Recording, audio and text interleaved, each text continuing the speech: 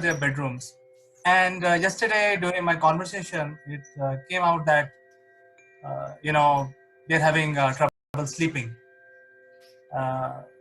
So, something which is happening, I'm sure this is affecting him. He's a very senior person. Must be affecting other people as well. Have you heard about this, such a similar incident in London? Well, interesting enough, it's probably more common now because people are working from home and they don't have a regimented space to work all day. So previously, most people, when I was traveling around the world, I would go to the bedroom and I'd have a little place where I would do a little bit of work in the evening, shut the PC down, forget it, stick it in the drawer, get up in the morning, go to work. But now, people are making that a dedicated workspace. Now, something goes on up here in our brain somewhere, where what's the bedroom for? The obvious one, I know certain other things go on, but predominantly we go to sleep. But now you're spending 7, 8, 9 hours in your bedroom as a senior person doing your day job. So things do happen in here, and it might not happen overnight. It might take a little bit of time because your habits are now changing.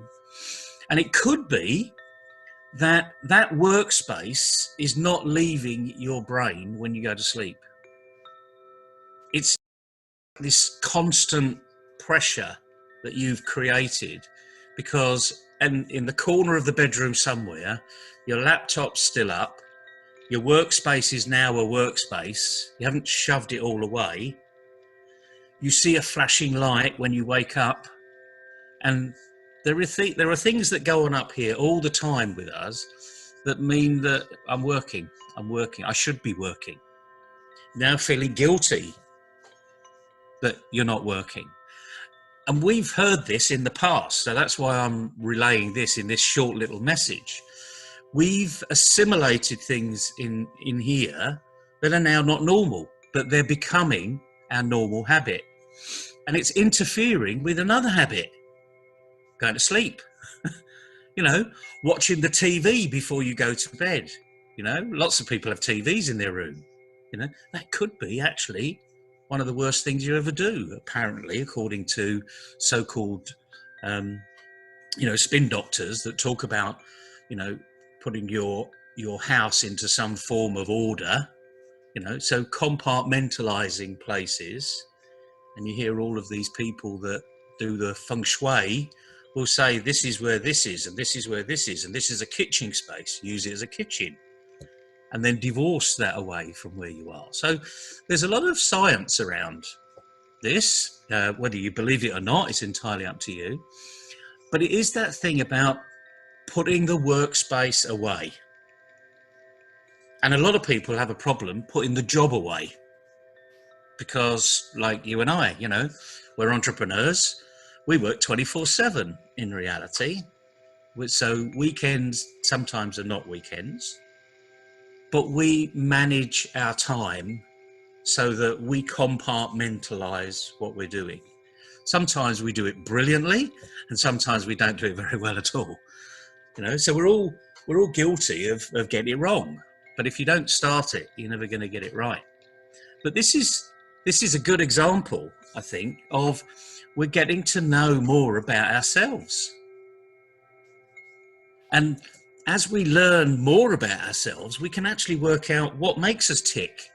How do we work? Where are we more productive or less productive?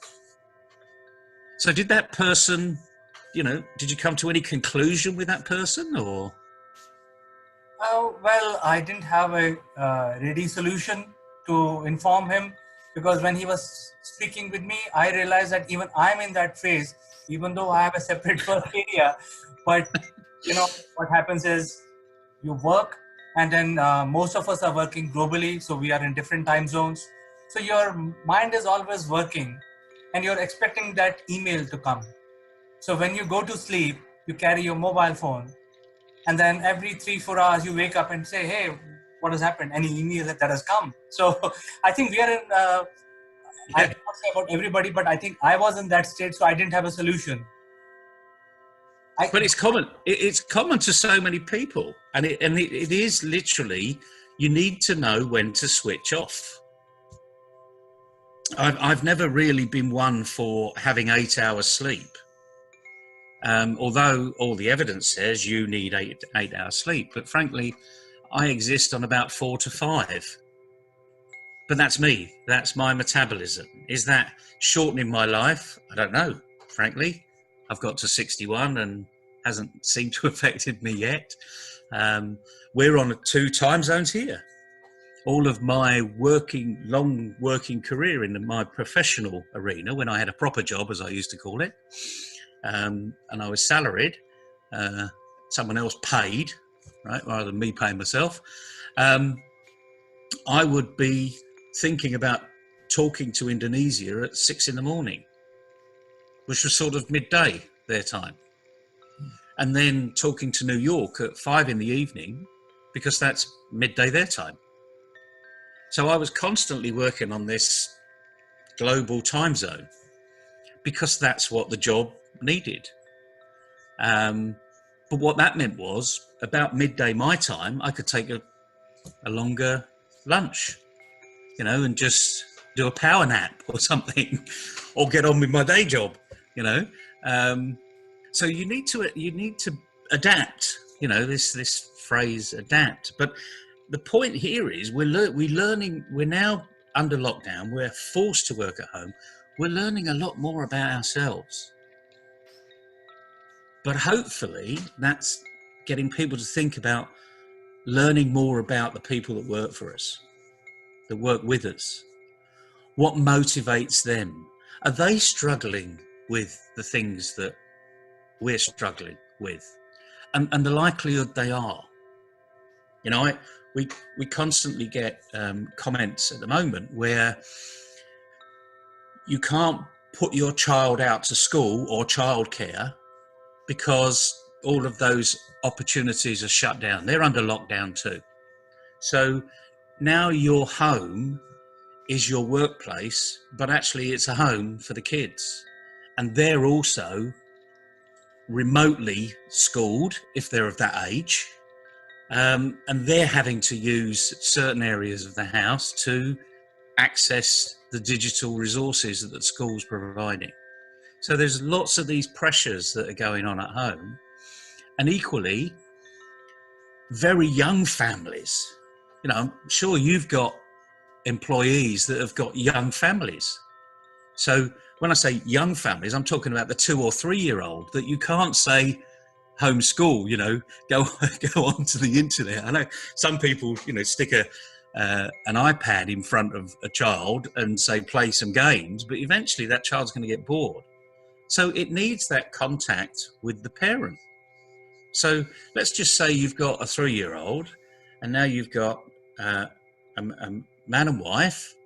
They need to split those duties because they've both got jobs. They're both working from home. They both did a 9 to 5 job. They can't both do the 9 to 5. Something's got to give and take. So they're having to deal with childcare, albeit it's their child. And now it's you as an employer need to understand that actually that person can't do a 9 to 5. And you need to understand who they are, what makes them tick. So what are the priorities that they have in their life? You're only paying for that person, but actually that person is now bringing all of their personality, their personal life into play. And frankly, you're going to have to deal with it because they want to be an employee. They don't want to be made redundant at the end of all this. They want to continue. I mean, have you got young families that are in that particular position? Yes, when you were speaking, I was relating with myself because my team is working from home and I see parent coming with toddlers in their hand and all that. So I'm seeing that. But I think there's nothing much I can do as a boss. I have to be considerate because, of course, they are working from home. They don't have facility to leave their toddlers at the play school. So they have to Yep. manage themselves.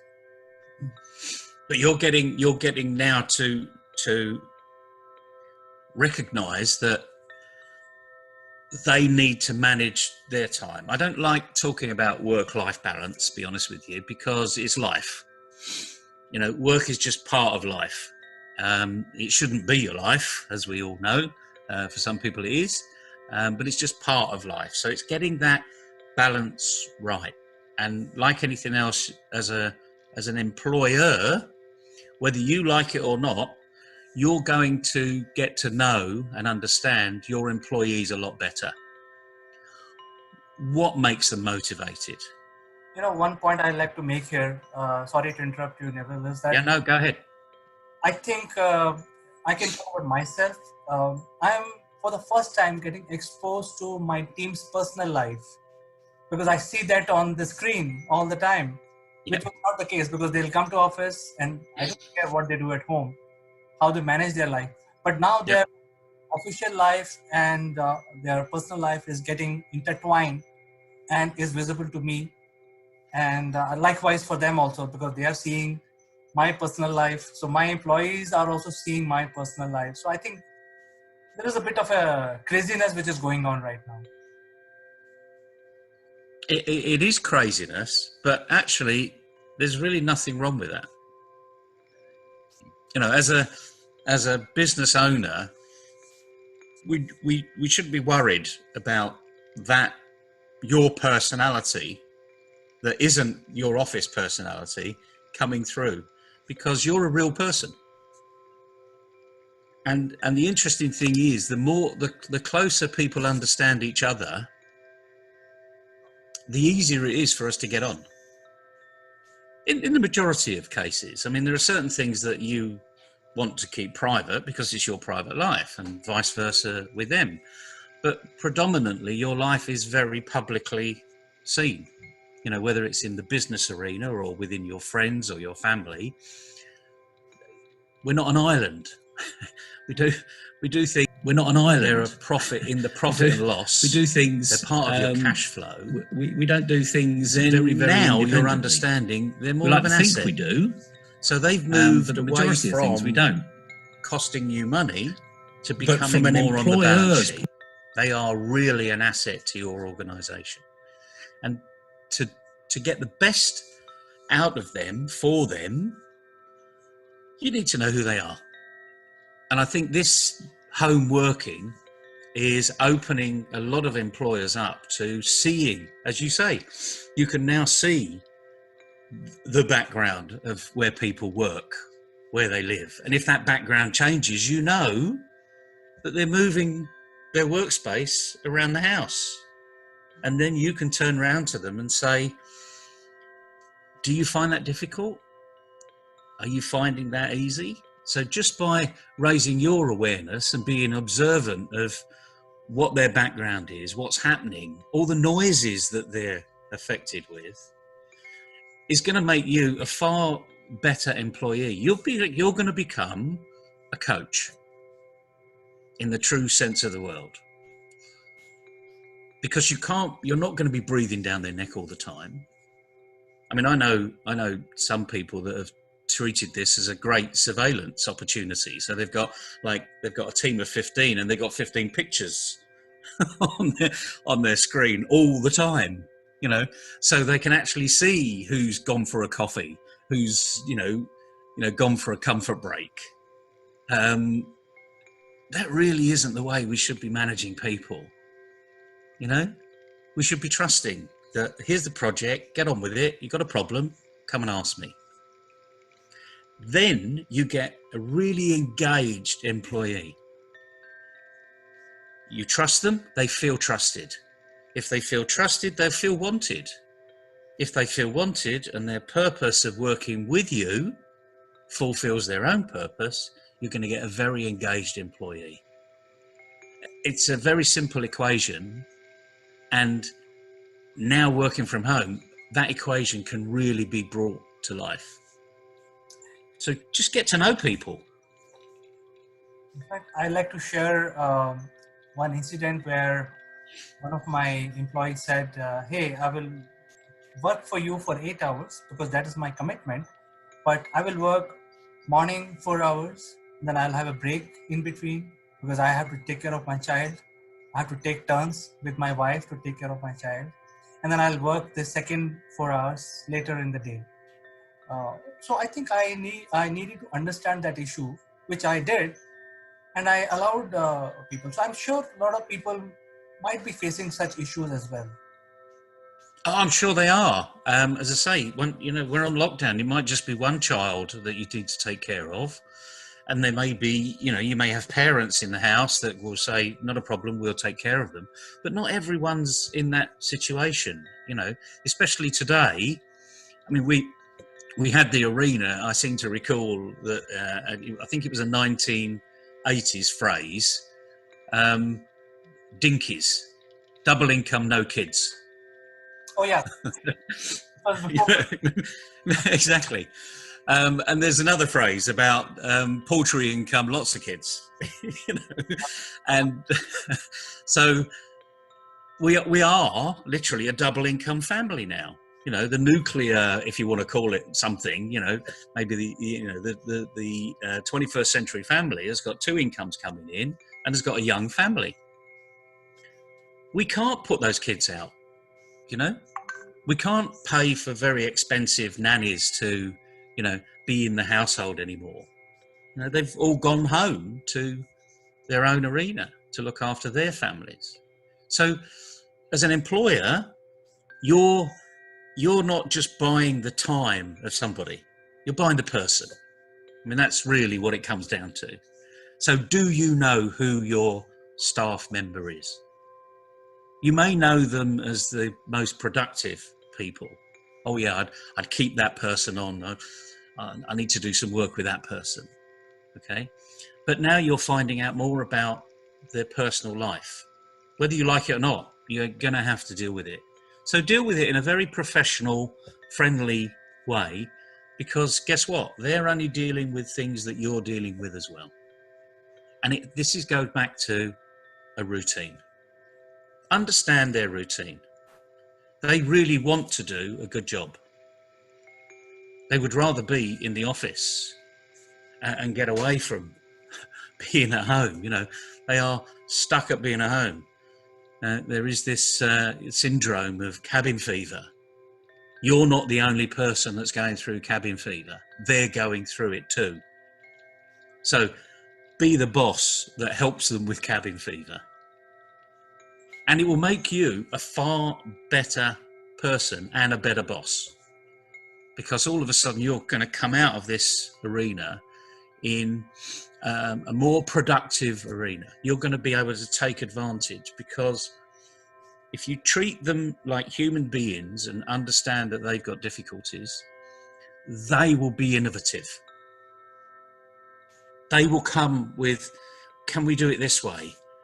I've done it this way forever. I've had a bit of time on my hands. And do you know what? I think we can do this better. Now's the time to listen. Now's the time to encourage that type of behaviour. There's never a better time. So get some good things out of a bad situation here. And of course, the other thing is all digital. So we're all learning new digital skills. But remember, some of the people that work for you are learning new digital skills too. Again, encourage it, So I think the word today, we should be encourage. Understand what their arena is and encourage them, because we're only in day 8. Don't believe there's just day 21 and then that's the end of the tunnel. If you look at the world, day 21, there's day 22 that happens after. Most areas are talking about lockdown. The UK is talking about a longer period. Up to 6 months is now being discussed. And for the mathematicians out there, right, 6 months is 180 days. Don't want to scare you, you know. And there will be relaxation, I'm sure, but we're in here for the long haul. So let's make most of it. And the message today is encourage you guys because they're important to you. Yes, thank you, Neville, for giving us this great advice. So the key word that I picked up from your conversation today is one, encouragement, and then improvisation. Yeah. So these are the two key words.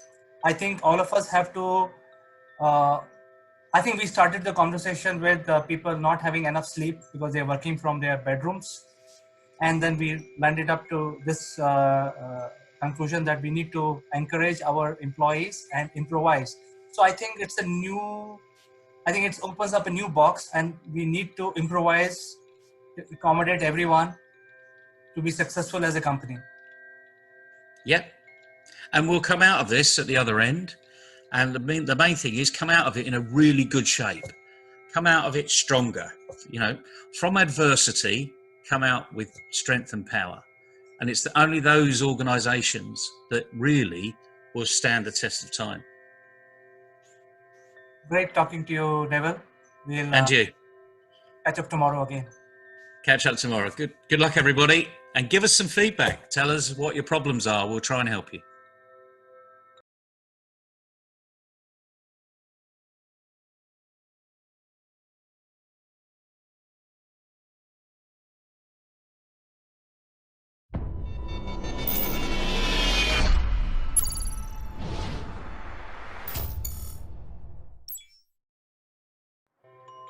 Hello friends, this is Chandrakant from Akulmach Technologies. Welcome to Cobras.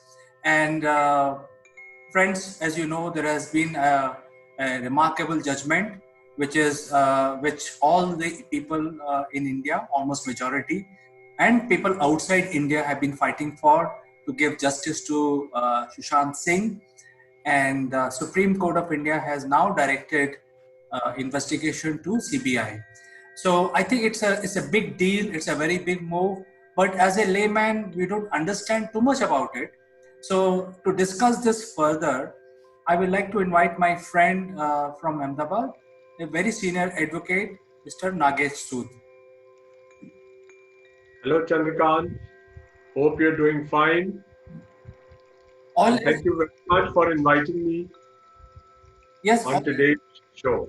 All is well, and pleasure is ours, Nagesh. In fact, I think it will be very good for the viewers of Top Brass to understand from the legal standpoint what this order means. And let me also tell viewers in the beginning that although majority of the language we will use would be English, but since we are all Indians and this order is concerning Indians, we will also use sometimes some certain Hindi words also because to explain it better. So to start the discussion, let me not waste any more time and let me ask Nagesh about the order and what are the implications. Well, CK, today is the day where I believe that more faith has been, reposed on the courts. The way the decision has been delivered by the Honorable Supreme Court in Riya Chakravarti's transfer petition is not only remarkable, but it has gone to an extent by laying down a law which would help a lot of people to file complaint in cases where the police is reluctant to lodge an FIR. I would briefly tell you what the case was before the Honorable Supreme Court. Let me start with the number of the case, which was transfer petition criminal number 225 of 2020, which was filed by Ms. Riya Chakravarti against the state of Bihar. This is in the nature of a transfer petition filed under section 406 of the Criminal Procedure Code. Now, the Supreme Court, under its rules, can transfer a proceeding from one state to another. There are two states involved, and there are two proceedings in two different states in different courts. Then the Honorable Apex Court has the power to transfer one proceeding in the other state on the facts and circumstances of the case.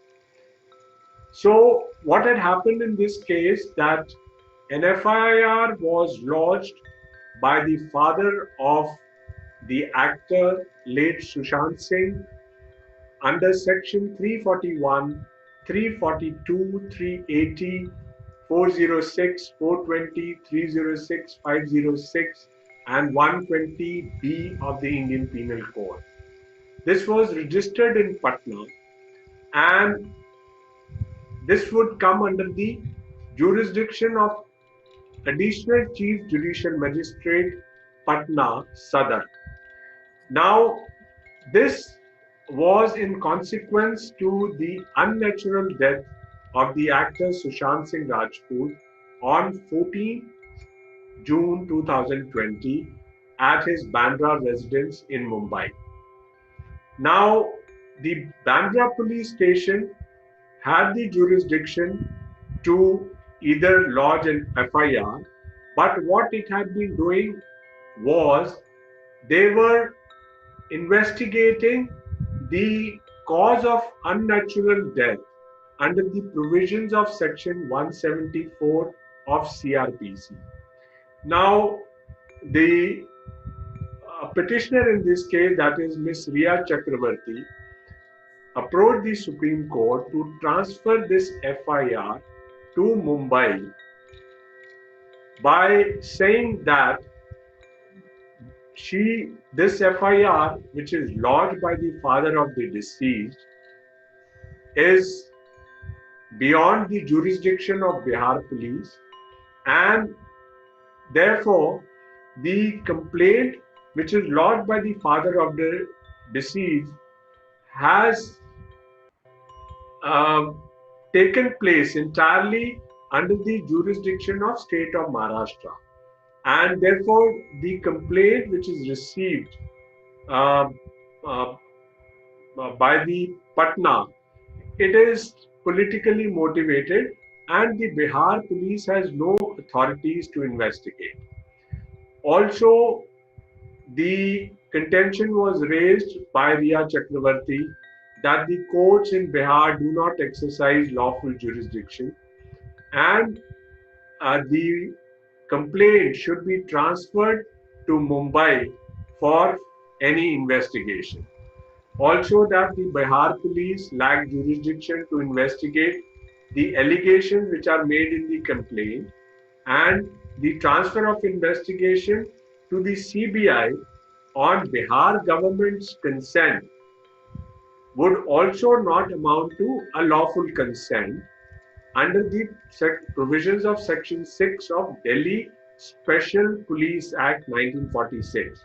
Now, under this act, the CBI investigation can only take place when there is a consent given by the state police. Now, state police comes under the jurisdiction of the state government. So there are parallel jurisdiction. We have a federal structure in India where there are certain fields which can only be dealt by the state government, and there are certain areas or departments which can only be dealt by the union government. So law and order is one of the subjects which is essentially and which is a state subject, and the power, the investigation, etc., is entirely with the state government. So these were the allegations or contentions that were raised by the petitioner Riya Chakravarti before the Supreme Court. Now, the other side, that means the state of Bihar, the state of Maharashtra, and the father of the actor Sushant Singh were the respondents in this case. And they had a different contention and they objected to this transfer of FIR lodged at Patna before the Honorable Supreme Court. So the state of Bihar told the Honorable Supreme Court that the complaint which is disclosed, which discloses a cognizable offence, and therefore it was incumbent for Patna police to register the FIR for investigation. So it was necessary for Patna police to register this FIR because the allegations were made which needed investigation, and since it was a serious offense, that means a cognizable offense, therefore the FIR ought to have been registered, and therefore the same was registered. Secondly, they informed the Honorable Apex Court that the allegations of criminal breach of trust, cheating, defalcation of money from the account of actor Sushant Singh are alleged in the FIR, and consequence of the offence are projected to be within the jurisdiction of state of Bihar, which means that the money, the allegation of money laundering or the transfer of money from the account of Sushant Singh by Riya Chakravarti has been alleged in the FIR, and therefore the father of actor Sushant Singh, who would have got the money as the first legal heir of actor Sushant Singh, has affected him because the allegation was siphoning away of 15 crore of rupees of Sushant Singh, and upon the death of actor Sushant Singh, this money would have gone to the father of the actor Sushant Singh, and therefore the complaint is rightly registered before the Patna police in the state of Bihar. And third contention which was raised, that the Mumbai police was conducting the inquiry into the unnatural death of actor under section 174 and 175 of CRPC, and in such proceeding there is a limited jurisdiction of the Mumbai police. That is, it is only empowered to ascertain the cause of death of the actor, and thereafter also, after the investigation for a long time, the Mumbai police has not registered any FIR. So the Mumbai police thereafter has not cooperated and obstructed the Bihar police, which reached Mumbai on 27/7/2020 and quarantined them, and therefore the Mumbai police was trying to suppress the real facts and not conducting a fair and professional inquiry. So these were the contentions that was raised by the father of the state of Bihar as well as the father of the actor Sushant Singh. Now, another party which came forward before the Honorable Apex Court was Central Bureau of Investigation, which was being represented by the Solicitor General of India, Mr. Tushar Mehta, and he contended before the Honorable Apex Court that the FIR has already been transferred to Central Bureau of Investigation. That means the Bihar government has consented to transfer this FIR, which is lodged in Patna, to CBI. And now CBI, since have started the investigation, the CBI must investigate the matter not into the allegation of the father of the actor Sushant Singh, but also to find out, investigate the cause of death of actor Sushant Singh. So once the matter has already been taken by CBI, the CBI should have the authority to investigate the matter. So this is the basic arguments which were made before the Honorable Apex Court in this case. I would talk about the findings and conclusions by the Honorable Apex Court, but this is how the case was there presented before the Honorable Court in the transfer petition which is filed by Ms. Riya Chakravarti. So, Nagesh, I have a question because I'm part of the, just like you and me are citizens, and I think we are all very concerned citizens. In fact, if you remember, we did an episode on the suicide angle because all of us believed that Sushant Singh had conducted or killed himself. He was bipolar. He had issues, etc. So there were a lot of news which was created, and now after 30 days, when the skeleton started to tumbling out, all this issue started where two state governments got involved. So without taking names of anyone, I think this has been a big cover up by the public servants. And I think there is a big loss of face by the public servant, because public servants are elected members. They have to answer the public. And I don't know why they were behind this whole cover up. And I think it's in the interest of the state government to call for a third agency anyway. Because, if I'm a public person and if you don't believe me, anybody doesn't believe me, I will definitely say, hey, why don't you believe the third party? So I fail to understand, even though this case has gone to Supreme Court, why the state government was trying to not conduct the inquiry. I think that is the question in everybody's mind across the world, not only in India, but across the world, because everybody is watching the legal system of India. Absolutely, CK. See what has happened when the death of actor Sushant Singh was made known to everybody.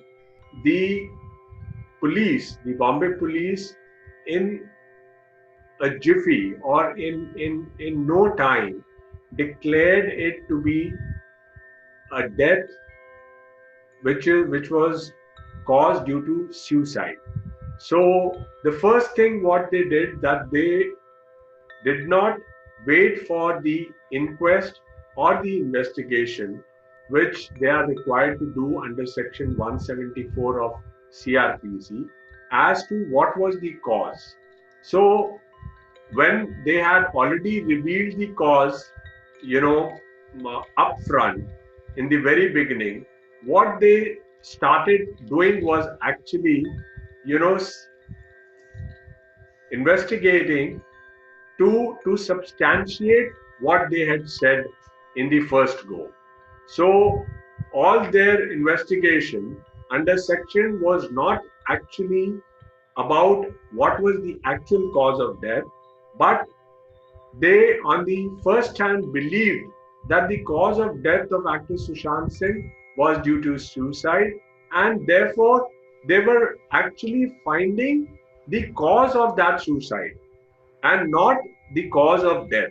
So I think that is the distinction which they made from the inception, that they ought to have first not declared the cause of death and first ought to have investigated the cause of death, and later on, if there were any suspicion or suspicious circumstances, or there were any facts which were revealed during that investigation, then certainly they would have lodged an FIR. So if the police has gone on a wrong track from the very beginning and trying to support the story, the theory of death of actor Sushant Singh being uh, because of the suicide, then obviously they were not doing the investigation in a proper way. So my question is really that we believe that we all live in a free and democratic country which is governed by law, and if the police is not conducting an inquiry, there is I think as a literate citizen of India, every citizen has right to seek another support. It cannot be an anarchy kind of a situation. For example, if there is an issue within a family, for example, if their two brothers are fighting, and their two brothers says that you and I don't agree with each other, so they both can go to a father. That father, you can decide for both of us, whatever you decide, we will agree. So this kind of thing happens, right? But in this case, even though police has taken some wrong steps, agreed, everybody can take mistake. I fail to understand why the public servants were defending that. I think that is a moot point here, which needs a lot of answer. I'm sure CBI will conduct their inquiry now, but I think that is running in everybody's mind. Actually, CK, I tell you, as I said that from the beginning, the Mumbai police registered an accidental death report, which is called ADR, and it commenced its inquiry under Section 174 of CRPC to ascertain the cause of death and also to determine whether the death was the result of some criminal act committed by some other persons or it was due to suicide. Now, in the course of inquiry, the statements of about 56 persons were recorded and other evidence like post-mortem report, forensic report, etc. have been collected. Now, the inquiry definitely till the time the case was before the Honorable Court did not disclose the commission of a cognizable offense because from this investigation they were not able to find as to what was the cause of the death and therefore they did not lodge the FIR. But what is shocking is that the media started investigating simultaneously, and the media and a lot of people who were interested to know the cause of death started their own investigation, and during that process a lot of evidence was revealed, a lot of kind of lacuna in this investigation which was going on was uh, revealed and came in front of the public. Now, while the police was investigating, they were not finding out as to what was the cause, and it has not come out in so many days. So naturally, there was again the suspicion which arose even amongst the family members who at the first instant thought that this death could have been due to the suicide.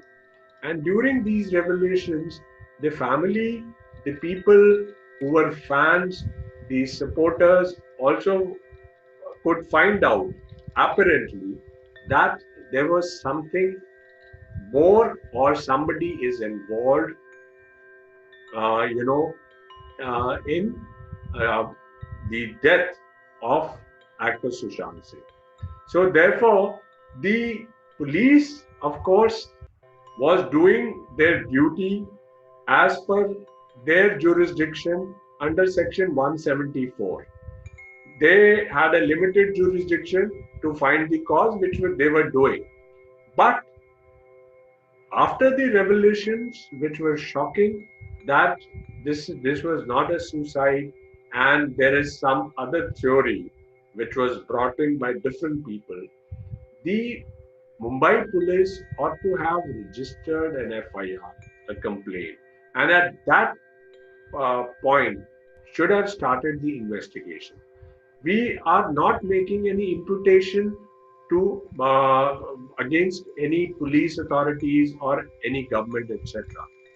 But when the time passes in criminal action, when a criminal machinery is already in place, and when there is a suspicion or a complaint is registered, then obviously, without wasting any further time, the Mumbai police ought to have started the investigation, which they did not, which is very unfortunate.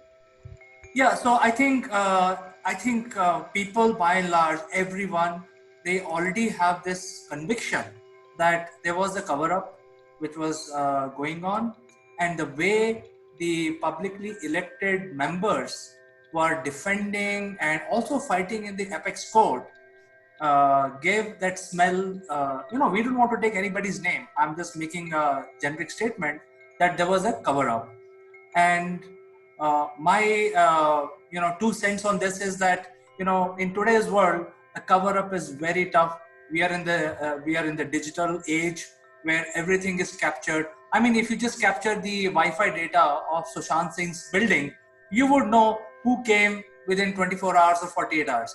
It's as simple as that. So I fail to understand that, first of all, somebody was trying to do cover up, and that too a very shoddy cover up, and they were trying to defend it also.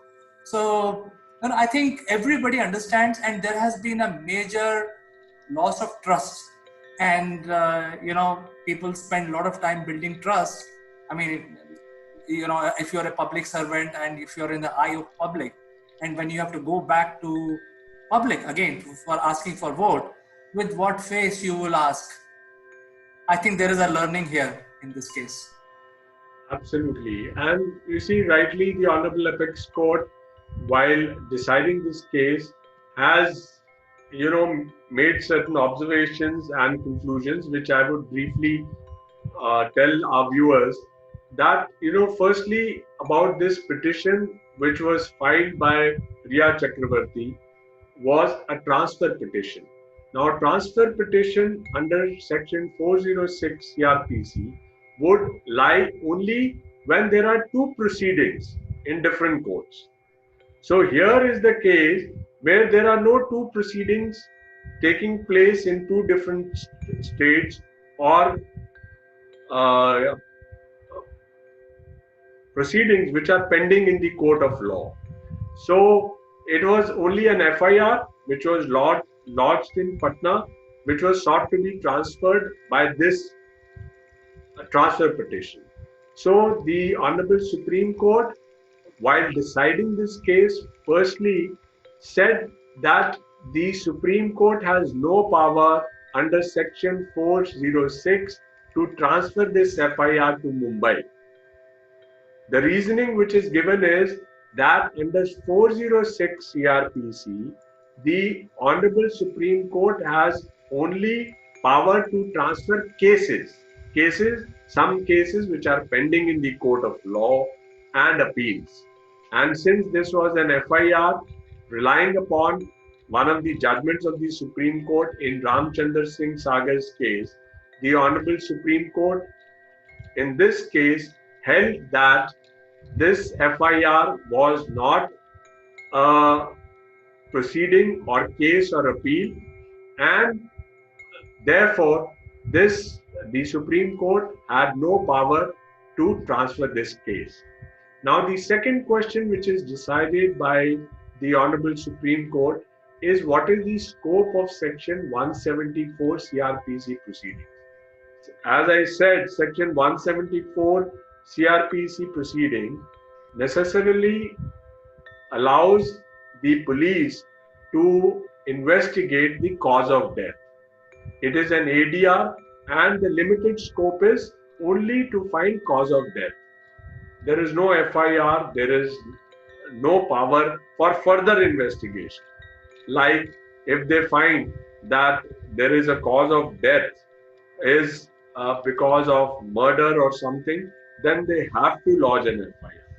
But as the Mumbai police decided that since it was a death by suicide already, what they were investigation was simply, taking the reasons or investigating the reasons of suicide and not the cause of death.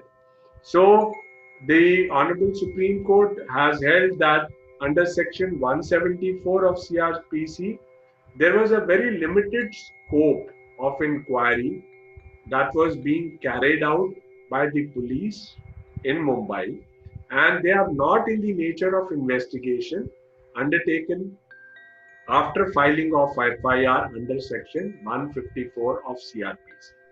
So that is the uh, another point which has been decided by the Honorable Supreme Court, that in the present case, the Mumbai police has attempted to stretch the purview of Section 174 without drawing up any FIR, and therefore, as it appears, no investigation pursuant to commission of a cognizable offence is being carried out by Mumbai police. This is a very important observation which has been made by the Honorable Supreme Court. Now, so far as the jurisdiction of Patna police to register the complaint, the Honorable Supreme Court has said that the Patna police was competent to register the complaint by the father of the actor Sushant Singh. Now, why it has come to this conclusion is because that according to the complaint, the attempt from Patna to talk to his son on telephone was thwarted by the accused person. That means Riya Pillai did not allow the father of the actor Sushant Singh to talk to him. Riya Chakravarti, I think not Pillai, Riya Chakravarti. Riya Chakravarti. So she did not allow the father of the Sushant Singh to talk to him, and there was possibility of saving the life of his son through that engagement, which was really missed out because he was stopped from talking to the actor, and in the consequence, the complainant lost his son, and this was under a mysterious circumstances, and therefore the registration of FIR was mandated when information of cognizable offence is received by the police. So, therefore, the Honorable Supreme Court concluded that the FIR, which is lodged by the Bihar police, is correct because the cause of action, that is consisting of various bundle of facts which give cause to enforce the legal inquiry for redress, would be satisfied in this case because some cause of action has taken in Mumbai, and the allegations like criminal breach of trust, misappropriation, etc. can only be investigated by the Bihar police when there is an FIR is lodged. And since there was no FIR in Mumbai, and the police was investigating into some other causes, the Patna police had rightly registered the FIR lodged by the father of the actor Sushant Singh. So this was another uh, conclusion which is made by the Honorable Apex Court. And after that, uh, you know, the court has further made a mention that the entrustment of inquiry, investigation to CBI has rightly been done under Section 6, which empowers the constitutional courts to direct investigation by CBI. Now, the argument which was made that under Section 6 of DSPE Act, the Bihar government could not give consent to an investigation. And therefore, invoking of Section 6 was wrong. But here the Honorable Supreme Court said that the consent by Bihar government is immaterial. Now, after looking to the facts and circumstances of this case, it is necessary that the investigation must take place by CBI. So this is what has been, found by the Honorable Apex Court majorly when this order has been passed. So I think Nagesh, the investigation will now start, because I think for last 2 months, I think there has been no investigation, it seems, and even the autopsy. I want to correct you that investigation is already started by CBI. Now, CBI was doing certain investigation at their end, but have not gone to Mumbai. And they were also, I guess, waiting for the judgment of the Honorable Apex Court in this case to get full liberty and full charge of the matter so that they could visit Mumbai and start their investigation in the case. Okay, so I think people need to know the truth. I think the truth will eventually come out now, and justice would be given to Sushant Singh and his family. I think there is one last question I want to ask you. Please don't take it in any other way. It's just a general question. It's about general feeling that there has been a lot of delay by the apex court in coming out with a judgment. So since you are a lawyer, do you feel that there is a delay, or it's perfectly fine, or they have actually given considering the process, they have actually not delayed it at all? You see, so far as this case is concerned, I would say that the judgment has come in no time.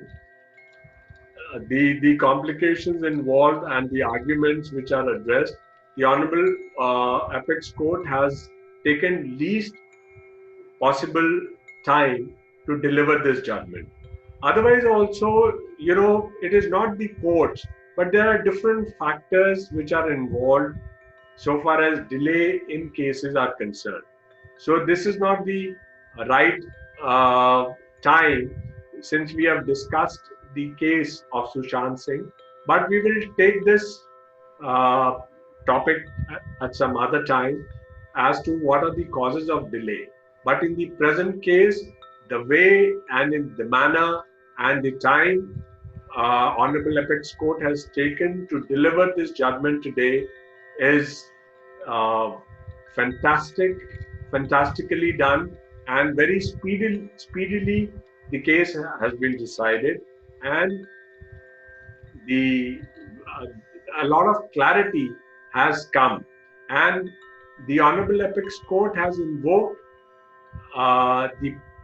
its power under Article 142 to render justice in the present case in the peculiar circumstances wherein they have said that any other FIR which may be lodged even in Mumbai by any other person concerning this case would automatically go to CBI.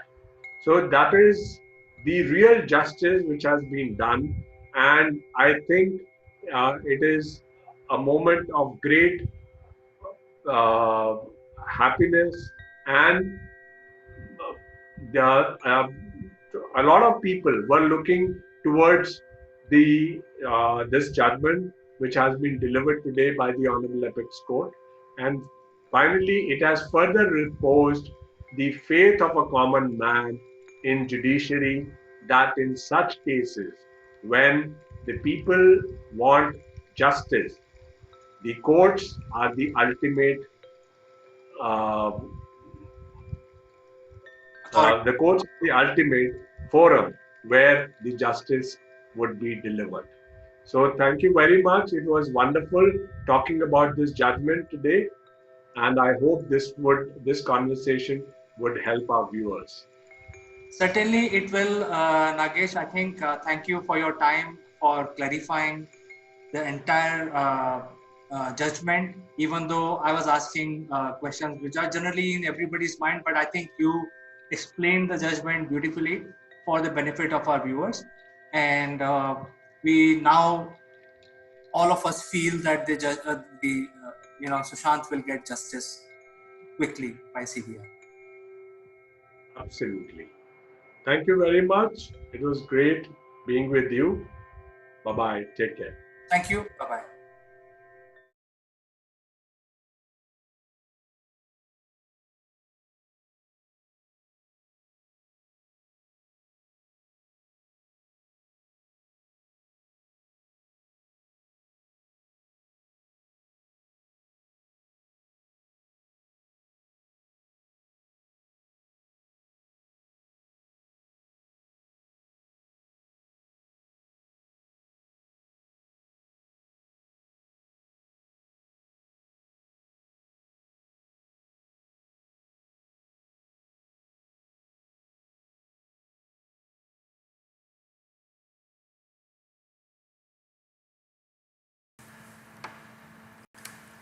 Hello, friends. Welcome to Top Brass. This week, I would like to draw your attention to one of the leading story which happened last week. And in this program, we will not talk about the unrest in northeast part of Delhi, but a news which is related to this particular episode. And this is regarding transfer of Justice Muralidharan. Now, as we all know, Justice Muralidharan has been a remarkable judge. He has given some great judgment which had far reaching effects on the Indian society. He is a remarkable, to the core professional, a legal luminary. Uh, you know, he is the best judge, one of the best judge in Delhi High Court, and he in level of seniority he is number 3 in Delhi High Court. Now what happened is that during the Trump's visit to India there was a little bit unrest in northeast part of Delhi, and there were the rioting going on, and during this period of rioting there was certain area, small area in northeast Delhi was on boil, and there was little bit of law and order situation. Then there is a lawyer who are the sort of a lawyer and the activist, human right activist, and basically Mandars. They are the father and daughter. So the daughter Mandar brought out a petition in Delhi High Court saying that the people are having a lot of problem, and the ambulances and the police and safety and so on is not reaching the people in that area on time. And this was brought out, and it's sort of an emergency. So normally judges sometimes also hear cases in their homes. So this is exactly what Justice Muralidharan did. In the middle of the night at his home, he called his another judge, his fellow brother judge, and then he gave his ruling that hey, Delhi police should provide protection, and that is 1:30 in the middle of the night. And in the morning, what happened? So the next hearing for this particular case was set up at in the afternoon, around 1 o'clock or 12:30. In the meantime, in the morning, when the judge resumed his activities, there was another petition filed by this time the Mandar, the father, who is also a well-known lawyer and also an activist, related to the same incident. So what happened is that now these cases are being sent to Justice Muralidharan's court. Now he has got two petitions filed, and then at so he was going through the cases, and it was in the courtroom, and then there was a lunch break in between around 1:30, and by 2:30 the order came out uh, that there are certain things that Delhi police is lacking, and there are certain words which were used like unprofessional and so on and so forth. But so this is what has happened, and this created a little bit of news. However, the news related to the incident, which is the rioting, is much bigger than this one.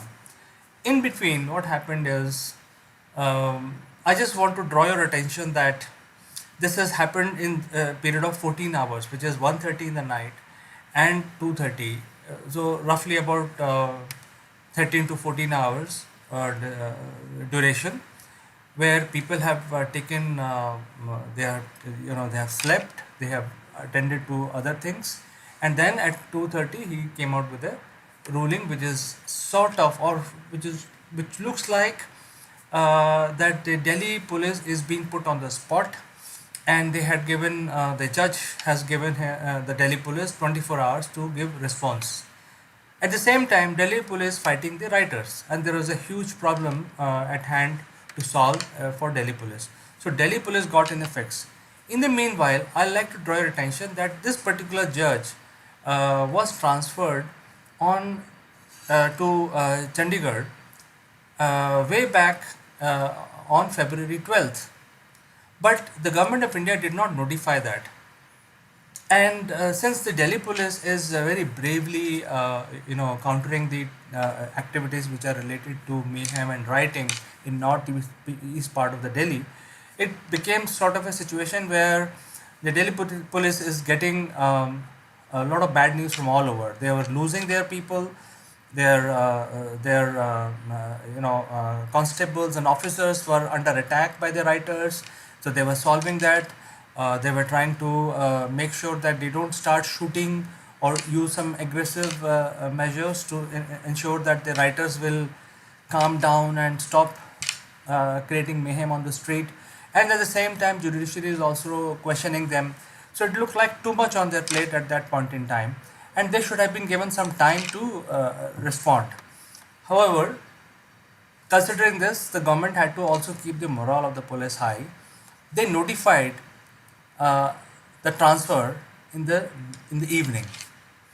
So what happens is that whatever judgment this particular judge has given with the follow-up cases stands null and void.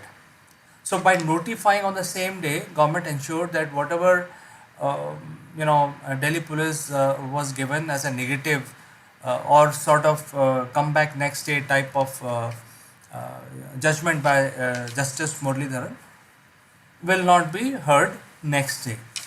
So this is exactly what has happened, and so this is a normal process. It happens. This is by the law.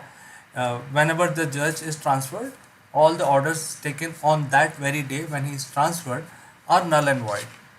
So this is exactly what has happened. However, the political parties had all the opportunities to talk about it and politicize it, and which they did. They took it to very high level. It was all in the media, but it is not such a big deal because the consent of the judge were also taken before the transfer orders were given.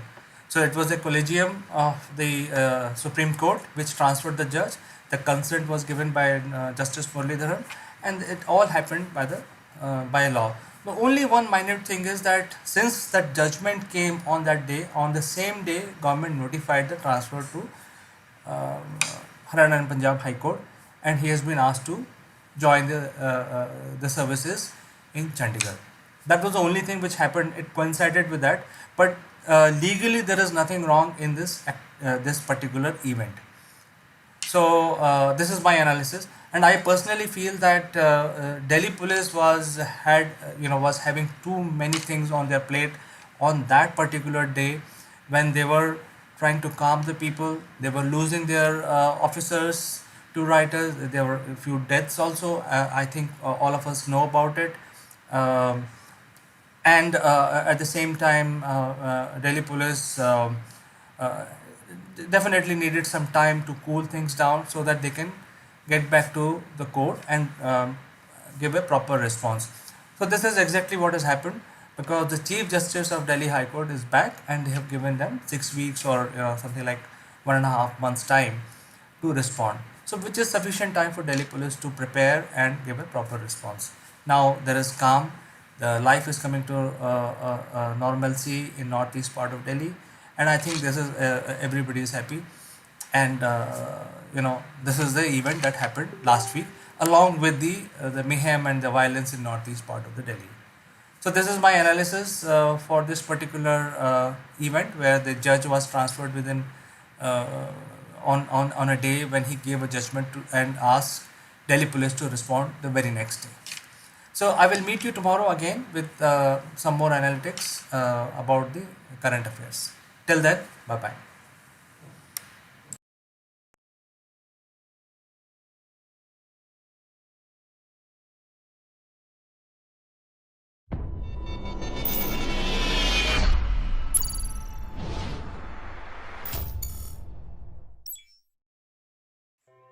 Hello friends, this is Chandrakant from Akulmach Technologies, and welcome to Top Brass Spotlight.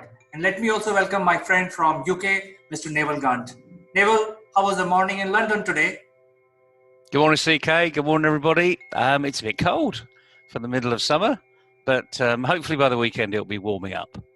And we've got a bit of a warming up session going on here today, because I don't think we could utilise what Chandra's going to be talking about today, because it's a little chilly, but I'm sure it's going to be really well received in India. Yes, Naval. In fact, I'm very happy and I'm very privileged to welcome our guest today on Spotlight, Mr. Satya Madala, the CEO of Single Point Solution. Satya, welcome to Top Brass Spotlight. Thank you very much, CK. Good morning and good morning, everybody. So, yeah, I'm ready to take it. Thank you very much for welcoming me. Yes, we look forward to this conversation, Neville. And Satya is going to talk about something very, very unique and something very remarkable. And so I don't want to spill the beans now. You can probably start the discussion with Satya. Fantastic, CK. Thank you very much. Satya, good morning. And you've got something exciting to talk about today. I know you have. I've seen a picture. So, for the benefit of everybody else, what are we going to be talking about today? What's so revolutionary that you're bringing us? Yeah, good morning, Noel. Actually, just today I wanted to talk about e-scooters for a short fleet, wherein actually I'm coming up with a caption called, fun, have a fun on fuels. So ride on our fuels. So these are my captions for my vehicles. So single point solutions is coming up with some sort of a small vehicles, for a short distance fleeting, and wherein actually, so it's just a single point is going to introduce to some of the public organizations to utilize these vehicles. Fantastic. So what this is you call it an e-scooter? Is that an e-scooter? It's a e-scooter, and we called it as a e-bikes, EV bikes. So wherein actually it runs on a electrical battery. So it's a small vehicle wherein actually public can carry, anybody can carry on their hands. Wherein when they wanted to utilize it, just it's a foldable scooter, wherein just they can put in their backpack and just go anywhere and utilize it. It's a small vehicle. Fantastic. It sounds like it's a fold-up version, and I'm sure CK is going to be putting some pictures of what we're talking about in the live show. So this portable arena, it's coming to life so often now. So who are you really targeting for this type of product that you're putting on the market? Yeah, so we are targeting actually, public can directly buy the vehicle from us, and at the same time, like we are planning to run a fleet in a gated communities as well as in some public places wherein people can utilize this vehicle to go to their offices and to go to the small vegetable markets near to their community, and they can carry this vehicle into the malls also. Even they can carry this to malls and utilize it. So basically, we are targeting tourists at tourism places and gated community people. They can utilize it for a small fleeting purpose, and for a small distance riding purpose. And even children, they can utilize it to go to their schools and come back and give it back to the community. So these vehicles can be utilized anywhere. You see, just I wanted to highlight a small example. Say for example, if any housewife, if they wanted to go to nearest vegetable market, so they are riding on their scooter, small scooties where it will run on fuel. So those housewives, they can utilize these vehicles so to go and get the vegetables and hand it over the place where they took. So even actually, we are developing these vehicles can be organized by using mobile application. Also, they can book the vehicle on mobile application, and they can take the scooter on mobile application, and they can find out where the scooter is by using a mobile application. All this sort of technology we are integrating with these vehicles. It sounds brilliant. I mean, I'm thinking immediately that rather than the housewives going to the local vegetable market, I can see young people here having far more freedom, and their parents giving them a lot of freedom, a lot of they build their confidence levels up by just going on these little short hops, which previously would have taken maybe 15 minutes to walk there and 15 minutes to walk back, whereas a short hop on one of these vehicles might take 4 or 5 minutes to get there. So, and give them more time to have a chat with their friends. And as we know, while they're on the road, because they will be on the road, and I'm thinking more about gated communities here, so very safe arenas for young people to go on. But I can see students, 16, 17-year-olds, volunteering perhaps to go down to the shops for mum rather than being told to go, because this is fun. This is a nice little fun tool. So not only can they help their parents out, but actually they're going to be having fun at the same time.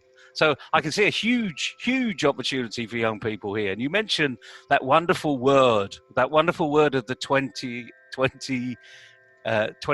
21st century. Goodness, if I say 20th, it's last century of the 21st century. That three little word that all of these youngsters get hold of, an app. I've got an app. So tell me a little bit about your app. What does it do? How is it beneficial to everybody? You see, by using the app, actually, they can book. Actually, we are creating some sort of QR code and RFID technology to find out, to book the vehicle, and to even actually they can navigate, and they can see, the parent can see. Say, for example, if any children, they are taking our vehicle, they can see on how speed they are going on. It will be alerted. It can alert the parent and how speed the children is going on, and the fuel, the emission levels, and even it treats the climatic conditions also, and we are providing some sort of geofencing, and we are providing some sort of speed controlling, and everything we are providing by using mobile application. That means the vehicle can be controlled by using mobile application, And the thing is, if they are going beyond the area where they're supposed to be, so it will be alerted to the parent also. So this sort of technology we are integrating with the vehicle as well as the mobile application, as well as anybody can track. Even actually, if there is any problem in a vehicle, actually it will be alerted, the emergency number and all. So it's not only electrical vehicle with a combination of electrical and mechanical. It is just we are integrating some sort of sensors also to find out. So it is a totally advanced technology what we are using in the vehicle. And advanced motors we are using to climb the mountains and all. So wherein actually why I'm telling about the mountains, you see this state government tourism departments, so they are using some sort of small vehicles like jeeps to take the tourists to some places, so to climb the mountains and all. But instead, actually the individuals can take this vehicle and climb the mountains and enjoy the trip. So instead, actually going on a free four wheel, just they can go on this electrical e-bike and they can have a fun. At the same time, see, some places actually they cannot park the four wheeler. So that sort of places actually they can ride this bike and they can carry the bike on their hand and go to certain level. Actually, there is some limitations when you are using four wheeler, but there is no limitations when you are using these vehicles, these e-bikes. No, I can see it being of incredible use. I mean, just for people that are listening in here, I mean, I travel a lot, as a lot of people know. I was recently in Lisbon last year, and Lisbon is renowned for being very hilly. It's incredibly hilly. And they have an old tram system, which is absolutely fantastic. But of course, the trams get full of all the tourists. So when I found that they call them e-bikes over there, and they literally were just in the road. They just parked on the side of the road. I used an app and I said, where's the closest? I need 2 e-scooters. And it pointed me directly to them. And they were literally 50 yards away from the front of the hotel. And we booked it there and then. So that disabled it, apparently. So when I got there, I had a QR code from my phone that activated it. And I thought, wow, this is great. I've immobilized. I've got my own form of transport here. And I hired it for the day. And we had a tremendous amount of fun. It asked me if I wanted to limit the speed on the app, because my wife was a little apprehensive about it. But we both got on these scooters and off we went. And we literally went around the town and went up some very steep inclines. Because when you get to the top and you start looking down and you think, well, that didn't hurt. It didn't hurt me climbing that one, because you're on this lovely little e-scooter. They weren't fold away, unfortunately. They were a bit big and clumsy. But I love the fold away idea. I think that's a real added benefit, because what that means is, to me, is that you could purchase these now. I mean, this is previously, I could see this as a huge hire opportunity, and we did the same in Paris last year as well.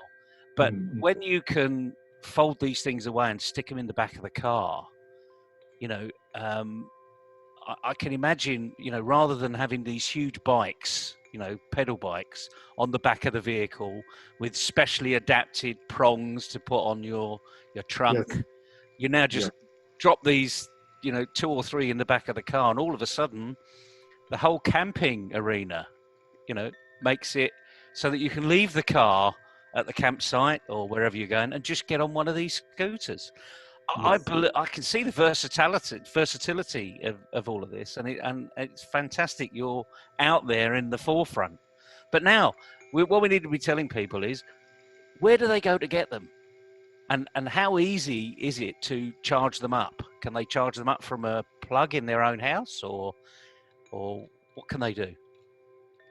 So we are providing, for a public who are buying these vehicles, they can charge the vehicle in their house itself, like it requires some sort of 260 volts plug. That's enough. And when we are fleeting it, actually we are maintaining an office over there in a gated community, so wherein actually we are providing some sort of employment. So where those guys, they'll keep on charge the vehicle, and they keep it for ready to give a rent it out for a public. So it's very easy to charge, and at the same time it is very easy to maintain. Even if there is any problem in a motor kind of a thing, it's a simple motor can be replaced with a existing good motor. So those sort of things we are already taking care. And in future we are also coming up with some adapters wherein actually, so it gives the information about a battery also.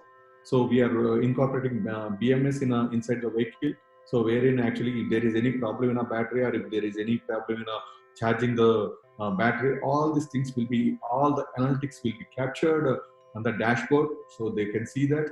Even actually it is very easy to maintain. If anybody come forward and take the franchise from us, so it is very easy for them to maintain the vehicles. So fantastic. I mean, that's it's almost like a plug and play. I mean, yes, I'm getting more and more excited at every moment. I'm looking at my PC and thinking, well, it's just a bigger PC. I've got my battery charger on the right. I just plug it in every now and again. I've got 4 hours battery life. I know how long that battery lasts me. It's going to last me to the extent of the PC. But all the diagnostics are on the screen. It says your antivirus is up to date, and you've got 3 hours left on your battery life, or you've got 10 minutes left. I suggest you plug it in. So it's just going to be literally like working with a PC, but I'm going to be riding it everywhere. Is that fair to say? It's going to be as easy as that? Of course, yes. Oh, fantastic. So how long, I mean, when I get on this, what sort of journey can I go on? How far can I go, roughly? I mean, I know these battery lives are slightly different, but how far can we go? You can go up to 20 kilometers with a full, charging battery, wherein you can go to 20 kilometers and come back. Actually, totally 40 kilometers you can ride. But just we are precautionarily telling you to go for 40 kilometers, but you can go beyond that. No issues at all.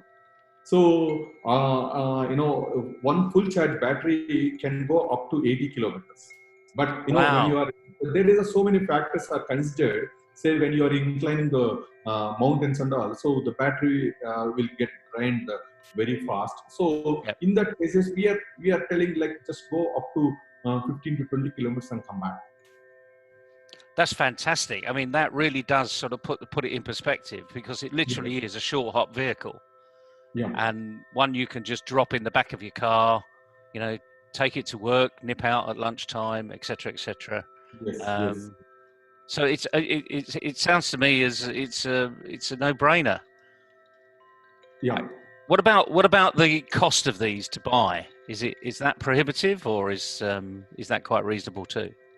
It's quite reasonable. Actually, the high-end vehicle will cost maximum at $500, wherein actually, it comes up with a wide tires and all.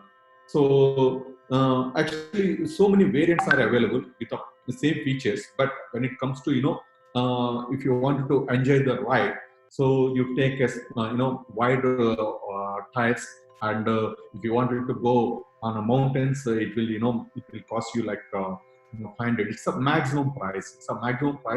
And the minimum price will vary on a variant wise. So small variant vehicles will cost you some sort of $300. It starts from $300 and it goes up to $500. So it's a very reasonable price, and it sounds like I've got all these, you know what these young boy racers are like. They like to put different tires on and different hubcaps, and they can change it into whatever color they like. Put their own personality on it. Yes. even having dangly chains off the front. I'm sorry, I'm getting carried away with myself here, but it's a purely customized vehicle as well. So Exactly. just to wrap up, where do they go? Do they come directly to you?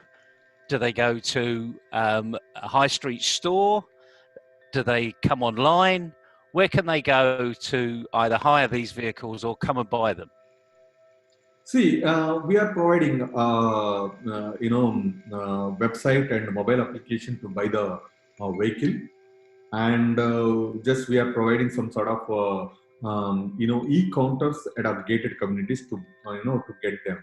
So we are already started working with the gated community people and the tourism department and, wherever it is necessary. So even actually we are trying to talk to mall people also. So shopping mall people, we are trying to tie up with them. So we are trying to keep some e-counters to get the vehicles. So That's really shortly we are good. going to promote the vehicle. So in essence, I'm sure we can put a link to the website after this interview, so it can come directly to you. I think a few things that are just they immediately come into my mind. This is a great advertising opportunity as well. Like anything else, if something's moving, it's far more penetrable into the brain than something that's static. So when something's moving, we see something moving along. So you could actually be advertising your company on these vehicles. So the opportunities for business people is endless. For individuals, I mean, I can't wait to get my hand on one. I wish I was in India now and I'd go and get one. Over here, unfortunately, it's a bit more difficult to get hold of these things, and you can only use them in London, for instance, if they're hired. So you can't actually purchase them. So if you're hiring it, then you're allowed to use it. If you have got one, then you can't use it, which is quite crazy to me, but that's what life is.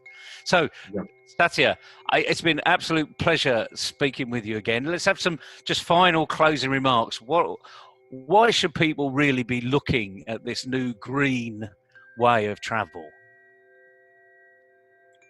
See, actually, when it comes to this question, actually there is so many advantages when you are using this vehicle.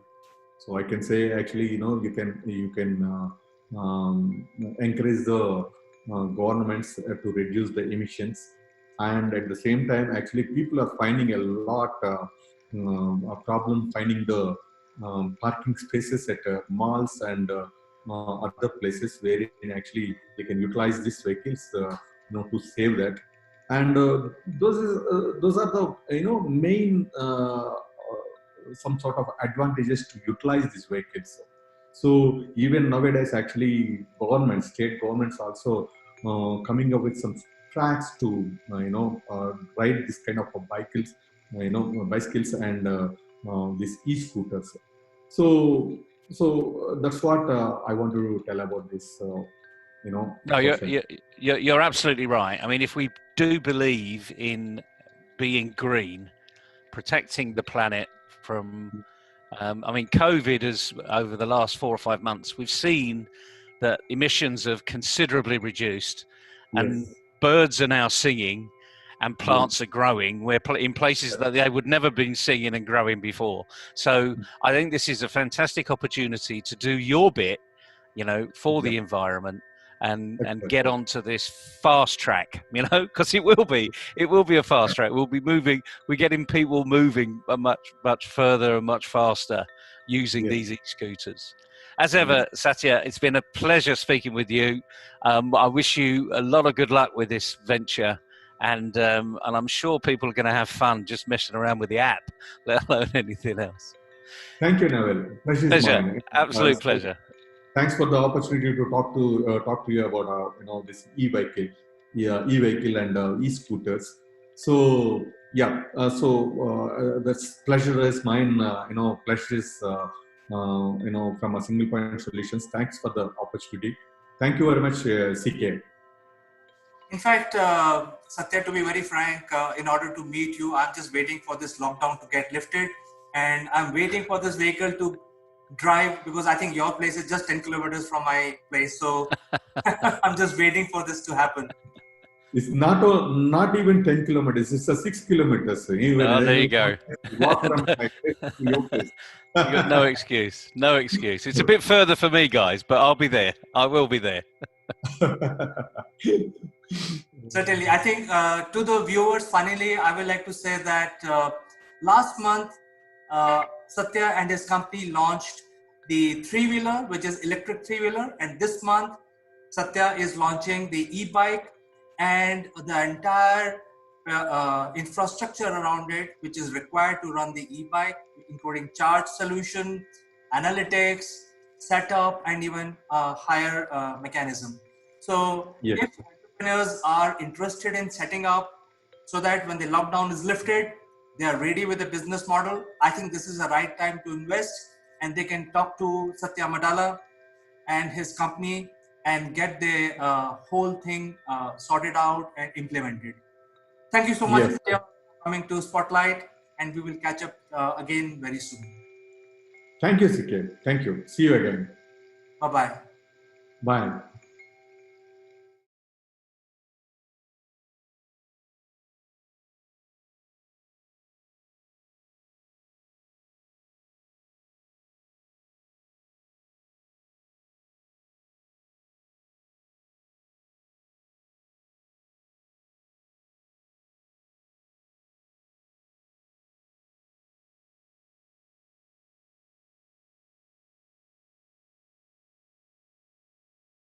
This video is sponsored by Single Point Solution. Single Point is pioneer in production and distribution of electric vehicles like electric bikes, electric scooters, and three-wheelers. Single Point also provide consulting services to small F players.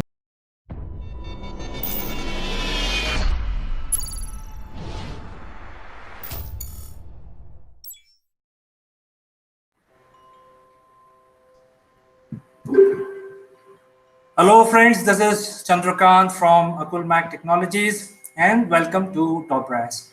Today we would like to discuss something which happened actually yesterday, but yesterday was Sunday. Yesterday, the entire weekend, we celebrated Teachers' Day in India, which was to give respect to our second President of India, who was a remarkable teacher. In fact, he could write in two different languages from both of his hands at the same time. So, that was a certain skills I don't think anybody will have today. If we try to find, I think a person writing something in a language like German in one hand and Sanskrit from another hand at the same time. So he was a remarkable teacher. He was very well known teacher. He also met the Queen, and there are a lot of anecdotes which are available of his meeting with the Queen. So we will not go there today, but I think lots have changed from that point. There was a time when the teachers used to teach in the classroom, and there was a certain way of doing things. Today, the teachers are teaching using online digital medium. So lots have changed. And I like to invite my friend from UK, who's also a teacher, but he teaches very senior people. His name is Naval Gun, and he joins us from London. Good morning, CK. How are you doing today? It's a wonderful Monday morning here, bright and sunny in the UK. And Teacher Day, my goodness, where would we be without teachers?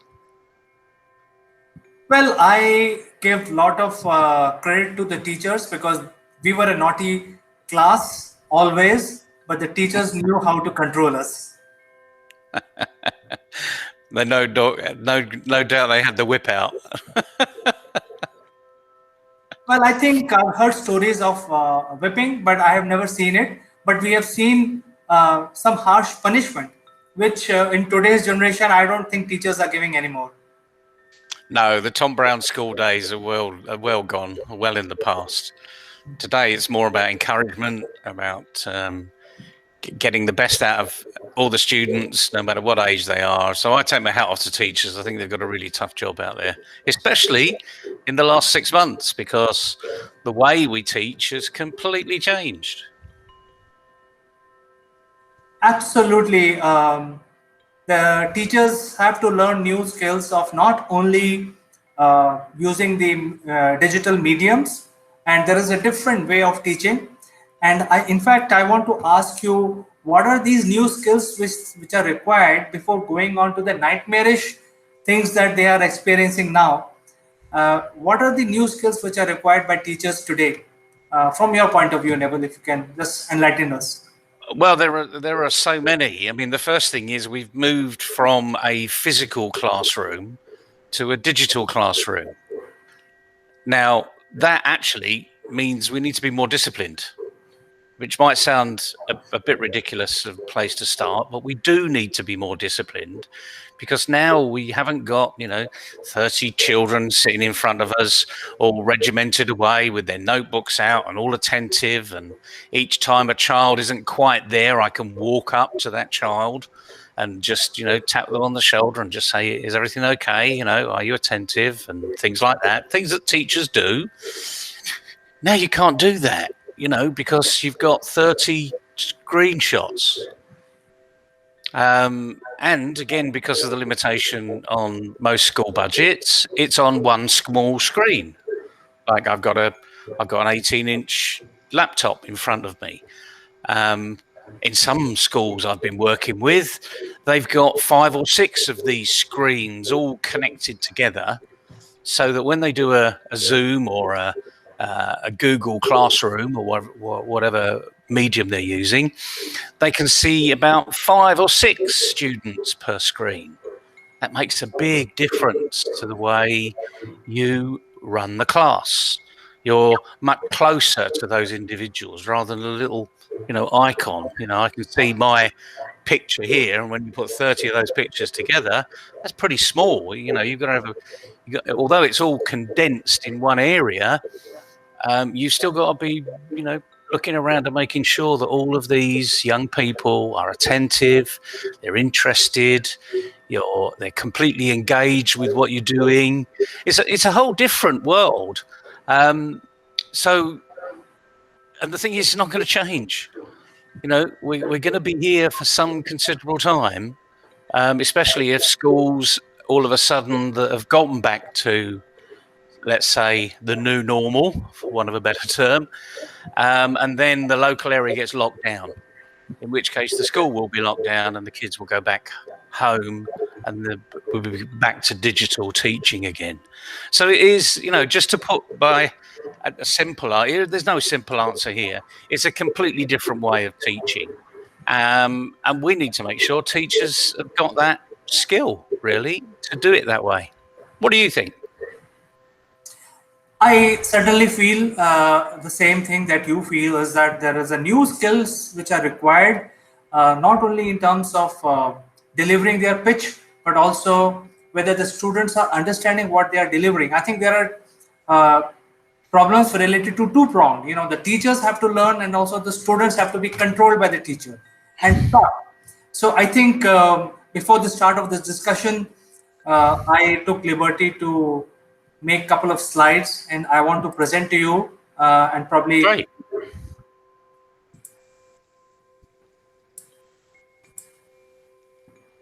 So the first challenge that teachers are facing,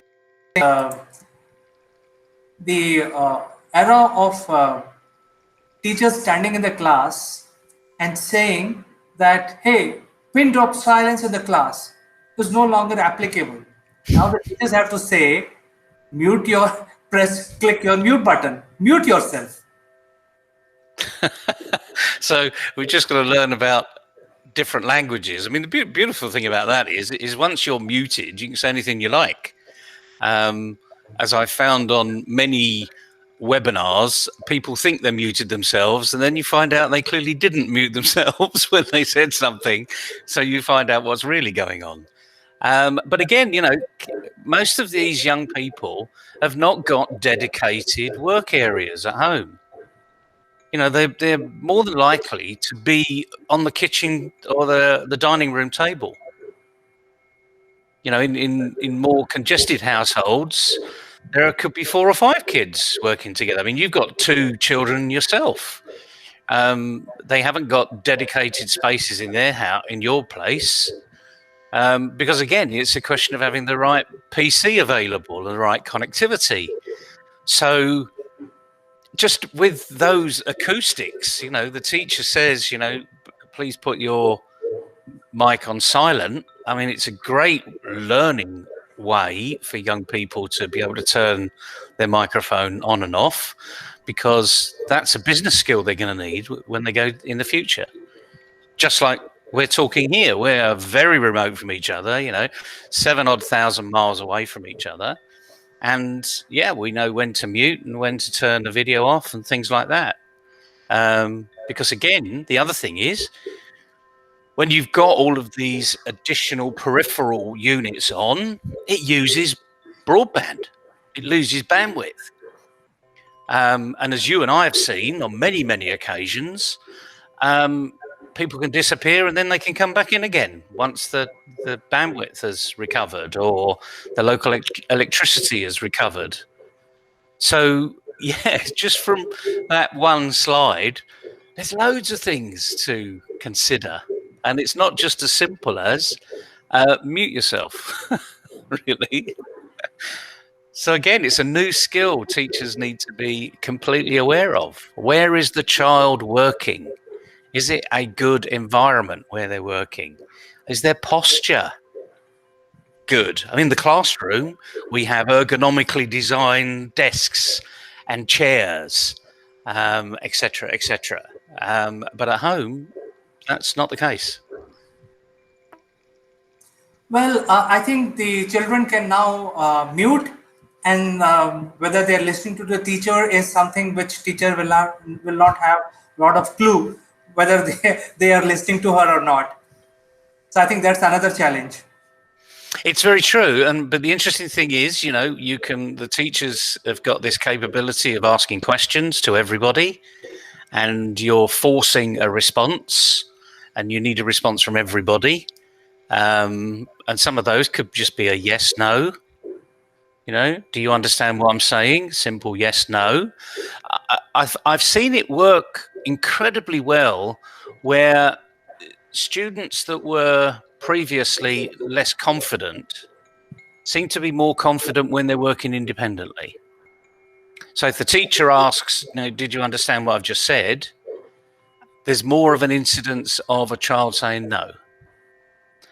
That has got to be very positive, because the teacher's now got immediate, really true feedback rather than someone's going with the flow. So there are opportunities here. Again, with the right package, you need to be aware of how to use it. And lots of these packages have got so many features on it. It's really important that teachers are trained in the right way to use it. Absolutely. In fact, they have to divide the class in certain segments to be able to give different tasks. So I think it's again a new skill, because earlier they could have eye contact in the class and they can say pin drop silence or be quiet, or they can give commands to the class. But now they have to softly say, hey everyone, switch on your camera but mute yourself. So things like that. And most of these softwares now have raise the hand feature as well. So the children have to now raise the hand, and teacher has to see that small tiny hand which is visible on the icon. So I think these are again a new observational skills that teachers have to develop. Yeah, very true. So what's your next picture? I love it when we use pictures because we can actually see what's going on. In fact, the next one is if students are not attentive on the online media, the teachers may think that the students are sleepy, hungry, not attentive, 1,000 things can be happening. So how to make them interested in what she's teaching? I think this is something that every teacher day in, day out are facing today. Yeah, you're absolutely right. And the interesting thing is, I've seen some people, not just in the teaching arena, but in the training arena, take the workshop that they were running physically and just do the same thing online. And the problem with that is that trying to be attentive for 50 minutes in a typical secondary school classroom, it's harder work when you're looking at a screen. You know, you need to be more attentive. You know, every child needs to have these things here, these earphones and a microphone. So, you know, potentially the cost is going up because there are all other distractions here. You know, even today, I'm working in my study, but our waste carts are picked up on a Monday morning. Just so happens they're 2 hours late. So now there's a huge noise going on in the background. I can hear it, but you can't. But that means that I'm at a disadvantage because I'm trying to understand what you're saying and I'm trying to block out this other noise. So again, we need to be very perceptive of what the child is doing on the screen. And there are lots of tools you can do for that. You know, are they awake? Are you seeing, you know, even some very smart kids will have a video that's just going to be replicated and plugged in. So a bit like Mission Impossible, you see the thing repeated and repeated and you think this person's really attentive. But in actual fact, what they've got is a video program working in the background. Believe you me, I've seen that happen too. So, but the point is, again, it's the teacher's dilemma. You know, it's going to be the teacher's responsibility, but this is where parents need to come in as well. And I'm sure you've got a few things to say about parents and their intervention. That is the nightmare. You know, the previous slide is about the dilemma, but this one is a nightmare because now the teachers can see all the action which is happening at the student's house. There could be some action going on, some TV playing, some sort of other siblings fighting in the background. So, you know, 1,000 things can happen. Exactly, and it's that attention span, and it doesn't, you know, it doesn't really matter where you are. You know, you could be, you know, you could live in a 5-bedroom property, but you've got 5 kids, and they're all trying to work at the same time on the same workstation. If they're lucky, they've got individual workstations. So timetabling this and trying to get that right must be a nightmare for organisations like schools. The other thing is, I mean, you say peaking parents. I mean, to me, that's not a horror. That means it's brilliant. I've now got a parent on my side. If I'm a teacher, I would love to see parents being actively involved, not interrupting, but actively involved. In some of the programs we've been running over the last 5-6 months, we've been running teacher-parent courses. So parents and teachers can create a rule table of how they're engaged and how they're involved. And the ones that have really taken it on board their children have not really, of course they've suffered because of the non-contact with their friends at school, but they've not suffered as much. And the parents have now become more appreciative of what teachers have to do, you know. In fact, I've seen many parents turn around and said, I'm never going to moan about the teacher again. Because it's hard work. It really is hard work. You know, you may say they're paid to do it, but frankly, this is a vocation. This is a calling for many people. So yeah, don't be a peaking parent. Be an interactive parent. I think this is a nice advice to the parent, and I would like to share some of the experience that I see every day. So what happens at my place is that the 2 children, they put themselves on mute, and sometimes they put their video also to off, and then they fight with each other. And what is the fight all about? It's about their subjects. So if one person is fighting with the other and they're interfering in other guys' studies. So this is beyond the teacher, you know, they just mute everything and then they fight with each other. Many times they fight on the kind of acoustic systems they have. So, so they will feel that, oh, yours is better than mine, so let's exchange. Then they say, okay, fine, this is not good, let's exchange it back. So this keeps happening, you know. So children being children, you know, they want some outlet. of being not in the class. They can hide below the desk and they can do lot many things. But here at home, uh, the parents are watching them. The teachers are saying, "Hey, switch on your mic, switch on your video." Challenge also. Yeah, they do, and I don't think your household is much different from many others. You know, siblings always fight. I mean, I had three brothers, and we were never happier when we were fighting, frankly. But that didn't mean to say we're going to shoot each other. You know, that's the way siblings operate. You know, and it's about fairness, and this is the difficulty that parents have. You know, in some homes, there's only one laptop. And it's not just the kids that need to have allocated time, which is going to be different because of the way different schools operate. But what about the adults as well? You know, if the parents are there and they're working from home, then they need time as well. So, you know, you and I spoke at the very early stages of lockdown about being disciplined, you know, being respective of other people in the household. And again, this is just it's going to be fruition through the teaching arena. So this is where I think, you know, schools have, I wouldn't say more responsibility, but they've got a bigger job to do. You know, the parents still need to be coming to the table and doing things. But the teacher's job has been made a bit more difficult. In fact, a lot more difficult in some respects. Absolutely. In fact, in the wake of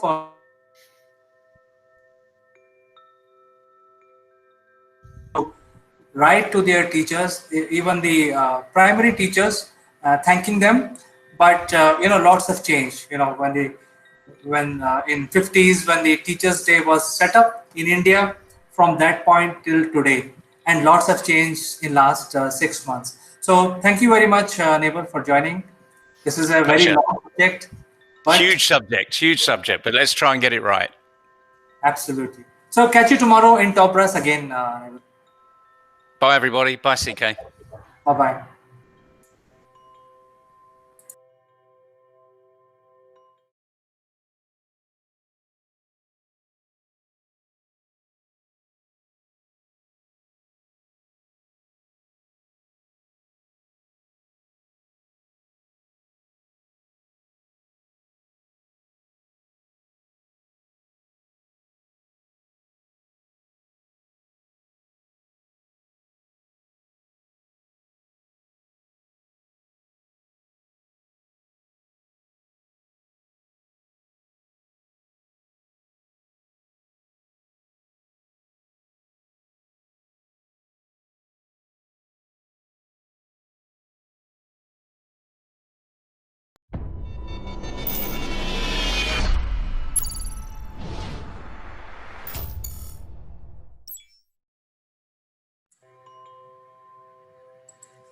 Hello friends, I'm Kanchan from Akulmach Technologies and we are welcome to our show Top Brass Nation. And today we have a special guest, Lieutenant Colonel Sandeep Khatri. He has joined Indian Army through National Defence Academy in 1995. He also contributed in Operation Vijay in 1992 and also in Operation Parakaram in 2002. A part of this, he served in the Indian Army in Kashmir and in Northeast and Western border during his army tenure. It is my honor to welcome you, Lieutenant Colonel Sandeep Khatri, in our show. Welcome to the show. How are you doing today? Thank you, Kanchan. It's an honor to be on the show, and it's an absolute proud privilege for me to speak to your audience. Thanks a ton. As you know, Supreme Court has already has given permission for Indian women to join army. So, what is your opinion on this judgment of Supreme Court? It's a positive move in the right direction and a very welcome step in the interest of the nation. As I would give you some facts and figures. If you take the stats of the working women in India, we have close to about 27% of working women who contribute to about 17% of the GDP of the nation. Whereas any advanced economy the figures or the contribution of women to the national economy is close to 40%. So we must encourage women to be in this thing, to be in mainstream and to contribute to the GDP of the nation. And as far as women joining armed forces, again, a very positive move. The women coming to armed forces, I have seen them from close quarters because I am from a department called Electronics and Mechanical Engineers, where we had women officers from the word go when I joined, and they bring a whole lot of skill sets with them. And uh, the fact that Indian Army is grappling with the shortage of officers, women officers address those issues also, and there are certain aspects where they fare a shade better than men, and hence it's a very positive move. I'm very happy about it. Yes, as you know that Indian women are always, few of them are always in a warrior mode, like, because we have a history of like Rani Lakshmi Bai and other female warriors. But it took a lot Yeah. of time after independence for women to really go into Indian Army. Like I was just going through a couple of papers, and I find that Mitali Madhumita is the first woman hero of Indian Army who has received a gallantry award. And so I feel Correct. it is quite late actually to acknowledge the contribution of women, especially in fighting or serving a nation through army. What is your opinion on this subject? Well, yes, too late, but never anything wrong about it. It's a positive move, and yes, I agree. We've been slightly late, but then the reason being is the Indian Army is an extension of the British Army, and we owe many of our customs from the British Army to start with, where the way British treat the women as the queen, and we've treated ladies as respectable ones and not peers, something to be respected or and to be honored and that way. So, but we never treated them as compatriots and to rub shoulders on the battlefield and all. And hence, we were infrastructurally not geared up to accept them. And as you say, the people joining army are also an extension of the Indian culture. The people joining army, we are not coming from any other place. We are the same Indians who are coming from the Indian culture. So Indian culture as such was not ready to accept women in positions of power. So gradually women people have accepted, and so has army, and so they have come into this place. And though as a nation we have been late about it, but yes, it's a positive move, and I'm pretty happy about the fact that it has come in, and they will do a whole lot of good to the Indian Army. So Supreme Court has okayed, has give permission to women to join, I think, 10 stream of army on Absolutely. par with their male counterpart. So what are those few of, can we discuss about few streams of army where women are inducted? To start with, when women joined army, it was initially only in the Army Medical Corps and Army Education Corps. Medical Corps as doctors, and Education Corps, they used to teach people who joined after class 10th, those Jawans who come from villages. Subsequently, it got extended to three more streams, which were essentially support services. One was electronics and mechanical engineers, where we provide repair and recovery facilities to the equipment in the army. Army Ordnance Corps, which is responsible for the clothing, provisioning of clothing and ammunition for the. So these are essentially provisioning and supply chain aspects. And the third one, which has recently come in, is Army Service Corps. So Army Service Corps is the one which provides us rations, fuel, oil for the lubricants for the vehicles and the equipment there. So these are all administrative places where women were inducted. After the recent verdict, five more have been added.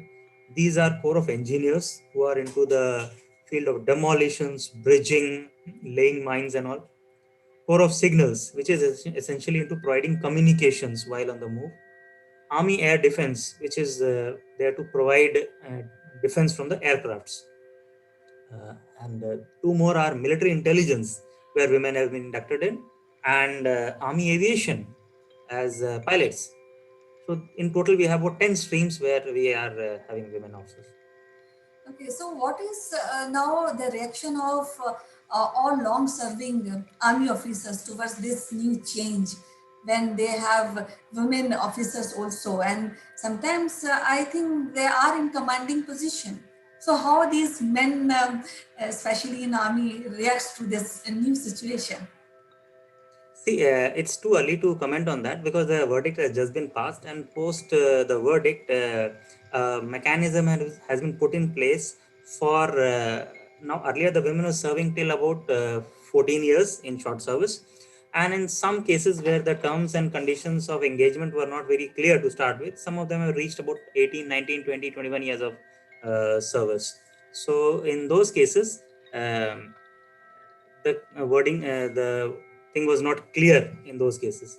So now we are putting them through a process wherein they go through a selection board, like all male officers do, to assume commanding positions. So these boards are scheduled sometime another year down the lane, and the women officers are gearing up for their levels of fitness. I can see them working on the fitness, and a lot of them making comeback after maternity leaves and all that. So to be on those commanding positions, you need to work on a few things. And the board, once it happens and they assume their positions, that is when we'll get to see how is the army responding. We are pretty optimistic about their capabilities because we've seen them for last 15, 20 years. It's only that seeing them in a particular position which is yet to be tested. Otherwise, they've been for 20 years and they've done a great job, and we're pretty hopeful of them doing a good job. So now this is a new change when women are in army, and personally I feel that every citizen of India should get army training. But it's good that at least we have increased in our thought process and Yeah. work towards this great idea of having women in army. But how this has impacted this decision has impacted Indian society? It's a positive move. People are seeing Indian Army as an organization which is pro women, which is a neutral organization, which is not gender biased. So the entire image of Indian Army has taken a boost. Uh, and as you rightly said, we have a history of women warriors, and there are a lot of women who are worthy of this uniform and who always want to join this. And this step will go a long way in encouraging those women to take up this profession. So it's a positive move in the right direction. So, what is your message for young women and girls who want to join army? To all those viewers, those girls who are in that eligible age bracket to join army, I would say this is one of the finest professions to be in. This is one of the most noble professions to me. I'll say the teaching and soldiering are one of the two finest professions one can think of, because you are doing a whole lot of good to the Indian democracy. As I said, a teacher a teacher creates a future citizen of the country who is the building block of a democracy, and a soldier is the guardian of the democracy. So if I say in the interest of the democracy, these two professions are the best. So all the girls who are watching us on the show, I would say, if you have the zeal in you, and you would like to test yourself, this is one of the finest places to be. Please feel free, do opt for this profession, and I assure you a lifetime of satisfaction and a personal growth in this profession.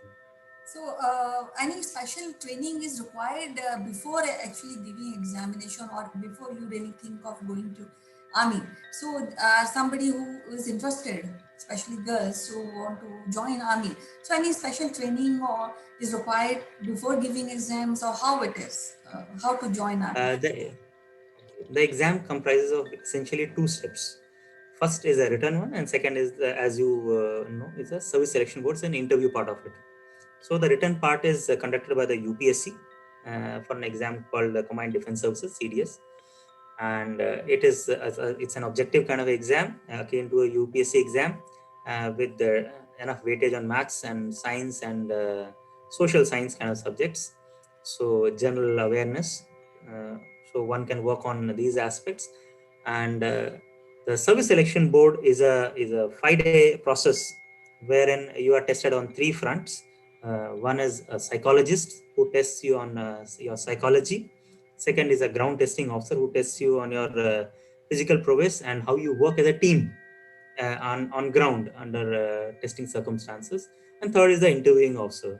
So these a combination of three people will test you, and then once you get through it, then you undergo a set of medicals. And once you are through with your medicals, then you join OTA Chennai, Officers Training Academy, Chennai, as women officers. So I would like to give a message to all Indians from an army officer. Would like to Yeah. listen, what is the message from you, from all of us who are staying in India Yeah. and think and worry about our nation? Though army officers and army jawans are there to really look after us, but still, what is the message you want to give to all of us? My message is, irrespective of the fact whether you're in army or in corporate or in any government job, as so long as you understand your obligation to the motherland, the nation as such, who's given you everything that you are today, we owe it to our motherland, and we must endeavor to contribute our bit to the nation. One, not necessarily everybody has to pick up a weapon to fight on the borders. In any field that you're doing, try and be a good citizen, worth the soldier who is fighting for you. Be a citizen worth the soldier dying for you. You must be worthy enough for his effort. So having been on this side of the fence, I always wanted my fellow countrymen to do their bit for the country as we did our bit. That's about it. It was so honored to talk to you today, and we have learned so many things about how to go into the army and how we should feel about people who are on other side and looking after the boundaries of India. So it was very lovely talking to you, Lieutenant Colonel Sandeep Khatri. So till next time. Thank you, Kanchan. So next time. Thank you, Kanchan. It was an absolute honor to speak to you, and it was a great time. Thank you so much. Thank you so much. Bye.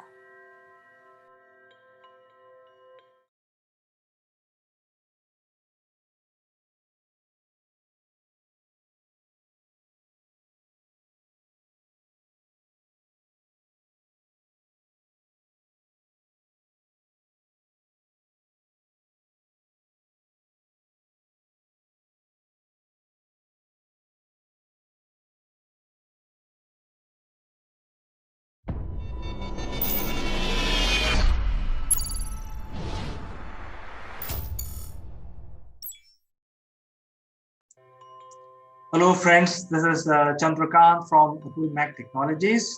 And friends, as you can see, my surroundings are purple today, and it is not by accident. It is actually purposely done because we would like to talk about the highest military honor of India, which is Paramveer Chakra. What are the parameters around it? And since purple is the color of valor, we would like to maintain this color in our video today. So without further ado, let me present Paramveer Chakra, the highest military honor from the Indian forces and by the people of India to the martyrs and to the exemplary bravery of our soldiers. Paramveer Chakra, as the name suggests, it's a symbol of the ultimate warrior, the person who has put himself above the country, above the sovereignty, above the democracy of our country, great nation, the most ancient civilization, more than 6,000 years old, with known history, still existing to protect this beautiful country, the person who has actually devoted himself against the enemy which has come and tried to steal our freedom. So this medal is given to the person who shows this ultimate courage and many times have to give supreme sacrifice. So there are certain parameters around this award or this honor. We will discuss more about it shortly. As you can see, friends, the Paramveer Chakra is not a really shining object. It is not really, medal or an object which is made of gold or silver, or it is very, very shining and is visible from far off. But it is a simple bronze chakra, and it has a very specific meaning. So it is related to the valor of the soldiers. It is hung by a strip which is purple in color. As you know, purple is the color of valor. Many countries have the gallantry awards with purple also, and in India as well, the purple is also understood and known as the color of valor.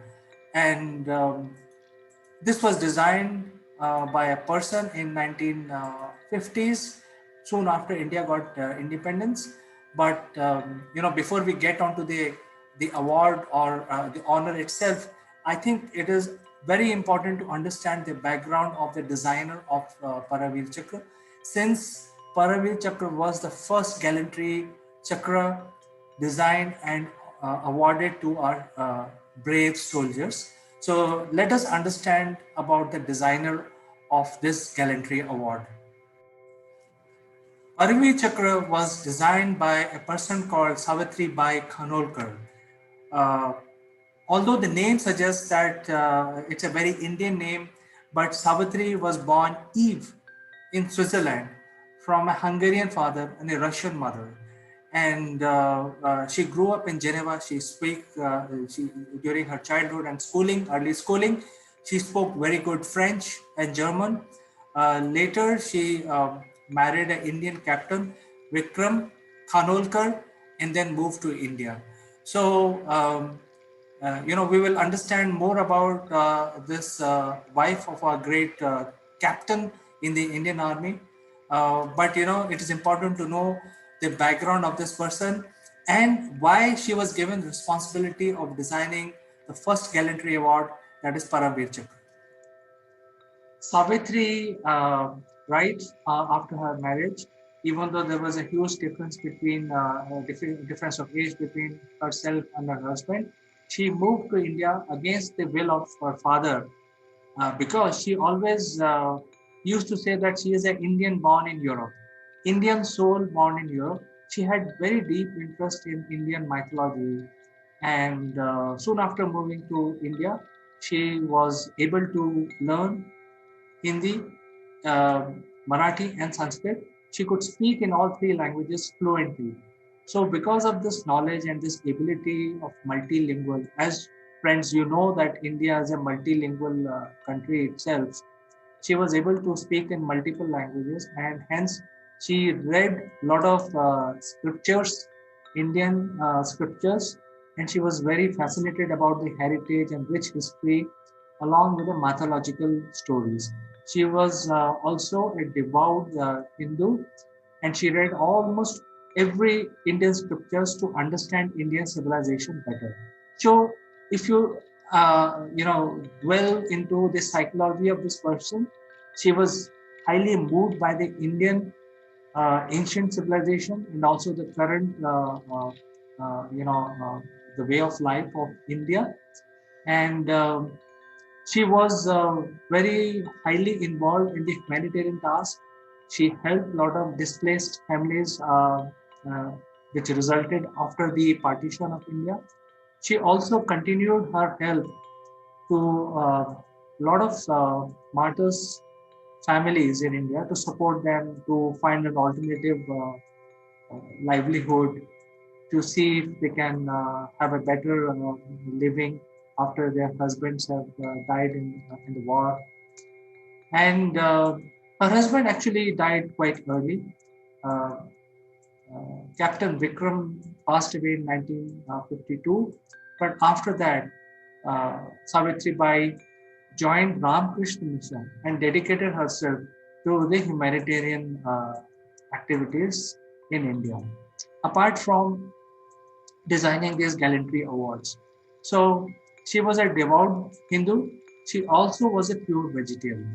So now when she was given a task to design the first gallantry award, which is Paramveer Chakra of India, all this background matters because she used all of this background, converted that into meaning, and that translated back into designing of the chakra, uh, which is the India's highest and the first gallantry award given to soldiers.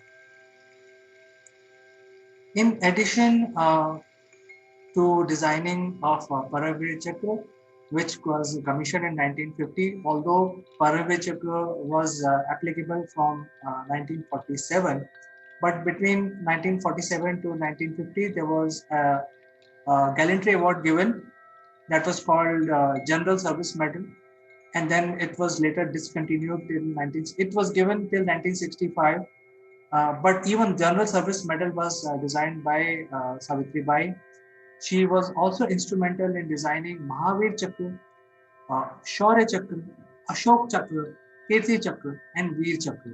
So these are the subsequent gallantry awards which were designed, but all of these different chakras were given to soldiers who have not shown the exemplary courage and valor in battle as much as to deserve the Paramveer Chakra. So the Paramveer Chakra remains the penultimate award for valor in India.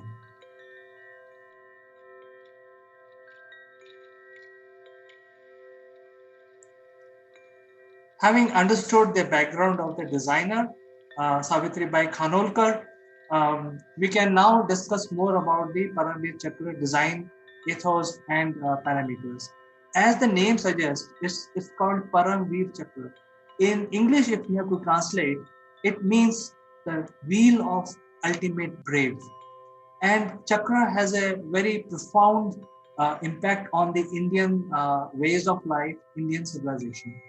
And the designer did not want it to be very shiny and you can see it from miles, etc. It was a true symbol of courage and valor. That is why it was designed in a very simple way. It is just made of very low cost material, which is bronze. It is not shiny at all, but it symbolizes the ultimate valor. It is hung by a strip which is purple in color, which also symbolizes it's a color of valor. The recipient of Paramveer Chakra is respected across length and breadth of India, and everyone in the defense services are supposed to salute the Paramveer Chakra. If he's wearing a chakra on his breast, on his shoulder, he will be saluted even by the senior most officer of the army or of the government.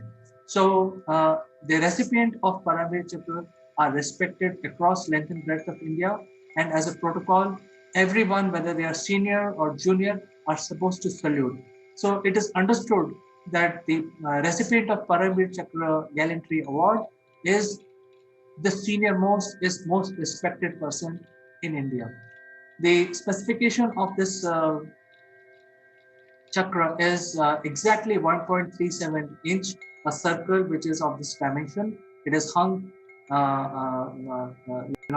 You can see in the design there is uh, a bar, and then the bar is further hung from the shoulder using a purple ribbon. In the design, in the middle, there is a national emblem of India, which is the Teen Murti, which is a national symbol, and it is surrounded on four directions. There is an image of Vajra. So in Indian culture, Vajra is a weapon created. It's a weapon of Indra. Indra is supposed to be the king of gods, and Vajra was designed using a bone of a hermit who donated his life, and so that his bones had some superpowers, and these bones were used to build Vajra. Vajra in English also stands for thunderbolt, and this is the most potent weapon. It is even more potent than nuclear weapons. So Vajra was feared. If you read the Indian mythological stories, the stories of God, Vajra was feared across the length and breadth of universe. So in this medal of honor, the Vajra is shown in all four directions, which is north, east, and west and south. Um, so this is the way even the Tibetan civilization was affected by Indian civilization, and this two-way Vajra was also prevalent in the Tibetan mythology. And at the backside of the reverse of the chakra, there is the name of the chakra is mentioned, divided by two lotus. Lotus is the national flower of India, and it has a very profound religious connotation. So this was also captured as a design parameter of Paravir chakra. So you can see that chakra is not a shiny object, but it is the most respected item in Indian civilization. Having explained the chakra parameters and also the background of the designer, uh, now let's discuss who have been awarded so far. So since 1947 till 2020, almost 70 years, only 21 people have been awarded the ultimate Gallantry Award, which is Paravir Chakra, making the Indian Gallantry Award most difficult gallantry award in the world to obtain. It means that to win a Paravir Chakra, you have to really put yourself above the rest without considering about your well-being. You have to put the nation in front, and you have to show exemplary courage. Now, the courage could be of winning a war, winning a battle, saving your comrades. It could be anything. But then there is a committee which decides and then really evaluate um, the person who has actually shown real courage in the battlefield.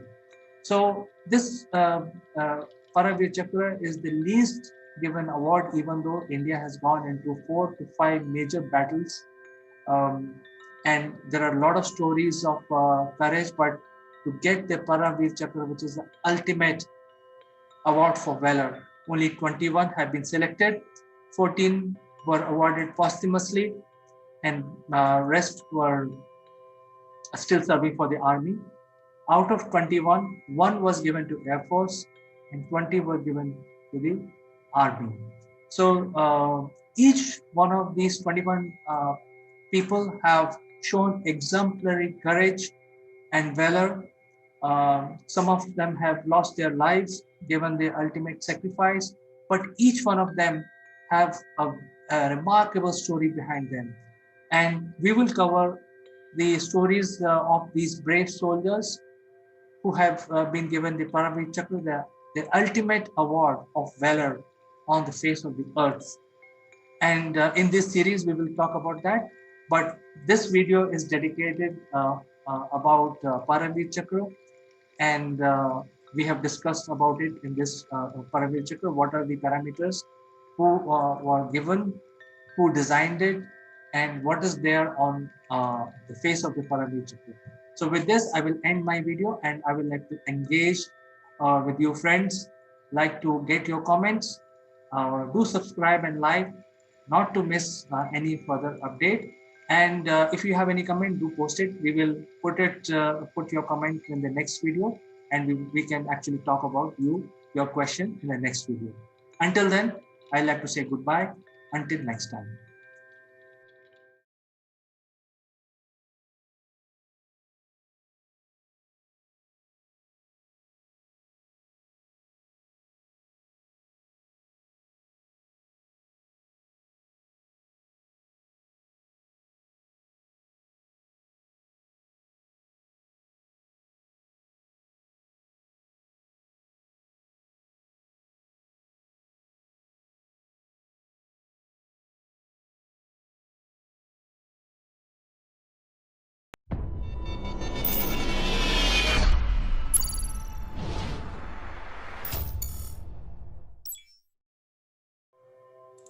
Hello friends, I am Kanchan from Akulmach Technologies and you are welcome to our show Nations. And today we have Sikesh Srivastav who has a deep interest in corporate training and is closely associated with radio broadcasting. So welcome to the show Sitesh. How are you doing today? Thank you, Kanchan. Every day talking to you seems like a meter ticking on the life, like a taxi meter. So in this COVID and the end of 2020 is just 2 days away. How are you? Yeah, I'm fine. And see, Sitesh, all these all these last year and all these days are quite crazy days because we are waiting for the vaccine. And see all our life pattern is kind of upside down. We are not going out, we are not meeting people, we are not meeting our friends, relatives, and waiting for the vaccine. And you know, Sitesh, that there's a dry drill which was conducted on December 28 and 29 in Assam, Andhra Pradesh, Punjab, and Gujarat. The exercise was aimed at the testing of vaccination process, including planning and preparation, creation of facilities, users on co-win application, session sites creation, mapping of the sites, healthcare workers, data upload, receipt of vaccine and vaccine allocation by the district, session planning, deployment of vaccination team, logistic and mobilization at session site. So all these is being done because we are hopeful to get vaccination in very near future, maybe in the month of January or Feb. So, Kanchan, the biggest vaccination campaign has already begun, as we have seen. More than 4.6 million doses in 16 countries have been administered already, according to the data that we have from Bloomberg. And vaccination starts in the US from December 14 itself with healthcare workers. And so far, 2.13 million doses have been given out in the United States, which is the most affected country with this COVID. The challenge with the vaccine is multifold. Have the scientists done enough trial? That is what the people are asking. The most prominent one, the Pfizer BioNTech vaccine, which is being given out apart from the Moderna vaccine. You know, the Pfizer BioNTech vaccine was not taken by the executives of the same company. There have been some cases where the nurses, the healthcare workers who took, they passed out and then they regained conscious a couple of hours later. That took the whole hospital by fear. And you know, these vaccines, the way the 64 or 70 odd vaccine trials are happening, they are into phase 1, phase 2, and phase 3. Apart from US, there are other countries also. But the question remains, which I'm asking to my friends and associates: who will be in the priority number 1 to receive it, and who will be priority number 2 to receive it? Will it reach the normal public? Will it be like me, a normal healthy person walking to a clinic and asking for it and getting it? What is the difference between dose 1 and dose 2, and how many weeks? All these questions are something we have already started seeing along lines in front of the clinics. And those are again dangerous signs. With a new strain coming in, that also is a question whether the vaccine that is coming, is it effective for the new strain as well? So there is a lot of fact and lot of confusion. And therefore, it is important for us to find out and follow the news carefully from the right kind of sources. Yes. Even when you talk about what we are going to receive in India. Yes. So actually, Sitesh, nowadays, what I feel is based on the reports, the situation is quite critical because there are more than 135 vaccine candidates in different stages of clinical trial, while 44 of them have reached to a critical phase of human trial. Currently, there are at least 91 potential vaccine in pre-clinical trial which are still being tested on animals.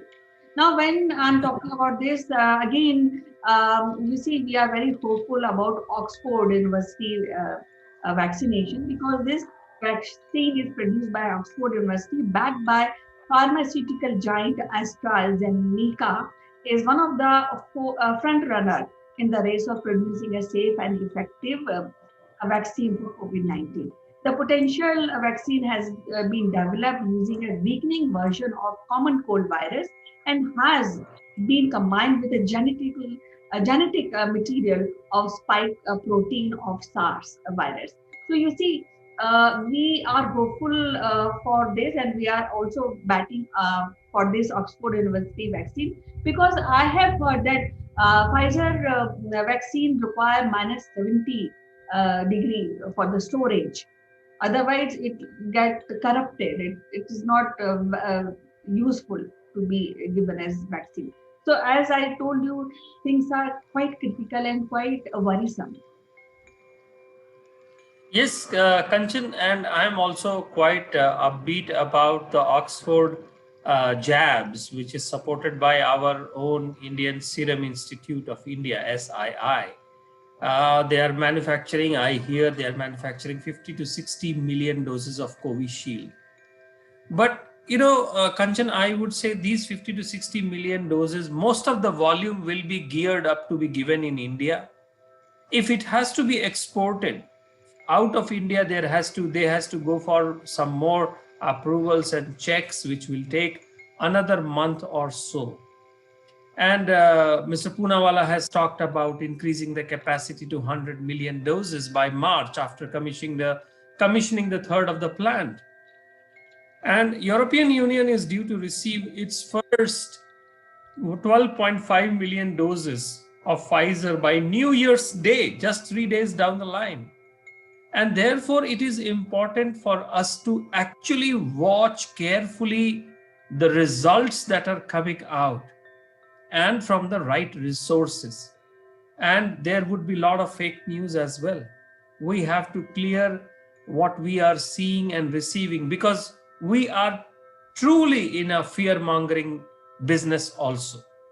And that's something we need to separate from the real news.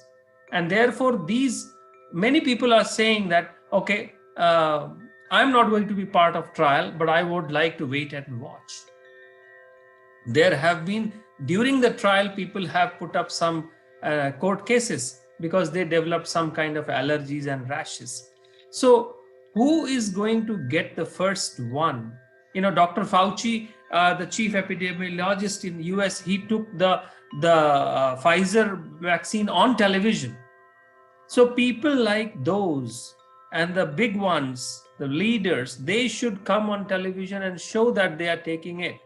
It brings some kind of a confidence, because the speed at which the research is being finalized is something that also creates a suspicion, rather than a complete going away of this vaccine, given the new strain is also in our picture.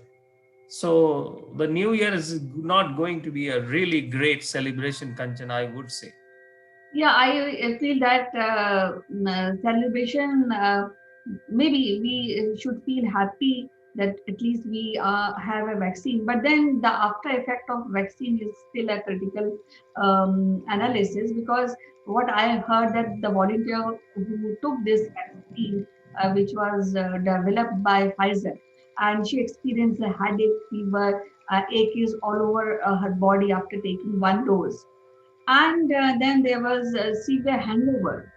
So all these are it's said to be a mild side effect, and nobody has come out. The company who are developing these vaccination have come out with sure shot analysis that it is 100% cure, 100% cure COVID, because they always say 70%, and 30% they say that it's a side effect. So what as you told that Oxford University will be selling its vaccination under the name of Covishield in India, and that will be produced by Serum Institute of India. So that is again gives a little hope, because this company, the Serum Institute of India, is the world's largest manufacturer of vaccine by volume. So SLL is currently like overviewing the critical phase second. So I think we sit and see what's happening, and is this will be viable for people, and I think we may have good days ahead in 2021. We are hopeful. So Be hopeful, actually.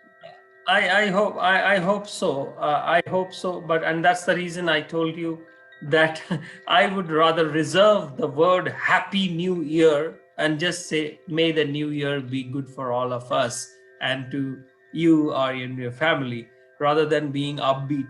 While also it is important to note, Kanchan, that while the vaccines are being rolled out, let's not let our guard down for even a minute. Whenever we are going out and meeting people, we have old people at home, and there are a lot of myth around the COVID, the myth busters. We all need to know the myth busters. We need to spread the myth busters, starting from 5G mobile networks, alcohol, antibiotics, bleach, cold weather, snow, drugs, garlic, hand dryers, a hot bath, hot and humid climate, masks, exercise, methanol, swimming, supplements, shoes. So many of the myth busters. We have to be really careful while the vaccine is available. And it is important also to restrict the travel. You see, the new strain has traveled already to many parts of the world, and it has more potential ability to infect and spread. And therefore, we have to be really careful, be doing whatever basic we can do at home while we wait for the vaccines. And we all have to take care of ourselves and our family members till such time, which I think is August, September 2021, when the more producers of vaccines would be able to supply to India. We have to hold on to this fort till at least August, September. And I believe only the most vulnerable one would get it in January. And that's the best way to administer it, because it is not possible to give 1.3 billion people of the country in the first 2 months itself. Yes, and the current tally of COVID patients is more than 1 crore in India itself. And there's another company which is Moderna and National Institute of Allergy and Infection Diseases. They are also developing their vaccine, which is into third trial, and the study shows that there's no side effect of this vaccine on candidates. So I think yes, what you said is right. We have to maintain our social distancing. We have to clean our hands on daily basis as the precaution we were taking. We have to continue with that. We have to eat healthy, and we have to strengthen our immune system. So all precautions we have to take care, and you have to wear mask to really safeguard your health. And let's not go out on 31st evening anywhere. Yes, surely. Celebration at home. And maybe celebration at home, like Doordarshan style. Yes, like we are talking to each other. And though I Yes, invitation last time, but then again, there's a critical situation. So we have to stay where we are and safe and healthy. It was wonderful talking to you, Sitesh. And we look forward for good days to come with this introduction of vaccine in India. We are hopeful. thank you, Kanchan. All that ends well does well. Bye-bye, Sitesh. Bye.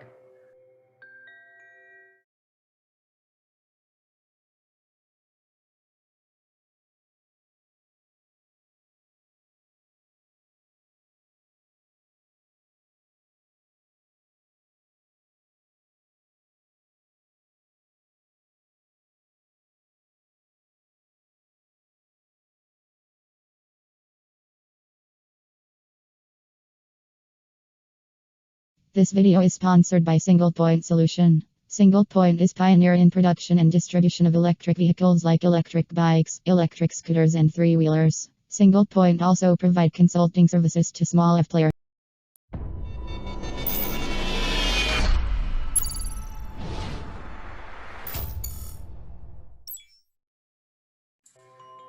Hello friends, I am Kanchan from Akulmach Technologies and you are welcome to the show Nations.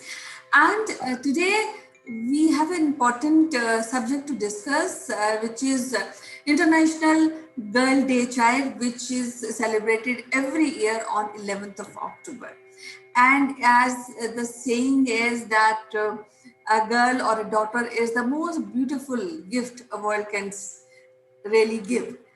So to discuss more about this, we have Sitesh Shrivastava, who is also my colleague. He has a deep interest in corporate training.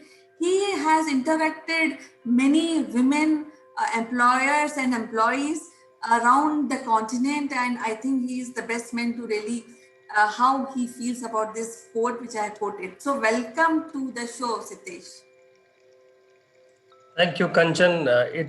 It is a great time to discuss about the subject that we are bringing in, and what better to discuss with you, who has been a proponent and also has seen it from the trenches. How have you been? Yeah, I'm perfectly fine. Today we have a wonderful atmosphere. It's pouring from since morning. Lovely day.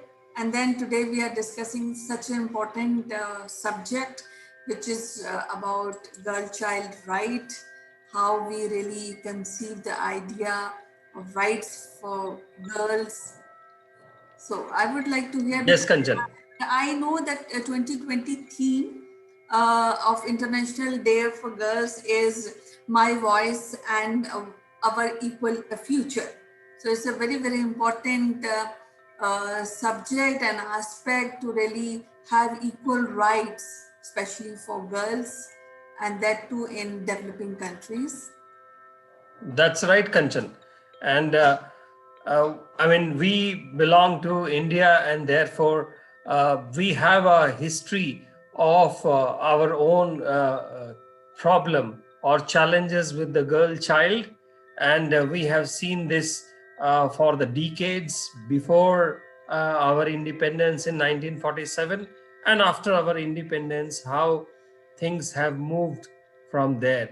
But on a global perspective, Kanchan, it is important to understand the woman, especially the girl children, and in different parts of the world. And I'm sure that every part of the world, whether it is Africa, Americas and the Caribbean, Arab states, North Africa, Asia and the Pacific, Europe and Central Asia, all of these have a very, very different, unique challenges regarding the girl child. And because of the biases that exist in all the cultures, in all the communities, because of the understandings of the modern world has not changed much from the medieval ages when it comes to the girl child. In our Indian context, we have seen, girl fetuses being, killed before they are born, and there are so many other social taboos around it. I have been in Africa, Kanchan, and I have been very, very keenly watching and observing and conversing with the women, my colleagues, the children in South Africa. And therefore, I have a peak view about the situation of the girl child in the African context, not only in the Southern African part, but also in the Central and the Western African part. And similar are little better or little worse, the situations can be found in all across the globe. So what are girls asking? What is the ask? They are demanding for life which is free from violence access to the health, skills, recognition, investment as leaders of the social change. And as we were discussing in our last week's sessions about women entrepreneurs, we still discussed that yes, the lip services have been done in all the governments, in all the geographies, but still more and more needs to be done in Africa, in Asia Pacific.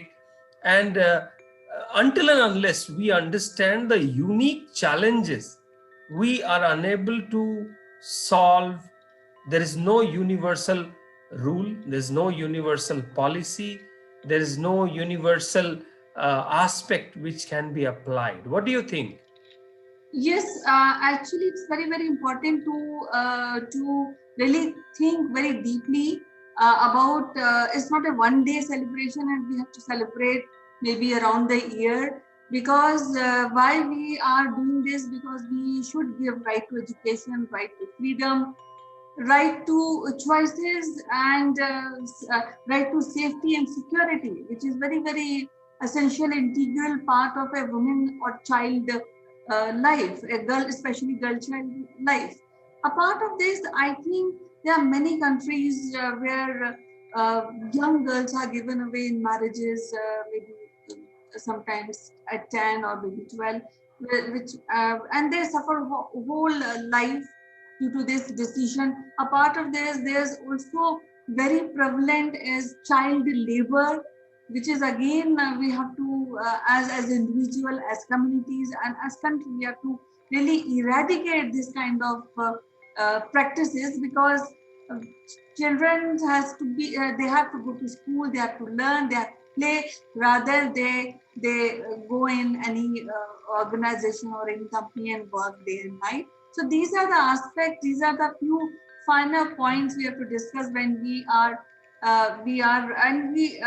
discussing International Girl Child Day, because what I feel, any day or Women's Day or Girl Child Day, it there has to be a concrete and a holistic plan to really work on that, and it's an ongoing process, because we have seen in past there's a lot of operations being done on especially the girl child.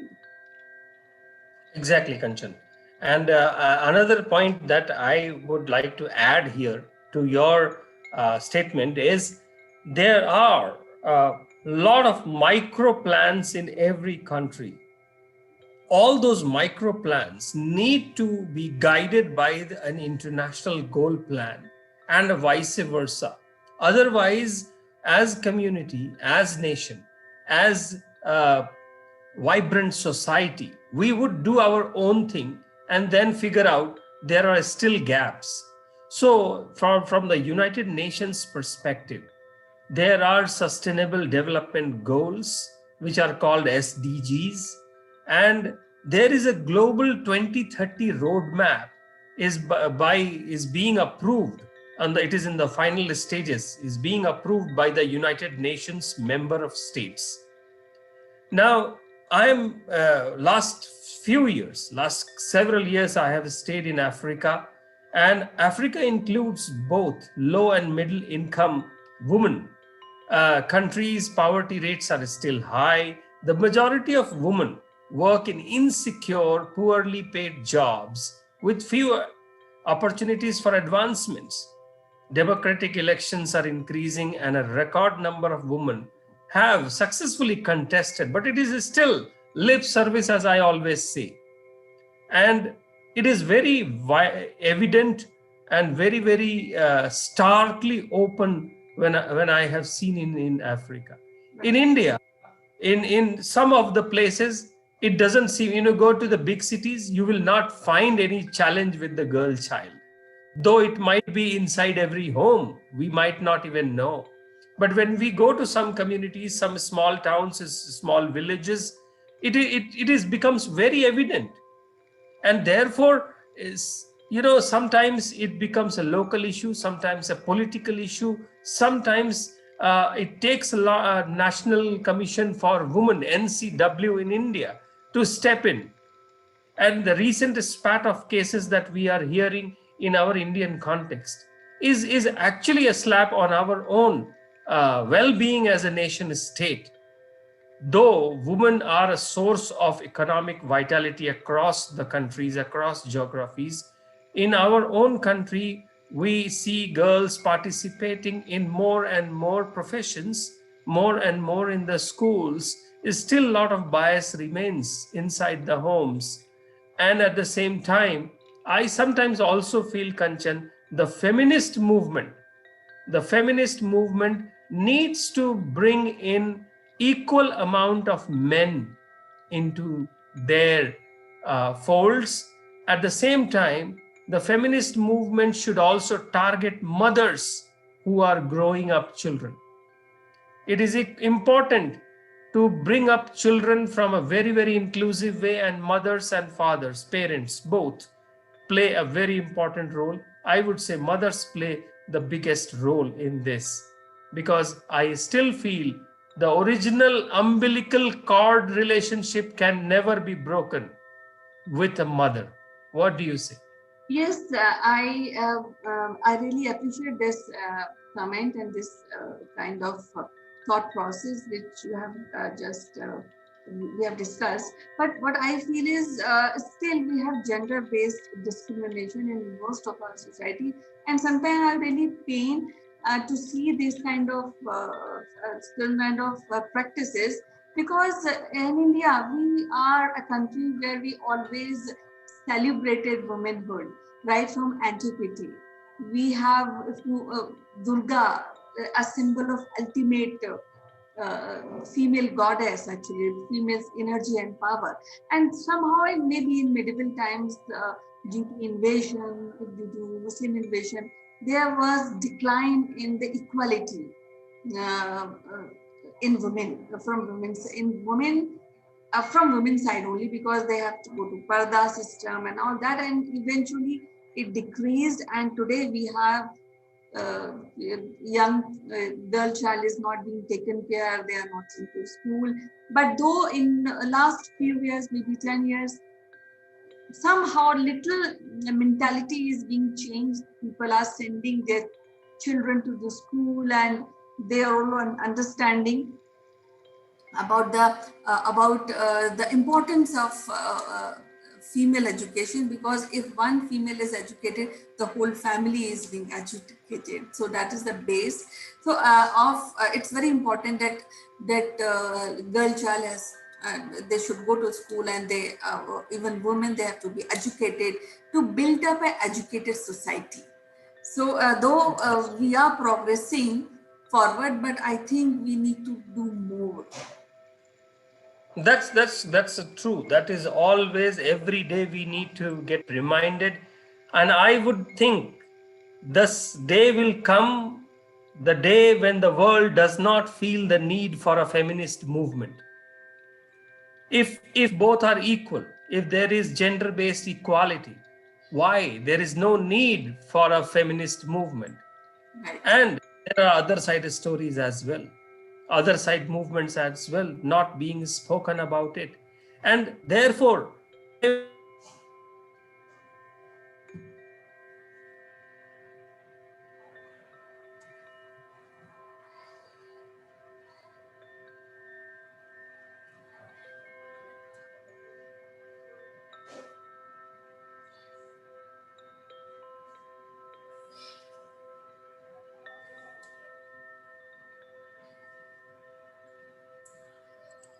International Girls Day reminds me the responsibility we have to make girls' lives more happier, isn't it?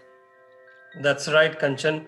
It has to change from, मैं नीर भरी दुख की बदली, और तुमको ढूंढू, तुम में ढूंढूंगी पीड़ा, तुमको ढूंढा पीड़ा में, from those days of Mahadevi Verma till what our Azim Premji says, that a girl child who is even a little bit educated is more conscious of family planning, health care, and in turn, her children's own education. Right. That's the spirit. Yes, so I think it's very important to have educated girl, educated women, so that the whole community and nation become educated and more sensitive to the requirement of the coexistence and family and nation building. It was so wonderful to talk to you, Sitesh, today. So till tomorrow, I'll say bye-bye and we'll discuss tomorrow some new topic. Bye-bye, Sitesh. Thank you. Thank you.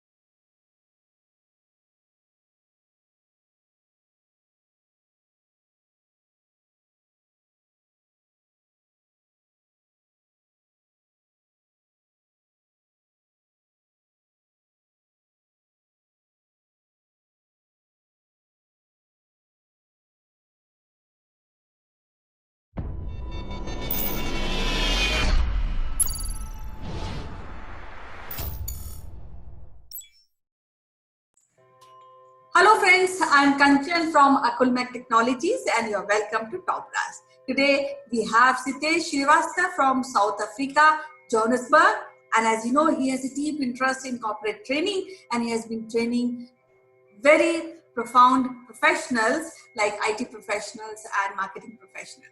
So welcome to the show, Sitesh. How are you doing today? Kanchan, hi. Good day to you. I am very, very well and happy speaking to you again after the last week. And let's begin our interesting journey of conversations. Yes, so it is so amazing, no? So that we have a language to share our desires, our ideas. We have communication, the way we speak. We have inbuilt voice box. So it's all thing is so amazing, right? And critical is that you should have a very good communication when it's not only required in corporate or in companies, but in day-to-day life also, communication plays a very, very vital role in personalities or in communicating simple thing that I'm hungry, right? That's right. That's right. Kanchan, communication is something that we are born with, and it is an integral faculty in our body temple. But at the same time, we really either use it very less or we don't use it in a very, very effective and impactful way, and that can be learned. Different kinds of communication, whether it is a verbal, whether it's a non-verbal, visual, written, listening. It needs sometimes a training. It also needs a lot of clues, cues, support of the teams and people to encourage you. And therefore, it is something that cannot be perfected even over a lifetime, and therefore it has to be learned on small doses daily. Okay, so it is said that when you communicate or when you talk, listen completely. So how you describe this quote? So, Kanchan, listening is a very important part of the communication. And for listening, we need to bring our faculties of observing, looking, bringing the brain, everything in tandem into the one synchronized place so that we can listen what is being said. It is all the more important today when we are surrounded by so much different kinds of media, television, phone, social media, and so many interactions that are happening at the same time. And we are parallelly working and responding, receiving, listening, talking, all at the same time. I really wonder how much are we really listening? What I always say is that, for example, for the music, so everybody listens to the music, right? But very few people can actually understand the instruments being played, the words being said, the feelings which are percolating amongst us. So not everybody can become like our great Tansen, but I always say we all can become Kansen. Right. Very true. Okay, so when we talk about communication skill, so is there any types of communication, or where can we divide for a learning purpose how to begin learning and perfecting this skill? Yes, Kanchan, communication is, as we all know, verbal, and I always believe that a verbal communication has to have an equal and supplementary amount of non-verbal communication. And just because we know some languages, we know some words, we know some contextual, cultural contexts, uh, we know the vocabulary, we know the grammar, but if it is not supported ably by the non-verbal part, which is a very interesting part that I try to practice and observe. The non-verbal part is my attractive area, my attraction area. And in the non-verbal communications, of course, there is a visual one, there's a body language, there are gestures, there is posture, there's a physical appearance, and there is a great golden silent communication, and sometimes communication through actions, symbols, touch. So my attractive area is non-verbal communication. How about you? Well, I feel that in any communication or any maybe speech or kind of talking to somebody, I think gesture plays a very vital role. Suppose we are talking about some serious aspect, and then we are not, our whole personality is reacting opposite. So the communication is all blue. So we have to learn, like even moving your hand is a part of a gesture while talking. So sometimes people stand like this in communicating, holding their hands. So this is generally this is said that it is not a right posture. So what I understand is that gesture plays a very vital role with the language, command of the language. True, very true. So we will be discussing further, and you have pointed out some very crucial point in non-verbal communication. So we'll be taking this ahead in our next video. And same as usual, it was so wonderful to talk to you. Yeah, let me end our today's conversation. As you can see my background image, and that is a very relatable image to the communication. And we are using English as our language in this series. And I remember a very famous Urdu couplet, but I will translate it for the English purposes for our viewers and listeners. So communication is something like that we have to reach to somebody's heart and mind, and it is a distance. So reaching to somebody's heart and a mind is a distance, and communication is the vehicle through which we measure and we reach, or we try to reach to the person's mind and heart. Yes, Thank you. It's a bridge. It's a bridge, which it's a bridge. Yeah, you can reach to other person effectively. That's right. That's right. So till next time, that is tomorrow. See you again. Bye bye. Take care. See you. Great communications.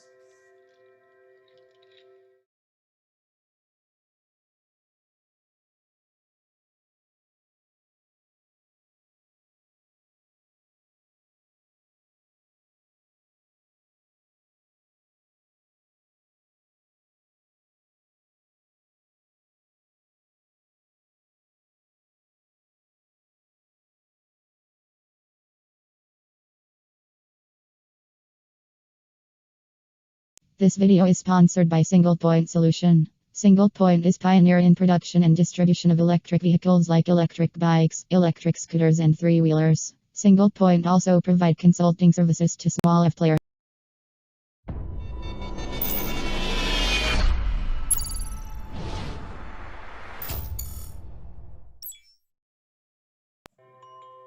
Hello friends, मैं कंचन हूँ अकुलमच technology से and you are welcome to our show. और जैसे कि आप जानते हैं कि आज 2 अक्टूबर है, एक बहुत ही इम्पोर्टेंट दिन है और इस विषय में हम बात करेंगे। विषय है हमारा स्वदेशी मूवमेंट जो कि हमारे प्रिय गांधी जी ने शुरू किया था। और इस विषय पे बात करने के लिए हमारे बीच है सितेश श्रीवास्तव, जो कि बहुत कॉर्पोरेट ट्रेनिंग में बहुत इंटरेस्ट रखते हैं और वाइडली ट्रेवल्ड पर्सनालिटी हैं। तो welcome to the show Sitesh, how are you today? धन्यवाद कंचन, बहुत ही बेहतरीन और बहुत ही महत्वपूर्ण दिन है आज। And I am very very fine, it's a great day on my side. And how are you doing?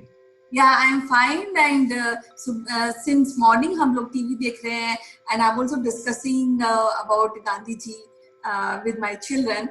तो मैंने सोचा क्यों ना आज अपने जो हमारे दर्शक हैं उनको एक मूवमेंट जो बहुत ही सक्सेसफुल रहा ब्रिटिश रूल के समय, उसके फार रीचिंग इफेक्ट रहे, तो उसके बारे में डिस्कस करते हैं और वो है स्वदेशी मूवमेंट। इससे अच्छा कोई डिस्कशन का विषय नहीं हो सकता आज के दिन। और ये इम्पोर्टेंट है कि महात्मा गांधी को आज के परिप्रेक्ष्य में देखा जाए, ना कि एक आइडियल किताब के तरीके से जैसा कि हम उन्हें देखते आए हैं। और जो हमारा सब्जेक्ट है स्वदेशी, वो स्वदेशी आंदोलन गांधी जी का बहुत ही प्रिय विषय रहा है। और न सिर्फ हिंदुस्तान में, बल्कि जब उन्होंने अफ्रीका में, साउथ अफ्रीका में जब उन्होंने इसकी शुरुआत की, सत्याग्रह के जब उन्होंने कॉन्सेप्ट्स बनाए, वहां से उन्होंने ये जो शुरुआत की बहिष्कार की, to do away with the worldly positions as much as possible is also a way of resistance. वहां से शुरुआत होती है स्वदेश की और स्वदेशी की। So Kanchan, Swadeshi as we know is made by two, स्व और देश। सो गांधी जी ने इसको साउथ अफ्रीका में पॉपुलराइज किया, उसको उन्होंने समझा और उसके बाद उन्होंने स्वराज थ्रू स्वदेशी वो उन्होंने हिंदुस्तान में प्रैक्टिस करने की शुरुआत करी। And to tell everyone on our listenership, 1906 में it actually a clarion call was given by Mahatma Gandhi कि वो बहिष्कार करें और अंग्रेजों के सामान का, जो हिंदुस्तान से ही कच्चा माल ले जाते थे और वहां से उसको प्रोसेस्ड गुड्स बनाकर लाकर हिंदुस्तान में वो प्रॉफिट कमाते थे, उसके अगेंस्ट में बापू ने देश की जनता को ब्रिटेन से बने सामान, कपड़े और मसालों का बहिष्कार करने का आह्वान किया। And I am glad, I mean 1906 में भी we had some great visionaries who understood the idea behind Gandhi's Swadeshi movement, and we find some early stage entrepreneurs of India and industrialists of India in those days. What do you say? Yes, ये बहुत ही important movement रहा हमारी पूरे freedom struggle में। जैसे कि आपने बताया कि 1906 में ये मूवमेंट शुरू हुआ था। एक्चुअली ये मूवमेंट शुरू हुआ था with the partition of Bengal, जो कि लॉर्ड कर्जन ने किया था। और ये जो मूवमेंट, इसका शुरुआत जो की थी वो बाल गंगाधर तिलक जैसे लोगों ने की थी, बिपिन चंद्र, लाला लाजपत राय। बट जो एक शेप दी स्वदेशी की गांधी जी ने, वो बहुत, उसके फार रीचिंग इफेक्ट। अब थोड़ा सा पीछे जाते हैं हिस्ट्री में, तो आपको तो पता है कि भारत सोने की चिड़िया के नाम से जाना जाता था। तो सोने की चिड़िया के नाम से जानने का मतलब ये नहीं है कि सिर्फ सोना चांदी है, बट यहाँ पे मसाले हुआ करते थे, यहाँ पर बहुत ही उम्दा टेक्सटाइल हुआ करते थे। और हालांकि ऋग्वेद में भी टेक्सटाइल का जिक्र आया है, और वहाँ उस समय ये बताया कि कितना फाइन कॉटन से फाइन कपड़ा बनाया जाता था।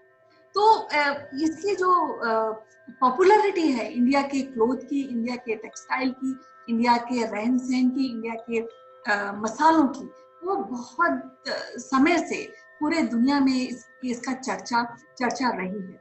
और आपको मैं बताऊं बहुत ही इंटरेस्टिंग पार्ट कि 1700 में इंग्लैंड में एक लॉ पास किया गया था कि वहां पे एक्चुअली उस समय या तो वुलन क्लोथ्स पहने जाते थे जो ब्रिटिशर्स थे, या लेदर के क्लोथ्स पहनते थे, और जब समर्स होती थी तो थोड़े हल्के फुल्के कपड़े पहनते थे।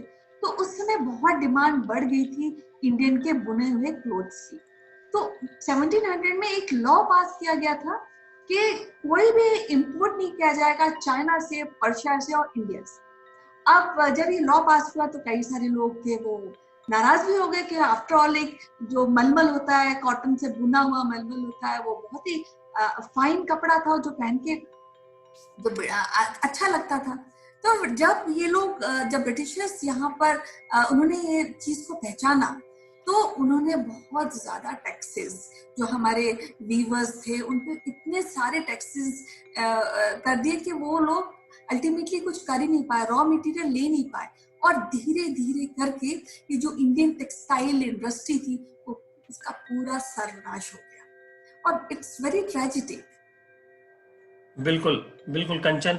और गांधी जी ने जब इस बात को समझा और हिंदुस्तान में उन्होंने बिहार में, जो आज का बिहार है, वहां जाकर उन्होंने नील की खेती के उसमें प्रोटेस्ट किया, और वहां से शुरुआत की, मोतिहारी मुजफ्फरपुर से उन्होंने शुरुआत की इस चीज की, और वहां से स्वदेशी की शुरुआत होती है, मॉडर्न स्वदेशी की शुरुआत होती है। जैसा तुमने कहा कि 1700 के आसपास या प्राचीन काल से ही हिंदुस्तान जाना जाता था अपने ट्रेड की वजह से, और इसीलिए तो यहाँ पर इतने सारे नवाब और सुल्तान्स आए हजार सालों से, और सिल्क रूट जो हुआ करता था उसमें हमारा बहुत बड़ा बोलबाला था। We were a trading nation.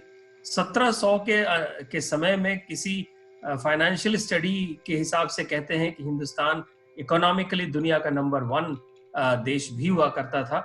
खैर, स्वदेशी मूवमेंट की जब बात करते हैं तो गांधी जी ने साउथ अफ्रीका में इस पूरे कॉन्सेप्ट को शार्पन किया, और उन्होंने वहां पर जो 21 साल रहे, वहां पर उन्होंने उन 21 सालों में सत्याग्रह और स्वदेशी, जिसको हम स्वदेशी कहते हैं, वो उन्होंने वहां पर प्रैक्टिस किया, लोगों को सिखाया।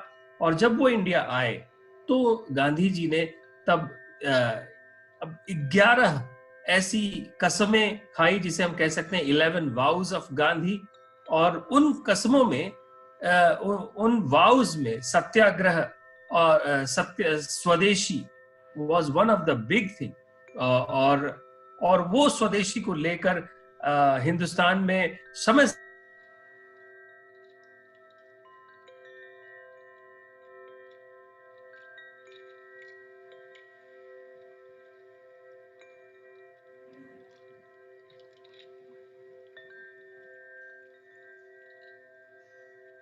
pre-partition India.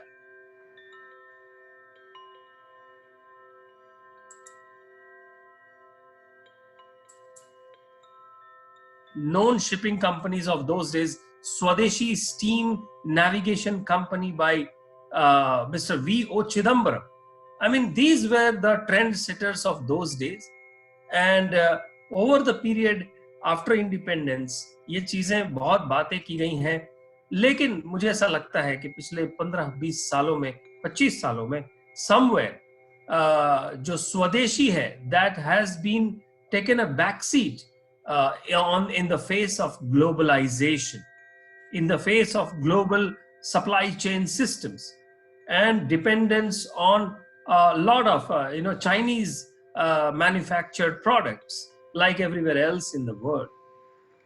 And I'm happy, Kanchan, कि ये जो Make in India movement अब चलाया जा रहा है, if we really have a good intention and a great support system of the government and our own people's national pride, it will happen again. Kanchan, तुम क्या कहती हो?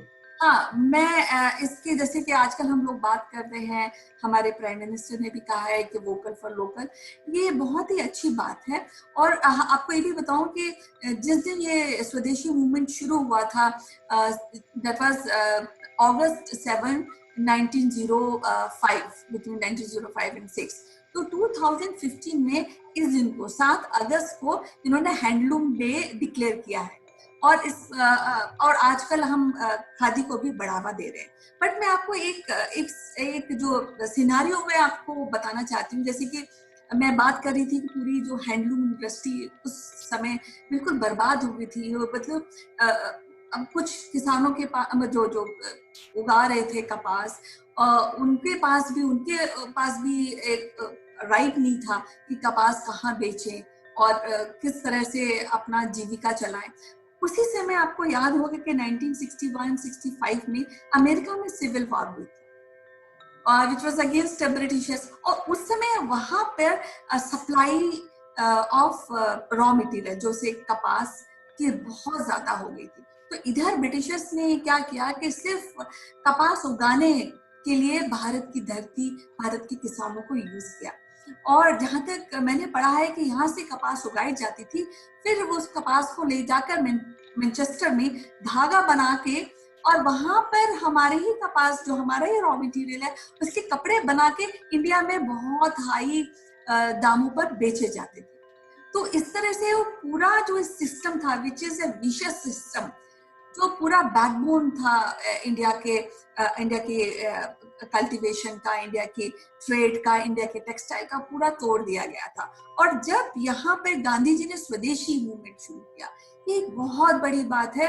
And that's why he is Mahatma, he is so great, we follow his footsteps till now, क्योंकि ये जो movement था बहुत ज्यादा आवश्यकता थी। जब हमने मूवमेंट किया, हमने मसाले अपने बनाने शुरू किया, हमने कपड़े, जो भी हम पहनते थे कपड़े, इवन महात्मा जी जो कि एक फ्लुएंट फैमिली से बिलोंग करते थे, बट उन्होंने अब सारे कपड़े जो फॉरेन के कपड़े थे, सारे कपड़े का त्याग किया, उनको जला दिया। उनको देख के सारे जो लोग थे, इंडियन लोग थे, उन्होंने भी जला दिया और चरखा लिया, चरखे से अपना कपड़ा बुना, और वो शॉल है दुशाला जो पहनते थे, अपनी ही बुनी हुई पहनते। एंड दैट इज बिल्कुल वेरी ग्रेटनेस। बिल्कुल बिल्कुल कंचन, एकदम you are so right. And I always go back to South Africa to see how Mohandas Karamchand Gandhi, who was a young barrister, got transformed into Mahatma. And that's what Nelson Mandela has also said. South Africa received a young MK Gandhi and transformed and gave India the gift of a Mahatma. So ये जो स्वदेशी है, इसका south Africa में current जो उसका वो दिखता है, that is called local is lekker. That means whatever is closer to home is beautiful, and that is more or less seen as to buy South African products and to support the South African economy. And that is the same thing, similar thing that today India needs to practice in the name of Swadeshi or in the name of Make in India. This pandemic, COVID, has shown us that we cannot depend on just one manufacturing trade partner. We have to develop it, otherwise we are doomed in the economic situation. And therefore, this is the best time. I request entrepreneurs of this country to come out and again make this movement possible, successful, at least to a significant level. It is so good to see Kanchan, a Toyota, a Tata product in South Africa and other parts of the world. It is so good to see Mahindra in South Africa. And therefore, it is important for us to showcase our skills from the services to the solutions, to the products, to the manufacturing. और इससे अच्छा आज का दिन नहीं हो सकता जब हम इस बात का प्रण लें कि हम ऐसा कुछ करेंगे, और अपने आसपास के जो एबल एंटरप्रेन्योर्स हैं या गवर्नमेंट सिस्टम्स हैं, उनको भी हम इन्फ्लुएंस करेंगे ताकि मेक इन इंडिया को सफल बनाया जा सके। हाँ, तो मैं ये भी बता रही थी कि देखिए हम भारतवासी कितने लकी हैं कि हमारे पास एक महात्मा है जिन्होंने हमेशा हमको गाइड किया है, और आज भी उनके जो प्रिंसिपल्स हैं, उनकी जो सोच है कितनी रेलेवेंट है। और इसीलिए हम बार बार वोकल फॉर लोकल की बात, ये कॉन्सेप्ट महात्मा का है और हमें इसको फॉलो करना चाहिए। Everybody should follow few final points which Mahatma have given to us, जैसे कि नॉन वायलेंस, स्वदेशी, डू समथिंग। आपने कुछ प्रण लिया है तो उसको प्रण को पूरा कीजिए, बीच में छोड़ मत दीजिए। तो all these are final points बहुत मायने रखते हैं आज भी। Correct, Kanchan. And I think it is not yet too late for all this to start again. And Swadeshi movement has shown us that without any government support, some industrialists and entrepreneurs were able to achieve this dream of Swadeshi or Make in India before partition, before independence. Then why it cannot be done in the independent India?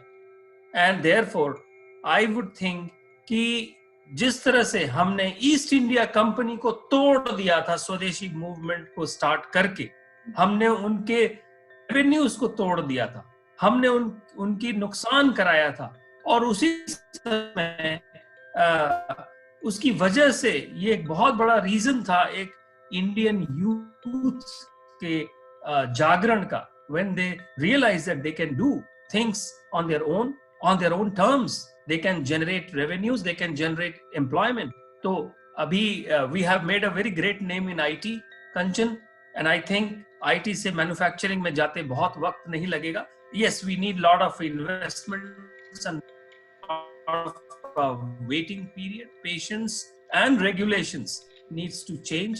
But at the same time, if it is our own youngsters' will, we will do it again. So let us celebrate. आज महात्मा गांधी के जन्मदिन पर स्वदेशी needs to be celebrated, propagated and promoted. हाँ, और इसके साथ मैं एक और चीज ऐड करना चाहूंगी कि we should be proud of our rich heritage, rich culture and what we can offer to whole of the world, whole of most of the country. तो इस गुड आइडिया के साथ मैं अब आज की बातचीत खत्म करती हूँ, और with a thought we will think about our dear Mahatma Gandhi and try to follow his footsteps, the good things which he has propagated among us. We should rekindle it and follow and teach our young people. Sabarmati के संत तूने कर दिया कमाल. Okay, namaste.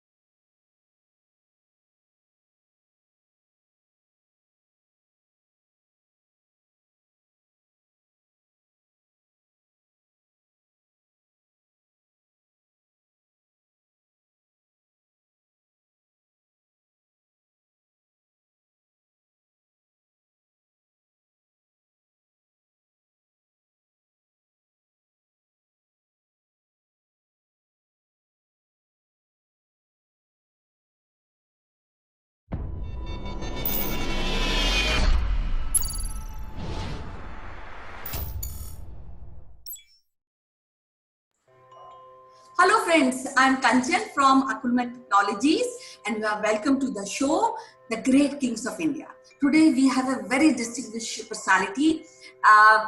Before I tell you about her name, let me tell you what she is and what she has been doing. She is a professor of ancient India history in Banaras Hindu University, Varanasi. She has a great experience in teaching international students and thus creating a knowledge base for foreign students, and thus giving awareness and information about our rich culture and tradition. She has been guiding scholars to do PhD. A part of this, she has tremendous amount of publication on ancient India tradition. So before, I don't want to waste any moment. I would like to introduce you all to the Professor Bindi Paranchpai. Welcome to the show, Bindi. How are you? I'm just fine, and I'm excited about this idea that I'll be talking to you people and students or younger minds who are joined with you. And it's a great opportunity. Thank you very much. Today, we'll be introduced to one of the greatest rulers of ancient India. His name was Harshavardhan. Oh, I think this is so important that he actually increased the joy of his people, and his name was Harshavardhana, the one who increases the joy of people. yes, we are ready to listen about this great king. And please tell us about this. Thank you. Yes. Okay, so let me take you way back by about 1300 years or so. This ruler was ruling from Thaneshwar, Kanauj, that is today's Farrukhabad district of Uttar Pradesh, and he was one of the most revered, most liked king of ancient India. He ruled in first half of the 7th century AD. That's how I said that let me take you back to 1300 years of Indian history. We have lot of good sources to know about him. One, the famous book Harshacharitam, written by Banabhatta. Banabhatta was his court poet, and an entire account of this king's early life, written in fabulous Sanskrit, that is available for our study. We are lucky because in ancient India, very few rulers we get information, such a contemporary information, somebody who lived with that person and wrote about him. And another, which I think is more important, because a court poet obviously will write so many good things about a king, the one who patronizes him, the one who appreciates his literary acumen. But one foreigner who visited during the time of Harshavardhan, he was a Chinese pilgrim.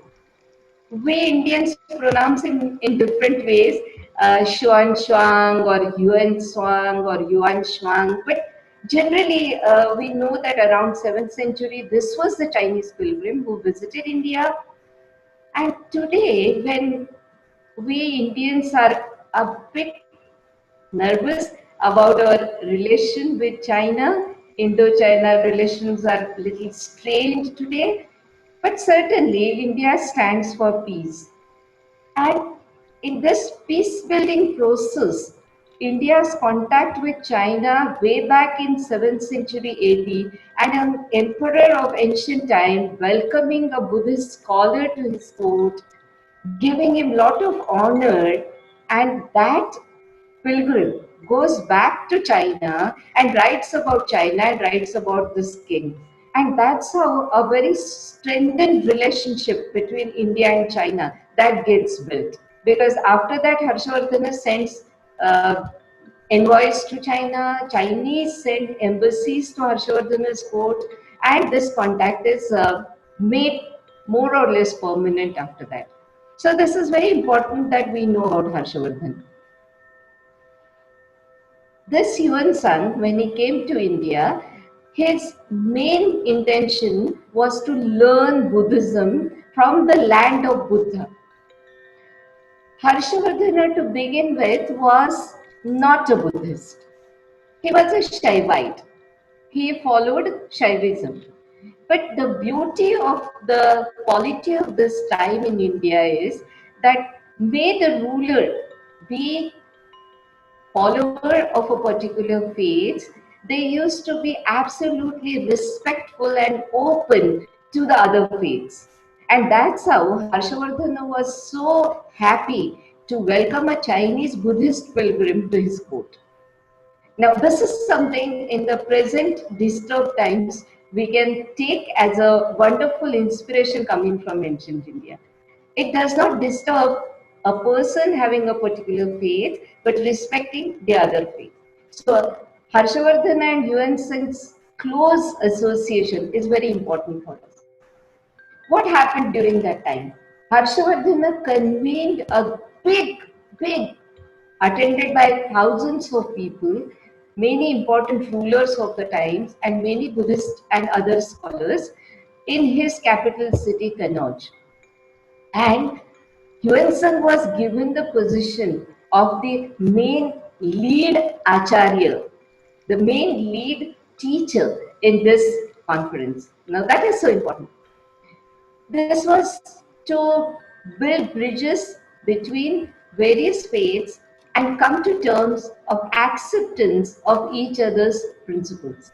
And this is what very importantly both these great personalities did. Harshavardhana from the Indian side and Yuan Seng from the Chinese side. Another thing is that Harshavardhana also generously donated to the Buddhist establishment at Nalanda. This Nalanda, the ancient site, is near Bakhtiyarpur in Bihar, and few decades ago, archaeological excavation was done at that place, and we have found that yes, there was a huge establishment, and that is to the level of being called a university. Now that university was established before the times of Harshavardhana, but Harshavardhana made sure that the university sustains economically, having its own source of income. How did he do it? He donated revenues of 100 villages to this center of learning.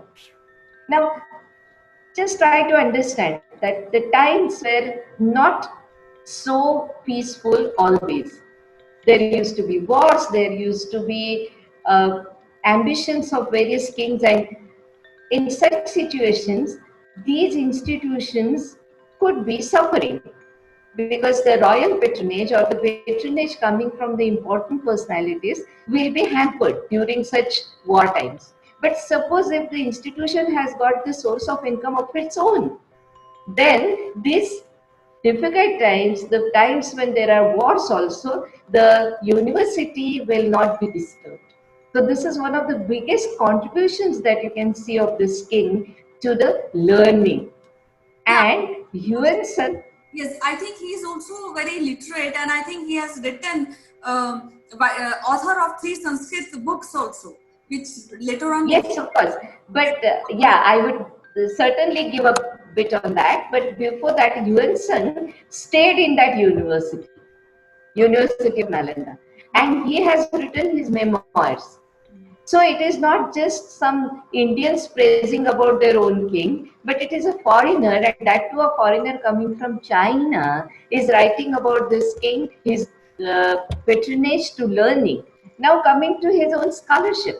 This king Harshavardhan himself was a Sanskrit scholar, and there are some books credited to him, and we can see that how principles of polity and the king's benevolence, king being very supportive to his subjects as principle, that he promotes through his writings. There are 3 dramas which are attributed to him. Those dramas in Sanskrit literature are taken as the best classics. So one is Nagananda, one is Ratnavali, and one is Priyadarshika. So in Nagananda, I think, which is very important for us to look, that king is trying to promote the principle of compassion, karuna, which is the highest principle in Buddhism, through his drama. The hero of the drama offers his own body, sacrifices himself to save a naga. Now, Naga means a serpent. In the human hierarchy, we can say that it was a very lower being, right? It was just a creature. But a person tries to save that creature by sacrificing his own body. And that is the theme, that is the hero of Harshavardhana's drama. I think this is so much in tune with our ancient tradition of compassion, sacrifice, and trying to bring peace and trying to resolve the conflicts. Because this hero's sacrifice, he sacrificed his body to the eagle, Garuda, because Garudas, the eagles, they eat the snakes. So for saving the snake, this hero Jivutavahana, he offered his body. So then the Garuda had a remorse. He thought that I ate something which was not my food. I was not supposed to eat this person. I was supposed to eat a snake. So then he promised Jibutavahana that henceforth I will not hunt these snakes. So the snakes' lives were survived. So what I mean to say is that that kind of a tension, that kind of a conflict that was resolved by compassion, by sacrifice. And this king, you can imagine a king writing such a drama, what kind of ideal he is presenting before his people. So I think for today we can stop here, and in future maybe we can talk more about Harshavardhana's some other achievements. But I think if our young minds start reading more about it and knowing firsthand what this king has done from his own works and from the works of Banabhatta and Yuan Sung, it would be great. And also, as I said, that during these difficult times, the tension times between India and China, and when India is standing for peace, these ancient traditions of peaceful interaction between India and China, I think all of us, we must remember and respect. Thank you very much. Yes, it is so pleasure to talk to you. And I just want to add one thing. Though he was a Shivite by religion, Harshvardhan, but he has given lot of freedom to Buddhism, and he is impressed by Buddhism. So we'll be discussing more about Harshvardhan in our coming series. For today, it is so wonderful to talk to you, madam. We'll be talking with you again on the same subject tomorrow. Till then, bye-bye. You take care. Namaste. Thank you.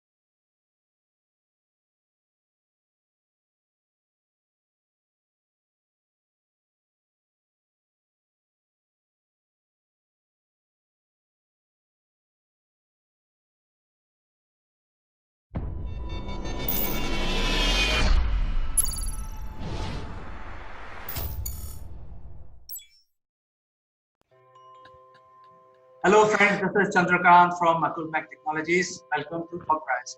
And let me also welcome my friend from UK, Mr. Naval Kant. Naval, welcome to Wednesday Soti. Wednesday Soti, good morning, CK. Good morning, everybody. Yes, the Soti Awards are pending. And today, we're going to just give you some very simple advice, how to present. So, let's start with it. You know, you're looking very presentable today, CK. Nice shirt, nice smile. That's what it's about, isn't it?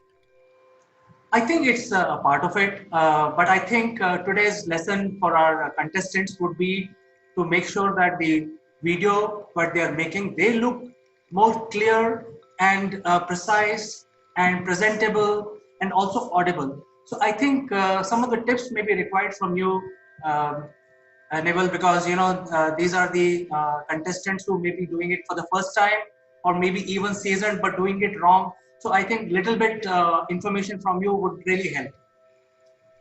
Yeah, sure. Well, when I first started in this, we didn't have things like, these wonderful things here. We had huge cameras, if you recall. So we've got a big advantage with these smartphones. So why don't you do the very simple thing at the beginning? Take a video of yourself speaking now and see what you look like. That's not difficult, is it? So give yourself a benchmark, get yourself ready, make sure that you're seated comfortably or you're standing up, whatever you feel more comfortable, and you've got your camera in the right place, and just turn it on, because no one's going to be watching, no one's going to be listening, but you are. This is feedback for you. So just give it a go. Do I look good in this? Do I look better on my right side? Or do I look better on my left side? Do I need to keep my bald patch out of the way? All those sort of things, just be very simple with it. Get a benchmark. Take a few videos of yourself speaking and look at yourself when you're speaking. So that's the first thing you can do. Just give yourself some immediate feedback. You can delete all of these. You don't have to keep them. You don't have to share them. But of course, you could share them with your friends and say, what do you think? I was quite surprised about this, Or if you've got some really good friends, they'll give you lots of feedback. So the first thing is take a benchmark. Just take a quick video of yourself saying a few things and then have a look at it and see what you look like. Were you entertaining? Were you engaging? Because this is where you're starting from. And then what you need to do is to move to the next stage. You need to start to improve. And the best thing is you just pick one thing in the video that you know you can improve on. So for instance, if you're doing this a lot and you're talking over here, then you're not looking at the video. You're not looking at the people that you really want to listen. These are the people that you really want to listen. And if you're getting too close to the screen, you might find that you start to back away because it's a bit overpowering. So just do the simple things, really. You need to start somewhere. So just start by videoing yourself and seeing where you are. I'm sure you did this when you first started, didn't you? Yes, I think it's a journey. When you're making a video, you have to always look at yourself after the video, how it came, was it right, all right, whether my expression was all right, whether I was having an eye contact or I was looking in the corner, and so on, whether I was looking good, my clothes were fine. So all that is part of feedback, which I think all of us have to do. And I think as a first step, it's a very good advice that people can actually either do in front of the mirror, or better would be to make a video for yourself and see how it looks. And the second point is when they start speaking, I think the voice modulation is also one of the major part of presentation. So would you like to give some opinion on the voice modulation part? Well, you've said it already, because your tone was not monotone and you weren't speaking like this all the time, because it would sound rather boring if I just kept speaking like this. Exactly. You're smiling. It is boring. No one speaks like that. Well, actually, perhaps robots do, in the old days. But robots don't even speak that way now. We move up, we get excited, we get enthusiastic, and then we speak very slowly, because we want people to start to think and reflect. Watch a newsreader, because these are the people actually that are doing this profession. You will hear them go up and down and up and down, and it's almost like music. It's not noise. It's not wah, wah, wah, wah, wah. It's music. People bring you into a story and they take you out of a story and they take you into the next story. and they transition in and out. So just imagine, again, singing a song all in one tone. Imagine how boring that would be. Imagine how boring the best artist you ever know would just sing in this one tone. What I suggest actually is try it, and you will find how difficult it is. It takes a lot of practice to speak at one tone and not raise it to a different voice and da-di-da-di-da-di-da. You can do da-di-da-di-da-di-da, but you try speaking in one tone.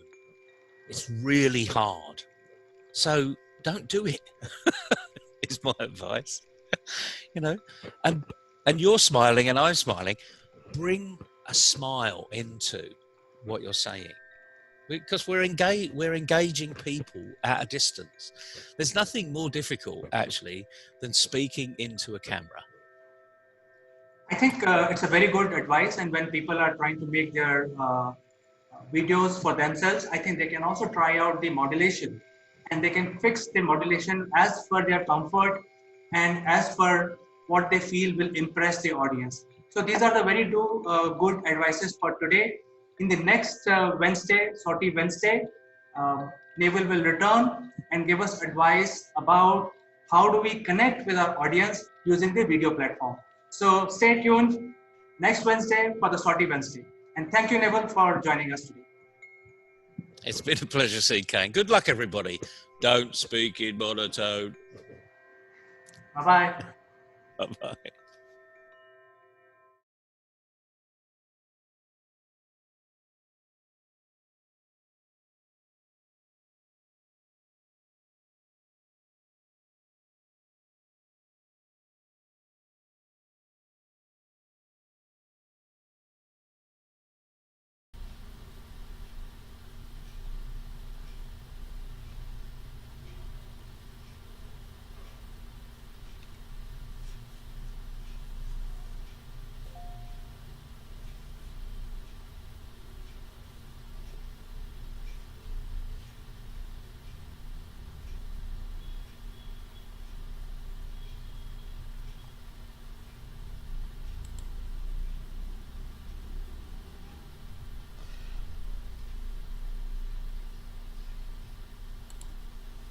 Hello friends, this is Chandrakant from Akulmach Technologies, and welcome to this edition of branding for beginners, and why this subject is so important and why it is relevant to learn what is branding.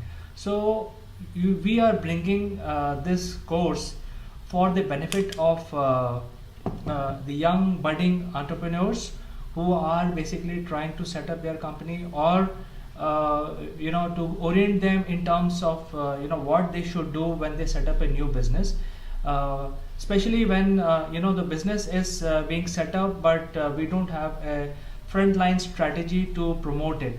So the idea being is, when we set up our business, we should also think about how we will generate business, what will happen to our promotion strategy, what will happen, how customers will perceive us, how future employees will perceive us, how we will make money.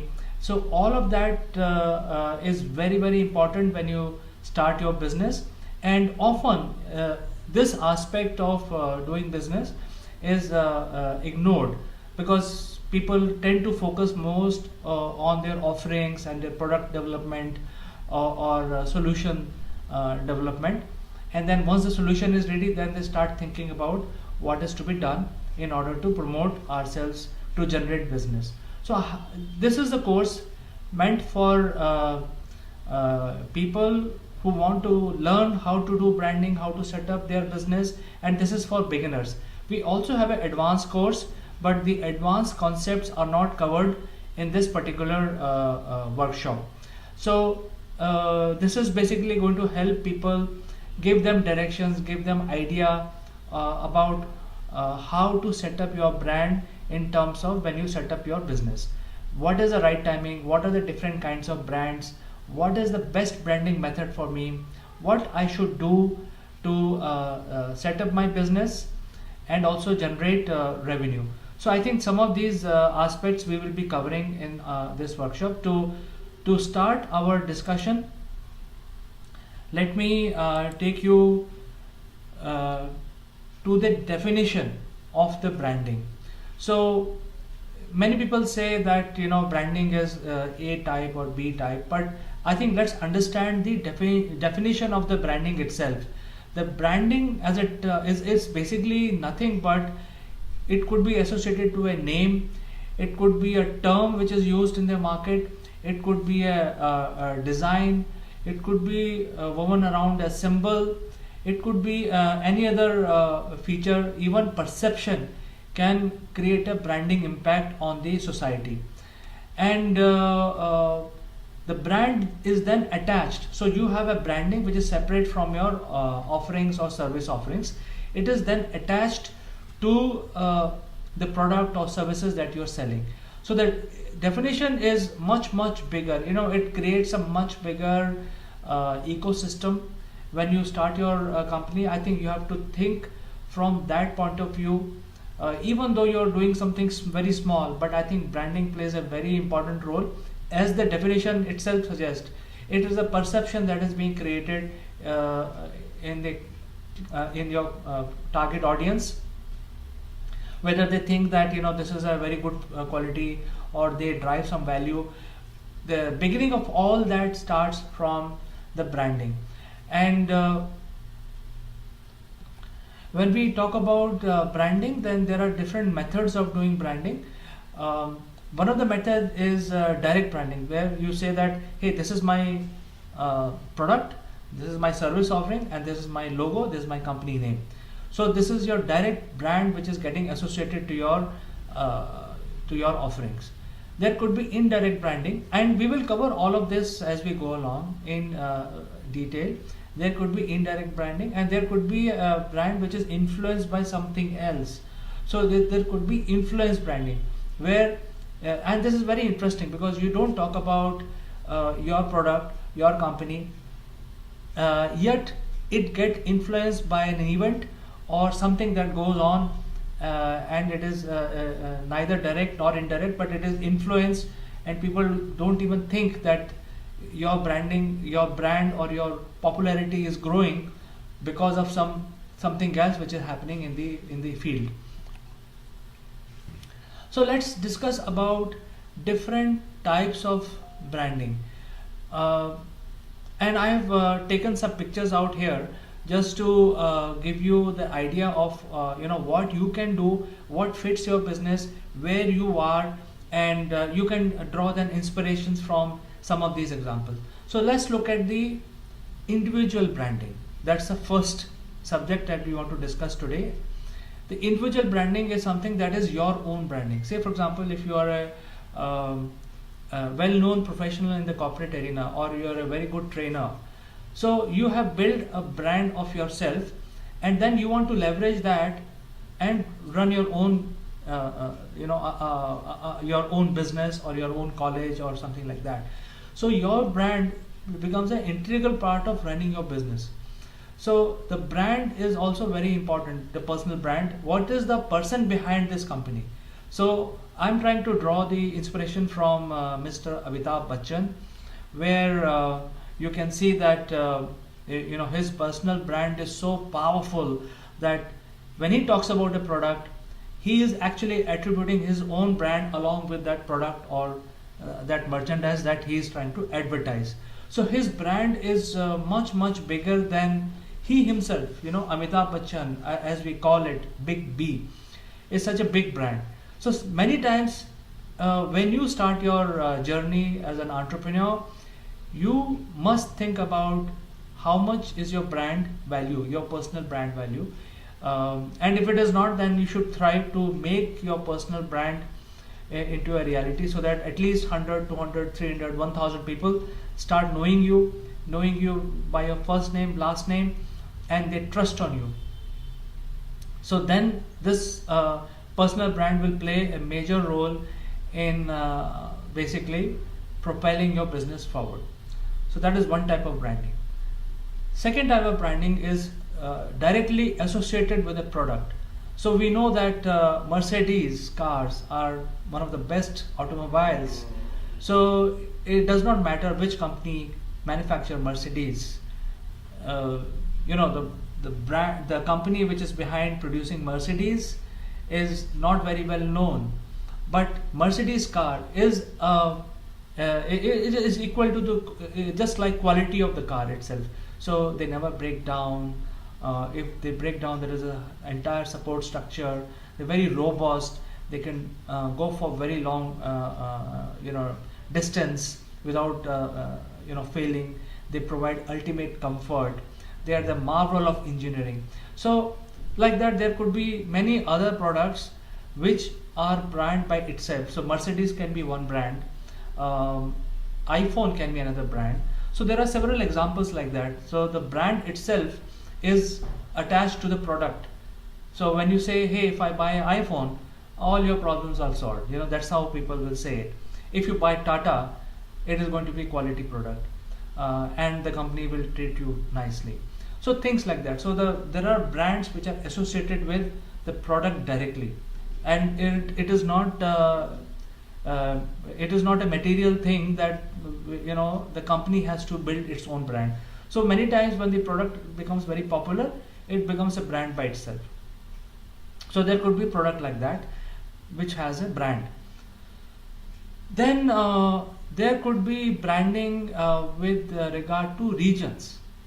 For example, there is one region which is safe for doing business. So once it is safe for doing business, people are honest, the law and order situation is very good, and this all is branding. Somebody has to say that come to my region and do business, because I provide you rule of law, I provide you clarity of thoughts, I provide you safety, I provide you workforce, and hence that becomes branding for popularizing your region. So for instance, India could be one region, EU can be another region, United States can be one region, and that is why these brands are associated with this region. Now the fourth example is the analyst. So the analyst job is basically to study what is going on in the industry and make forecast. So they basically talk to a lot of people, a million companies, and they understand what is going on. They apply their formula, they apply their brain, they apply their knowledge, and then they will come out with a forecast for next 1 year. And about 80 to 90% these forecasts are always true. So when an analyst speaks about the trend, in the industry trend, the industry tend to believe that, and hence the analyst makes a brand for themselves. If analyst says something, it is going to be true. So for example, Gartner, if they make a business prediction, it is going to be true. Nobody can dispute it. So it's a brand by itself. It's a branding exercise that Gartner has done for themselves. It is a different kind of branding. It's about predictions, it's about knowledge-based assessment, data collection, what is the type of footprint they have when they make these predictions, and so on. So which cannot be copied by any other company. It is different. It is a separate segment of branding activities that Gartner will take up. The Gartner as a analyst will have a marketing team which will develop all of these infrastructure and create the brand which is relevant for the analyst. Then there could be a different type of branding services required for just services. So if there is a services vendor, then you need to be able to convey to the customers, your clientele or your consumer, that if you take this service from me, it is going to be top notch. So things like Just Dial. If you dial Just Dial, you can get number of anyone in India. That's a service order. So they have given a branding color for themselves, which are very, very specific to themselves. They have built their name and their fame, and hence that drive their business. So if you call Just Dial, you can get number of anyone. So this is a service oriented example of service oriented branding. There could be other examples as well, where service can be sold with a brand. For example, if you look at Reliance, they provide telephony services. So when you say Reliance, it is good quality telephony, it never breaks. You have engineer always available and things like that. So there could be, now Reliance may not be a good example, but there could be other examples which are similar to this. So services can be branded in a certain way. Similarly, a country also requires branding. A country can have a bad image, can have a good image. All that is created by the branding for that company. And there are people who actually build a country's brand. The country is safe, it is not safe. If you come as a tourist, what will happen to you? Will you be taken care? Will there be hospitality? If you come as a businessman in that country, what will happen to your investment? Will you get the money that you invested with profits? Will there be any regulations? Will there be any clean practices? So there are a lot of other issues. It is safe, you can travel in night, is there going to be entertainment somewhere, and so on. So even country requires to build their brand, and they need to propel themselves. So if the country is very popular globally, then obviously somebody has done the branding activity to build the name and fame of the country. Now a company can also have a very strong brand name associated with themselves, just like Tata. Tata is more than 100-year-old company out of India, but they have built a brand over the years. The Tata brand has become so powerful that whatever they do, the brand has an impact on the product, even though if they make salt. So a simple thing like salt, if you put Tata, then this salt is going to be the best salt which you can buy, best iodized salt. So it is better than other products which are salt. A simple thing like a salt can also carry a brand of Tata, or a very large machinery of which are used in mining, etc., can also be built by Tata. So when Tata build a product, whatever they do, the brand of Tata is so strong, it is going to be good. So there could be examples of other similar company branding. For example, when you say India Inc., there are very few companies brand that comes to our mind. One is Infosys, other is Tata, then Adani, and Reliance. So some of these companies are there which are doing groundbreaking work and a lot of work in India, a lot of pioneering work they are doing. So they are ensuring that the brand value, if somebody says, hi, I'm working with Reliance, that means they will have a clean practice, they will get the right product from that company. And hence, because I'm dealing with Reliance, I'm dealing with Tata, I'm dealing with Adani's, I'm dealing with Kirloskar, the brands has a lot of weightage, and half the battle of basically selling your merchandise, your product, is won if you have a very strong brand. So things like that. Now branding is also required for things like forums. For example, NASSCOM is a good example. Now NASSCOM has to also promote their services for the sake of selling, helping their partners sell them outside India, and the partners which are in other countries to sell and find IT companies out of India. So IT companies need to sell to other countries needs to buy from India. So that is the activity NASSCOM does, and it's a forum. It's a forum which will make two businessmen meet each other. Now, what is the advantage? If I go to NASSCOM, what will I get? If I pay their annual fee, what do I do? Will I get new business? So that is a question of any member joining NASSCOM, and that is a basic question. And in order to establish themselves being a forum where people can buy and sell, they also have to establish their brand, that if I go to NASSCOM and not anybody else, there is always a competition between different NASSCOM and other agencies which are doing pretty much a similar work. So why people basically go to NASSCOM? Because they get the best outcome out of it. They will be able to find buyer in other countries quickly. faster than any other forum which can provide. So they have to also ensure that when they provide all these services, they have to also do branding. They have to talk about this data point that, hey, we do these for you. If you come to us, we will help you grow better and faster. So this is what the branding will bring to NASSCOM. And last is the website. So if you have a website, you need to do branding. For instance, Naukri. Naukri is such a powerful brand because it provides employment opportunities to so many people. But we don't know what is the company behind Naukri. We know Naukri will give you, if you go to Naukri, register your profile, there will be a call from a employer. There might be a situation where you may get a job, but there is a company behind this website.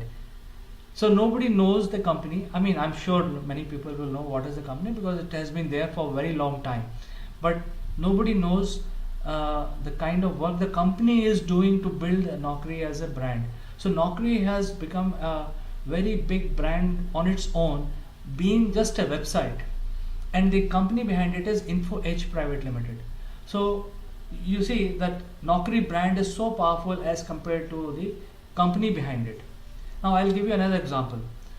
Google.com. It is obviously much bigger than Naukri. Google.com is such a big brand globally as a search engine. All it does is it gives you search engine capability and other things which are associated with it. Search. You can search pretty much anything on Google. But the company behind it's called Alphabet Inc. So people don't know what is the company, but the Google is such a big brand today, controlling almost like 30 to 40% of the global businesses, and the company behind it is Alphabet. So the Google brand is much bigger than the company which looks after that brand. So you see, the whole objective of having this discussion was that branding is absolutely important. Everyone needs it, and if you don't do branding, you are not going anywhere. Whether you are a forum, you are a website, you are a company, you are a country, you are a region, or you are an individual. So you need to work on your brand first. I mean, when you start your company, even if you are a trainer, you need to develop your brand. Very important point that I want to drive by these examples. So now we will understand what is the importance of branding. See, if you do branding properly, then you will actually gain a lot of customer awareness. So why we do branding? See, branding is that you establish yourself, your company, your work should be displayed in front of people, in front of your target audience, and so on. So when you actually brand your company, your work, it is the customer awareness that you achieve. And when I say customer awareness, see, it's like this: if 100 people watch your advertisement or some information about your work or your company or your website, the chances are 1 or 2 will come back and like to show interest in what you do. 98% of the people will keep that in their memory, and probably in future they may become your prospects. But the thumb rule is, say for example, if you start your branding today, the thumb rule is the conversion of percolating your messages out in the field will result in a certain percentage of gratification. However, you have no control on who can be your customer. So one of the activity which is a mundane activity of increasing your customer awareness all the time, but who can buy from you? Many people say that, hey, I will send email marketing, I will do digital marketing, I will do XYZ, reach out plan to the client. The problem there really is that all of this will not work if you have not worked in developing your brand, because people don't know you. If you try to reach to somebody who's not who is not aware of what you do, he's never seen your face, he's never seen your logo, he's not even seen the website, he's not seen any advertisement about you, the chances are they will not be attracted to what you're saying. And if you try to reach out to him, uh, it will result in a something which will become sort of an exercise where you actually end up telling him what you do.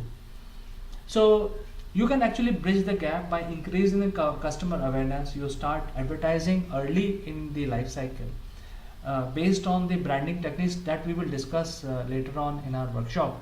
But I think increasing customer awareness is one of the critical tasks, and that is why you need branding. And don't think that if you do customer awareness campaign, you will get thousands of leads coming out from there. It is a constant activity which you have to continue doing, keep increasing the customer awareness all the time. And even though if you are like 100-year-old as an organization, you still need to continue doing your customer awareness, because the customers are X number of customers which are limited in the market. And then you have to keep on telling them what you do, what you are, what is the company logo, etc. Once you have garnered certain X amount of customers, then you have to also ensure that the customers who are now buying from you are not going in any other direction, because the market is such that there is always competition. And then when you are doing business, there are others also, 100 other people who are doing similar business, and they will find innovative ways to attract the customers, because everybody is trying to do innovative branding and also customer reach out plans. So the chances are that when you are doing your branding and customer reach out, you have to ensure that the customer loyalty is also maintained with you. So you have to keep doing what you're doing, any customer success, anything that your extraordinary innovation that you have done, which will bring advantage. And what is the reason that the customers stick around with you?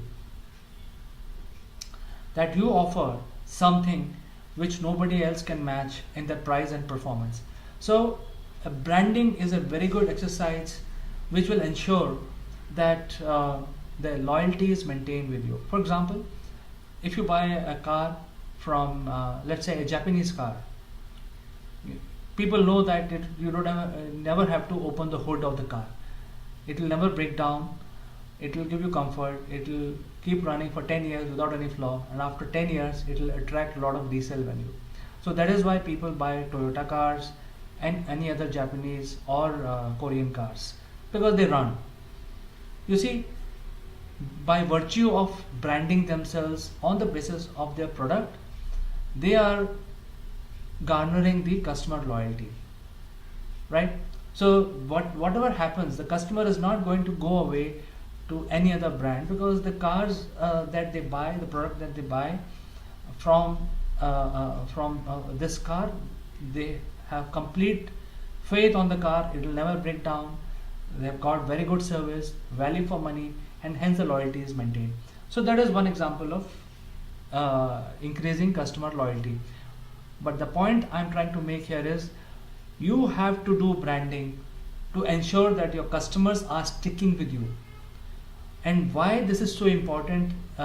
Simply because that there are X number of customers which can be counted. You cannot keep finding new customers every day. You have to ensure that whatever customers you have, the growth is only 20%. Say for example, suppose you have 100 customers, the new customers that you will find will be only 20. It cannot happen that you have 100 customers and next month you will have another 100 customers. It is not going to happen. So that is why keep that in mind, that if you have a continuous business from existing customers, you are better off as a business rather than thriving on finding new customers, because finding new customers is more difficult than maintaining the existing client. So that is why you have to ensure proper branding to make sure that you have done something to increase the customer loyalty. So you may have a survey, you may have advertisements You may have innovation, that you are adding new features to your service offerings or your product for free, whatever, it can be anything. But you have to think as an entrepreneur, as a startup, or as a small medium enterprise business owner, or as a leader, you have to think about this aspect also when it comes to branding. Now we come to the third subject. The branding will be driven by the quality of the product that you provide.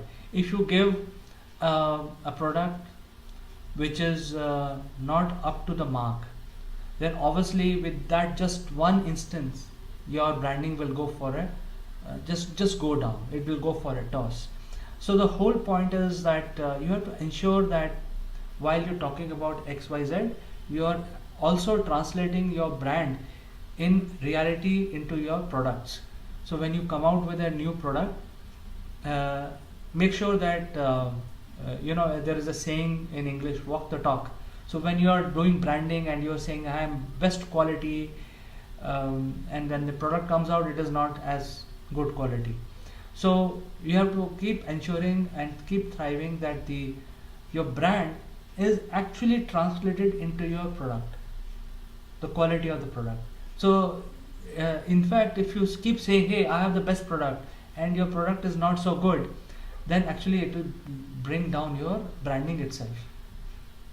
So it will not be sufficient to just keep talking that, hey, I have the best product, I have the best innovation, I have the best price performance, and in reality it does not happen that way.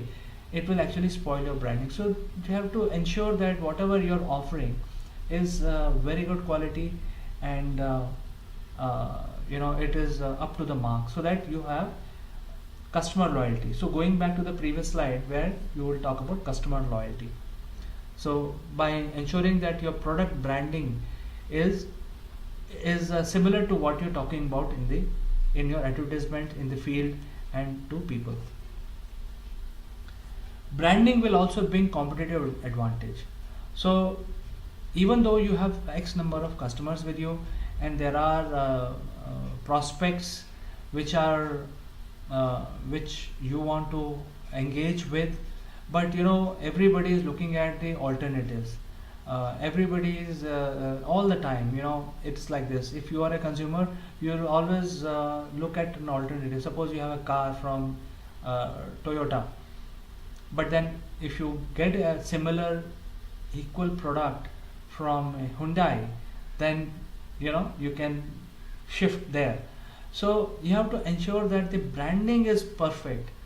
You keep telling your client or your prospect that this is the advantage if you buy from me. So you have to completely keep ensuring that the competitive advantage is always maintained in your favor. So you see, this is not an easy task. So far we have discussed that you have to do branding in order to find new customers. Once you find customers, you have to do branding to retain them, so that you have customer loyalty. Then you have to also provide good quality product, so that customer feel satisfied. They feel that they have paid the right amount of money for this product. And now you're talking about also doing branding to ensuring that you have a competitive advantage as compared to other players in the market. So your branding strategy should encompass all these aspects. You cannot ignore one and just look at the other one. So your branding strategy has to be consistent across the landscape. Branding can also be developed by introducing new products and services. So say for example, suppose you're already providing one side of product, you can then after 6 months you can diversify and have a similar product but of a different kind. So that, say for example, you're selling like a fountain pen, and that fountain pen is purchased by certain set of people, and these people will never buy anything else. They will like to have only fountain pen. So you have found 100 clients which are using fountain pen. Now you have exhausted your client list. by selling 100 fountain pen in last previous month. So what we will do in the next month? You know that I have exhausted the list. There are out of 1,100 like to buy fountain pen, and they have purchased from you and they are happy with it. You have done the customer loyalty branding. You have done everything. So as a growth of the company is now stopped. You know, you have developed, you have reached the market cap. In that market area, you have 100% clientele for fountain pen.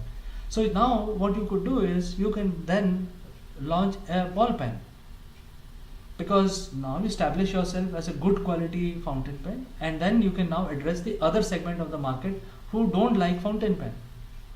They can buy a ball pen from you. So if you keep diversifying into similar areas, slowly finding clients by introducing new products and services, then your branding will also keep increasing. And slowly I picked up example of writing instruments. You can develop fine art pencils, and then you keep growing like that. Similarly, there could be a car manufacturer. They can start with tires, and then they end up after a couple of years producing the full car. Similarly, let's look at example of electric vehicle manufacturers. They can start with a moped, then they can come out with a scooter, then they can come out with a bike, and then they come out with a three-wheeler, and then they come out with a four-wheeler. So this is how they can progress. And this is very important to keep running the business, because if you produce only one idea, the chances are that idea has a limited shelf life. So your branding exercise should be complete, should encompass that activity where you have to ensure that you keep launching new product and offerings. Very important, to grow you need funding, and the funding will only come if the people invest in your business, and the investment will happen only when you offer them a growth path. Say for example, if there is an investor and he has a lot of money, $1 million with him, and he is looking at making $2 million out of his investment. Now what are his options? The easiest is he go to a bank and he will give it a fixed deposit, which will give him 10% or 8% yield. Now with that kind of investment, he is not going to make 2 million. I mean, he can make 2 million, it will take him 10 years. So you have to offer something which is better than what the bank can offer. So obviously you have to give some very attractive figures. If you give me money, I will give you a return on investment like this. I will make sure that in 2 years you will double it. So now this is very important. If your product sales are also branded, that hey, you have grown like this, you are $100,000, now you are $1 million. So obviously you're growing, and this kind of branding can help you find investors. So when you get investment capital, the chances are that your company will thrive, and then you can look at new avenues, expanding markets, opening new offices, hiring new people, building a infrastructure for manufacturing. There could be endless supply of capital. And if you don't do this branding around the growth element of your company, innovation, growth, customer loyalty, the chances are the investors will not come to you. They will find some other avenue, and that is where the problem is. So you should always look at investment for growth as a business owner, so that your brand is very strategically strengthened, and people are willing to fund your brand, so that there is a growth in the brand. We have the funding now, but who will work for us? So now there is a different kind of branding that you have to do in terms of the human resources, human capital. Because if you have the funding, you have the capital, you have the clientele, now you want to grow, you want to set up a new office in a new city, or you want to set up a new office in a different country. So who's going to work for you? So people are very smart nowadays. They like to see what you do, how people rate you, and so on. So now you have to look at branding which is related to how good you are in terms of treating your own people. So now you're treating your clients, you're treating the industry, you're treating the analyst, and you have to also focus on how you treat the people. And to give an example, some of these IT companies, they actually do branding only about the subject, how their human capital is, how good their HR department is. And so it's a question of demand and supply. So you have a demand and the supply is the people. So if you have people, then only you can fulfill the demand. There's no point in having demand and not having the supply. So you have to look at that you are sending the right message by doing the right branding so that people are attracted and join you.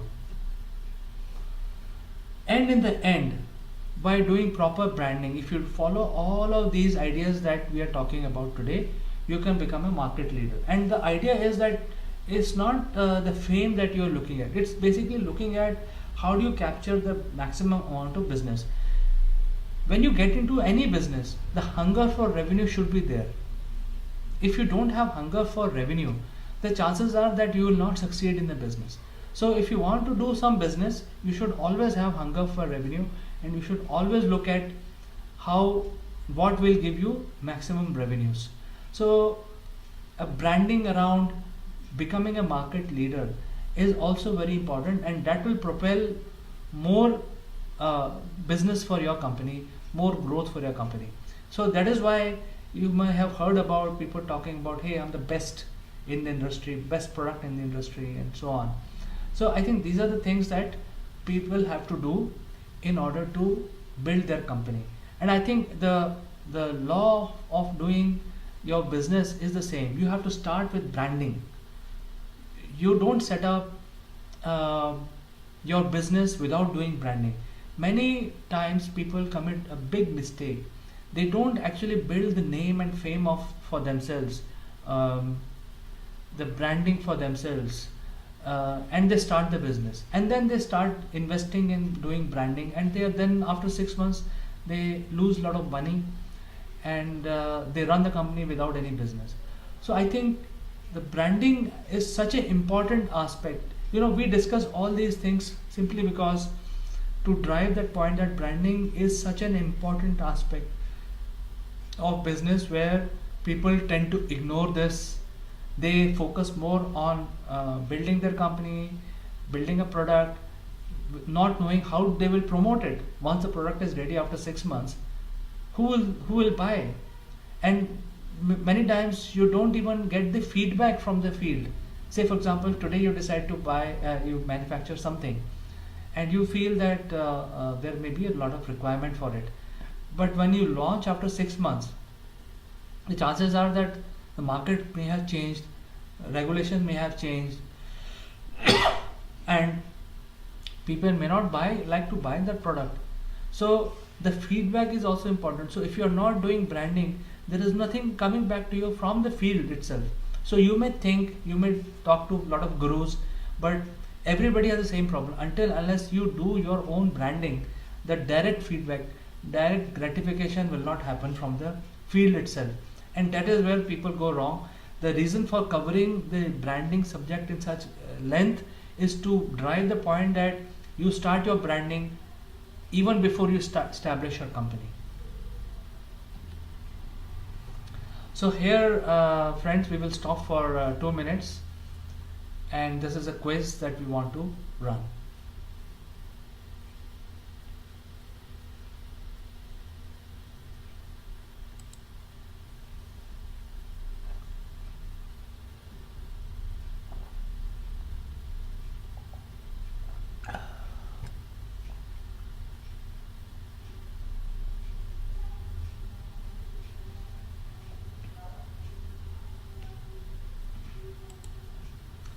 So welcome back. I'm sure you have noted down these questions. You can write to me giving your answers, and we can have a one-to-one discussion later on. But I think let's move on to the next section,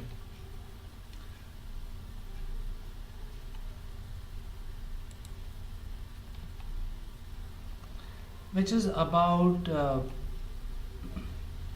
different branding techniques. So you see, each category of activity will define that you know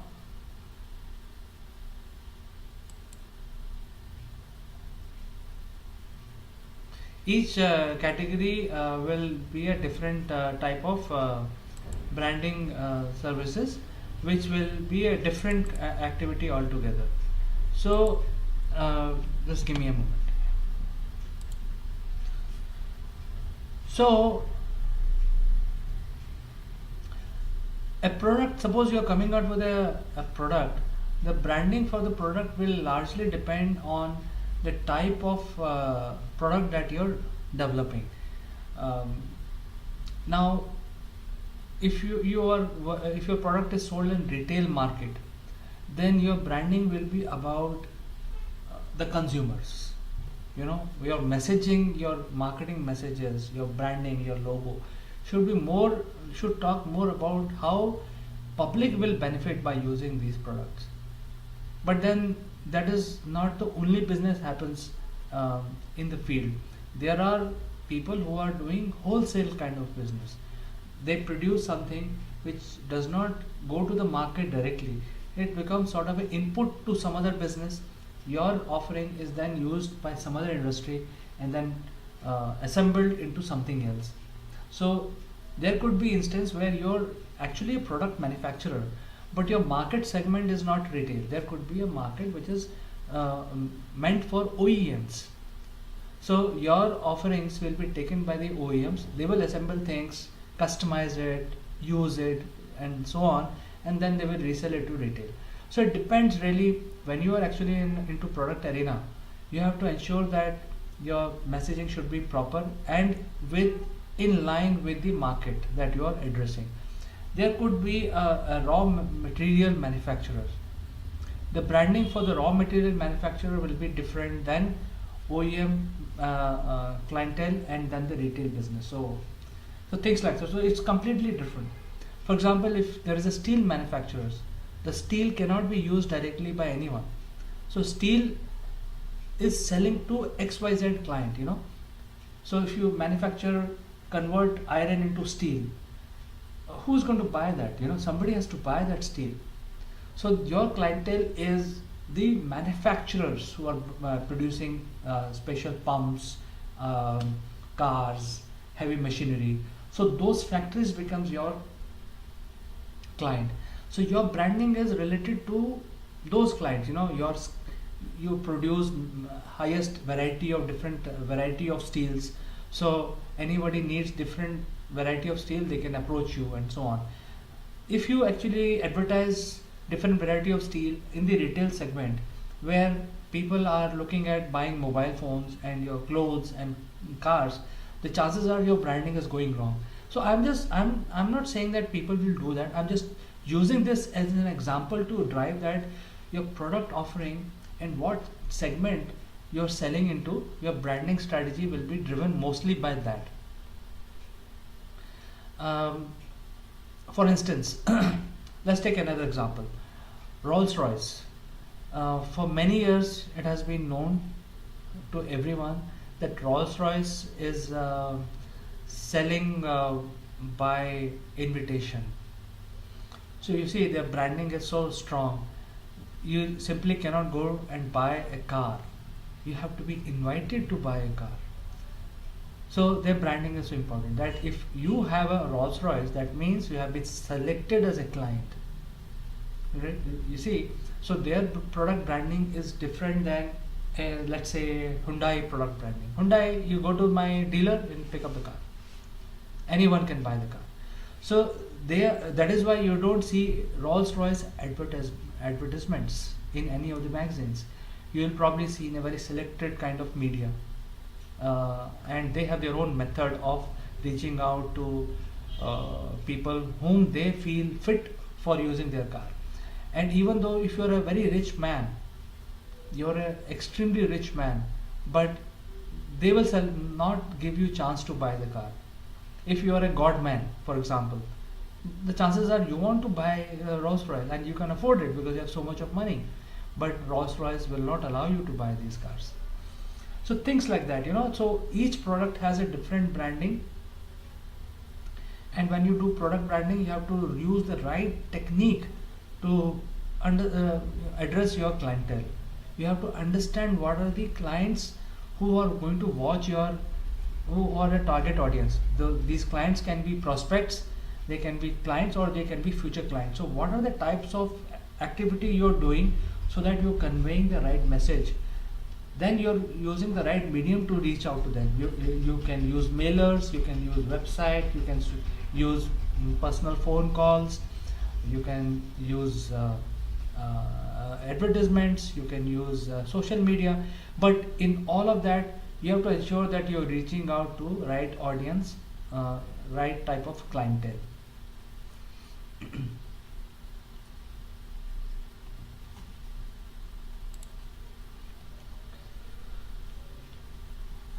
Now, if you want to promote your company, a corporate, then you have to talk about, you cannot talk about your products. When you say Tata, you want to brand your corporate itself, corporate culture. Then if you keep talking about your Tata Salt and eatables and cars and heavy machinery, it will not build your corporate brand, a cultural brand.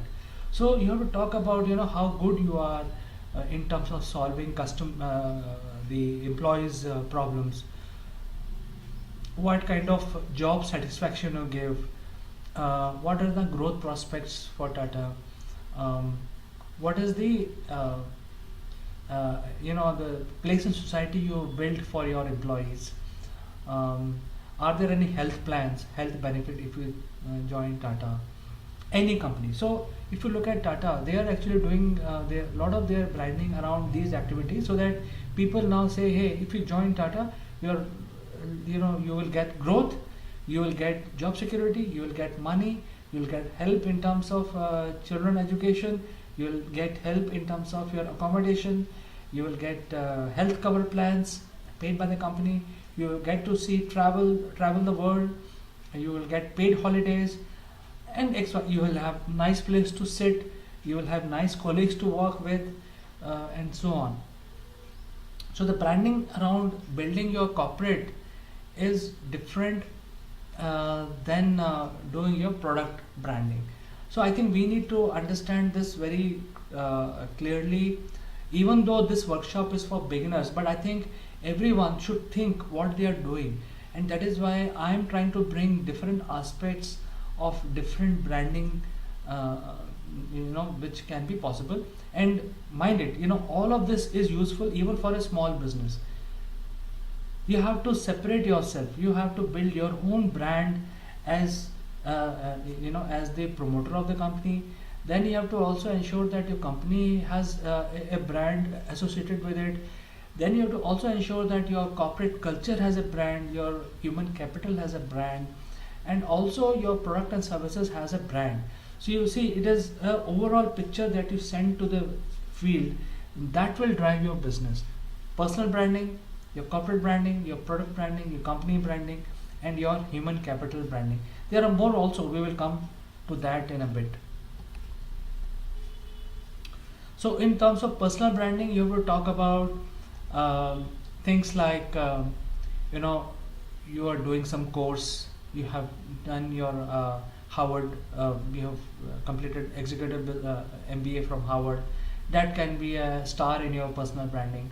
Or you have gone on a whitewater rafting, every year you go, so you are a sportsman, that can be a brand. Now this brand should not be linked to your company. You have to thrive in building your own brand separately without any influence of your company, because company will do a different kind of branding, and it doesn't matter even if you do the same branding, it doesn't matter, but you have to ensure that your branding is differently driven, and it is not the same branding that your company is doing. Even though you're a small businessman and you have sleep and breathe your company, but you still need to look at what you do to build your brand, and your company will build its brand, which you are only driving it, but it has to be separate branding. So in nutshell, the brand itself on the personal level is very very important, because if you are known, if even though your company is small, but if you are able to build a brand of some way or the other, then people tend to have faith in the company. They know that this is a person with this kind of fame behind this company.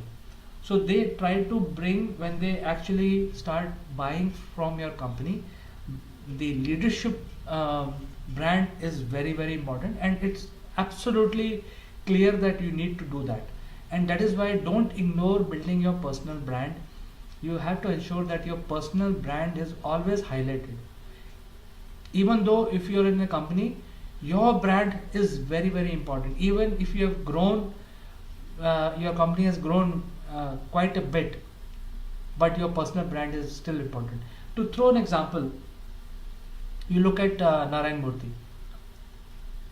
His personal brand is so huge. His company brand is also big, but his brand, I mean, his personal brand is that he's the MD of the company. But then he has other personalities. He talks in other forum, and he's indulging in other activities which are related to nation building. He's doing a lot of work in education, youngsters. So we can go on. There are people who are basically investing in building their own brand of different nature and different kind. Because if you actually increase that, then your perspective, your whole area of achieving the proper branding is increased. So you have to ensure that your personal branding is always developed as a leader, as an entrepreneur, or even as a trainer. Because then in the case of trainer, your personal branding is very very important. If you are a professor with 30 years experience, that is driving your training institute or training online business. So things like that, you have to ensure that you think about these concepts. Now the cultural branding is something which defines you as a human being. So what type of post you like? Say for example, let's say in the today's context, when everybody is on social media, you are liking, sharing certain type of activities on Facebook or on Twitter, etc. That is going to drive your branding in terms of your friend circle, or the kind of activities your company is indulging in. So it becomes a culture thing today, and now it's a lot easier to make or break. Earlier, you could have ignored it when the social media was not so active, like 10 years back. You could have ignored this aspect, very important aspect. But now, since everybody is on social media, the cultural background of the organization that you're building and your own personal image will be very heavily affected by the culture output. So you can try to make a cultural branding about yourself, that you tend to dislike certain things or you tend to like certain things, and that will stick onto you. Say for example, if you're indulging in too much of a religious rhetoric, then this will stick onto you, and then after some time your branding will take a totally different turn. It depends what you're looking for. If you're looking for that kind of orientation to build your brand, it's okay, it's fine, but you are the best person to decide. But then your branding will, the culture of your branding or your organization branding will be having X number of buyers which are of the same culture or society. So you have to ensure that you send the right messages, you make the right plans to convey the right messages overall by building your branding services. Now, one of the things which is very important now at this point I would like to mention is when you have taken all the steps of building your brand, building your company's brand, you have taken the right decision to build your employee capital branding, you have reached a certain level where you have been doing this work for some time, but there is no growth, because it happens to everyone. You reach the certain level and then it saturates the market. So you need to do something else, you need to shake up things, and co-branding is one of the activities which you can take up very easily. What is co-branding? Co-branding is that you tie up with some other brand, well-known brand or similar brand, or a lower brand or a higher brand, doesn't matter. Co-branding basically means that you tie up with another brand, another company, or another person, and jointly come out with an offering. So that is what the co-branding is all about. It doesn't matter that you are a big brand or a equal brand or a large brand, powerful brand. It doesn't matter. You can co-brand with any type of logo, any type of company. The example that I want to give, there are many examples like that, and you know what I feel as a trainer, that everybody today talks about, hey, let's do collaboration, let's do this, let's do that, let's team up and work together.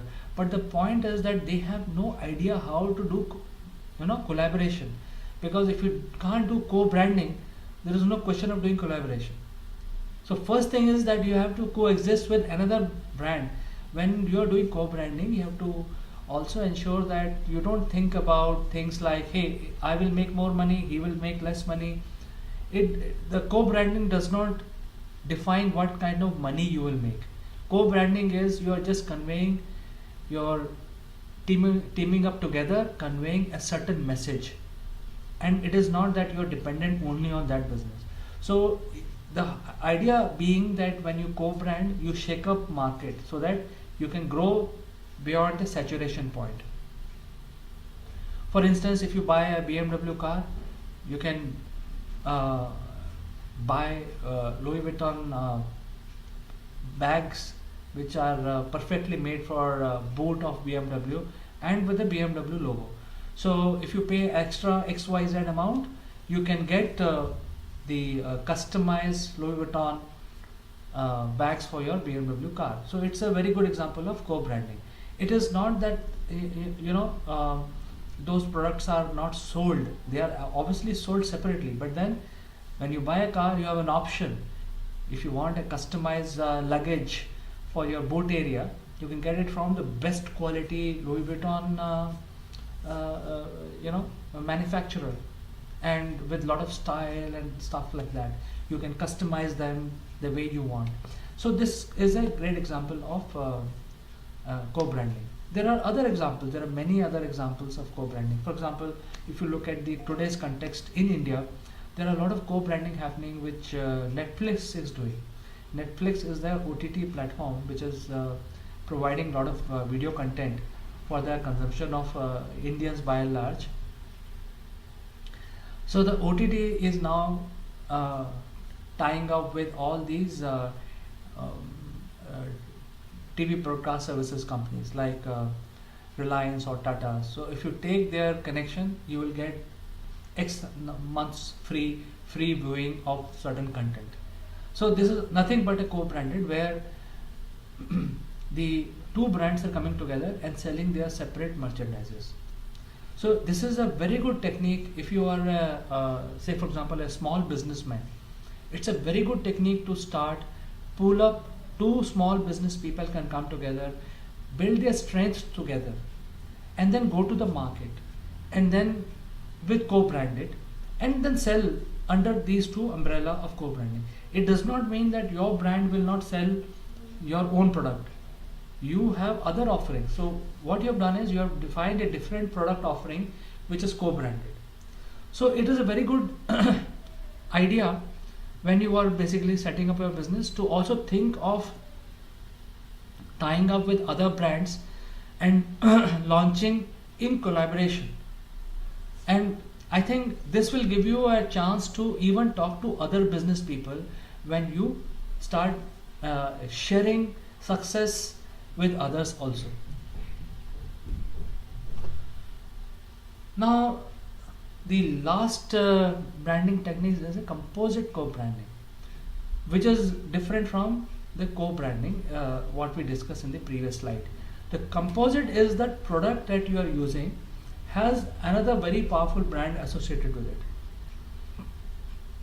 For example, I am trying to say that if you buy a Dell, you will always see, in fact, if you buy a Compaq, you will see Intel inside logo. So it shows that Intel is a very, very powerful brand. But then if you buy certain brand, they are co-branding, but it's composite. It is basically into one product offering. You buy a laptop from Dell or a PC from Dell, it will have Intel inside. So it's a very powerful way of doing co-branded. Co-branding, composite co-branding usually work in a situation where it may not be very good for all the situations, but it is good for a very powerful umbrella brand coming and then helping other smaller brands. So then there is no question of uniqueness or anything. The large brand will influence other brands. So, at the beginning of the workshop, I talked about Amitabh Bachchan. So it's a very good example of composite co-branding, because Amitabh Bachchan has a brand of his personal brand of his own. But then when he talks about Samsung, when he talks about a car, when he talks about XYZ, he is actually rubbing off his brand onto that brand. So Amitabh Bachchan's personal brand is huge. But then when he talks about Hyundai car, Santro, that I go to work driving a Santro, then his brand is influencing Santro. So this is an example of composite co-branding. It may not be relevant for all situations, all businesses, but yet it is one of the tool available for increasing your business. So summarizing this session of what to do when you're doing your branding. First, as I said, you have to look at creating your personal brand also. If you are a leader or if you are an entrepreneur, you are a leader of a team, you are a CEO, CIO, CXO, you have to look at building your personal brand. Many people tend to ignore it, but I think that is not the right attitude. You have to build your brand at par with your company's brand. So you have to ensure doing whatever it takes to build your brand. And that gives the confidence to your client, to your prospect. When they actually deal with a company, they know that this is a person behind as a leader in that company, and they recognize you as a person. So you have to keep ensuring that. Now, in nutshell, you also have to do your company branding. So you have to ensure that the company's logo is visible quite often, because if you're out of sight, you're out of mind, especially when you're a small player. If you're a large player, you will have a lot of budgets, you will have a lot of muscle power in order to spread your messages, flyers, and put board outside your branch offices and across the city, multiple offices. So they have more muscle. The problem is when you're small, then you have to ensure that you are visible. So there are different techniques we will talk about after the small quiz. We will talk about what are the different techniques to build your brand being a small business. However, your company has to ensure that their logo, their work is visible. That means the company is always moving. It's not stagnant. Then all of this, so what is happening? You're creating a hype, and then you also have an heritage, because the person's leadership team behind the company is also building their brand, sending their individual messages out, doing something else other than the company is doing, and things like that. So you're building a package, sort of a aura for running your company. And if you don't do any campaign, then the campaigns, how will you reach to the market segment? So you have to continuously keep doing the campaigns, keep running those campaigns to ensure that every second day or third day you're in the news somehow or the other. So we can come up with these ideas, and we can have an advanced course next week where you can learn about these ways of doing campaign. Fourth, very important, you have to keep the field motivated. When I say motivated, it's not only the client which is motivated, it's not only the employees which are motivated, it's not only the investors who are motivated. So when you keep your messages keep going out every second day, people start seeing your logo and your work, your innovation, your white papers, your new activities that you're indulging in. You found a new client, you announce it. You opened a new office, you announce it. You come up with a new idea, announce it. Why keep it to yourself? So by doing all of these different activities, you are actually motivating your clients in terms of uh, uh, clients, your employees, your investors. Hey, these guys are doing something. These guys are very active. These guys are very aggressive, and so on. And then by doing all of this, you will be able to connect to new people. You have your own connections, but then you keep building your network. And business today is about networking. So if you have a right network, you will be able to make money. And if you don't have a right network, then you will not be able to make money. So it's like that. So when you do right branding, you reach out to the people, you convey the messages that you have, you keep motivating all these people who are watching you, and then you keep connecting with a similar type of people, because that's the market segment you're working with. Above all, you have to be creative. You have to know exactly how you will do all of this. So you have to do in a very imaginative manner. You have to be creative, and then you have to be strategic, because you cannot keep repeating those things. Say for example, suppose you went on a whitewater rafting, you cannot continue that messaging for a month. So you have to at least apply some strategy. What will happen? Usually what happens is that these are the activities that are planned at least for 2 months, and then there is a calendar which is produced, a branding calendar, and then the calendar is then followed religiously. So you as a leader, or your employee who's running these campaigns, or if you have engaged somebody to drive this, you have to ensure that the branding calendar is followed, adhered to, and the strategy has to be in place. So with this, we'll stop for some time, for 1 minute or so, and there is a small quiz that you can attempt, and you can write to me with these answers if you like these, and then I can respond to you, connect with you, and we can have a debate on that.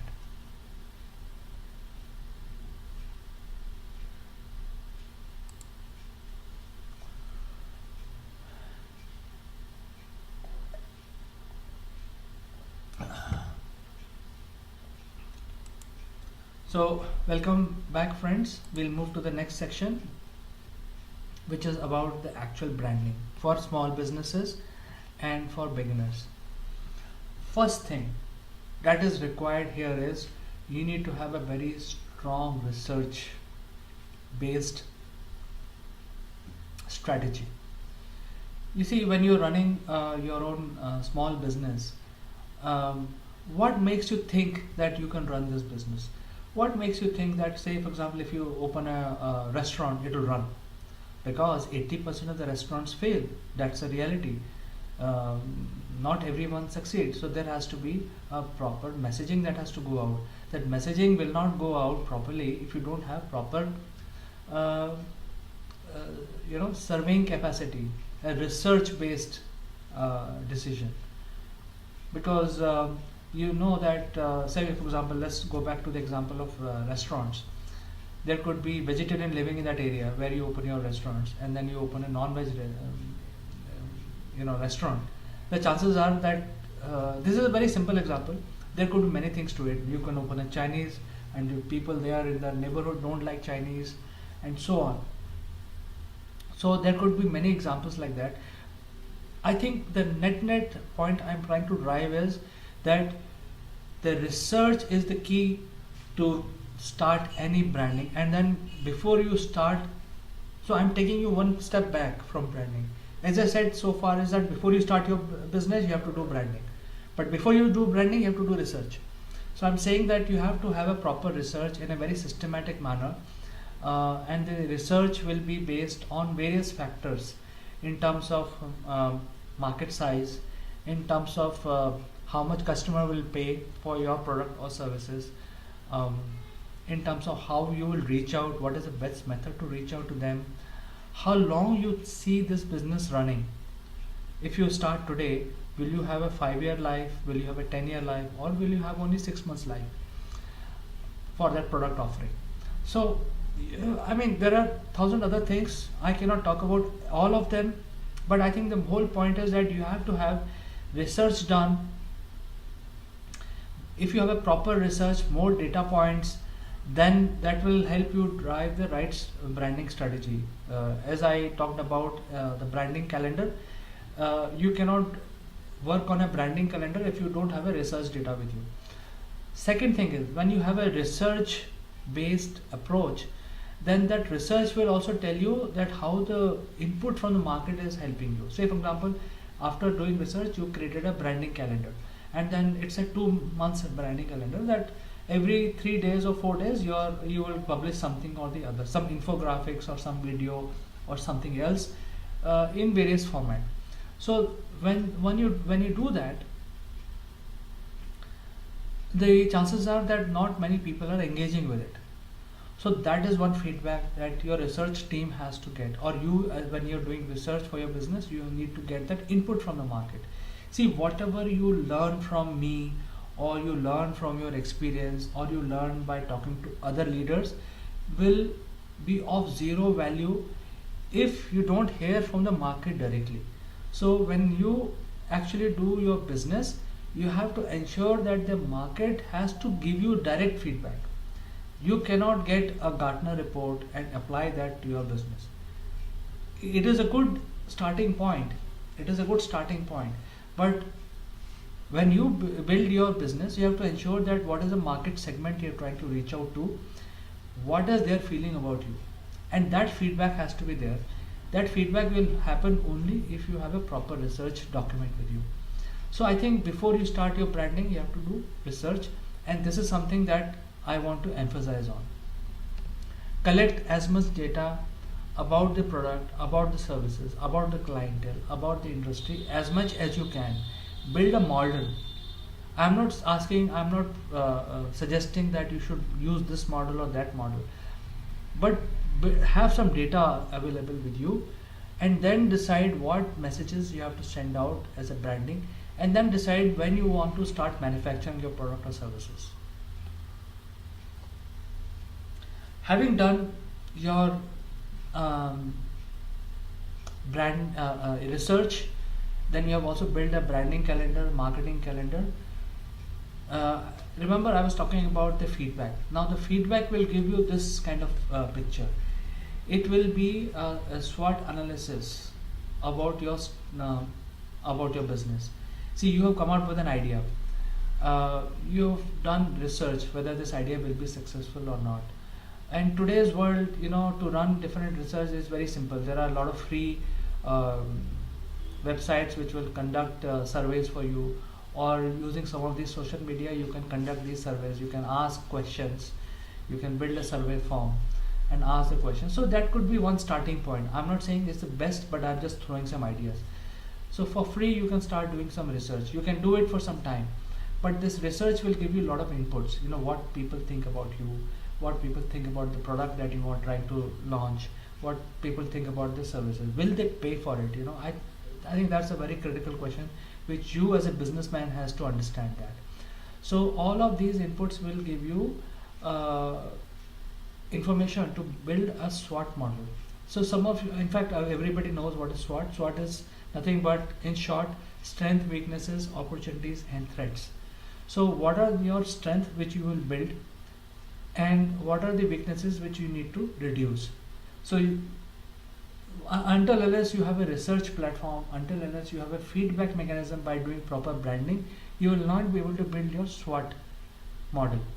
So you build on your strength, so you know that these are my strengths and nobody else can match that.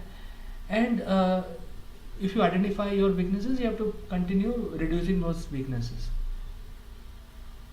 And then if you come across an opportunity, you have to ensure that you capitalize on that opportunity.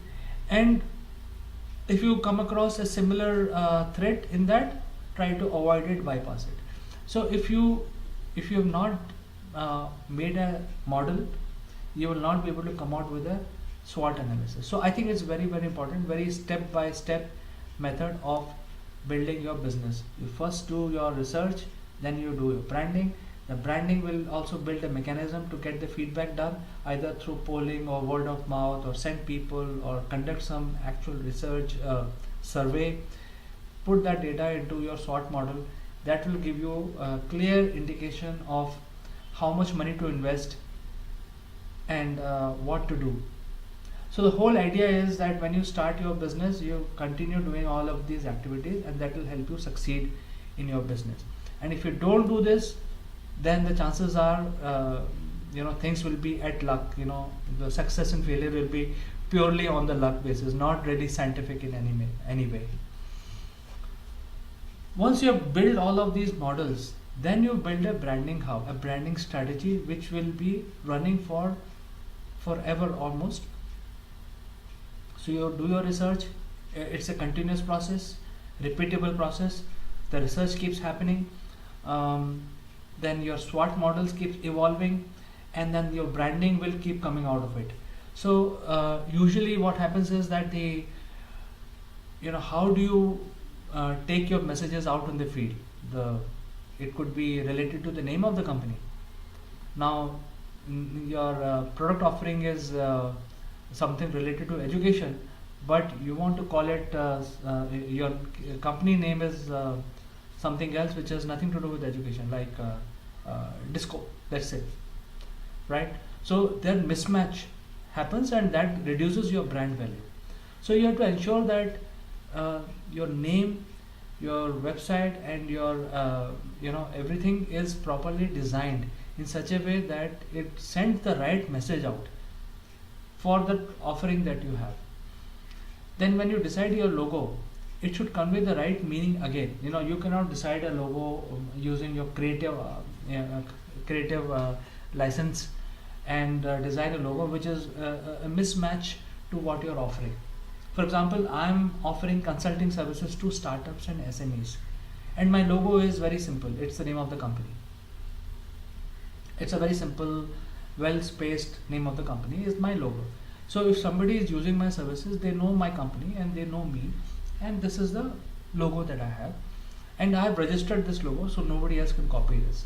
So things like that you should do, and all of this will be done easily if you have a proper research and proper branding mechanism in place. And how do you reach out to your client? You have to build a website.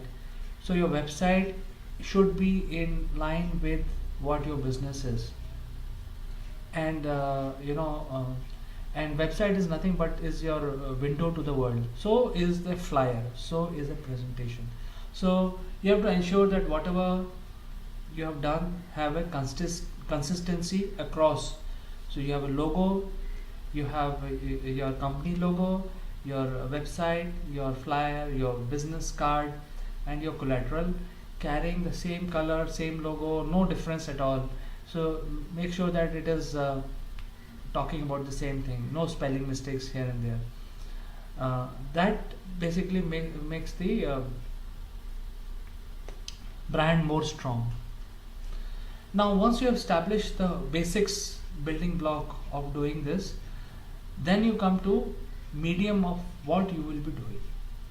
So if you are say for example, if you are running a small business which is servicing the close by clients, then you can choose various methods of sending your messages. You can use a banner, you can use leaflet flyers sent out to their houses, or you can also use social media, telling them, hey, I'm doing this XYZ. And there is no second thought about it. If you don't do advertising about yourself, nobody will know that you're here, you exist here. You have to tell the world. I mean, if you don't put a board outside your office, a small office, how people will know that you're doing this XYZ activity inside this office? So you have to talk about what you're doing. You have to ensure that you reach out to the client, telling them, hey, I'm such and such person, I'm providing these services. So you have to ensure that you can reach out to, depending on what clientele you're trying to attack. Choose your method of sending your messages. And in today's environment, you can actually advertise on social media.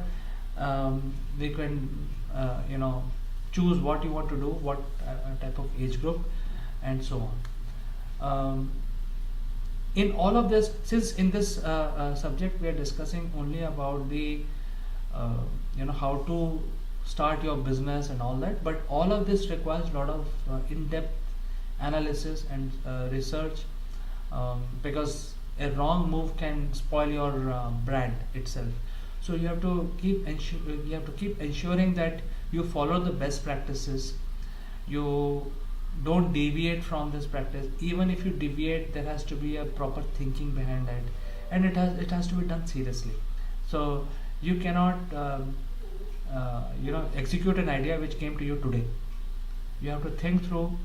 You have to also apply the SWOT model to it, cause and effect. If you convey this message, what will be the effect? All that has to get into your model, and then you keep churning. I mean, you don't do anything ad hoc. Even though if you are a solopreneur, you are running your own one-man show, you need to be very watchful of these things. We talked about co-branding, composite co-branding. That will give you something called influencers. Now, influencers are becoming very, very critical in today's world when it comes to the small medium enterprises and also the startup. The problem is that the startups and SMEs don't have a reach like a large corporation. So that is why the influencers plays a major role, because if somebody else has bought it, it must be good, and somebody else has conveyed the right message, it must be good. So things like that. So you have to ensure that you have roped in the right type of influencers, and you simply cannot afford to ignore this aspect of influencers, because that is the reality. You have to collaborate, you have to co-brand and influence your brand, because in absence of your brand being visible X number of times, if you don't have influencers, that limitation will stick onto you. So you have to ensure that you rope in right type of co-branding influencers, co-branding people with you, or tie up with other brands and so on. And then you can think about advertising. You can start thinking, once you have all of these things that we discussed today in today's session, then you start thinking about how much money you want to spend on advertising, and then advertise, because advertisers will take your message far and wide. So you have to ensure that when you advertise, you just simply don't advertise by paying X amount of money in a newspaper, for example. And if you're running a business which is catering to X type of people, because going to a newspaper advertising, what is the point in doing that if people don't watch it? I mean, your target audience don't watch it. So it is important to decide what budget you have, what is the reach, and how you want to advertise. So you have reached to the point where you are thinking about advertising now by spending money. All this will not happen if you have not done the groundwork, and all of this groundwork is ignored many times, because people concentrate on the offerings. They cut short all of these activities and they straight away jump to offerings.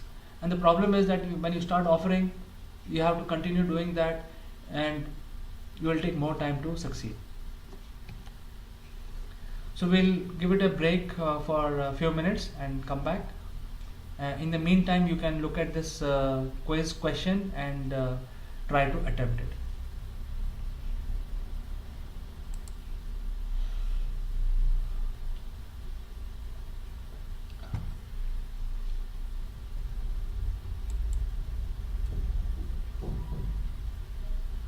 Welcome back, friends.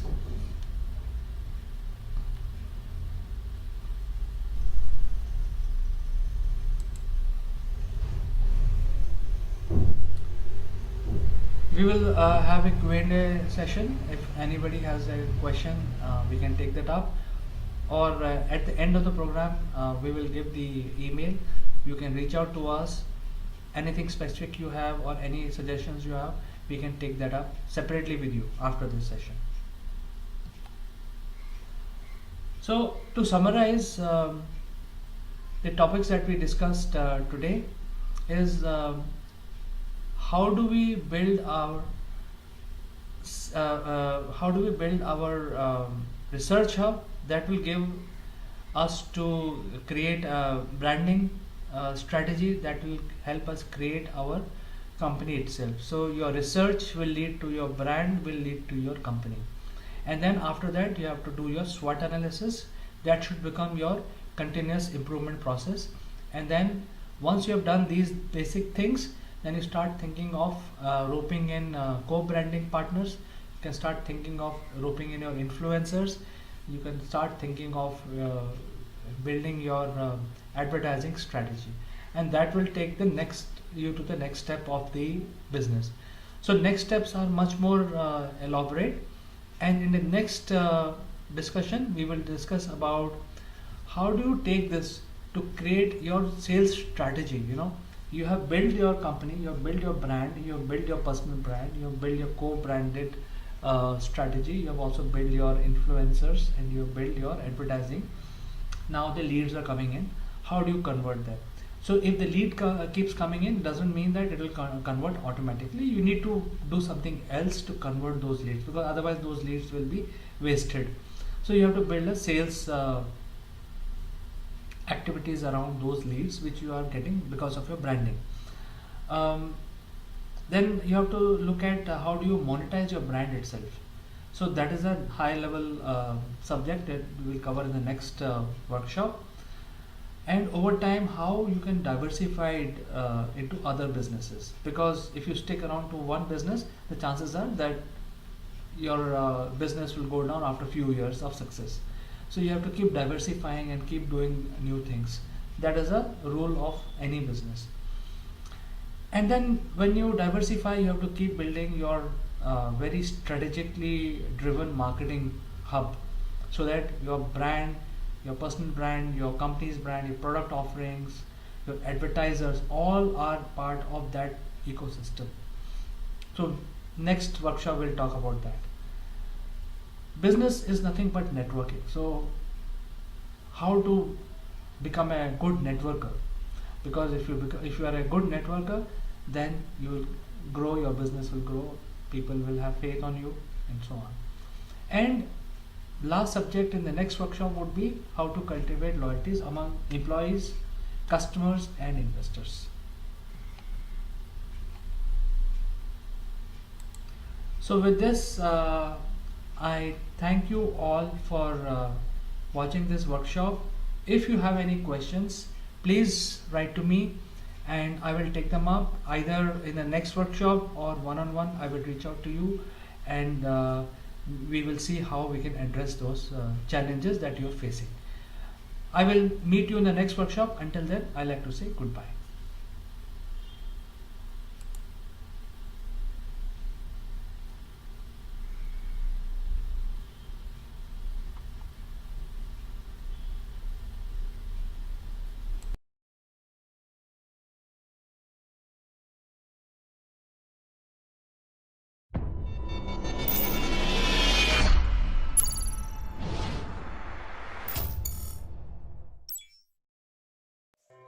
Hello friends, I'm Kanchan from Akulmach Technology and you are welcome to Top Brass. Today we have Sitesh Srivastav who has a deep interest in corporate teaching, and he has been teaching marketing professional and IT professional in various sectors.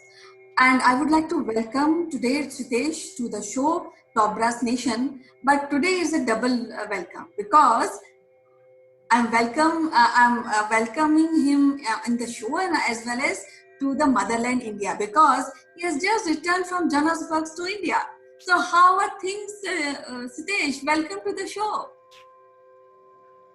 Thank you, Kanchan. It is always wonderful to be back to the land where we call it our home, our motherland. And as soon as the plane lands the Indian soil, there is a different kind of a thrill that goes through, and it feels wonderful. It definitely feels wonderful to be back.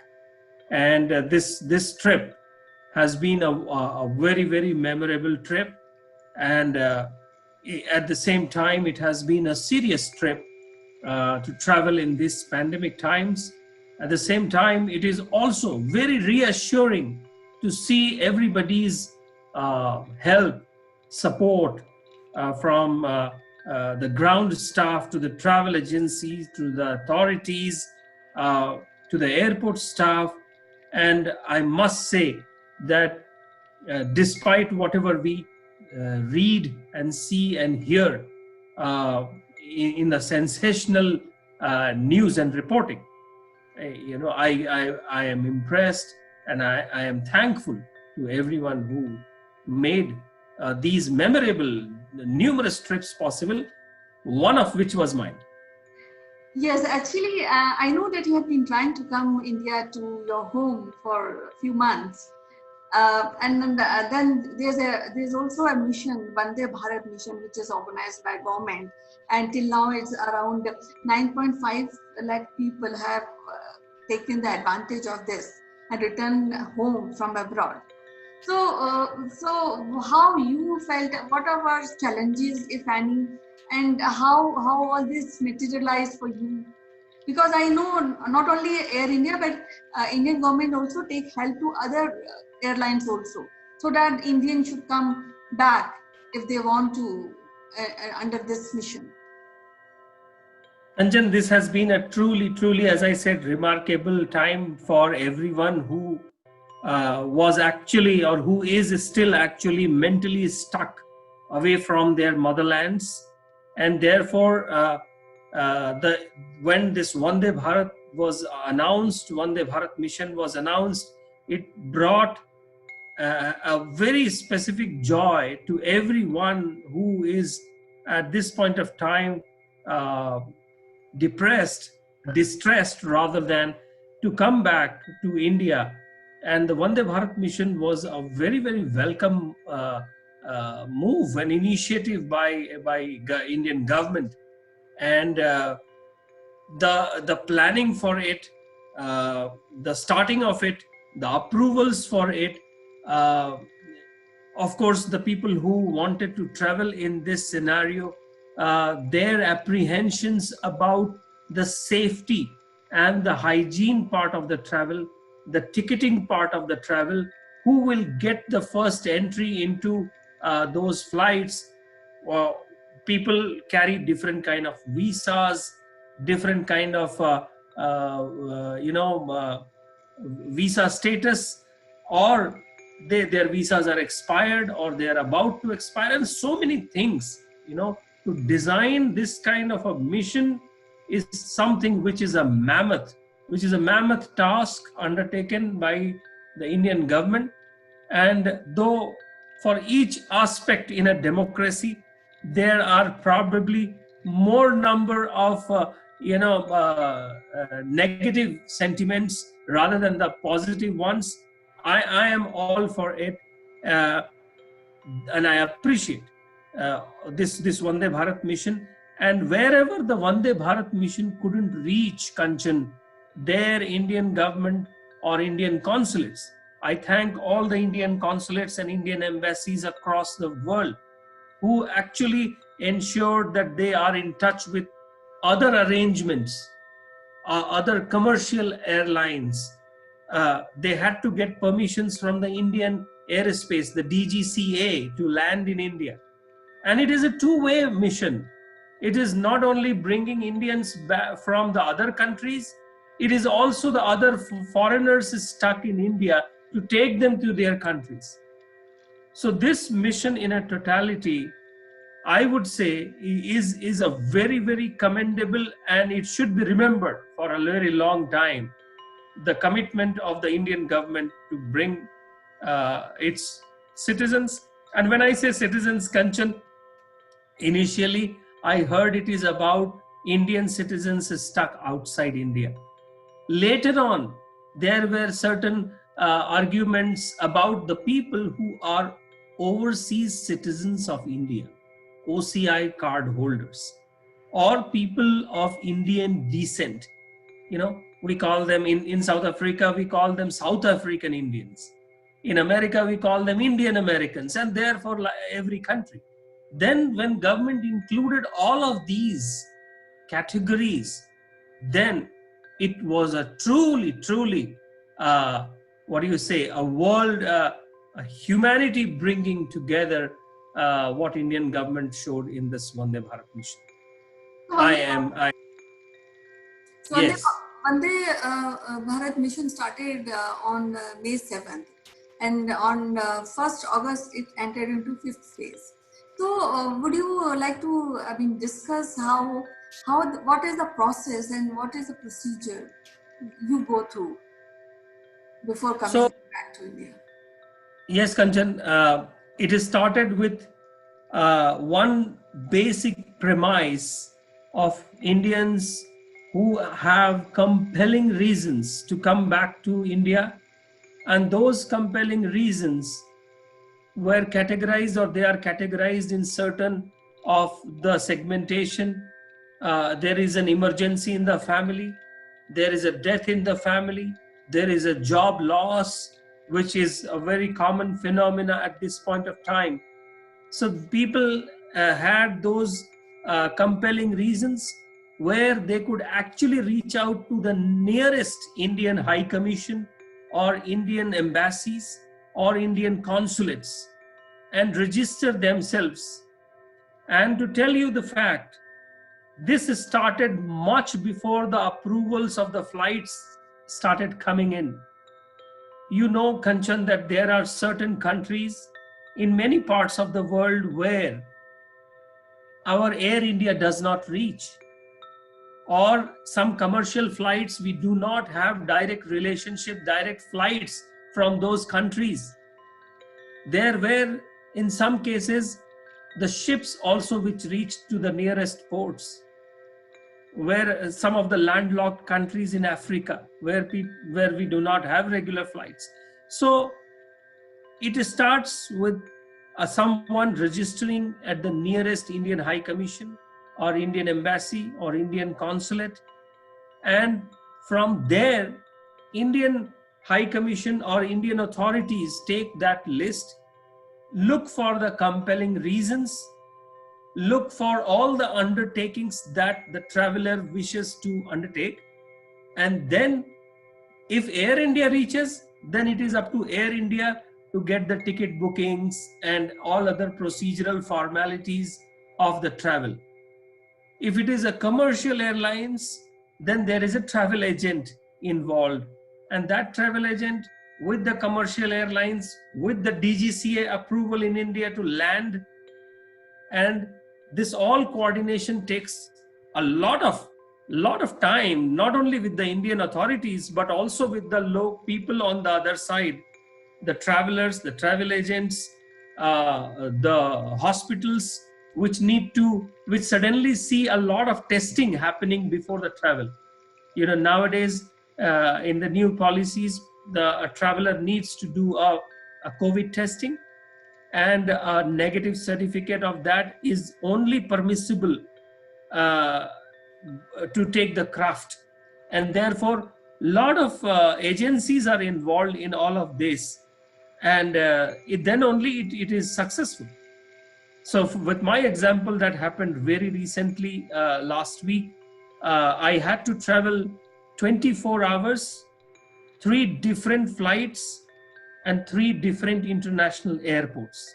It has been an experience, and I could see the numerous procedures, numerous confusions, some people, travelers on the paranoid side of the spectrum, some people completely careless on the side, and some people somewhere in between, which in generally we call snobbishness. The flights were full.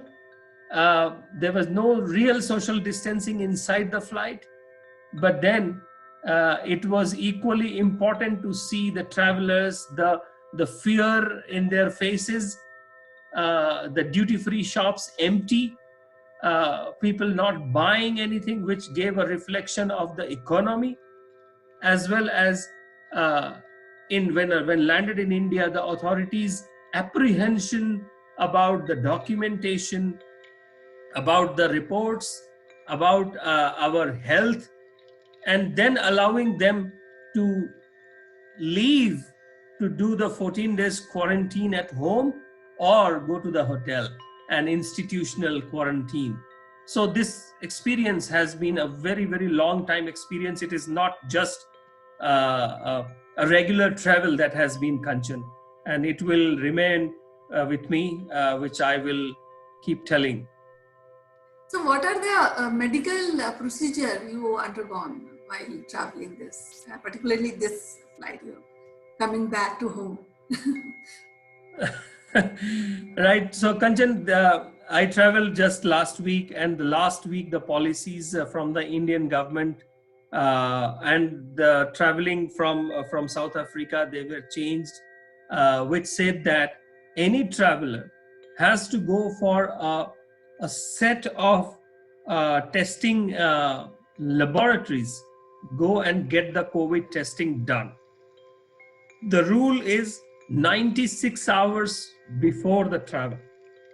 That means 4 days. 4 days before the travel, that test needs to be done. That test only shows that on 96 hours before the travel, a traveler tests negative. But that doesn't mean that the person will not get it during the travel.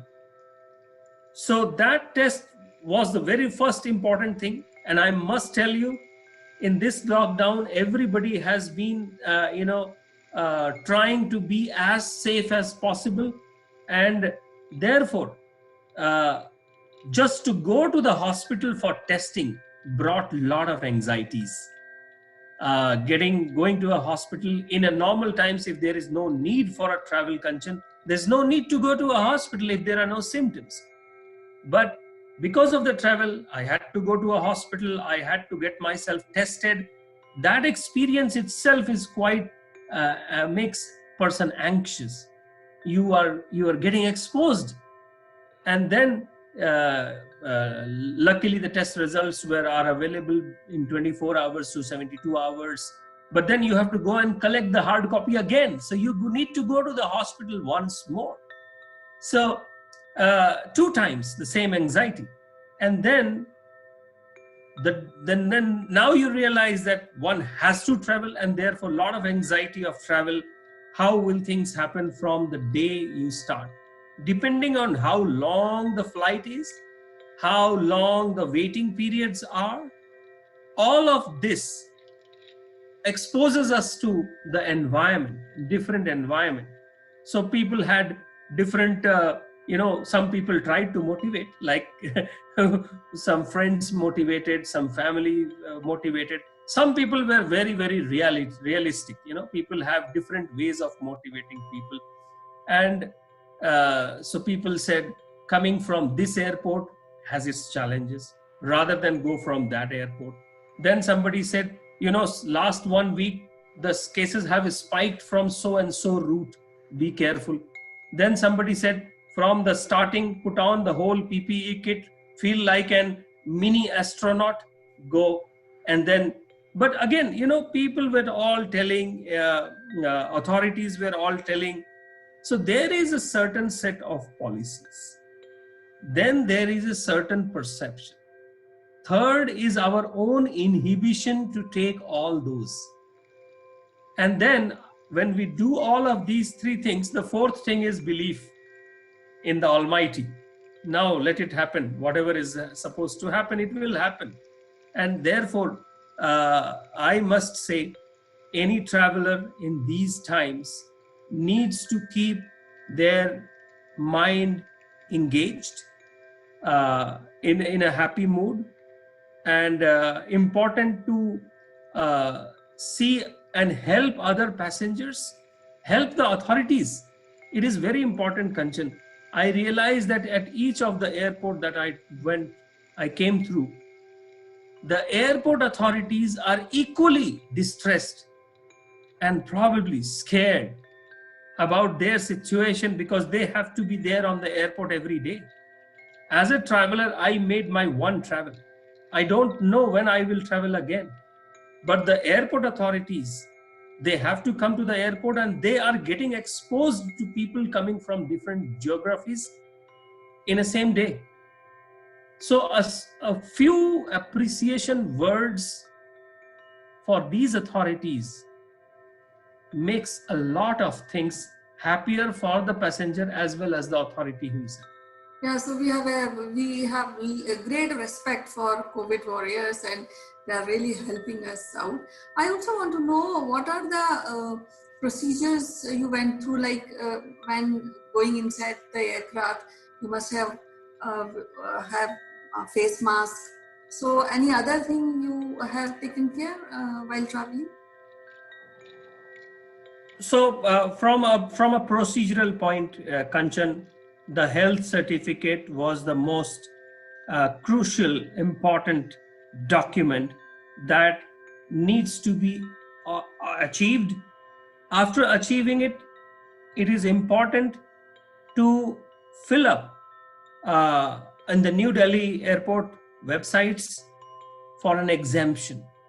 So there are two forms. One is the exemption form, where you give the details, the passenger gives the details and says, here is my negative report, and therefore I want an exemption from the 14 days quarantine. After that exemption form, it needs to be submitted. There is something self-declaration form that needs to be filled on newdelhiairport.in, if I'm correct, that website. So it is called Air Suvidha. After those, within few hours, the exemption report comes back as an approved with a number. So a passenger gets exemption approved number. The other is the self-declaration, which says that when you reach at your destination Indian airport, you will have to show your document. So that is the most important piece, and the advisable is to do it beforehand so that you have it in your email, and best is to have their hard copies in these times. The other thing is that the procedures that one needs to follow once the person enters the aircraft or the airport. So in our case, we were taken 6 hours before the actual journey in Johannesburg. We were taken to some hotel where we were done the basic paperwork, basic temperature check, and the airline authorities were there to do the basic work. Then it was 6 hours before the actual craft. Then at the airport, the interesting point, Kanchan, at the airport, all the luggage was kept on the main road. It was not allowed to take inside the luggage in a normal situation. And because the airport was closed. The airport was closed, and it is only applicable or allowed to open when these are Vande Bharat missions or any rescue missions are in progress. The luggage was kept outside, and there were sniffer dogs put on the luggage. So the first, my curious mind thought, the sniffer dogs can also sniff out the virus? I don't know.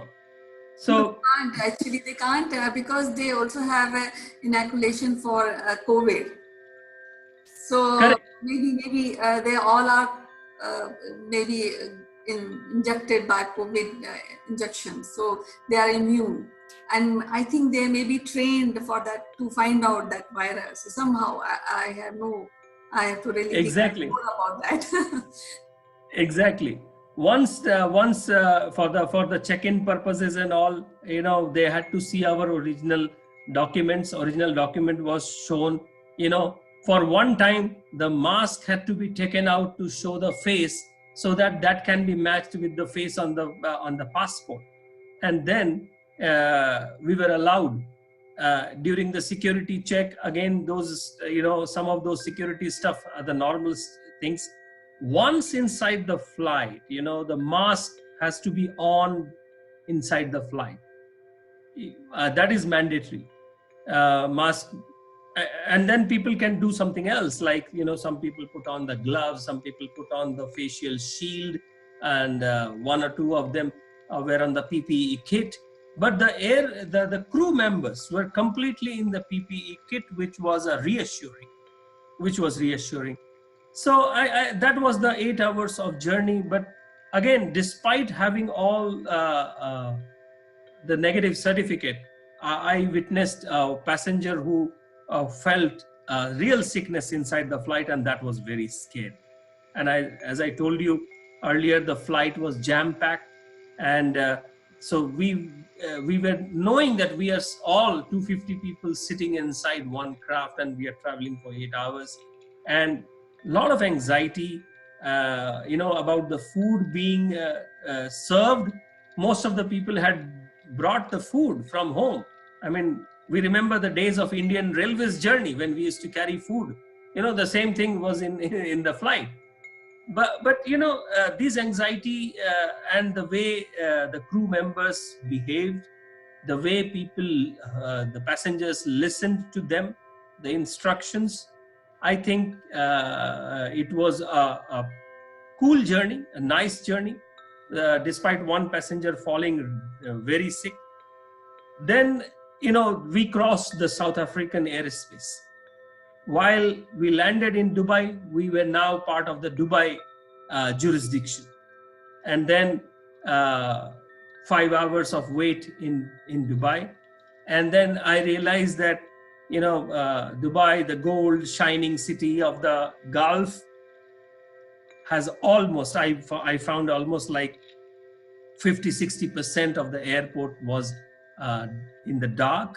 The shops, the duty free, which is so famed duty free, the jewelry shops, the liquor shops, others, they all are closed. It was not a good sight to see and assess the economy of Dubai going through in this rough patch. And from Dubai, now the India leg of the journey, that was more stricter, because in the India side, we know the cases have spiked a lot. So from Dubai to India, it was more stricter. We had to go through gloves, face shields, the mask. We all looked like the mini Star Trek zombies inside. Only 100 ml of sanitizer allowed in our pockets. I can tell you the hands were bursting. They were all alcoholized hands. It was that leg of journey was more concerning by seeing the amount of preparations we had to take. And while landing in Delhi, one more interesting thing that I want to share is that between Dubai and Delhi, they didn't allow the entertainment, in-flight entertainment. Because in-flight entertainment actually allows you to touch the screen. So they wanted not to touch. So once part of the touch as experience was lost, and Kanchan, how much we enjoy the in-flight entertainment in our international flights. We catch up on so many things that we generally don't get time for. And so in-flight entertainment was not there. Landing in Delhi, we all had those, expectations on our India side. We know the procedures and process and the people handling. But I must tell you, Kanchan, I was really pleasantly surprised at Delhi airport about the officers and the authorities handling the situations. The people who had connecting flights, they were segregated. Their papers were checked. There was no chaos at the airport. There was no confusion among the authorities. What is possible, what is not possible. And only as a passenger, my only added contribution was to say 2 good words about each person whom I met on the way. That made my life easier. That made their life easy. Because everybody is in this tense mood. Okay. And again, from Delhi, there was a waiting period because a situation we didn't know how much time we will take to clear all of those. And then from Delhi, I had to fly to Bangalore. And so again, in the Bangalore airport, the stamp in the hand, the stamp on both hands, all of these things, suddenly make you feel like those Amitabh Bachchan Diwar dialogue. I don't want to say that here, but we all remember. So that stamp was really a reminder of those days. And lucky, I was allowed to, go for a home quarantine, 14 days at home, and that's what I'm doing. And I must tell you, there's nothing to worry about for any future travelers, recent travelers. I know many travelers are coming this weekend. As long as we are careful, and as long as we are careful for the community that we are moving in, I think things would be fine. Our paperwork has to be clear. Government has given enough time to get the paperwork done online. And the other interesting thing that I want to say is that while we keep so many things on email, Kanchan, many times, the emails that are there on our phones, they are not readable by the barcode readers in the airports. So if it is an attachment which is coming in from the email, then it is readable. If it is a screenshot, I found that all the readers are not able to read it. So it is important to have the attachment from the email. It acts as a proof, and therefore it helps. Each and every small step of document verification helps to the our thinking and mental part that, okay, now we are over from this step. Now I have to go to the next step. Now, this crucial time, we are discussing about the stamping on a hand, and you have taken a lighter side, remembering the picture of Amitabh Bachchan. There was a stamp on his arm. But I also want to tell you, and you may be knowing it, Vande Bharat is the evacuation mission which is largest sustainable operation till now. So in the last of this show, I would like to ask you, what are the guidelines or what is the message you would like to give to the people who are still waiting to come back home from different countries? Yes, Kanchan, it is very important to answer that question, and I appreciate that you asked. The people who are waiting at various geographical locations, they have to trust the Indian consulate. They have to trust our Indian embassies. They have to trust the communication which is coming out of our Ministry of External Affairs, various websites, Twitter handles, Facebook sessions, Facebook messages, and various other official notifications. It is important to understand the gravity, not only from the traveler's point, from our own point. We have to understand it from a government logistical arrangements point. So trust in the authorities. Keep your papers ready. Get your health checkup done on time. If there are more than one people traveling in a group like family, please keep separate files for each of those members, so that it is easier to showcase and bring it out at the airport or at the port of entry, so that you don't mess up things. Travel light as much as possible. Though I know within 10 months, I was not able to travel light, which is another lighter side challenge of the Indian travelers. So we need to travel light as much as possible, so that we are free in our hand to show the papers, the documents. Follow the procedures. Don't break the procedures at different airports. If you are getting an opportunity to do that, please don't do it, because the enemy is the silent and the hidden one. We really don't know. So please follow it as much as possible. Food wise, keep yourself with a light food. I would suggest in a long haul flights, 8 hours, 10 hours waiting at the airports. Don't distrust the restaurants at the airport. because the restaurants are sanitized. A McDonald's at an airport is sanitized. So don't distrust, because distrust has no ending, Kanchan. We don't know where will it end, and it always takes us inside the drain. So trust the authorities from the port of entry to the port of transit to the port of exit. Please trust and keep the cheers up with yourself.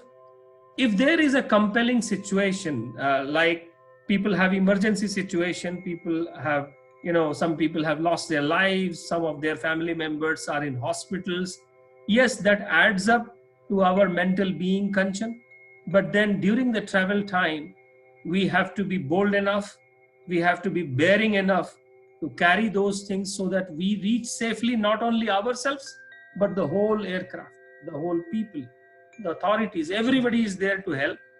And I would suggest that please trust, and that is the only thing with the passengers. Wherever you are starting, most of the airports are not allowing people to drive to the airport, so there are buses which go. So in those buses there are distances maintained, but in flights don't expect to maintain a distance, especially in the economy class. So there are no distances generally, but people are aware. People are aware, and it is the best part that I found, Kanchan, that it is perfectly okay to tell your co-passenger, to put on a mask before talking. It is not anymore something insulting. So it is okay to say that. But when we say that, we also need to do it. So the mask has to become a part of our body. And I think this is going to be the new normal of our living. Yes, we will lose the half of the expressions, Kanchan, but then this half should be able to deliver it, I believe. Yes, Sitesh, you have given us very right and very useful inputs for overseas people, and of course for our viewers also. So as usual, it's wonderful talking to you, Sitesh, and have a safe stay in India, and be safe, be healthy. So till next time we meet, bye-bye, take care. Thank you, Kanchan. All the travelers, keep up the hope. We all will meet in our motherland soon. Bye-bye, Sitesh.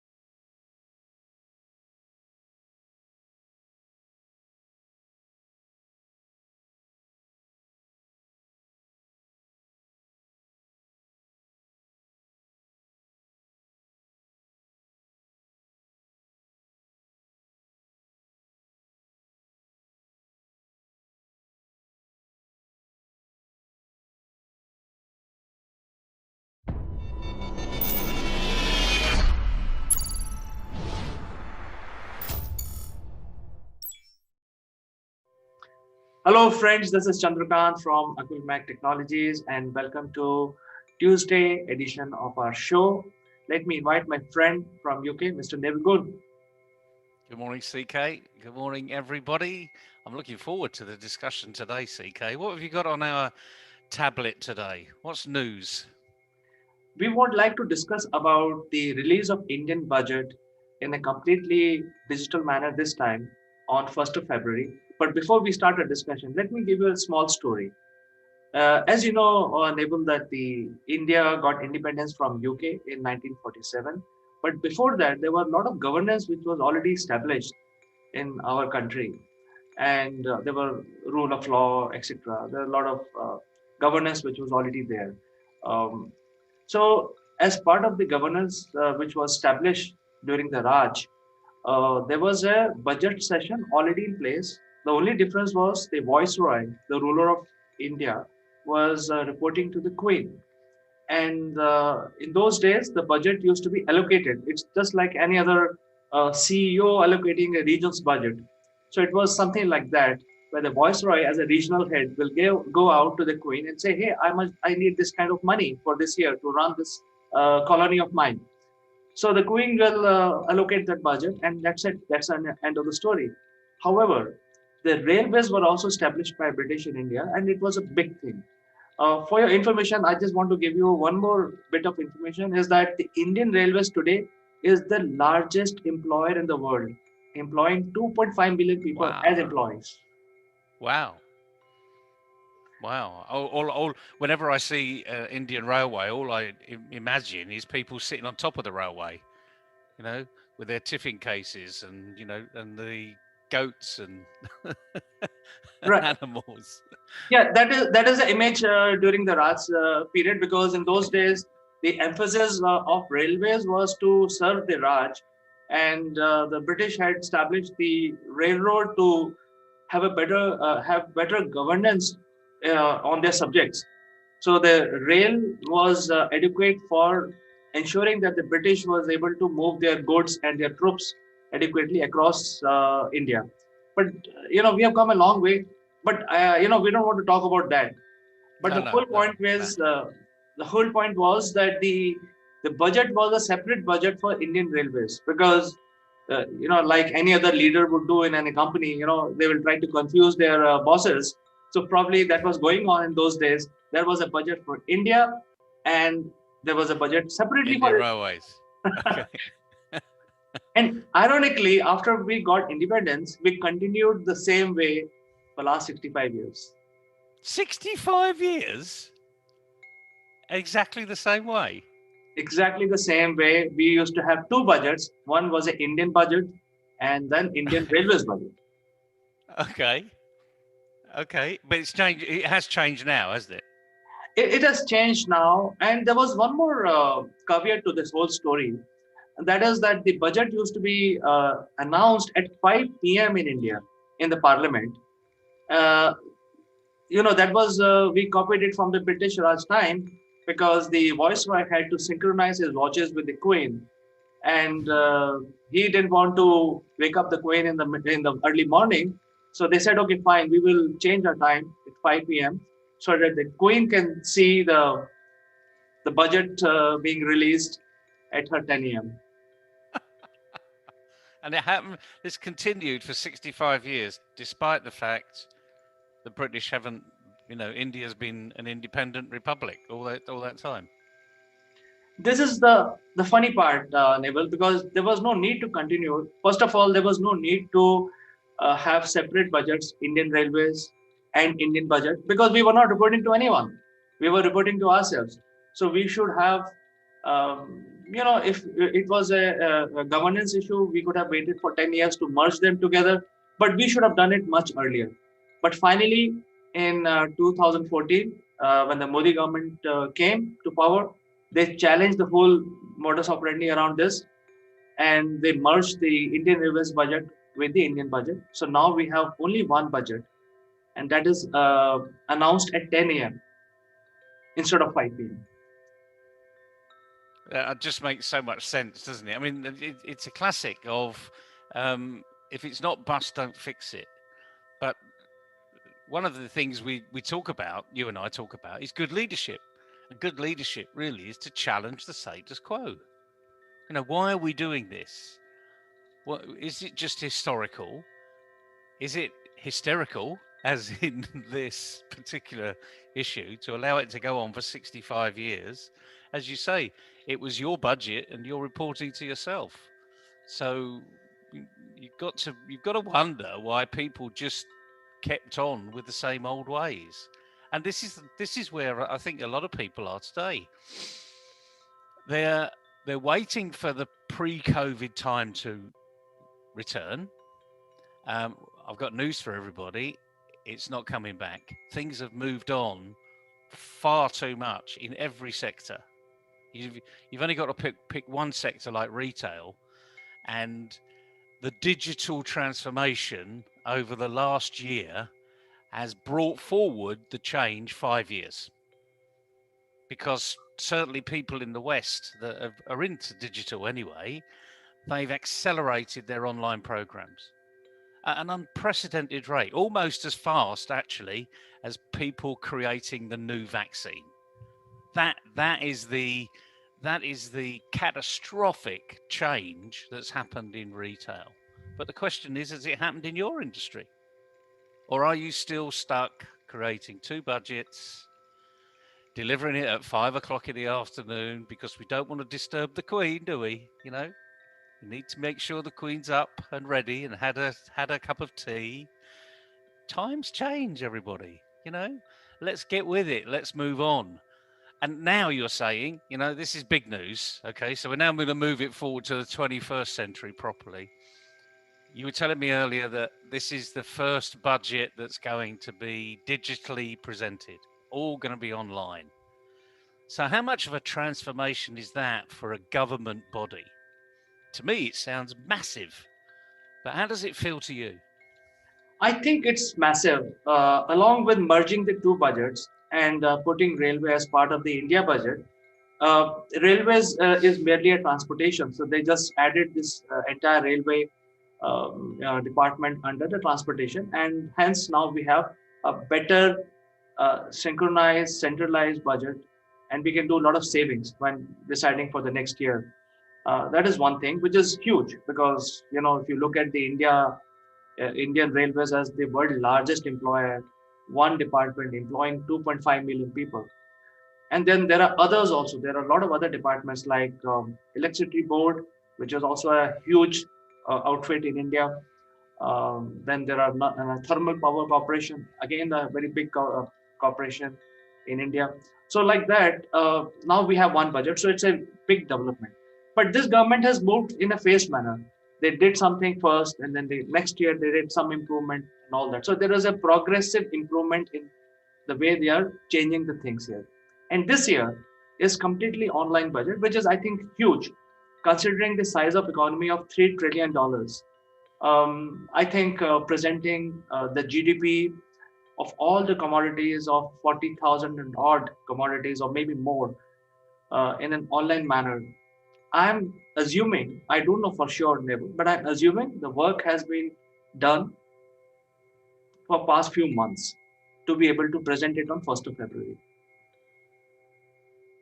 Well, that's amazing, as you say. I mean, it's a huge, massive thing to be putting this budget online. And the nice thing about when you do go online, there's no hiding places. You can actually, if you look in a good annual report that the companies put online, a big blue chip company, large conglomerate, and they put their report online, you can actually click on something that's highlighted and it drills down into the next page and the next page and the next page. So to me, it sounds brilliant. I mean, I think it's a real, it's an emotional journey, I'm sure, for everybody, a huge transitional journey. And you've got to applaud a government that's actually moving into that online arena and being open and transparent. I mean, that's what we want from our governments around the world. It's sadly lacking, as we well know. But I look forward to the next move that comes out of the Indian government, because when you look at it in comparison, you've got nearly 4 times as many people in India that they have in America, in the United States. So, just imagine the budget that they have over there. I'm not quite sure it's online. I'm I'm going to have to do some research on that, to be honest with you. I would hope it would be, being a dynamic and forward-thinking economy. But I've got my questions, I've got my doubts, actually. And so we'll see on that one. So, great news for everyone in India. I mean, how do you think people are receiving it? Are they saying, wow, or are they saying about time? Or are they saying, I never even thought they had it in them? I mean, what type of emotions are going through the Indian community currently? I think the emotion which is running in our mind is it's about time. We could have done it many years back. We are driving the IT revolution across the world, and why we were not employing the same technology in our own day-to-day business. So I think it's about time. That's the feeling. We could have done it earlier. But the good news is they're now doing it. So the main thing is people are catching up. So the question is, what's next? I'm not too sure you know the answer to that question, but we can always look in and be in hope. Let's say, because without hope we got nothing. So as a progressive human being myself, I feel that in our huge country, we moved on election on an electronic way of doing election, and before this election system was in place, there were a lot of you can see the U.S. Scenario where two parties are blaming each other of foul play. So this same thing used to happen in India before 2002. Fortunately, we moved on to this system where you cannot hack into the system, you cannot you cannot steal it, your voter, your franchise. You cannot do anything with that. You can't destroy it, and the counting is super easy because you just plug the whole machine, EVM, electronic voting machine, into the server, and within an hour, you will have the result. Earlier, it would take 5 days to count one constituency, and so many people will be employed to count it, and there could be a foul play there. So I think 1% certain percentage of we have done the problem solving. I'm saying that the next move for us should be to take the entire election online. There are two advantages. One is that there is a huge amount of encryption with biometrics in place, and we should use and have trust on the technology. That is number one. Number two, the participation of people can be increased, because right now the number of people who are walking up to the polling booth is about 60 to 70%, maximum 80%. So 20% are still not voting because they feel lazy or they don't feel enthusiastic enough. But if it is available on your mobile, you can just click your yes or no, or choose whatever you want to. It will make it a lot easier for the people, for the citizen of India to vote. So as an evangelist, I would say that the next big move for Indian government should be to bring the entire thing online, especially on the elections. Well, that would be an absolute massive move going forward. And just think of the consequences of having that digital connectivity with every single citizen in your country. You could actually get their opinion on, do you like what we're doing? And even if they've got a really tough decision, they might even, not that I'm suggesting that anyone should do this, but they could even say, we got a really tough decision, we want your opinion. So you haven't got all of these Murray polls and Gallup polls and goodness knows what else polls that are out there that are only take a subsection of the citizenship, and then they do the projection. And we all know what that happens, don't we? You take the wrong cohort and you project it forward, and you've got an even bigger wrong answer. So, but it sets the tone for the way businesses could be run too. I mean, in the West, we're always talking about making sure that we've got the right combination of people on the board. Whereas, if you had this automatic democratic voting system up and down the organization and across the organization, you wouldn't necessarily need to have a big board. You could have quite a small board. So the knock-on effects to this are really quite huge. I mean, like you, I like to see the simplicity of this, and unfortunately life in the digital ether world isn't as simple as perhaps we would like, because it's lended itself to corruption over the years. But of course, corruption only comes because people have got corrupted minds and they like breaking things. So we need to think about that one too. But that's not for today. We need to celebrate the fact that India is going to put their first budget online, which is brilliant. They've actually come out of the days of the Raj, which is even better. I mean, I just find that absolutely hilarious. And it's a lesson we can all learn, frankly. Look in your own business. What are you doing currently that you've just been doing because you've been doing it? And is it still working? You know, if it's still working, you can tick the box, say, fantastic. Can I do more of that? Because it's working. And if it's not working, say, why are we doing this? And don't beat yourself up about it. You know, this is spring cleaning. You know, this is the start of a new year. We had Diwali just before our Christmas break in the Christian calendar. So we're still in Diwali, really. There's still spring, really. We're still in that early arena of, you know, cleaning the clutter. So go and clean the clutter. The government's doing it, and we know how fast they are doing things, pretty slow. So what about you doing it? It's an interesting discussion for a Tuesday. Hope that's helped somebody out there, CK. I'm sure someone's thinking, I'm going to look at my budget now. But look further. Don't just look at your budget. Look further into your organization. What do you do? Why do you do it? Can you do it any better? Fantastic discussion for a Tuesday, CK. Yes, thank you very much for joining us today, Neville, for finding time. We will catch up with you again on something more interesting. Well, that's pretty interesting to me. So we've got to go a long way to beat that one. Have a good day, everybody. Good luck for the rest of the week. Bye-bye.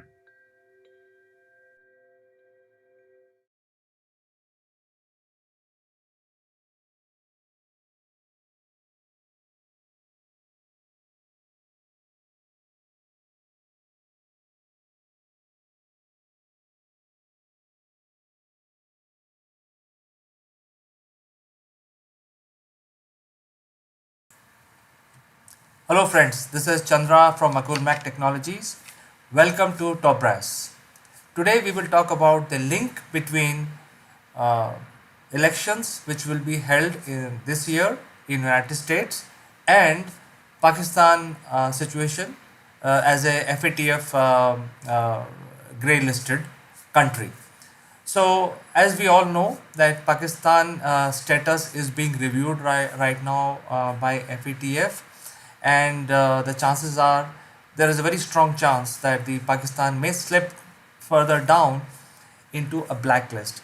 Now, if they are blacklisted, that means all the funding to that country will stop, whether it is World Bank, IMF, or any other country which is trying to loan to Pakistan, will be told categorically by United Nations that if you are lending or giving funds to this country, it is at your own risk because that fund will never come back. And that is the meaning of blacklisting of Pakistan. So right now they are in grey and their status is being reviewed. So it is in the interest of India to make sure Pakistan goes into blacklist because obviously it's an enemy nation for India. However, the United States playing a major role in deciding. In fact, there is China, which will ensure that Pakistan comes out from does not go into blacklist at least, or even comes out from the grey list. But it's not going to happen. Pakistan will not come out of the grey list because they are, uh, there is a huge blame on them for funding the terrorist activities. So what has to be done? The Donald Trump would like to face the election and obviously would like to win, and he will like to win on a nationalistic wave, and so he is doing a couple of activities with regard to his politics, which is prevailing in United States. The second most important activity that Donald Trump has to do is to withdraw his troops, his army from Afghanistan, which is on the verge of, there is a lot of outcry in the public, and they don't want their soldiers to be stationed in Afghanistan in such a far off place for no reason. So Donald Trump has promised that he will withdraw, and he will withdraw in a very systematic manner. So what has happened in last 1 week? So let me take a step back. Pakistan has uh, jailed Hafiz Saeed, which until few months back, or in fact few weeks back, they were not willing to pin any blame on Hafiz Saeed for getting involved in terrorist activities. But this week, it is a surprising move by Pakistan. Hafiz Saeed has been convicted for terrorist activities, for carrying out terrorist attacks, and he has been jailed for 5 years. And Donald Trump is visiting India. So the chances are there will be a lot of strategic and bilateral agreements that's going to be signed between India and United States. There could be open items which may need closures between these two countries. At the same time, as far as Donald Trump's election is concerned, the elections require a lot of nationalistic wave to be generated, and the critical action is to withdraw from Afghanistan. There, Pakistan is playing a major role.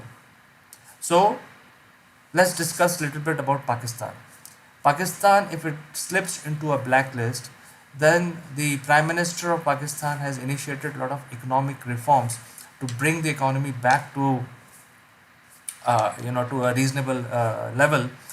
So if they get into blacklist, then the funding from other countries or even loans or any advances which are possible will not happen. So it will further slip the country down into doldrums. It is not in interest of United States, especially this year because they are facing withdrawal from Afghanistan. So what has happened? The China is already in favor of Pakistan. China will ensure that Pakistan will come out of the grey list. However, the US will still like to play a role of good cop and bad cop. That's the terminology which is used. So they will soften their stand on Pakistan and ensure that they do not fall into blacklist, but they remain in grey list. So that way, they will Pakistan as a country will keep getting small amount from IMF, some loans from some other country, and so on. So they will have some cushion, and in return, Pakistan will take some action, which they have already started by, uh, convicting Hafiz Saeed, and also he is now jailed for 5 years. So it is basically being shown as one of the positive action that Pakistan government is taking, and I am sure there will be more news about this such actions where they would like to show physically to the world that they are actually taking action on the terrorist activity that country or non-state actors, as they say, are taking. In return, Pakistan will assist United States to peacefully withdraw their troops, and then major role will be played by Pakistan on reshaping the future course of Afghanistan. So there is this flip flop which is going to happen, and this is much before the Donald Trump's trip later in the February to India, and so that things are in shape. While Donald Trump signs strategic deals with India, they will also ensure that they soften their stand on Pakistan, and they ensure Pakistan does not go into blacklist but remain in grey list. So this is something which I wanted to give my analysis today. Uh, Please leave your comments. In case you want to discuss anything with me, I will surely respond to as many people as I could. And I will see you tomorrow as usual. Bye bye.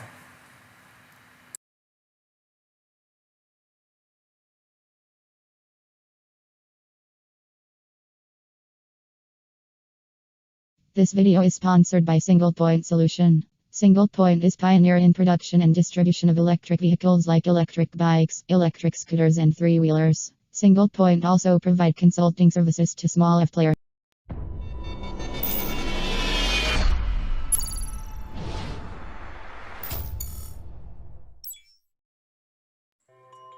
Hello friends, this is Chandrakant from Akulmach Technologies, and welcome to Wednesday edition of Top Brass. And before I start our discussion today, let me invite my friend from UK, from London, Mr. Neville Gunn. Good morning, CK. Good morning, everybody. Pretty dull and dingy day here today, and we've got the media hype around us, and we're back into COVID lockdown. Unfortunately, Northern Ireland has a national lockdown. Southern Ireland has a national lockdown. Wales has a national lockdown. England has gone to regional lockdowns. It's come back as everyone expected, this is a socially transmitted disease, people to people, and unfortunately, it's here as the winter hits us.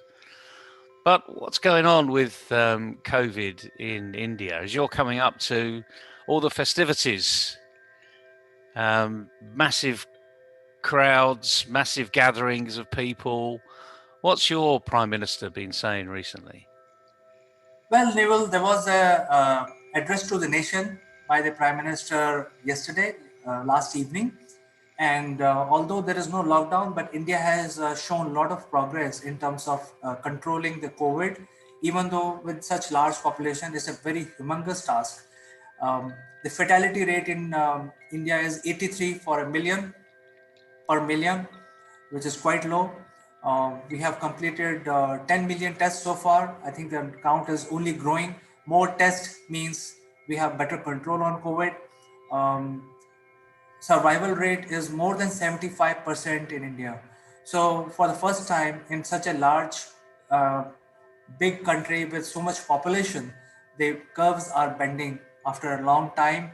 And the Prime Minister said yesterday that, hey, even though lockdown is slightly eased, it's almost going away, almost like 50 to 60% is going away in a phased manner. But he appealed to the citizens that we should not think that the virus has gone away. So lockdown may have gone away, but virus is still there. And India is getting into festival seasons. There will be a lot of festivals, as you know, Neville. There are multi-racial, multicultural existence in India. So there are Christians, Hindus, Muslims, and Sikhs, and all other different types of religion that exist in India. All of these religions are getting into festivities. In fact, right now, a major festival is unfolding for Hindus, which will go for next 20 days. And all of these festivals means people going to market, buying sweets, buying new clothes, going out for movies. It's like festivity, every day is a festival. Um, After the Hindu festivals are over, the Christianity will get in, the Christmas wave will hit the market, and same thing will repeat it once again. So the Prime Minister simply said that, hey guys, virus is here, it is not gone away. While we celebrate festivals, make sure we follow the guidelines, which is social distancing, wash your hands frequently with soap, and make sure that wear a mask. So very simple advice to citizens of India to ensure that we don't lift our guard. And he also mentioned, gave examples of countries like UK, US, where the guard was lifted and now they're getting into second lockdown. So he said that we should not be committing that mistake. We have had a better control and we should continue that. While the government lockdowns are lifted in a phased manner, but people should show maturity and don't think the virus has gone away. So very simple message, non-political from anywhere. He spoke like a great leader, and he thinks the entire citizen, all the citizens of India, are his family members. So I think it is a good advice from an elderly person. I leave it to you for your reaction. Well, it needs to be non-political. I mean, that's the main thing. Otherwise, a political statement is never going to get through, frankly. This is about our personal health. It's about global health. And the sooner we get control of this particular virus, the better, because there will be other viruses that come along. I mean, every year I get the flu jab because the flu has got a new strain. There are approximately 120-ish types of flu that come out every year, and they're all different from the previous year. And the flu jab only covers about 50%. So if you get the wrong type of flu, your flu jab won't cover you anyway. So this is a fact of life. Antibiotics is another one. The antibiotics are not having the effect that they had 20, 30 years ago because these strains are migrating. They're morphing into other things that will attack humans. And we need to be aware of it. And I think what your Prime Minister has said is a lot of common sense. pointing fingers away at what's happening around the world is a really good example. And, you know, I'm right in the middle of the UK, so I can see what's happened. Fundamentally, this is a people transmission disease, and people need to recognize that there are a few things we can do, and we should all do them. And Prime Minister Modi has just said what they are. Personal hygiene, wash your hands frequently with soap, kill the bacteria. Observe social distance, don't be a space invader, as we would call it in the business world. Don't invade someone else's space. And equally, wear a mask.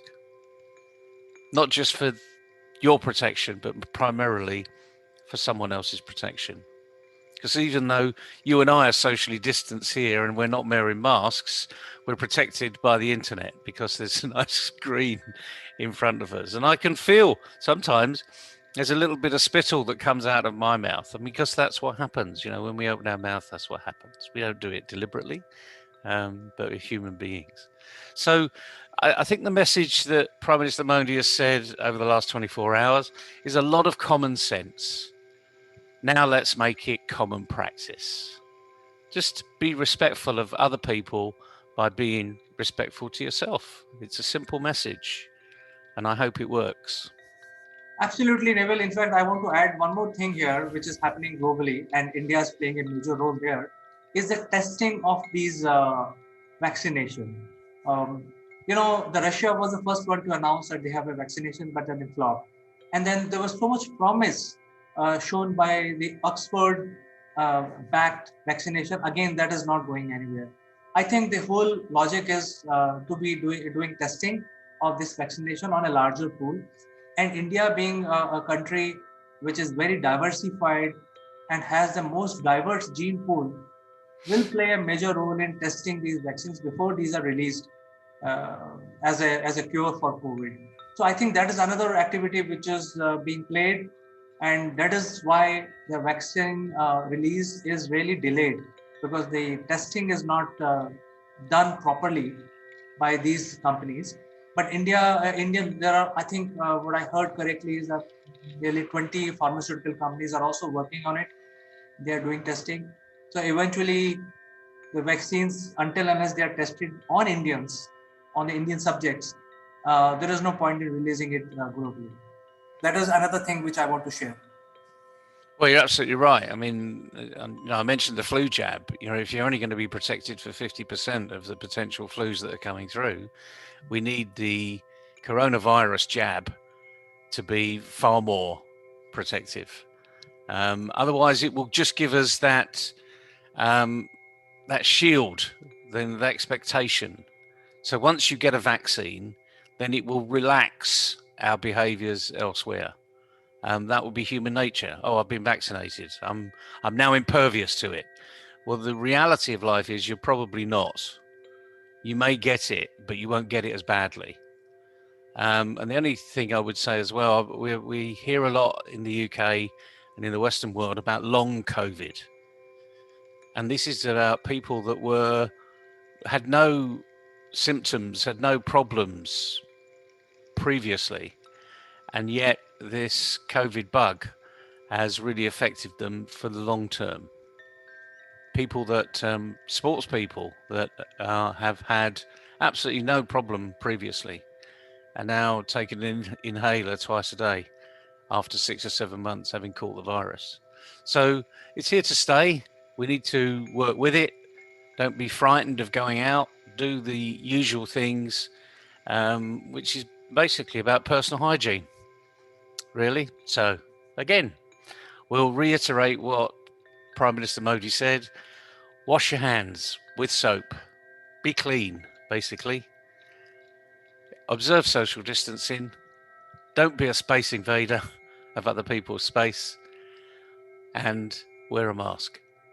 These things are going to be difficult in your upcoming celebrations. We know they are.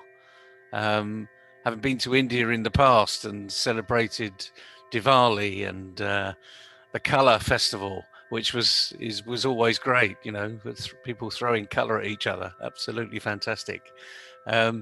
you recognise the closer you get, the better coverage you get. So you're just going to have to be a little smarter in this day and age, and be safe, because that's all we can be. Absolutely, Neville. I think thank you for your analysis on the Prime Minister Modi's speech. I think all Indians would be quite conscious about this. They would take it in the right spirit. They will follow the guidelines, which are not very difficult, very simple, 3 guidelines to protect yourself and protect the community. So with this, Absolutely. I thank you for your time today, Neville. We'll catch up again tomorrow. And you have a nice and wonderful day ahead in London. You too as well, CK. Be safe, everybody. Thank you. Bye-bye.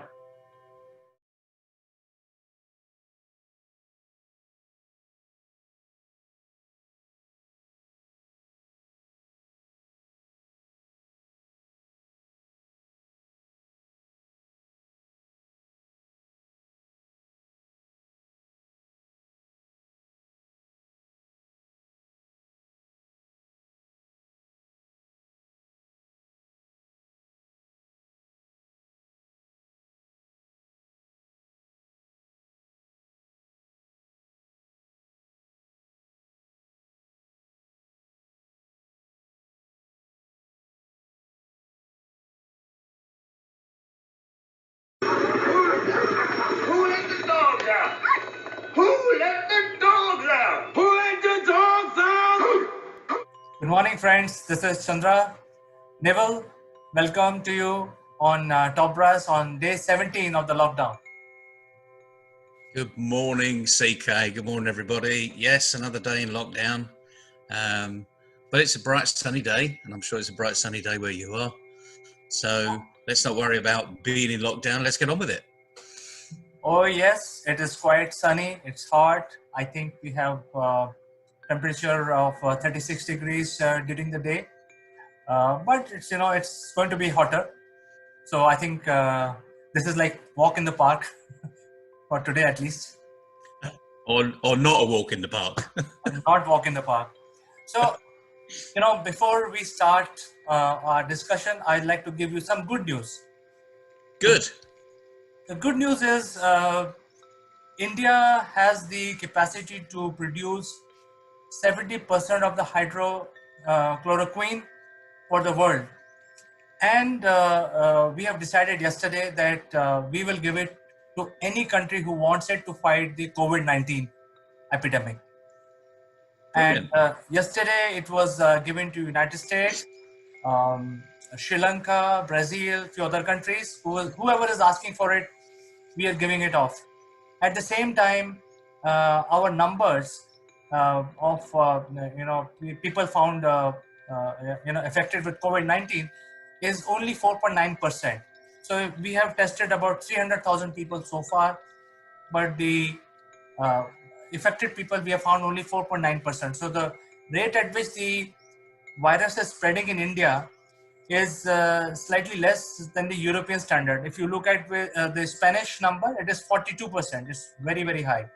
So I think the lockdown, which is quite radical in India, but I think it seems to be working. So a lot of countries yesterday praised Indian effort because India is a big country with a lot of population. There is a chance that in India, it can the virus, if it's not controlled properly, can explode. So India is leading the way and doing all the right things. So I think in a way, India is navigating the world out of the epidemic. And this is something which I feel we will discuss today about India as a positive news from my side to you. And I'd like to know from you, how is it, it is imperative that India is going to navigate the world out of the COVID-19 epidemic. What do you think? Well, I think it's a great thing that India are doing. And this word, navigate, is today's letter N. We used motivation yesterday for the letter M. Today is letter N. You might be wondering why I've got a big letter N. Because your name is Neville as well. So Neville will navigate. So this is in my study. It sits up there. So it reminds me of just in case I get Alzheimer's as to what my name begins with. So, yeah, the letter N, navigate. Yes. Well, India clearly are doing their thing because we have now recognised we are a global community, and we need to navigate around that world. And navigate around the world in the seafaring world was because that was the only way we could connect with each other. So navigation really should be very deep inside of us. And certainly in the leadership arena, we need to know how to navigate. So once we've found out what's going on in our organization, we need to navigate around it and improve. So navigation is a really interesting word, if you like, because you never really think about navigating around your business, but it is, because it could be, if you're a seafarer and you go through shark infested waters, you need to navigate through those waters. You need to navigate through very treacherous waters too. And sometimes from navigation, where you need to go this way and this way and this way, in the seafaring world, they call that tacking. So you use the wind. So you can't change the way the tides are moving, but you can change the way your boat navigates by moving towards the wind. So putting the sails up, taking the sails down. So this could be very important today for your business to understand really what you're doing. So yesterday we talked about how to motivate yourself and other people in your organization. Now what you need to do is to help them navigate through these very testing times. As you say, India are doing their bit in the world. Well, we need to do our little bit in our organization. And that's where it falls down to leadership again. Because really, CK, it's up to you to help your team navigate through the problems, and to listen to what they're saying so you can improve that navigation. It's not a common term these days, so it might be one you do remember. I'd like to call it nudging, really, because that's another N. So you can nudge people into action. Perhaps not with a fist bump these days, you're not allowed to do that, but you could do it with elbows. Right. So, and we can always do the virtual nudging, the high five, and a virtual arena. So it's coming up to a very important weekend in religious arenas. Certainly today in the UK, it's what we call Easter Friday. So technically it's a day off. It's a long bank holiday weekend. But navigate through the storm, stay home. That's the message around the world. And then we can help navigate the rest of the world through this very difficult time. So hopefully that's helped today. Got you thinking a little bit as the weekend comes. Remember, tomorrow is Saturday and that is definitely a day off. So recharge your batteries at the weekend. We'll be back on Monday. Until then, enjoy the day, navigate the weekend, and navigate yourself through your business. Neville, I'm very motivated to spend my weekend. I'm going to navigate the list of Netflix, find out what are the movies I have to see. There you go. Another N for Netflix. Okay. Are we going to get royalties by saying that? How many times do we say that before we get royalties? I think it's a lockdown. I don't think they are paying us anything. In fact, they are. Oh, right. Oh, well. There you go. You can but try. So once again, Neville, it was a pleasure to hear your words of wisdom. Happy Easter to you and your family. Stay safe, be positive, and celebrate your festival. Thank you very much. Happy Easter to everyone out there, and enjoy your weekend. And we'll see you on Monday. Bye-bye.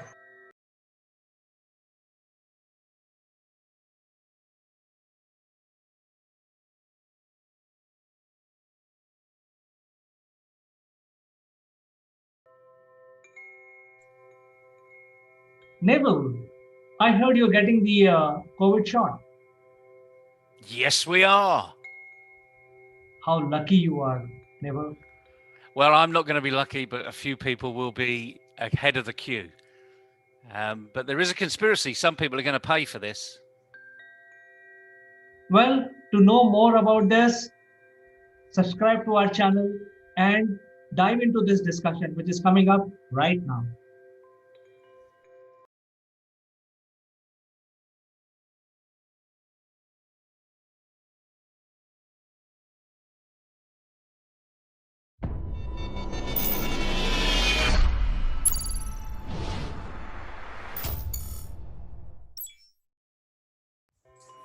Hello friends, this is Chandrakant from Akulmach Technologies. Welcome to Top Brass. And as you know, viewers, we are discussing the human rights, and this episode is in continuation, or rather part 2 of yesterday's episode, where we are discussing about right to education. So without further ado, let me welcome my friend from Ahmedabad, Mr. Nagesh Sood. Nagesh is a very senior advocate practicing in Ahmedabad High Court and a very well-known human rights activist across India. Nagesh, how are you today? Hi CK, I'm doing good. Thank you. Thank you very much for bringing me again to Akulmach. So I'm really delighted to be with you today. Thank you very much, Nagesh. And as I've already introduced that this episode or this discussion is in continuation to our discussion as of yesterday, where we discuss about the right to education from the international perspective. But I think we are very eager to know how does it impact us as Indians, and we'd like to know your opinion. Yes, CK, today we'll speak about right to education in India in particular. So, in India, the Constitution inserted Article 21A in the Constitution of India to provide free and compulsory education to all children in the age group of 6 to 14 years as a fundamental right. The right of children to free and compulsory education, that is RTE Act 2009, represents the consequential legislation which envisaged under Article 21A means that every child has a right to full-time elementary education of satisfactory and equitable quality in a formal school which satisfy certain essential norms and standards. Article 21A and RTE Act 2009 came into effect on April 1, 2010. The title of the Right to Education Act 2009 incorporates words like free and compulsory.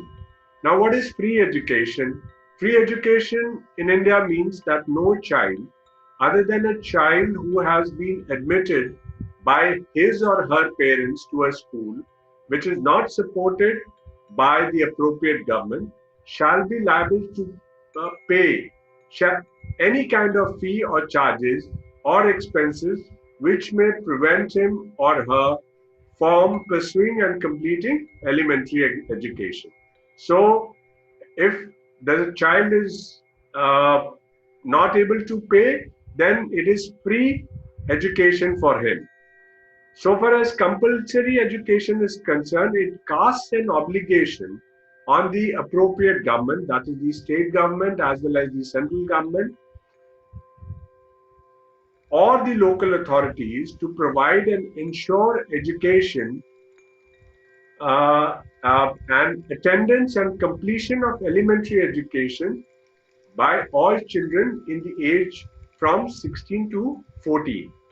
So with this, India has moved forward to a right-based framework that casts a legal obligation on the central and state government to implement this fundamental child right as enshrined in Article 21A of the Constitution in accordance with the provisions of Right to Education Act 2009. Now, what does the Right to Education 2009 provides? It provides right of a child to free and compulsory education till completion of elementary education in a neighborhood school. That is, the neighborhood school means a school which is in the vicinity of 1 to 3 kilometers.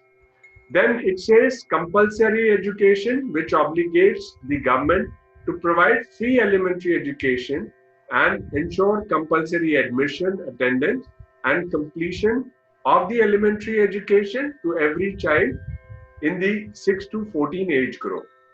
Free means that no child shall be liable to pay any kind of fee or charges or expenses which may prevent him or her for pursuing and completing elementary education.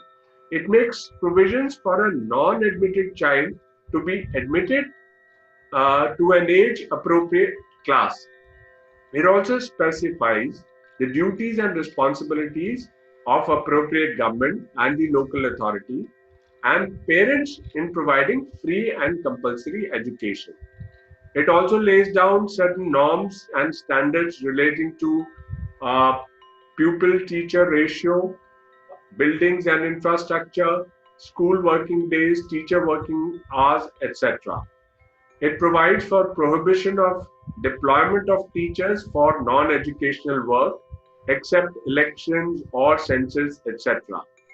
And it provides for appointment of appropriately trained teachers, that is, teachers with requisite entry and academic qualification. It also prohibits, this is very important, it also prohibits physical punishment and mental harassment.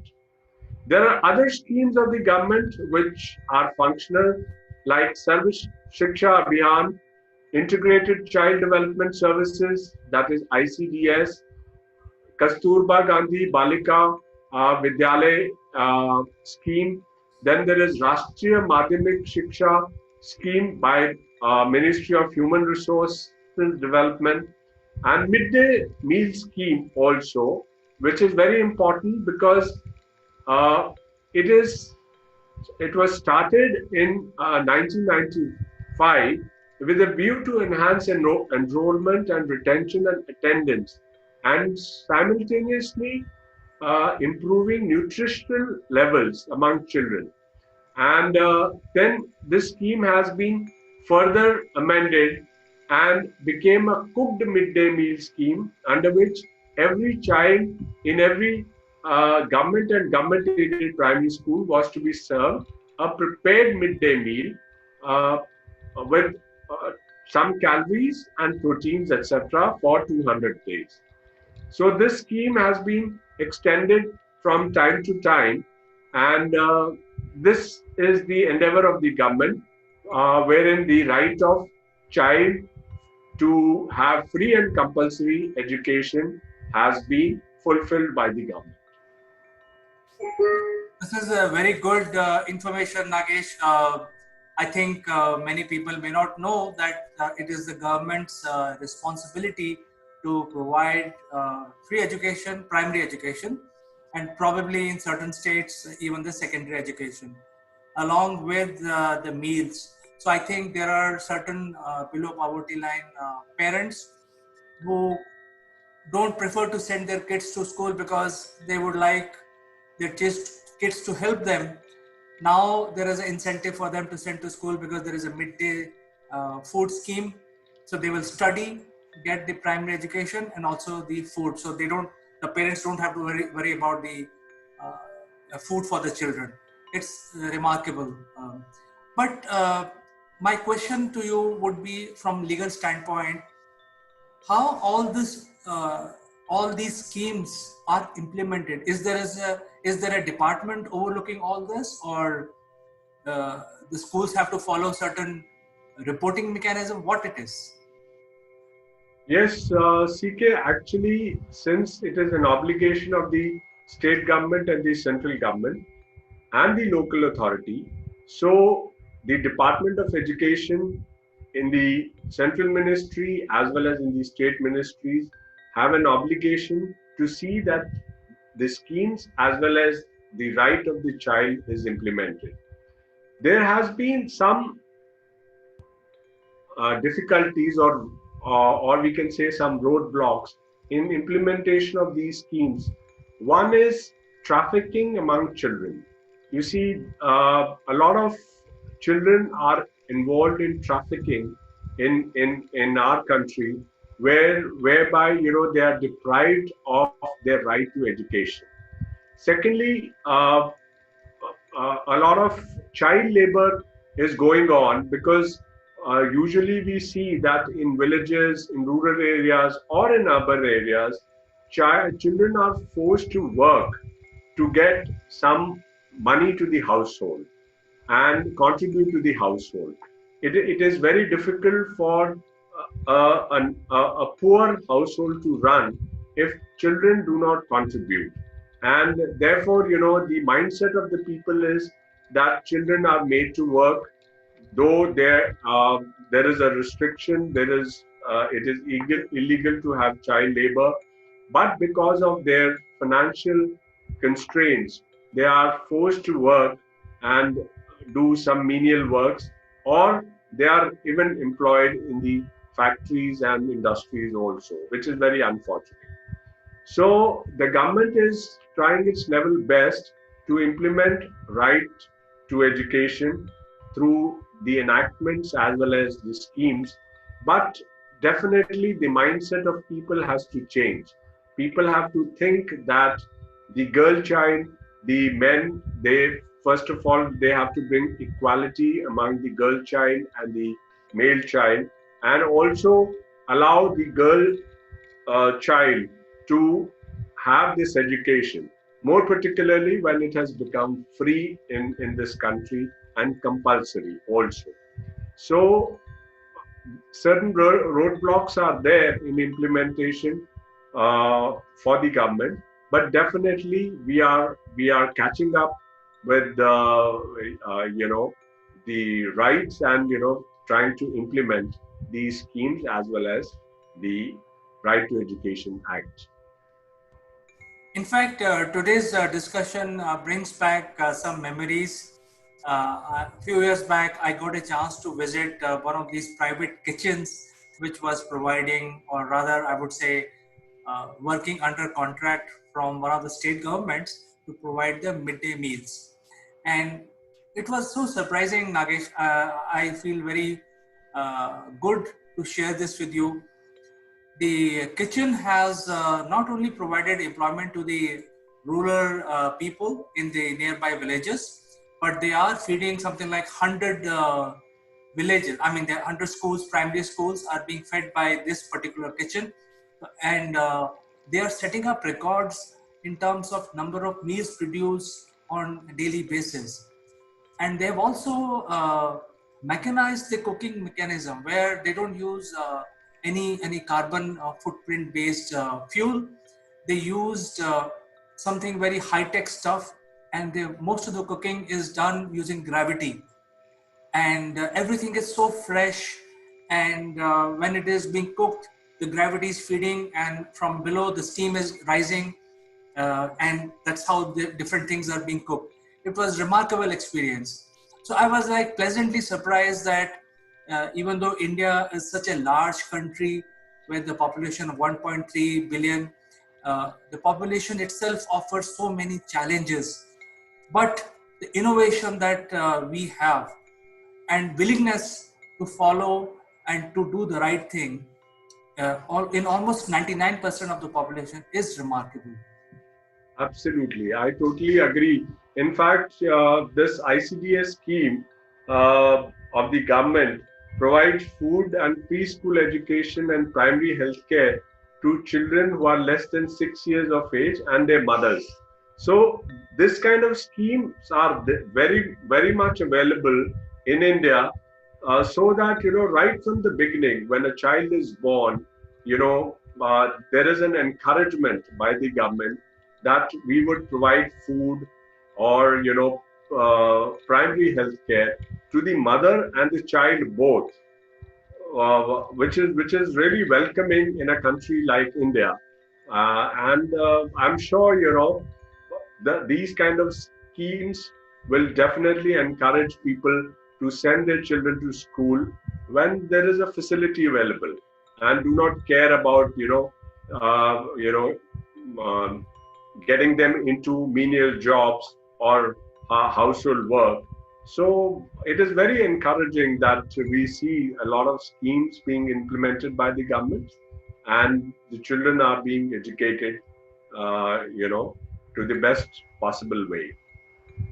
In fact, the message we are giving today, after discussing with Nagesh, is that the primary education in our country, which is India, and all 29 states of the Union, is free.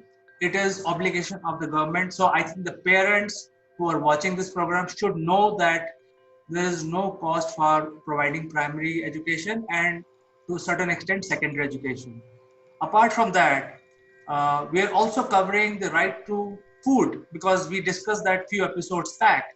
But we are bringing that in this discussion, saying that the right of food to small children is also obligation of the government. So I think these are two things we are trying to convey to our viewers. Nagesh, it was pleasure talking to you. It was wonderful journey understanding these rights based on your knowledge. It was my personal gratitude and pleasure. Thank you so much. It was my pleasure too, CK, to be on this platform and sharing my bit of experience and little knowledge what I have of human rights. Thank you very much indeed. Thank you. Thank Pleasure. you, and we will meet again tomorrow to discuss yet another aspect of human rights. Until then, I will say goodbye to you. Bye bye. Goodbye. Bye.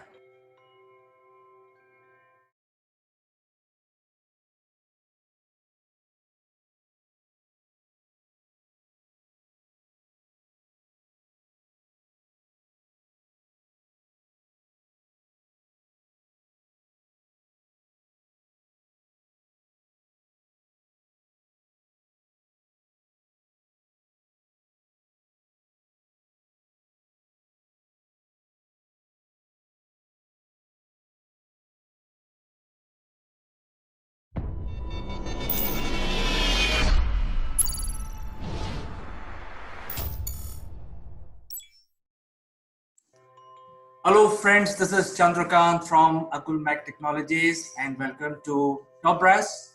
And friends, today is Sorty Wednesday. Let me welcome my friend from UK, Mr. Naval Gant. Good morning, CK. Good morning, everybody. Sutty Wednesday. Yes. Another insight into helping young people put their message over. So, shall we have a quick recap of where we got to so far?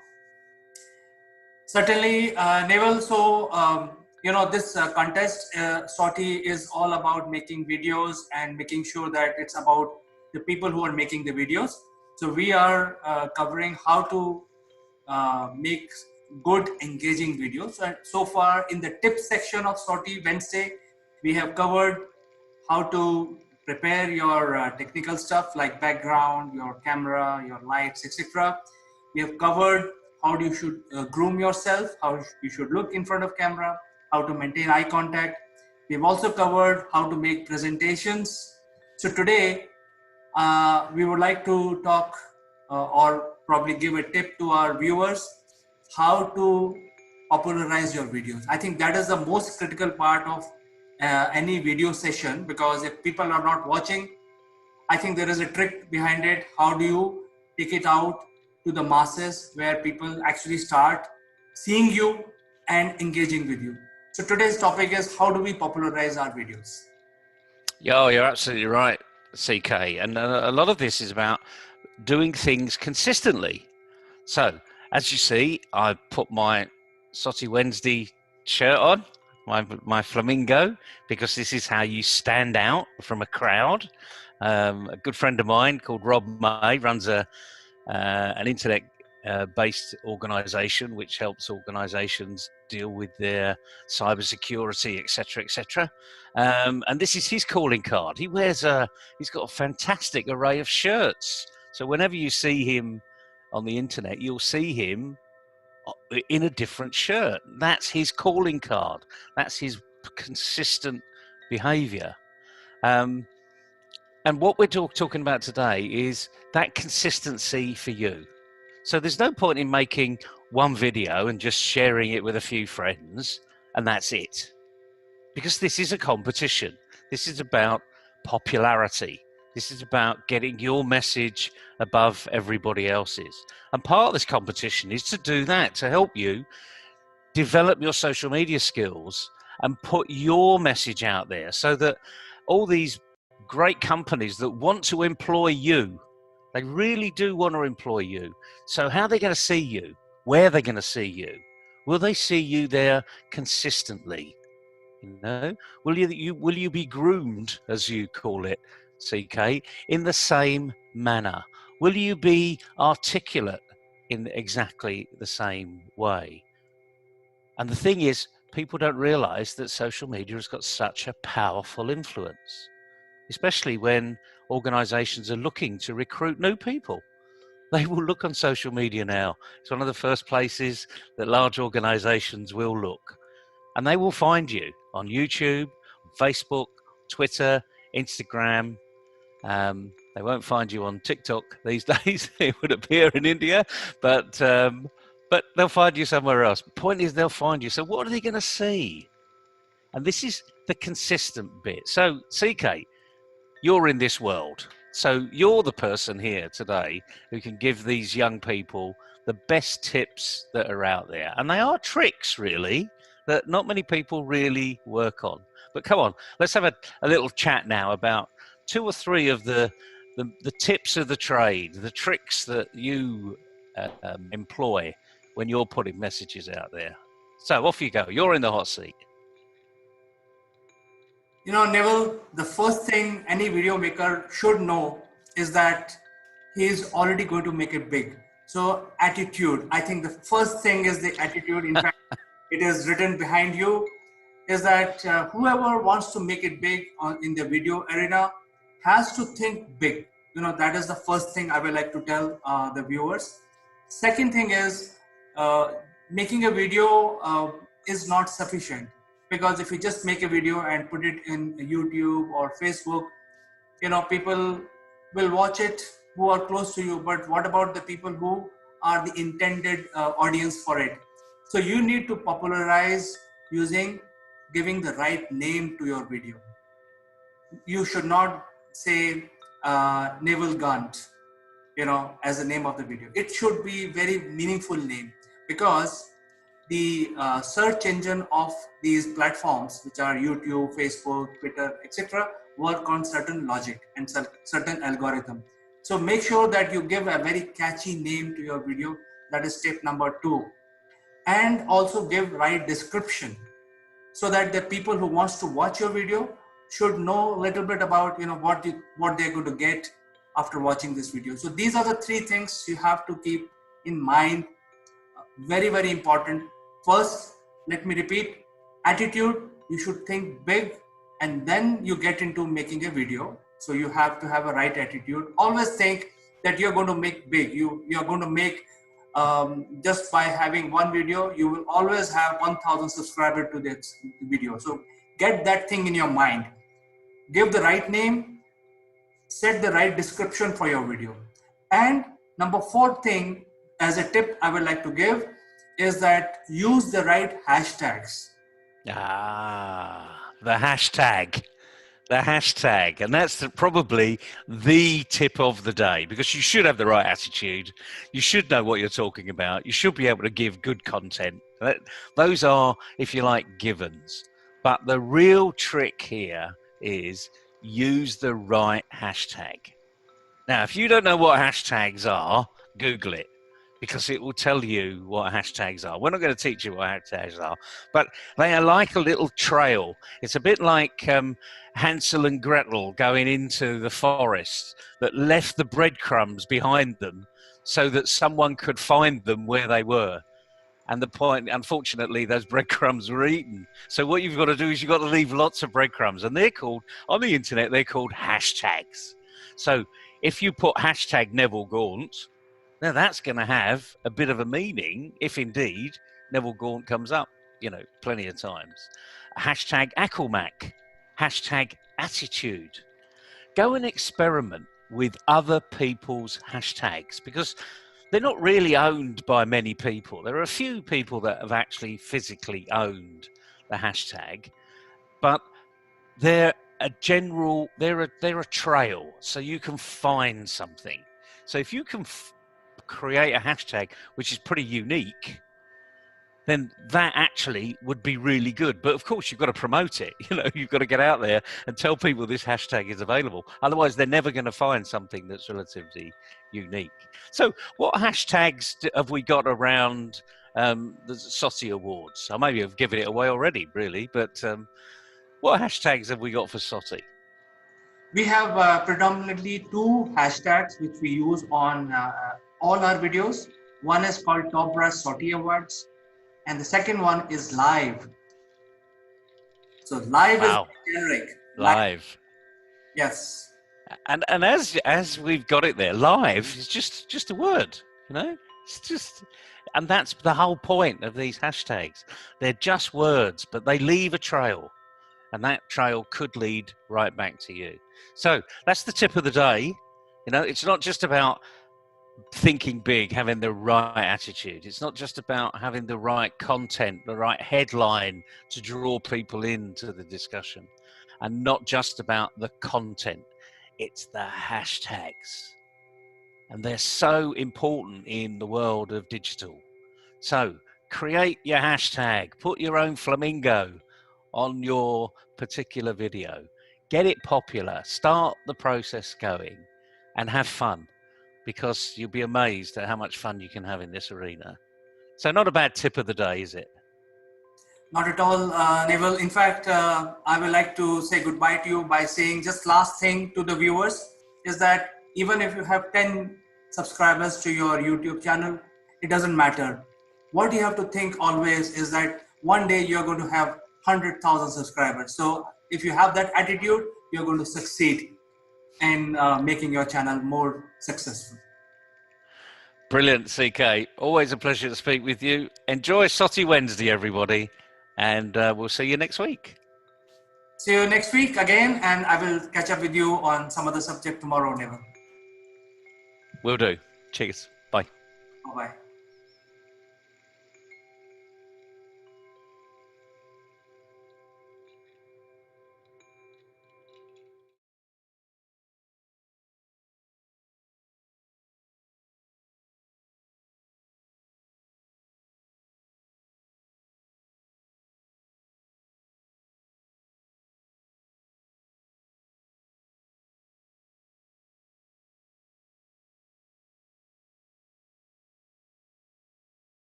Hello friends, I'm Kanchan from Akulmach Technologies and you are welcome to Top Brass. Today we have Sitesh Shrivastava from Johannesburg, South Africa.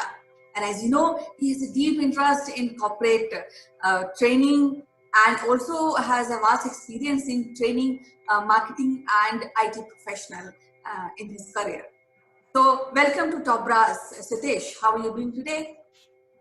I'm well, Kanchan, thank you. And I am more and more enjoying conversing with you, and the range of subjects is really amazing. Yeah, and we also found very interesting, and we also like to talk to you because the kind of advice and kind of opinion you provide, it is quite enlightening. Thank you. So as we have talking about change management, then the core idea of to get into change management, to learn change management, the pillar idea is creative thinking. Now, the creative thinking, as I said, that people talk about creative thinking, you have to think out of the box, you have to be creative with thinking. So what are those techniques where we can develop creative thinking and come out as a winner? So, Kanchan, creative thinking, as we have been talking and we all understand, that creativity per se does not have a definite defined path, and we see creative people all the time being creative, and we just wonder, I mean, why could I not do this? Why I could not think about this? And but then in the industrialized world that we live in this industrialized world, things have to be measured, because for any creativity to be converted into a product, into a solution, somebody needs to invest money, and somebody needs to invest in the teams who develop it, and somebody needs to build a market so that people can buy it, use it. So there are several techniques of creative thinking that is there, but I can definitely tell you whether it is 5 techniques or 10 techniques. Some we will fail to find out. There could be many other techniques which we don't even know the name of. But I can tell you some of them. Something like a Guilford alternative user task. So this Guilford alternative user task is basically, it tries to measure the divergent thinking of something, flexibility. It sees how flexibility do we are in our thinking, and then it rates it with 4 parameters: fluency, originality, flexibility, and elaboration for each of those ideas that are put forth on the table. But then there are others like they call it Wallace and Kogan creativity test, in which something that has to be the questions are around: name the things which have wheels, name the things, whether it is a car, it's a truck, it's a train, it's a cart, it's your mind. Just think about from there and then elaborate and detail it out. If we talk about something else, which is another technique, which is called a Baron Welsh art scale, it's a very flexible kind of a training, and wherein basically it requires the respondents to read or write something that they have done in any of the languages. They are asked some kind of images, they have asked some kind of a write-ups, and then they are evaluated on that. Okay. There is another very interesting one which actually interests me a lot, is something, a creative behavior inventory. Now, when the creative behavior inventory is nothing but a list of activities, it's accomplishments that are commonly considered to be creative. For example, if we can put a question, did you write a short story? Did you write the lyrics of a song? Did you plan and presented an original speech? Did you design and made a costume? So these kind of questions can be designed by the trainer, and then based on the answers that we receive, it can be marked as, never did this once or twice, did this 3 or 5 times, more than 5 times. So we can basically look at the creative, and from a pool of students, pool of children, college going students, or even the corporates, we can figure out which ideas have actually passed these kind of tests, so that it can go to the further next level of evaluation, because it may be going to be a global product or a national product, and it needs a lot of investment and a distribution of it. Then there is something called a Go personality scale, Torrance test of creative thinking. And these, like Torrance test, is very common one, and it is designed and it is identifies, evaluate creative potential using 2 parts. One is the verbal and one is the figural part of it. So therefore, asking, guessing questions, sequences, we come to know about what the person has thought or a team has thought. But as I told you in the beginning, these are just some of the tests, and as you have basically figured out by the names, that these are all Western techniques, and we are from India, which is known for its jugaad, right? And therefore jugaad cannot have any kind of a technique. You cannot put anything under the theory called Jugaad. Though people have been writing books on Jugaad 2.0 and Jugaad 1.0, and I hear some in some of the European businesses in school, they are teaching Jugaad. But I must tell you one example or two examples that comes to my mind. Many years back, I had read somewhere in some newspaper that LG, you know, the Korean company, South Korean companies, LG, they were doing a market survey about how their washing machines are being used, whether they are effective for the Indian homes, for the Indian clothes and the water that comes into it. And they were doing this in Punjab. And they figured out that a washing machine is being used at the roadside dhabas to make lassi. That is very And they were surprised. They never thought a dedicated washing machine is being used to prepare 200 glasses of lassi every day.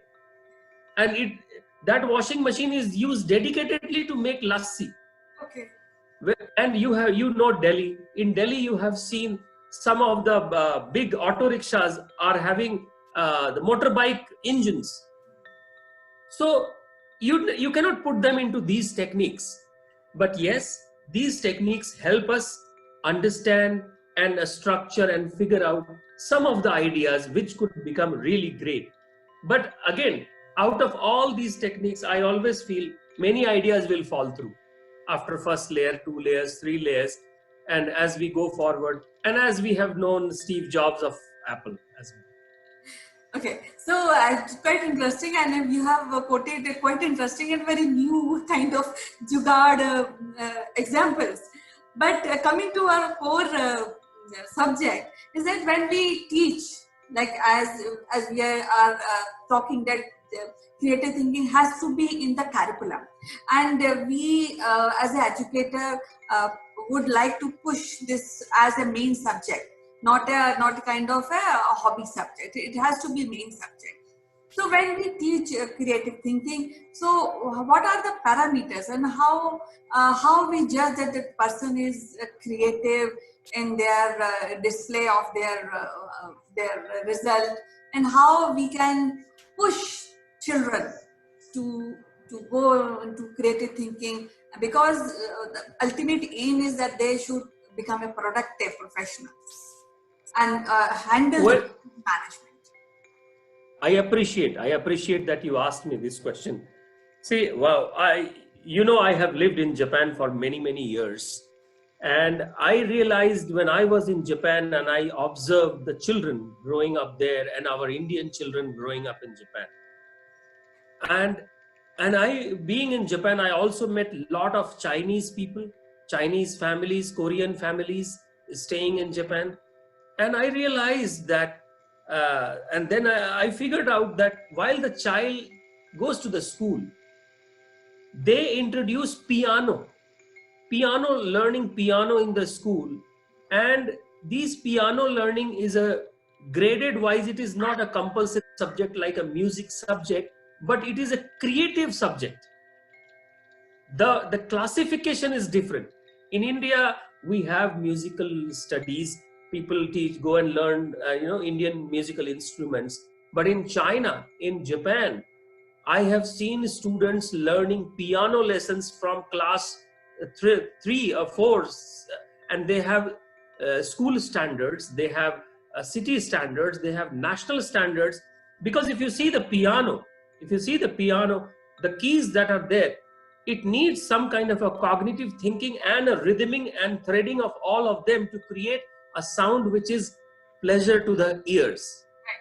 Right. And so China, I know for the fact, China has got a great piano lesson culture among the school and college students, because they think learning a piano, playing a piano increases the thinking and the cognitive behavior of the mind thinking alive.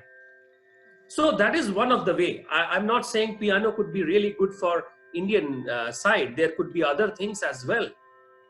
And so these are something that every educator, every education framework of the nations and countries should come up with about introducing in their countries. So as I said, Jugaad, somebody really needs to look into it and bring it into the curriculum, not from the MBA level, but probably from the school level. So it was quite interesting to talk to you today, and we got a lot of insights, and especially your Jugaad formula, which will remain here. And I think the educator who will be watching this show will think about inculcating these creative techniques, and they innovate and teach their students to become a finer human beings. Thank you so much, Sitesh. Thank you. It was lovely talking to you. Till next time. Thank you. Bye-bye. All the best. Bye-bye.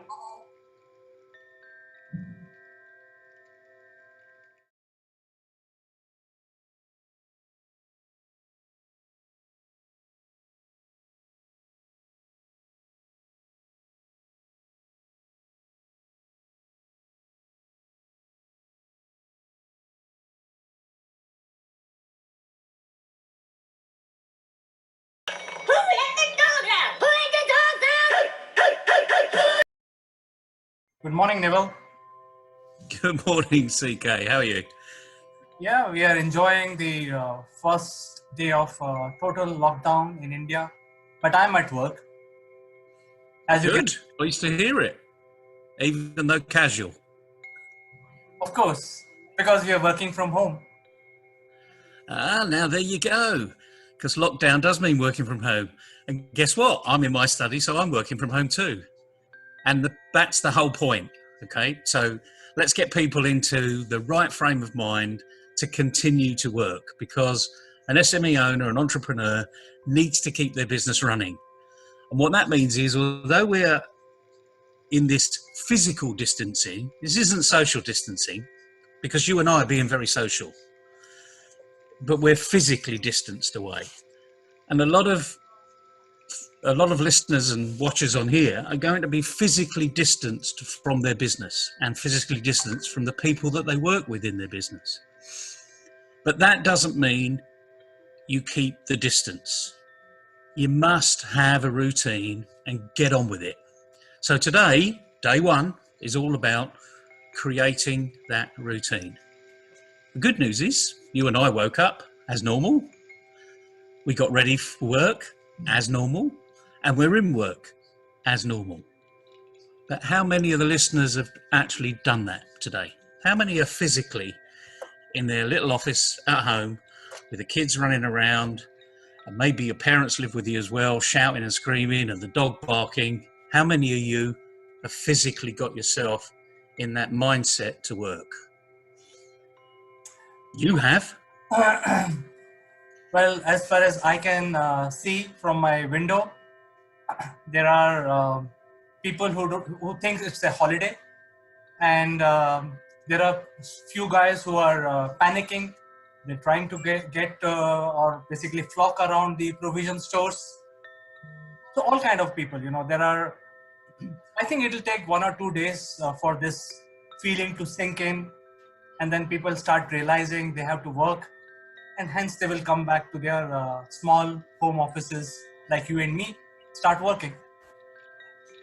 Well, the point is, get ahead of the game. This isn't a holiday. This isn't, we haven't suddenly jetted off to sunnier climes. And the other thing is, in India, it's the first of 21 days. This is 3 weeks. And the point is, let's make it the best 3 weeks for your business ever. And the best thing we can say is get into a routine immediately. If you wake up in the morning and you get dressed and you do, your physical things, have a shower, get yourself clean, etc., do it. Do it every single day. Don't say, oh, I'm going to have a lie-in this morning. Don't even start, The government have given you the time off. You haven't given yourself the time off. The weekend's coming. That's time off. But today's Wednesday. So let's use this as a driving opportunity to get your business in the shape that other people are not going to be, because they're going to take it as a holiday. So let's be smart. Get yourself ready for work, create the routine that you normally do, and the only thing about from that routine that you're not going to do is physically open that front door and get in the car and go to work. You know, but go through the motions, mentally go through those motions. And the most important thing is here, now take the opportunity to create a workspace at home that's just yours. The problem, away from everybody else. You know, Neville, the problem is we are all so much used to getting stuck for 1 hour or 1.5 hours in traffic. So I recommend get a car game downloaded on your PC, and if you're bored of sitting in office, you know, start driving a car. There you go. So we can do lots of things and make it fun. But the thing is, we need to create that routine. I can't stress it enough. You know, this isn't a prescription. We shouldn't be thinking other people are going to give me loads and loads and loads of advice. The simple advice is do what you did yesterday. The only difference is you're not physically going out the front door. Right. But now what you need to do is create that workspace at home. You know, it may be in the end of the garden. And the thing is, lots of people are going to be outside now in their gardens, in their backyards, you know, because it's a holiday. But it's not a holiday for you.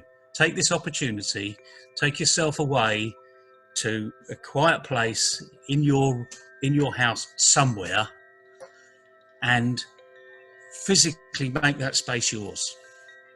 Create it as a workspace. And the other thing is, your colleagues, your business associates are now all at home. Don't lose contact. That doesn't mean to say you're on the telephone all day. You don't need to do that.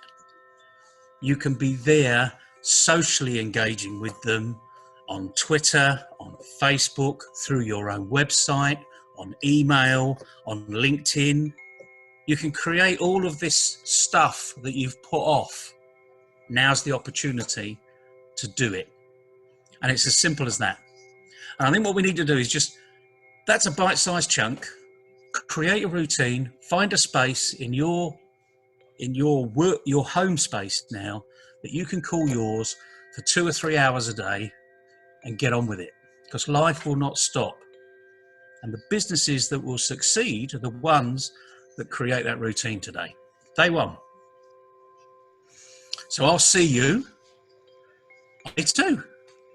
Right. So let's start with our work and I'll catch up with you tomorrow. Fantastic. Good luck, everybody. Thanks, CK. See you tomorrow. Have a nice day, Neville. Bye-bye. And you.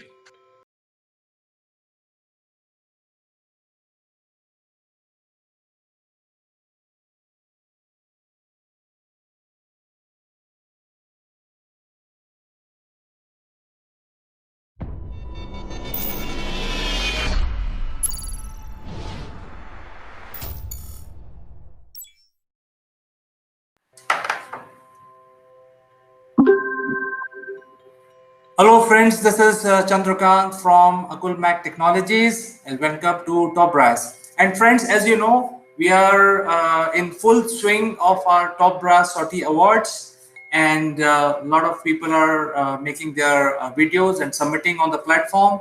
And we are also pleased to have started the sponsored subject. And here I would like to share the sponsored subject just for the benefit of all the viewers.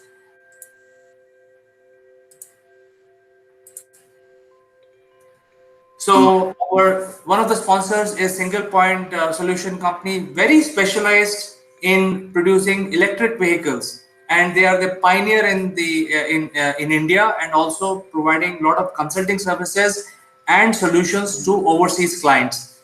They have given us these subjects, as you can see on the screen, various aspects of electric vehicle, and you can choose one or more than one subject. And today, friends, we are very pleased and honored to have the CEO of Single Point Solution with us, who will be giving us more information on how to make a video on one of the subject. So, Mr. Satya Madala, welcome to Top Brass.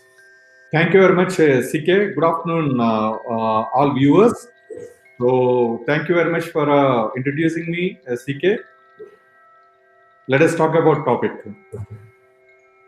So the topic is EV charge solution for today, and a lot of people are very interested in making the videos and also intrigued because this is a subject which not you don't hear about it every day. So it'll be great if you can just talk about the EV charge solution. What are the salient features so that people know exactly what research they have to do on the subject? Okay. Okay, got it. So, CK, just I wanted to highlight a point. Actually, EV charging solutions in EV charging solutions. There is many topics available with our website, and actually, the people who are participating in this topic. Actually, we wanted to give you more tips regarding the technology, regarding the hardware, regarding the the usage and user-based applications, wherein actually people can come and see the more information in Single Point Solutions website, which is singlepointsol.com, and they can go and search for some more content in smartevsolutions.com also, wherein actually there is a many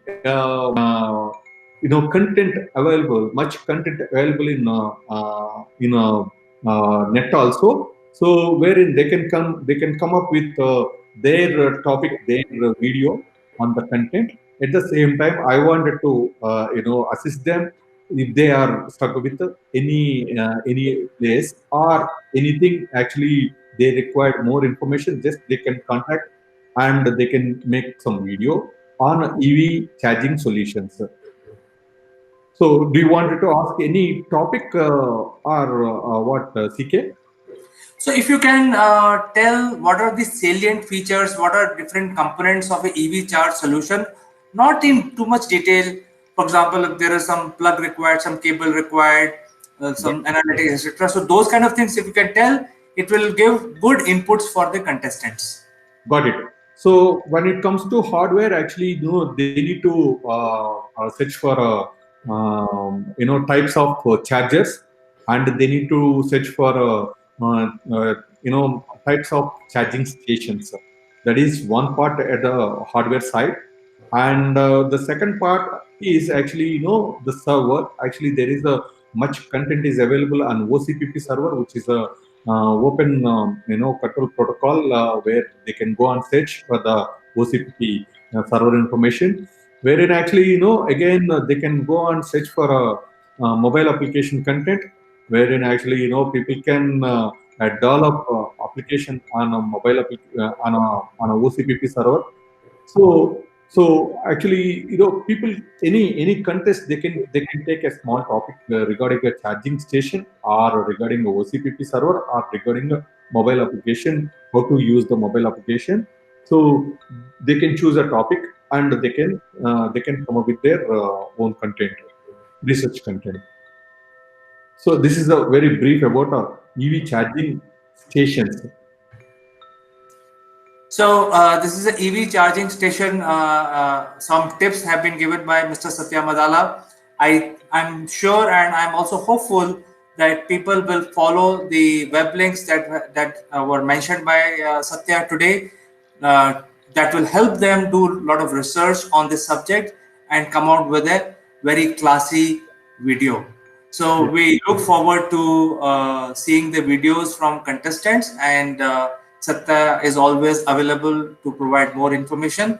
But on this segment, Satya, we will again bring you back with the other subject that you had given us, and we will discuss tips about those in a few days. Sure, CK. Just I wanted to see more videos from the contest. So I'm glad to invite them to know the technology. And at any point of time, just they can contact and they can write mail to us. So if they require more assistance and more information.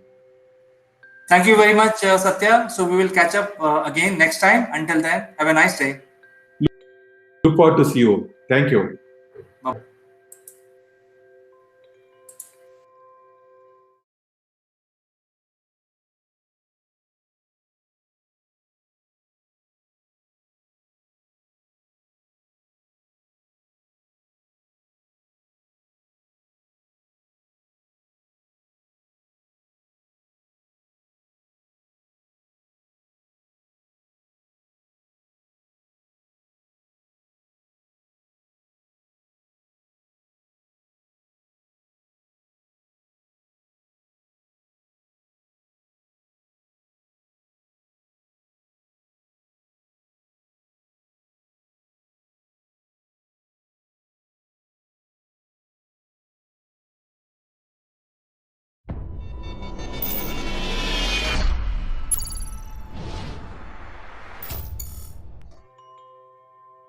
Good morning, friends. This is Chandrakant from Akulmach Technologies. Welcome to Spotlight.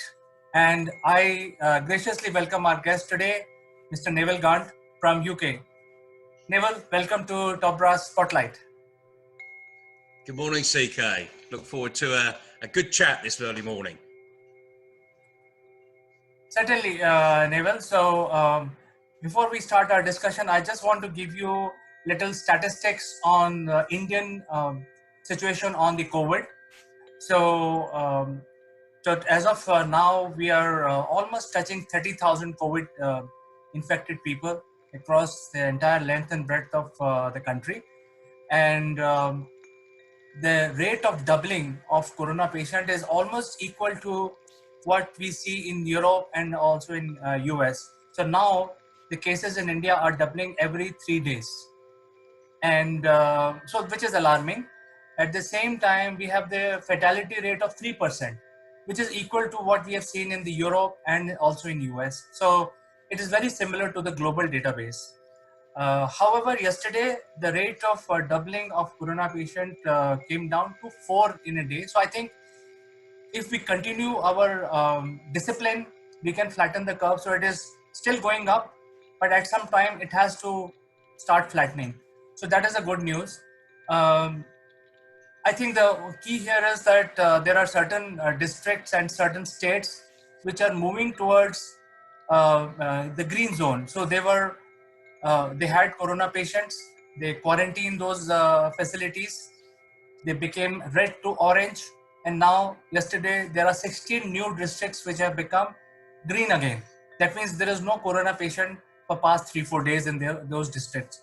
So I think gradually, India being a large country, I think we are moving towards ensuring that more and more districts become green and they do not have corona infection going forward. And then another news is that plasma therapy has been started. It is showing promising signs in some of these states. People are showing positive signs after getting the plasma treatment. But as you know, plasma treatment is not something which is very standard like a tablet. So it has to be administered by an expert, a doctor who has knowledge of immunology. So I think that's a different aspect. We will not talk about that more in today's, because I think we are only covering statistics. But the good news in all of this is that the survival rate of in India is the highest across the world. So we have patients who are getting cured are 22%.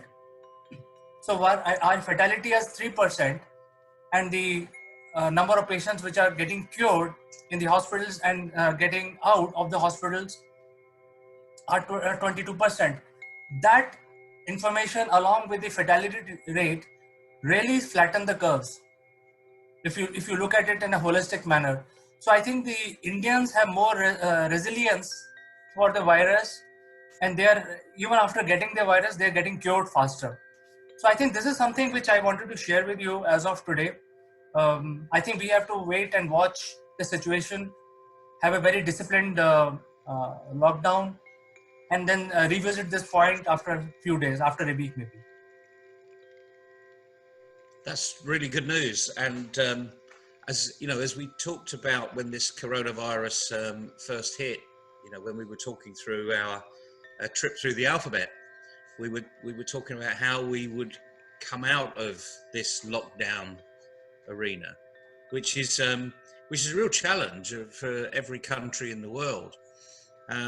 But as you remember, we spoke about almost nearly well over a month ago now, when we talked about the marketing specialists out there already know what the answer is, and it's test and measure, test and measure, test and measure, which is the sort of marketing mantra, really. So we need to be able to have a test capability and then a measuring capability, which a lot of people are now putting a lot of faith in the apps, the tracing apps. So just imagine what a marketing person would have with that tracing app. You know, every time you do a marketing bit of marketing material, you can actually trace who's picked up that marketing material. And effectively, we're looking at the same thing with COVID-19, so that you can go back and find out just exactly who you've physically been in contact with over time. So it's really good news. I mean, there must be something in the Indian gene, let's call it, or the gene pool, that perhaps gives you more resilience than elsewhere. In the UK, we've noticed that it's the ethnic minorities here that are more prone to not just catching the disease, but seem to be their survival rates are not as good as the generic population. So there's got to be some more detailed research that needs to be captured for this. And again, I think as you say from India, I think we will find there will be cultural and regional differences. So let's hope that our scientists that are capturing all this information are open to these types of discussions. Absolutely. In fact, we also have an app which has been introduced by the Government of India, which is very similar to the Australian app. It's basically used for contact tracing. So Government of India is encouraging every citizen to download the app, and that will help government to trace the contact tracing or basically make a heat map of the entire situation. So I think that is also helping them in some way. Yes, it certainly will, and it raises the issue. A lot of discussion over here has been around privacy.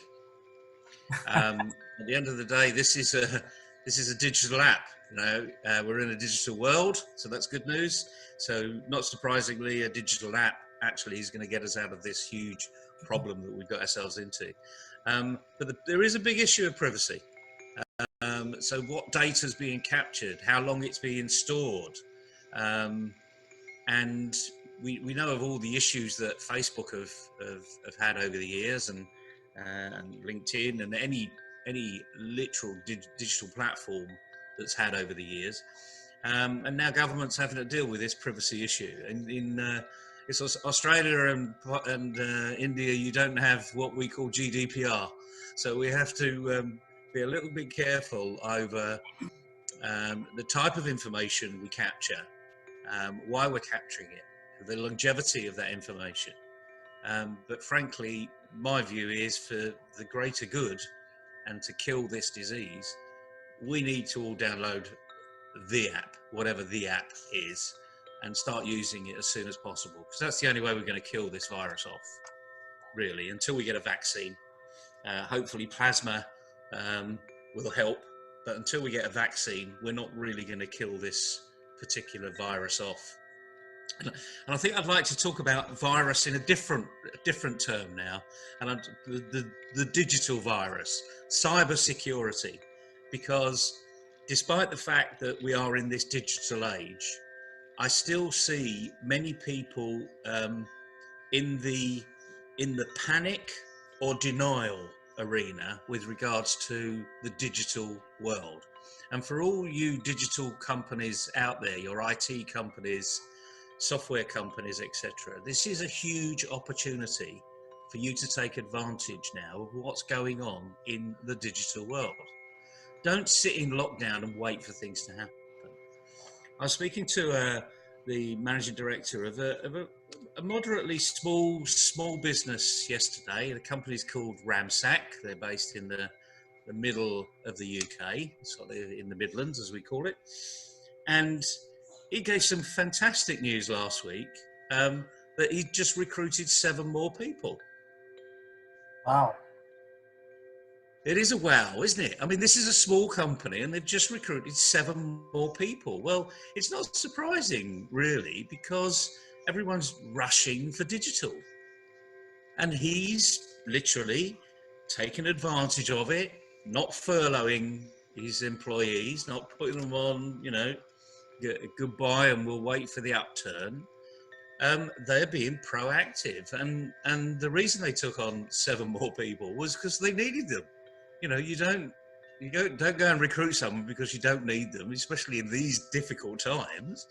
So I just find that really great news, and perhaps people should be looking at the Ramsack model. What are they doing? But let me tell you, they're not doing anything different than a small IT group based in Mumbai, or based in Delhi, or based in Calcutta. It's looking at their audience and talking to their audience and providing a solution for their audience. So whilst a lot of people, and when I say a lot of people, there's some huge organizations that are in this panic mode over here. There are equally a lot that are in denial. They're saying, no, we're not going to go to the digital age. We're not going to go to the cloud, as we call it. We're just going to keep doing what, because things will return. Well, guess what? You're going to have to move. You're going to have to move over here. But don't move to the panic. The panic people need to move to the middle ground, and the denial people need to move to the middle ground and get into line with where the Ramsacks of this world are talking about. You know, get with the program, listen to the specialists. While everyone's working from home, we know that the future will be a combination of people working from home and working in the office. My own children have been told that some of you are going to be, actually, your new contract is, it will be based from home. Now, one's in a construction company, they're in consultancy, and they have consultants all around the world. And his job has literally gone from working from a London Bridge base to working from Welling, from home. That doesn't mean to say he won't have to go into the office every now and again to literally work with the team or give feedback. But they found that utilizing digital tools, just like the tool we're using here, you know, and Skype and FaceTime and the telephone, using it in the right way, and some other online digital tools that help you to make sure you're being productive and active, they found that, do you know what, our productivity levels have gone up. Now, they're not unusual, but they're not going to shout about it, because that's competitive advantage. So all you I'm reaching out now to all of you small digitally based companies, the ones that do IT remote sourcing, remote maintenance. Now get out there, go to your audience, tell them what you do and how you do it for other people. Because if Ramsack in the Midlands can grow and add 7 people to their complement, there's no reason why you can't do it. The only reason you can't do it is you. So take organizations into the digital world. Show them how safe it can be. Educate people that are working from home to be safe in the cyber world. And get out there and do it now. That's right, Neville. In fact, a few days back, I presented to my viewers an analytics on how the media business is going to be recalibrated because of the digital, the digital wave which is going to hit now. And I think the sponsors will also have to recalibrate where they spend. So I think your point is very valid, because if the business is moving on to the digital platform, the sponsors behind that digital business will also come. So I think it's very valid. And I remember one of the state chief minister made a public appeal yesterday in India saying that, hey, I think we need to learn to live with coronavirus because that's the way it is going to be. So learn to live with corona. So I think that is one very good message that chief minister gave yesterday. No, it's true, and we laugh about it. I mean, this is a killer disease, but we've got to learn to live with it. It's a bit like learning to live with the other idiots that are on the road. You're a great driver, but you have accidents because of other people. Yeah, we're right. We believe that, don't we? Sometimes it's our fault. But the point is, we've got to live with it. Be resilient. Get out there. And the thing about this is, you're a great business. Tell people not how great you are, because that's a complete waste of time. They need to know what you're doing for other people. Why other people are investing in your organization. And that isn't being a shareholder in your organization, but it is being a stakeholder. People buy from people, as we've said on many occasions before. Now the time is to explain to others who you really are. And people will flock to you. Again, just like they've done with Ramsack, you don't take on 7 people. This is a big increase for this organization. 7 new hires in the height of the corona virus in the UK. Yeah, I'm sure this company must be doing something right, and that is why they are ramping up.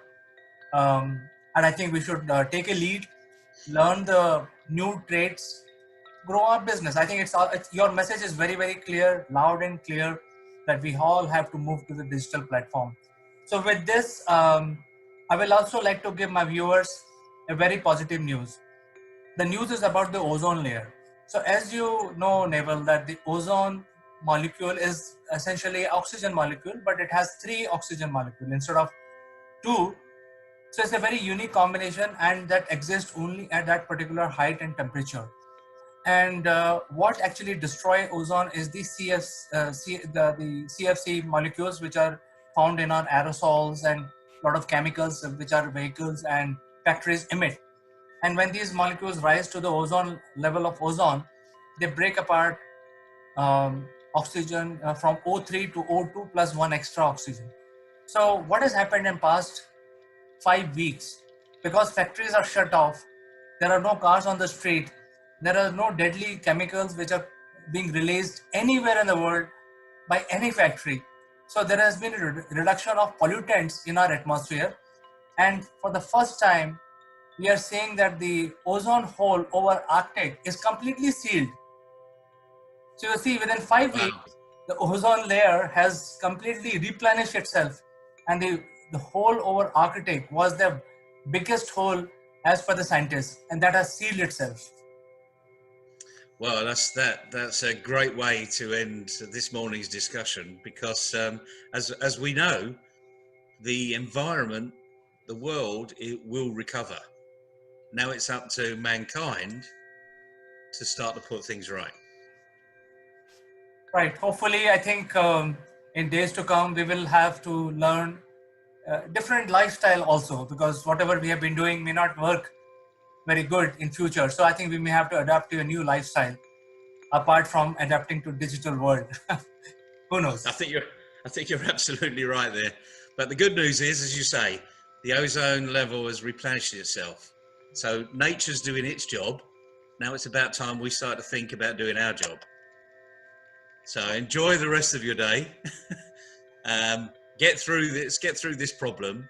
And remember, you digital groups out there, get out there, spread your word, start building the economy. Thank you, Naval, for your guidance and your positive words. We'll catch up with you tomorrow again. Until then, be safe and stay safe, stay indoors. Stay safe. High five. High five.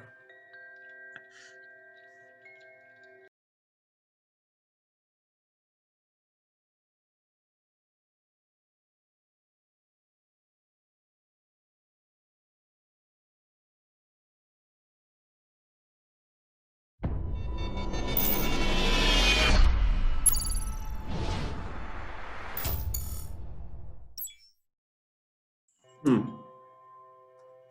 friends, I'm Kanchan from Akulmach Technologies and you are welcome to Top Brass. Today we have Sitesh Srivastav. As you know, he has a deep interest in corporate training and he has a marvelous career in education, teaching IT professional and marketing people. So Sitesh, welcome to the show. Top Brass, how are you doing today? I'm well. I'm very, very well. And I now look forward talking to you in the interesting subjects that we are trying to bring on this platform. Thank you so much. Okay, Sitesh, we had been discussing about change management, and it is always start with the top. The change always start from the top, and then there's a training is also part of tackling and enhancing and kind of getting easily, seamlessly transferred into one situation to another situation. So. This critical thinking, as we were discussing, is also part of a change management. So there are some feature of this skill, and I think this is a hard skill. So what do you say about this? No, definitely, Kanchan. It is a hard skill, and humans are not designed to think in that critical thinking mode until and unless the situation or the opportunity presents itself. It has been seen that when, as humans, we are faced with generally life threatening situations, we start thinking critically.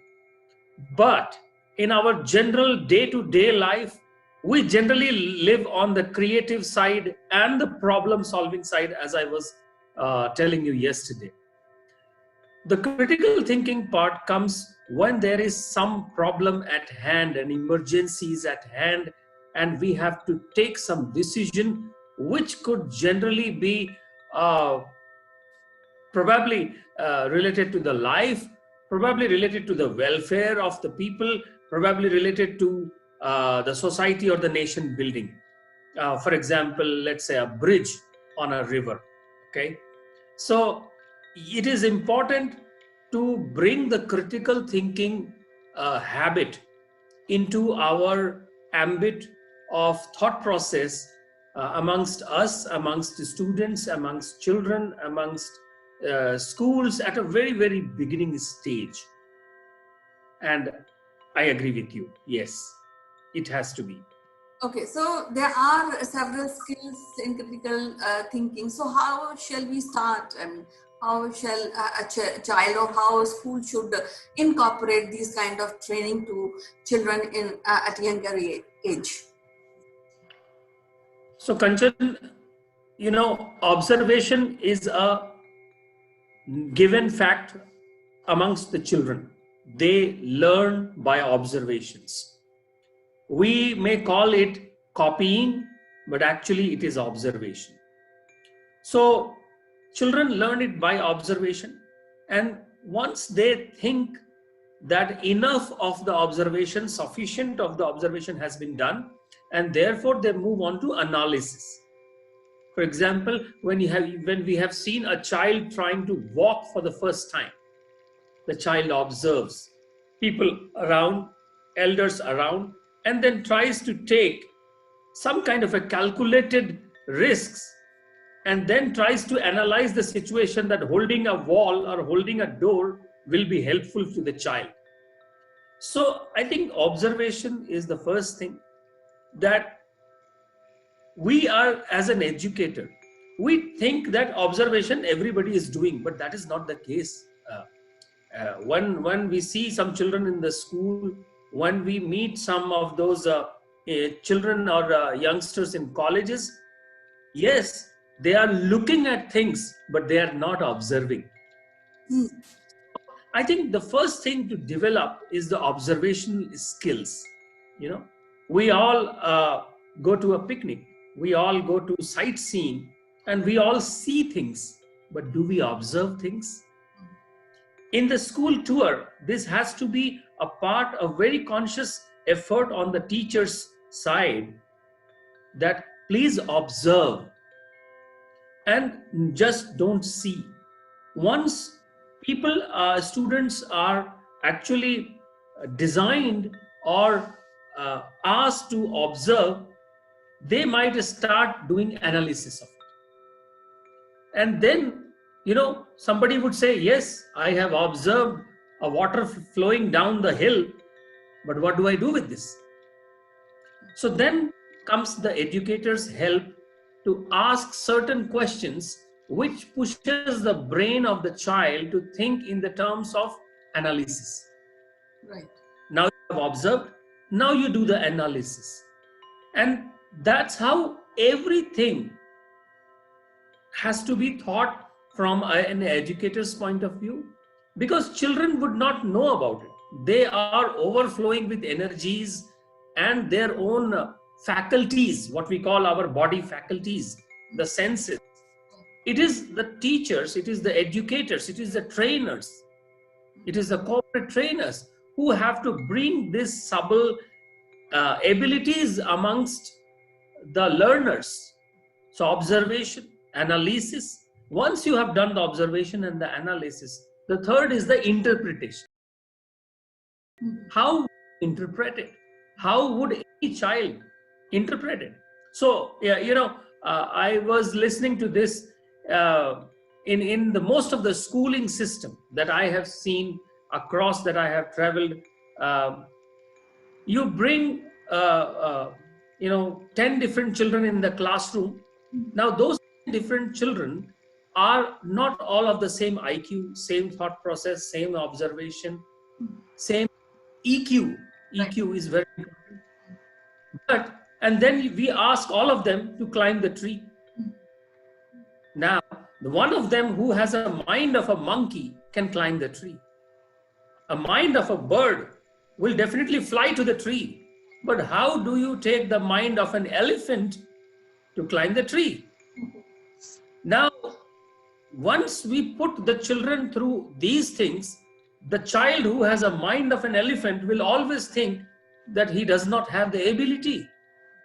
But that's not the problem of the child. It is the problem of the educator. So I think it is very, very important for teachers, for educators, for trainers, for people like you and me to take this message that the creative and the critical thinking skills is not only for the children to pick up naturally. It is nothing that you just shake a tree and something will fall on you.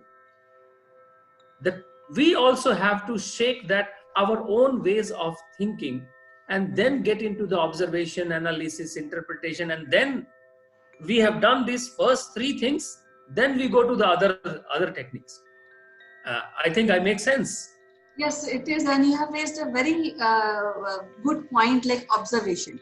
And here I think that in training observation, because all the things as a human being we are trained. For walking also we get training.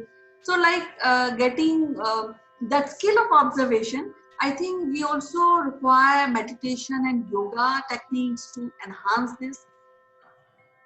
Exactly.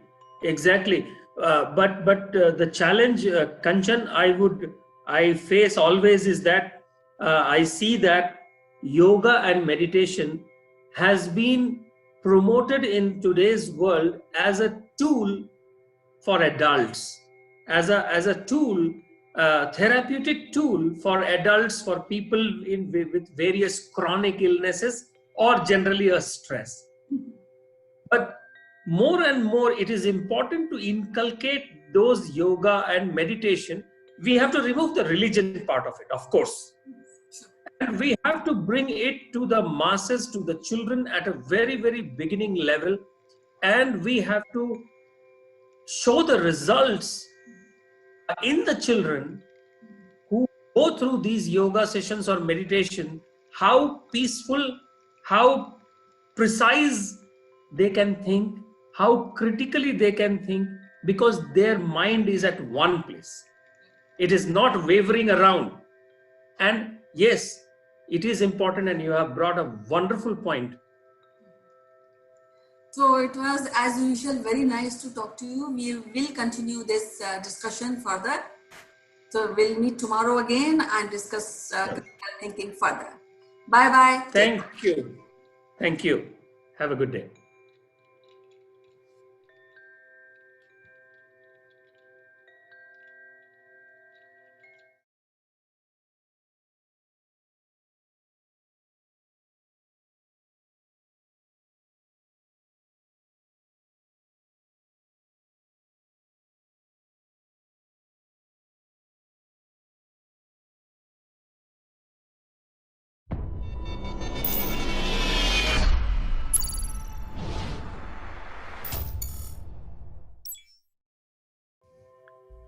Hello, friends. This is Chandrakant from Akulmach Technologies, and it's a cold morning in India.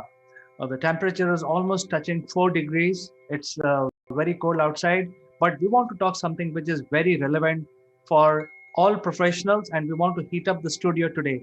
Before we start our discussion, let me invite my friend from UK, Mr. Naval Gun. Good morning, CK. I hope we warm up the studio because it's freezing in London too. It's a cold wind from the north.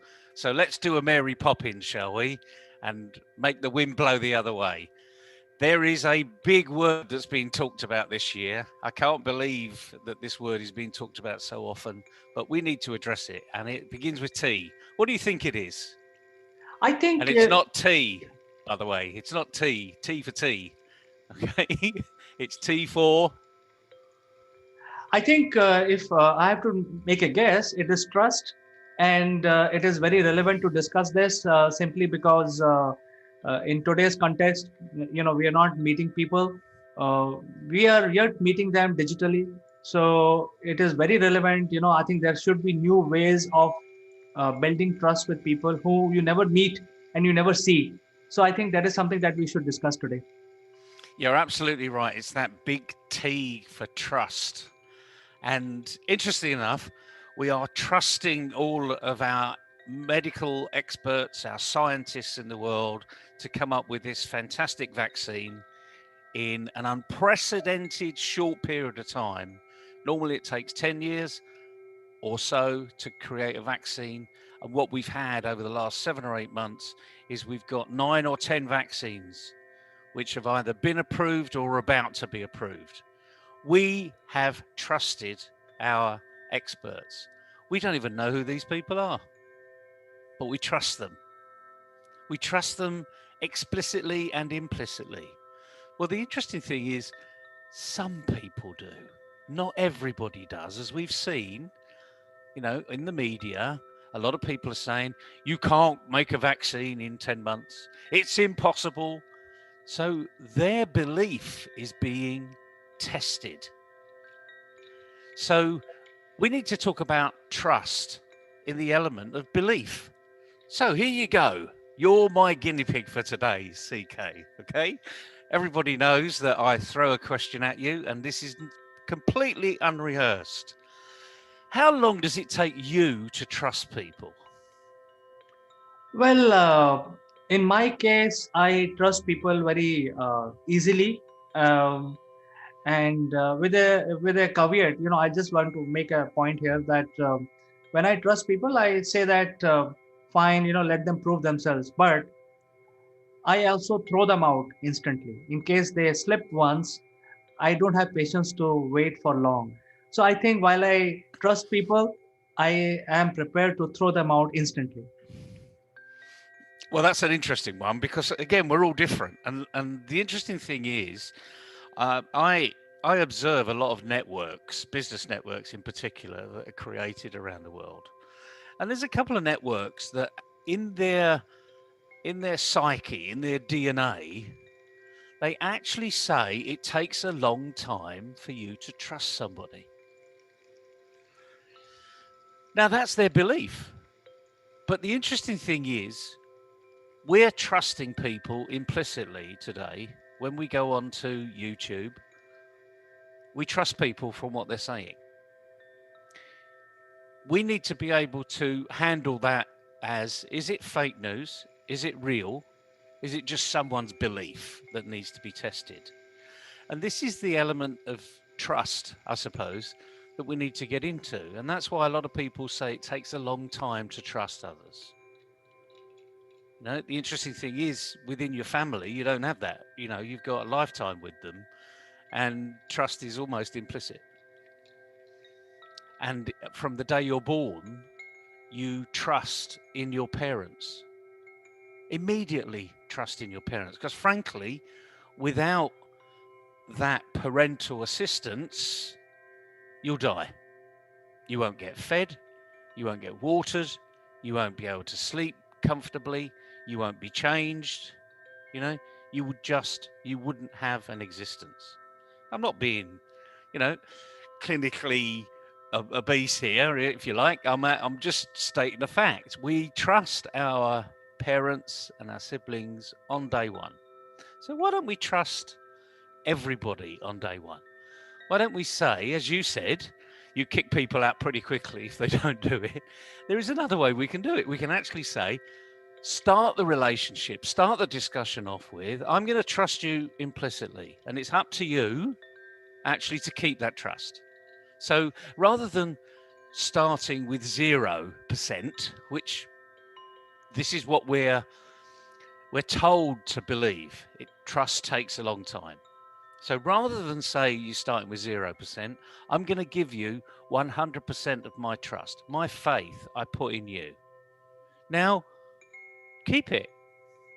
So whatever you're going to do with this relationship now, it will either prove me right or it's going to prove me wrong.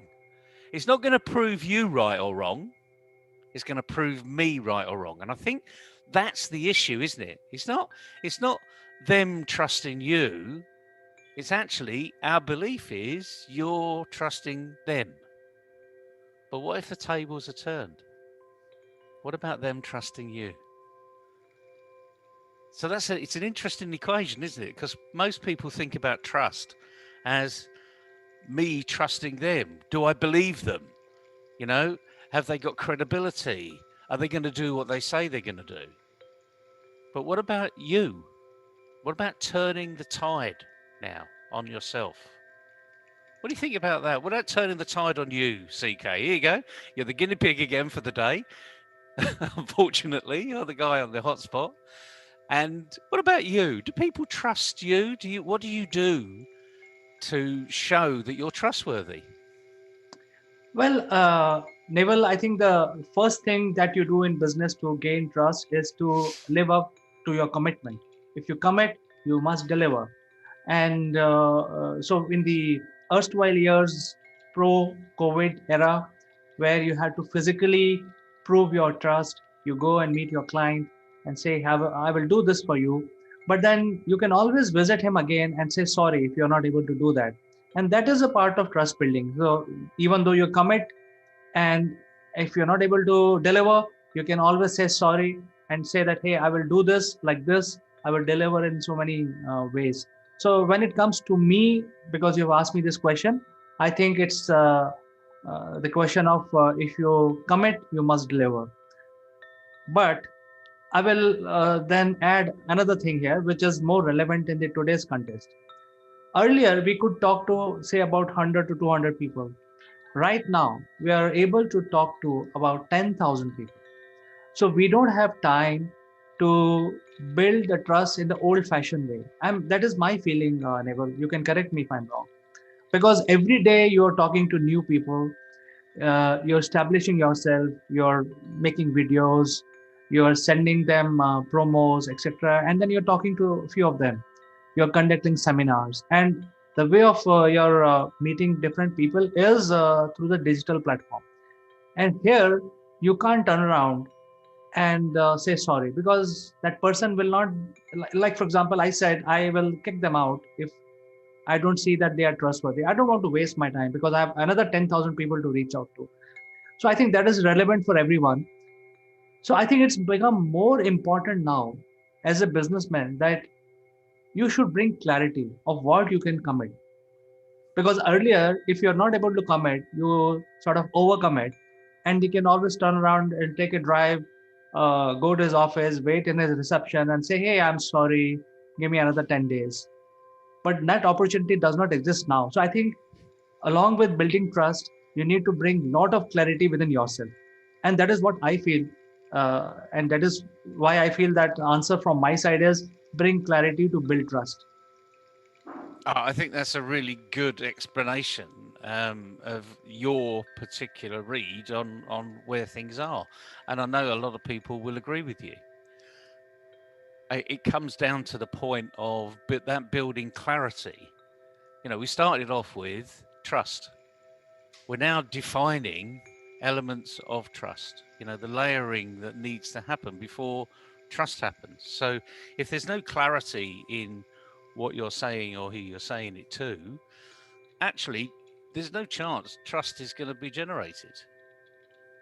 So all I'm saying is a lot of people say trust is the building block. Actually, trust may be on the ground floor, but now we need to go down into the basement. What are the building blocks that we need to be able to be trusted so that people can see who you are, what you do?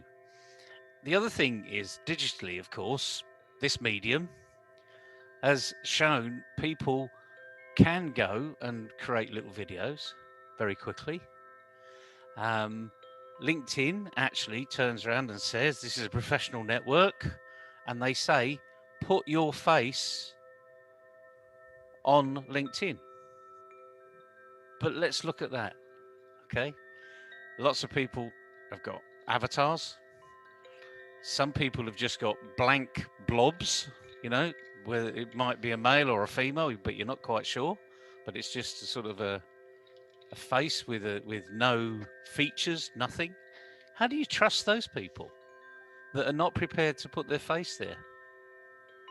Or maybe, you know, don't want to put their face there because they don't want to be seen. And yet this is a professional network. So there's a question for you. Do you trust people on LinkedIn without faces? Absolutely not. Absolutely. I'm very, very clear. If somebody sends me a request and before accepting the request, I see if that person has put the photo, real photo, not the avatar or things like that, or Snapchat emojis, you know, I don't trust those people because my thinking is that if these guys don't have even guts to put their photo, you know, why I should trust them even, you know, they themselves are not you know, sending the trustworthy message by not putting their photo. And the other thing that I check is I check their usage, you know, what type of post they are you know, sending, and what type of post they are liking. And if it is something which is not relevant to me, I again don't accept them. So I think these are the two factors which I use to accept people. Well, again, I'm putting, you know, you're Johnny on the spot today, CK. I'm going to change your name to Johnny. Because you're my only guinea pig. And the other thing is, let's look at another social media arena, okay? And we're talking about trust here in the social media context in many respects, because that's all we've got today. Physically, it's very rare we can meet people. So social media is the first place we do meet people, on Twitter, on Instagram, TikTok, maybe. You know, I see more people put themselves on TikTok, and yet they don't have a picture of themselves on LinkedIn. Now, that to me is quite bizarre. Okay, so anyone listening, maybe need to think about that one.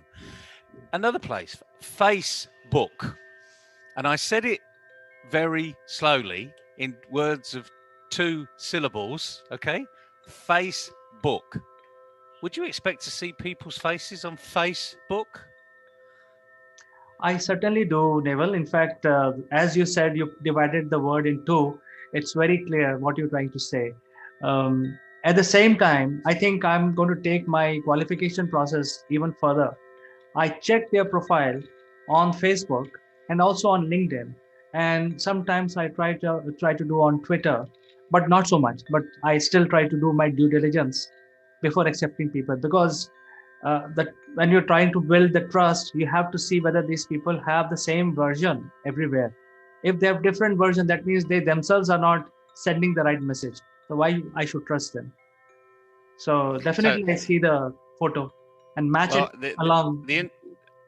the interesting thing here, we've just focused on one little element, and right, we could do lots and lots today. You've given an insight into how you build a profile around someone, because social media, just like any good employer out there these days, they don't just look at the CV, they Google the person, and they will look at what they're saying in social media. There's no hiding place typically, and frankly, if you need to hide, then there's probably something seriously wrong here. Yesterday we talked about the changing terms on WhatsApp. This is a commercial company. It's not going to take all your data, and read everything you're going to be saying or listen into your conversations. But all they are going to do is say, if you've got someone on WhatsApp and we find them on Facebook, why don't you connect to them there? It's a commercial organization. They're trying to help you along, but more importantly, build the community, build the conversation. So these platforms are trying to do their best to help you. It's actually time to turn the tables.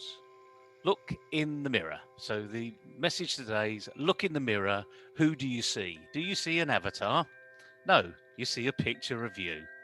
So that's what people will see. That's who people are going to trust. On Facebook, put your face there. On LinkedIn, put your face there, because people buy from people. And remember, trust is the ground floor. It's what underpins that trust. It's what people see about you, that they form a picture about you. And we're all judgmental, I try not to be all the time, but the fact is humans are judgmental. So give them something to judge. Show them who you are. If you want people to trust you, show that there is some transparency there. And then, like anything else, as we said at the beginning, give 100% away, but also receive 100% too. Show people you are trustworthy.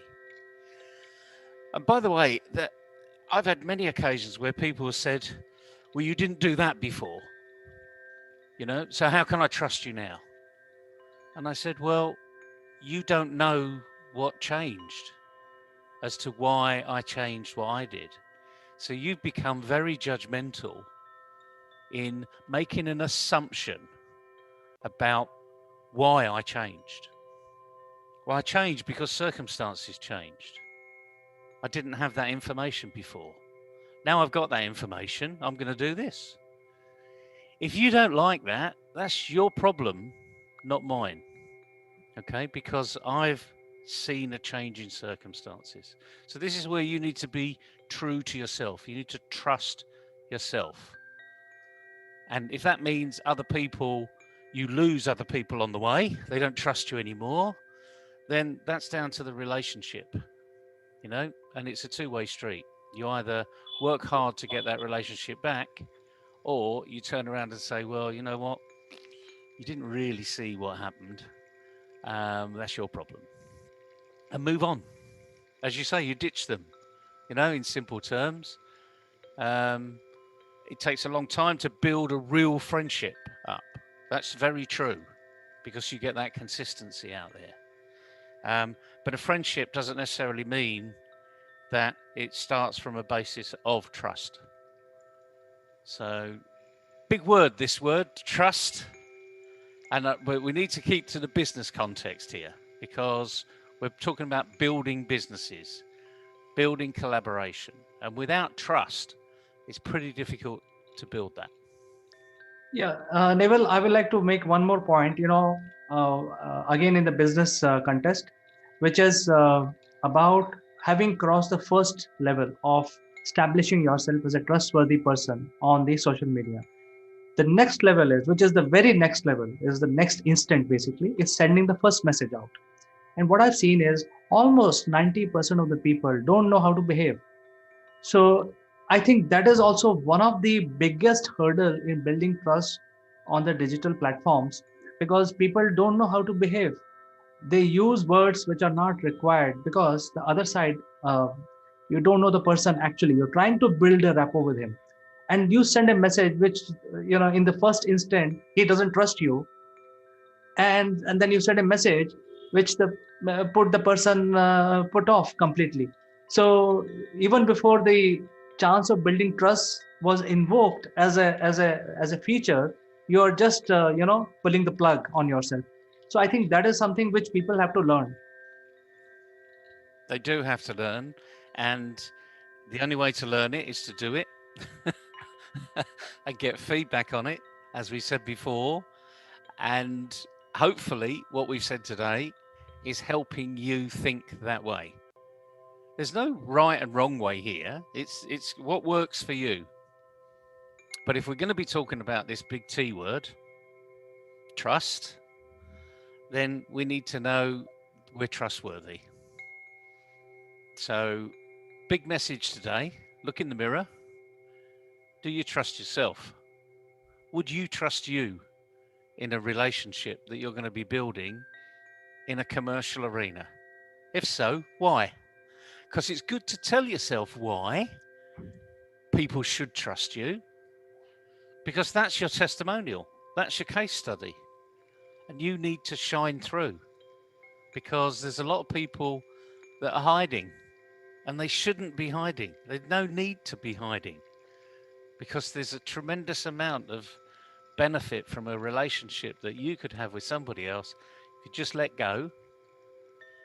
No, don't start with 0, start with 100, but get them to start with 100 too, and have a bit of fun about it. That'll show really who you are, and say, yeah, I am different, because I'll trust you implicitly, but that means you got to trust me too. So now we'll move on to something important and get things done. Absolutely. I think that's a fantastic message you have given, Neville. And with this, we can end our discussion today. I think I must say thank you so much to find time in this cold morning at in your city, in your country. But we will catch up with you again in the morning tomorrow with something more interesting. Always a pleasure, CK. Enjoy the day, everybody. Warm up. Put a jumper on. Thank you. Bye-bye. Bye-bye.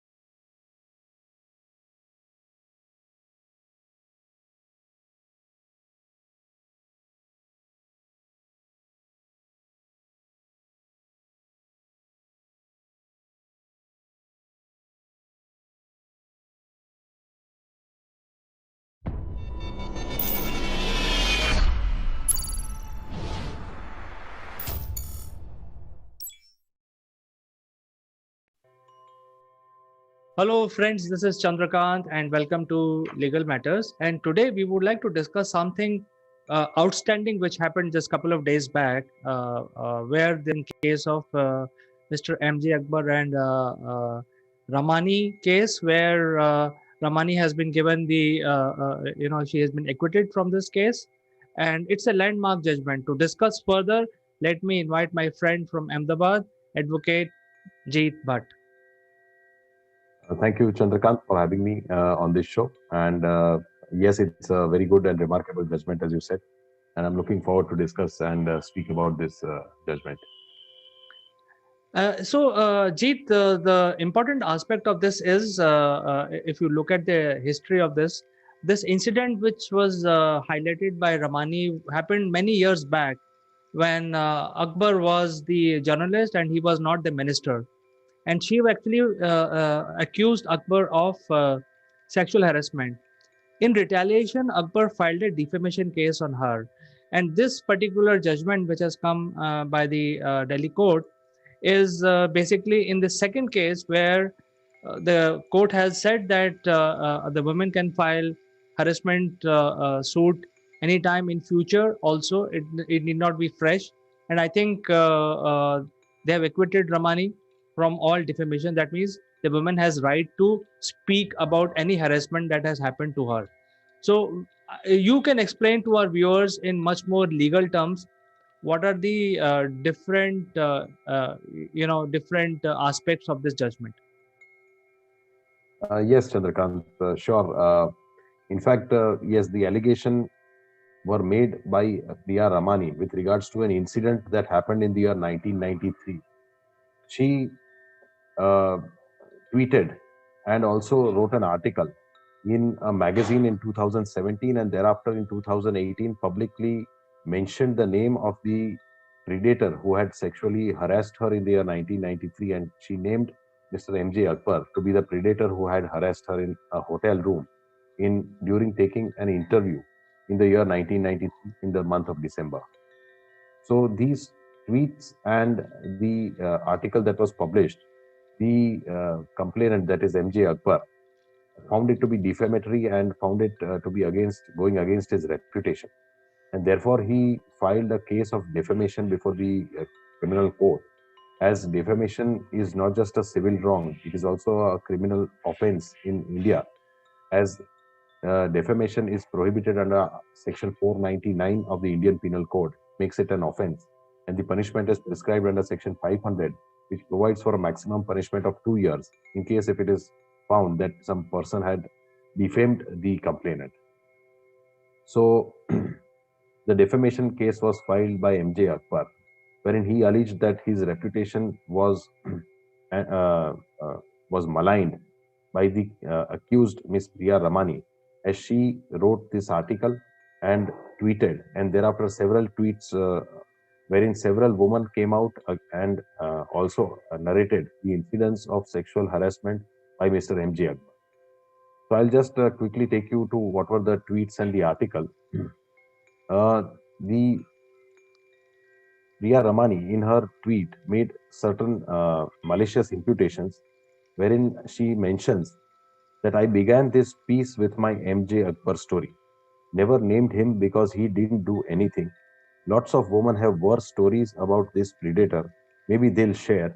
The media's biggest sexual predator. How many stories do you need to hear? I'm glad MJ Akbar won't be in the workplace anymore.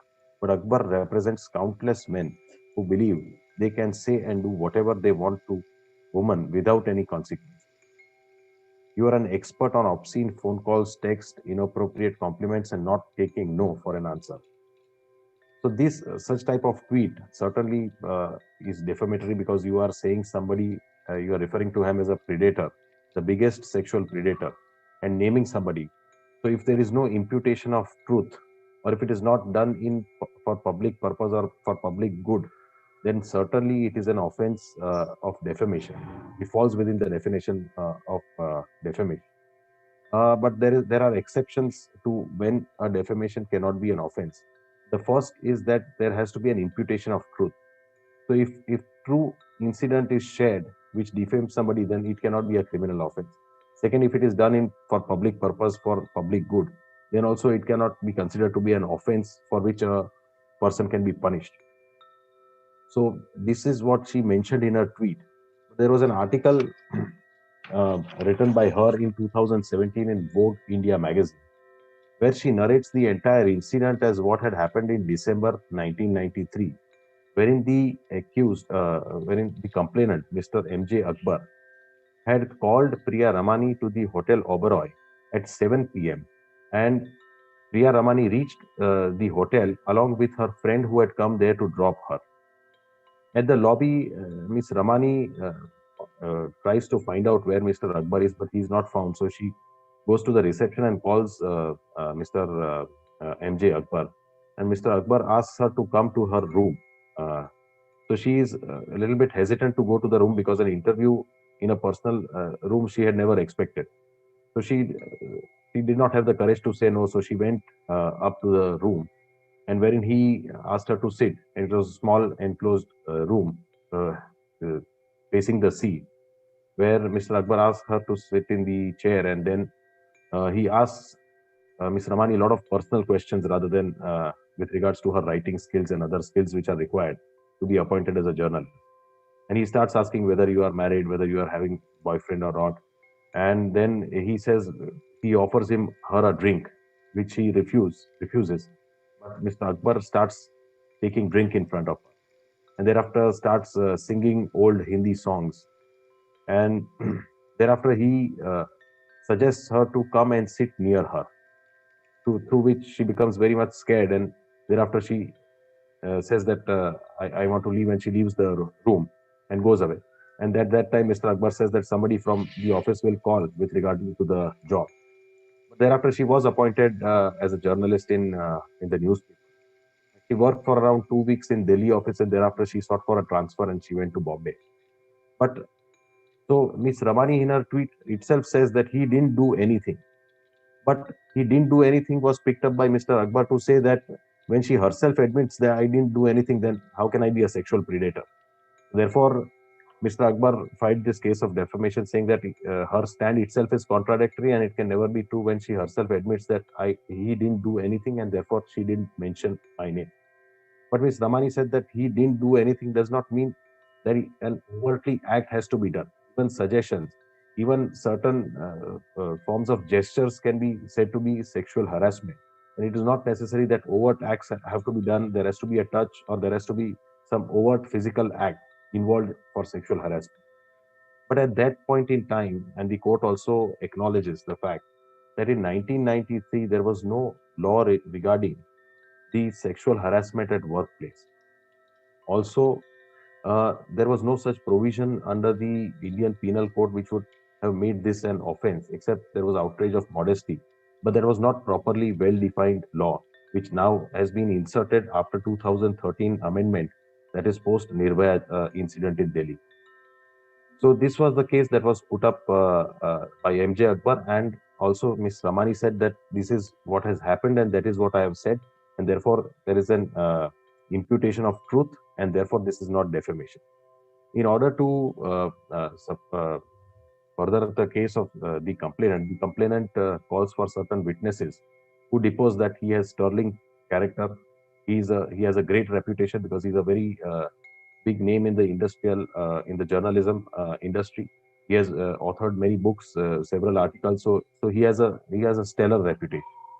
And he says that by way of such tweets and articles, his reputation has been damaged and maligned.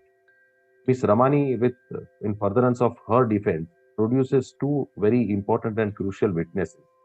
One is her friend who had come to drop her at the hotel in 1993 December, and she deposes that she had dropped. And thereafter, when the interview got over in the night, Ms. Ramani had called her friend and in detail had discussed what had happened. So therefore, she deposes in court that this is what had happened and she had told me, and that is what she deposed in court. Another witness, which is a very important witness, was defense witness 3, Ghazala Wahab, who also deposed that she was a victim of sexual harassment by the complainant, Mr. MJ Akbar himself.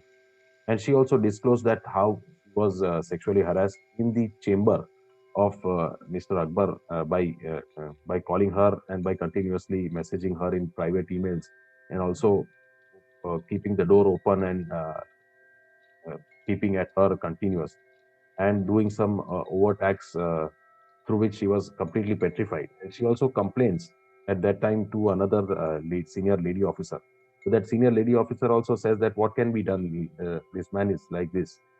So this was also a very important witness in the entire trial. Herself deposed what had happened to her by the accused. So considering the entire evidence and everything that had come on record, deposition, cross-examination, the court accepted the contention of Miss Ramani, and the possibility of her defense that she had disclosed was true regarding the incident of sexual harassment, and that happened in 1993 December in Bombay. And this was proved by the corroboration of both the witnesses, defense witness, that is her friend who was Nilofer Venkatraman, and the defense witness 3 was Ghazala Wahab, herself a victim of sexual harassment. This is a very important finding after conducting the entire trial.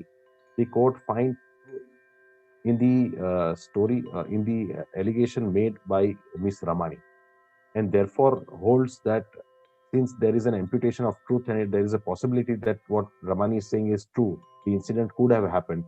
The incident which is narrated in tweets and her article would not become defamatory, and therefore she was acquitted. But the court recognizes several important aspects with regards to sexual harassment at workplace, and acknowledges that our culture is such a culture where women have been respected throughout. And in fact, Mahabharata and Ramayana also some certain instances are shown where the real culture of this country is highlighted. Wherein there are some instances where he quotes uh, regarding the incident of Lakshman. When Lakshman, that is Ram's brother Lakshman, when he is asked that how did she find Sita, so he says that I did not look up from her feet, so I don't know how she is. But the respect that is shown in this verse is tremendous. How much respect a woman received, and that is the real culture of this country. So that is what is highlighted. There are certain other instances also which are highlighted in Aranya Kand of Ramcharitmanas with regards to the incidents of Jatayu. That Jatayu witnessed the crime of abduction of Sita. He lives long enough just to pass that information of abduction to Ram. Therefore, that is, and he tries to stop Ravan from taking Sita, but is killed in the battle with Ravan. So that is the what the respect is shown to a woman, and therefore certainly such incidents will not happen. And we have to realize that women are several times victims of such sexual harassment at workplace, and men of good characters, having family, friends of good reputation, also commit such mistake, and women do not come out immediately. So, because they themselves don't know what has happened with them, and there is also a social stigma which is attached. So, therefore, it is not possible every time every woman will come out from the closet and immediately report as to what has happened. Also, the law has gradually developed. It was never developed as it is now. And in 1993, the law was not what it is today. The international covenants, the concept of dignity of women at workplace, and the right of equality are now recognized, which were not there at that time. And therefore, also there is all possibility that women will not always come forward and immediately report as to what has happened. So therefore, the court said that it has to be recognized that women will not always come forward immediately, and when they come forward, they have to be sensitively dealt with and not to be looked upon with suspicion all the time. So therefore, these are all the remarkable aspects of this judgment, and ultimately the court acquits Priya Ramani of the allegation of the charge of defamation against her. So certainly, it's a very welcome and good judgment delivered by the Delhi. Jeet, thank you very much for explaining this particular judgment so beautifully and in totality. And I'm sure, as you're explaining that in 1993, there were no such laws to prevent such crimes which were happening at that point in time. But, this particular judgment, what is the impact on our society now? Uh, I'm sure this has a huge impact. What would that would be? Certainly, so this gives more power to women, and women will be able to complain not just of a recent incident, but also of incidents that have happened prior, because this gives tremendous power to women, and it recognizes that this country looks forward for their active participation in the development of this country.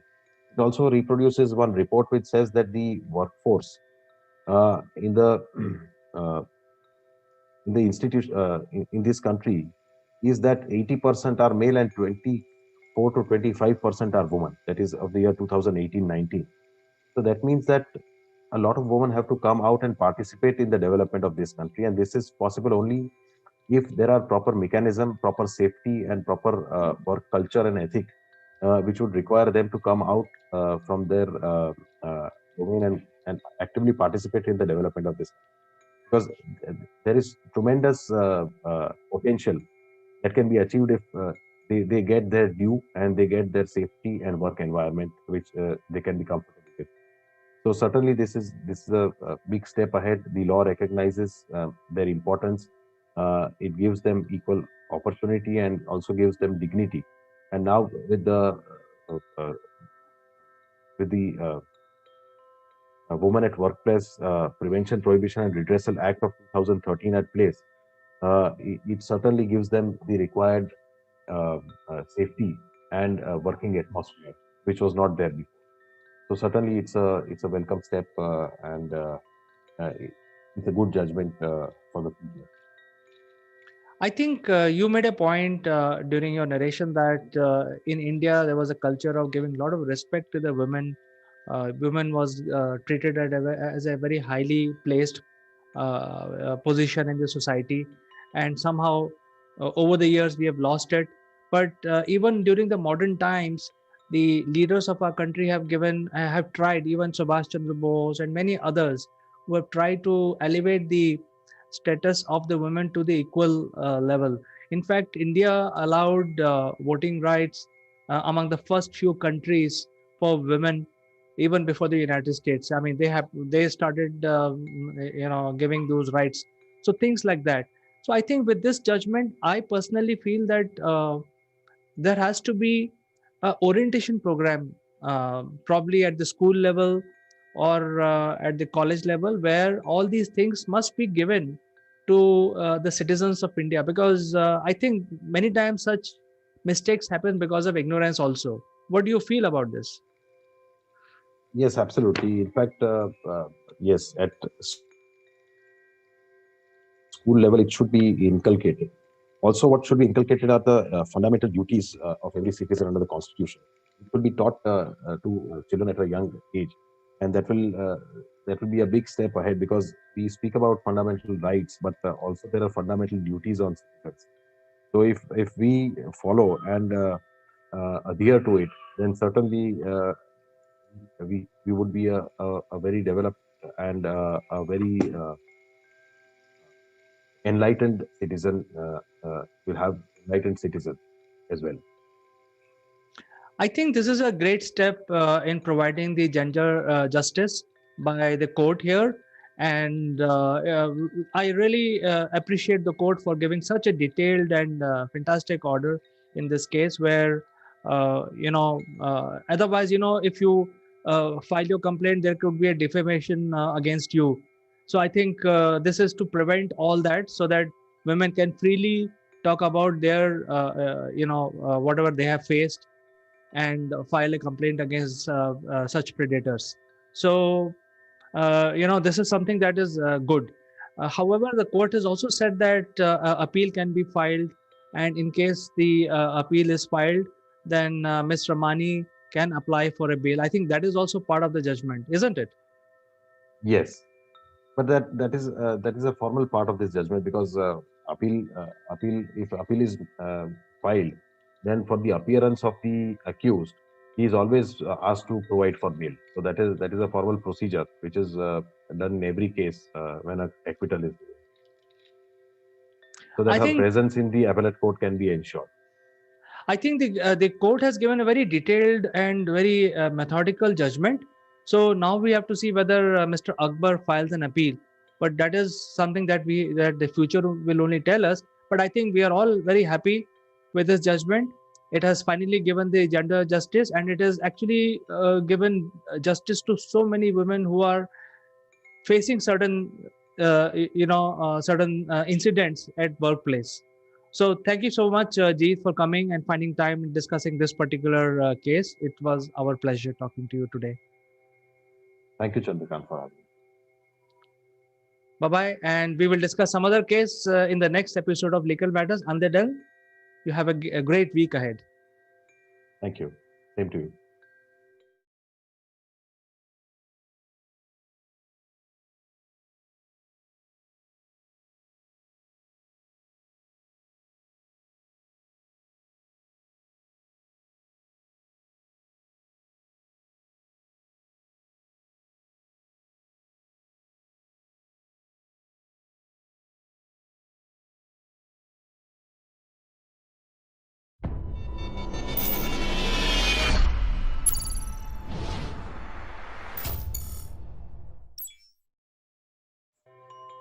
Hello friends, I am Kanchan from Akulmach Technologies and you are welcome to Top Brass. Today we have Sitesh Srivastav, who is enjoying Bangalore weather, and though he is in 14 days of quarantine, he has just returned back from Johannesburg. And as you know, he has a deep interest in communication, he has deep interest in corporate training, and he has been training professionals like marketing professionals and IT professionals. So welcome to the show, Sitesh. How are you doing today? Hi Kanchan, good today. Good day to you. Good to meet you. Good to talk to you once again. And it's Bangalore has got a pretty stable kind of a weather, and therefore I do not feel much change from what it is in Johannesburg right now. So there is not a great dip or increase in the temperature. As I was discussing, that Bangalore stands at 3,000 feet above the sea levels. So yes, I'm enjoying, and quarantine has its own advantages, and since we are wired to think into positive way, so I am taking some interesting clues out of the quarantine days. Okay, so all the best for a healthy lifestyle, and you just come out from quarantine. And I know that you are sitting in a largest state of South India, which is Karnataka, and it's seventh state in all over India in area wise. So I have lot of attachment towards Karnataka, because most of learning which I've done is in two cities. One is in Delhi and one is in Karnataka. So let's listen from you, since you are there present and enjoying the air and the food of Karnataka region. So Yes, Kanchan, Karnataka is a very spectacular and interesting state of the Indian Union, and as you mentioned, it is the largest of the state in this part of the India, and Karnataka has a very interesting place. Much before the state was formed, in the State Reorganization Act in the 1956, when actually Karnataka state came into a border, a form, a shape, a districts. But before this State Reorganization Act, the Karnataka, the Kannadiga, the Carnatic region was part of the whole of the South India, and it was basically controlled with almost 20 different administrative zones, something like Nizams of Hyderabad, a state of Mysore, Bombay Presidency, Madras Presidency, some of the Kodagu areas. And so if we take it from our 1947 times year when we got independence, Karnataka was not a defined state. That means the Kannadiga and the Karnataka culture was around these administrative regions, which were then brought forward from on the linguistic basis and all the cultural assimilation that happened. And since 1956, that is, I think, the month of November, we get this spectacular state which we call it Karnataka. While I was growing up, Kanchan, in the North India, I always used to feel very interested with the name Karnatak. So I used to think, wow, what an entertaining state this would be. And I never thought that I will land up in Karnataka and lead a very Karnataka-full life, and that I have been living in last 10 years. Yeah, here I remember, then when you are talking of Karnataka, there's a very interesting aspect of Karnataka is the toys, the Channa Patna toys, which are unique to Karnataka state. It is started by a person by the name of Mia, and these are wooden toys. And they have, we get supply of these toys. They are interesting toys with lot of colors, and we have these kind of toys being circulated all over India if we want for our kids. Now things have changed, and we are coming towards our own origin. So I think that is one of the best choice for growing children, especially who are toddlers, and they can enjoy and they can play with these wooden toys. Right, Kanchan. But since I am now past my toddler age, so the food is something that attracts me. a lot. And before that, before you come to the food, I also want to tell you, because you have a lot of interest and love for Japan, these toys use the Japanese technology. oh wow, Yes. that calls for a separate conversation, Kanchan. Yes, so let's talk about food, which is again, it's my interest. Yes, Kanchan. So I am from one of the categories of foodies. You know, I believe some people live to eat, and some people eat to live. So I am in the second category. I eat to live, but of course I have a taste to find out a tingling, interesting food with a history. The history part of the food and the dishes adds to the taste in my mouth. And that's how I got interested when I heard about ragi roti. Ragi roti, akki roti, bisi vele bhat, ragi mudde. And that cereal, the specific cereal of ragi, that actually attracted my taste buds and my thinking. First of all, its name as a cereal. And before I came to Karnataka, I did not know about this cereal as such. And I have tried everywhere, wherever I find out the ragi roti or ragi mudde.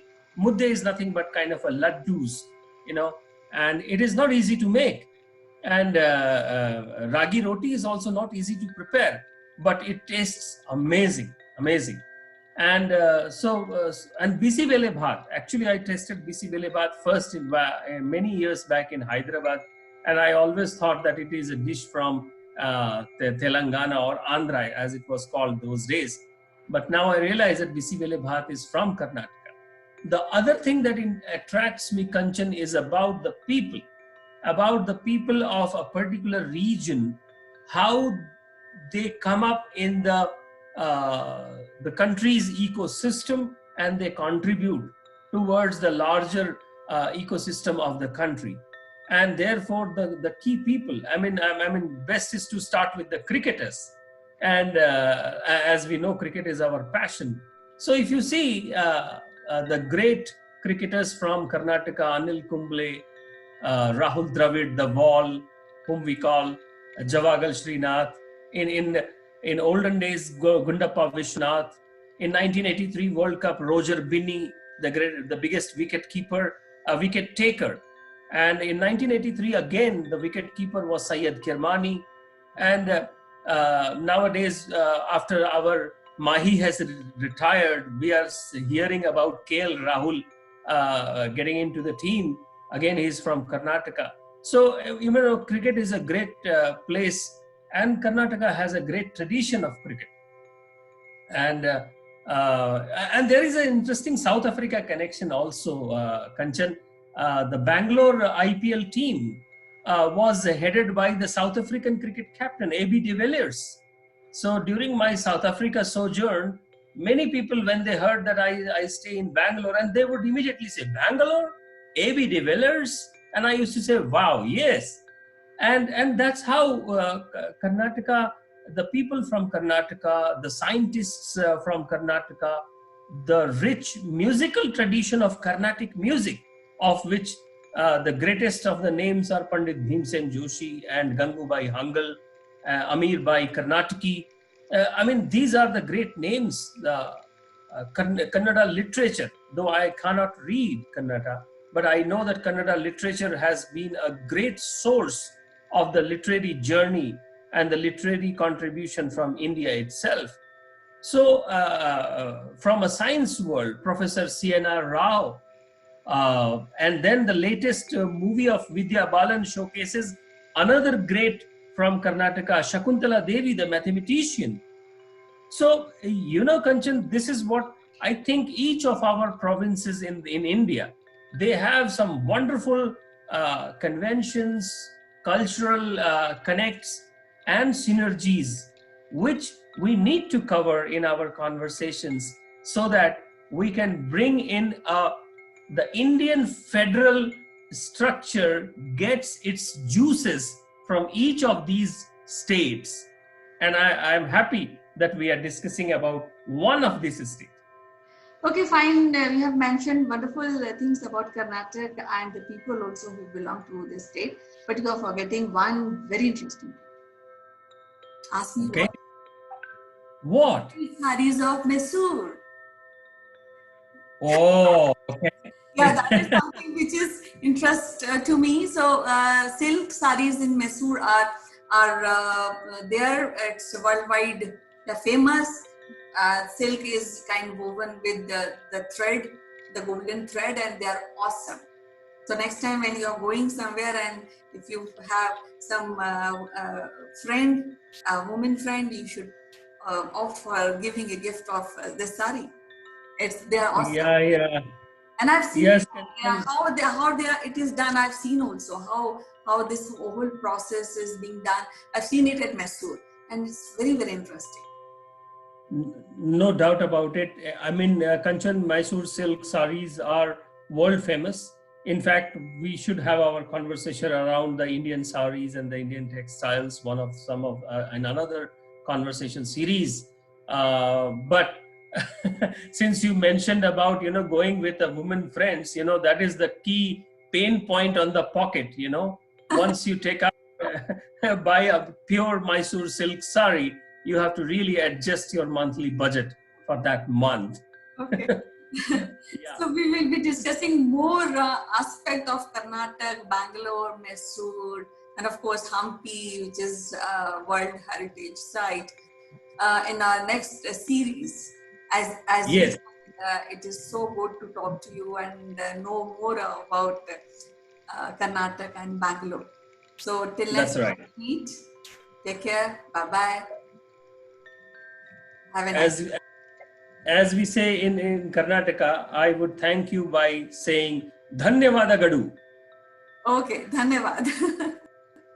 Okay, see you. Bye bye. See you.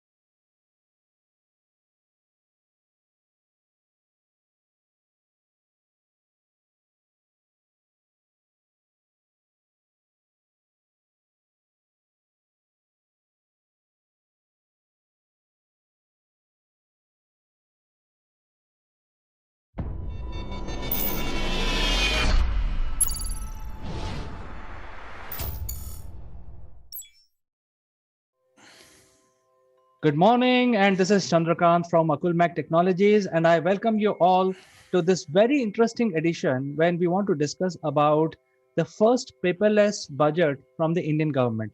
To discuss further, let me invite my friend from UK, Mr. Naval Gund. Good morning, CK. Money, money, money, hey? Don't we love a budget? Don't we love a paperless office? Come on, CK, spill the beans. Right. I think the Indian government has started the first paperless budget, and they have also launched an app, which we will come and discuss more about in a minute. But let's throw some figures. The size of the Indian economy is almost $3 trillion. And if you look at the GDP as a measurement, and that makes it the fifth largest country among all the 203 countries in the world. And if you look at the PPP, which is a people purchase power, then we are at $10.5 trillion, which makes India as a number 3 economy in the world. So, the budget of India, which is an annual affair, is a very big deal. Especially we are among the top 10 countries, and whatever we decide will have a global implications. So this is one thing which I thought I will inform you. And there are other bit of information which I also want to inform you about is the split of GDP, and that is in terms of the different sectors that we have. One of the large sector is agriculture, which contributes to about 16% towards the GDP. Then we have industries, which is 25%. Manufacturing is slightly low. I think it could be better, and that is stands at 14%. And a large chunk of GDP is services. So you see, India is a very big services destination, which is almost 50% of the economy is based on services-based GDP. So that is why the budget is so important for us and for a lot of other countries as well. For your information, Naval, uh, the budget was presented for 2021. Sorry, 21-22. It was presented in Parliament yesterday, and as we speak, the debates are going on. So, you have any opinion or thoughts about this? You threw some big numbers at me there, CK. And fortunately, in my life, I can actually deal with those big numbers because I've lived in the big number world for years, especially in my finance roles in the oil and gas industry, where you used to put 3.2 and it wasn't 3.2 pounds. It wasn't 3,200 pounds. It was 3.2 billion pounds. So, and the reason we put 3.2 is you can't put all the zeros by the end of it. You know, remember those days of calculators? If you were to start to put 1 trillion into the calculator, it would come up with an E at the end of it, error. We can't go to those numbers. So fortunately, these days of progress, we've got spreadsheets that can actually go to those sort of numbers. So, wow, 5th largest economy in the world. Purchasing power, $10 trillion. I mean, these are just phenomenal numbers to get your head around. And I bet there's a lot of young people at school thinking, I can only just about count up to 10, let alone a trillion. I mean, how long would it take me to count up to a trillion?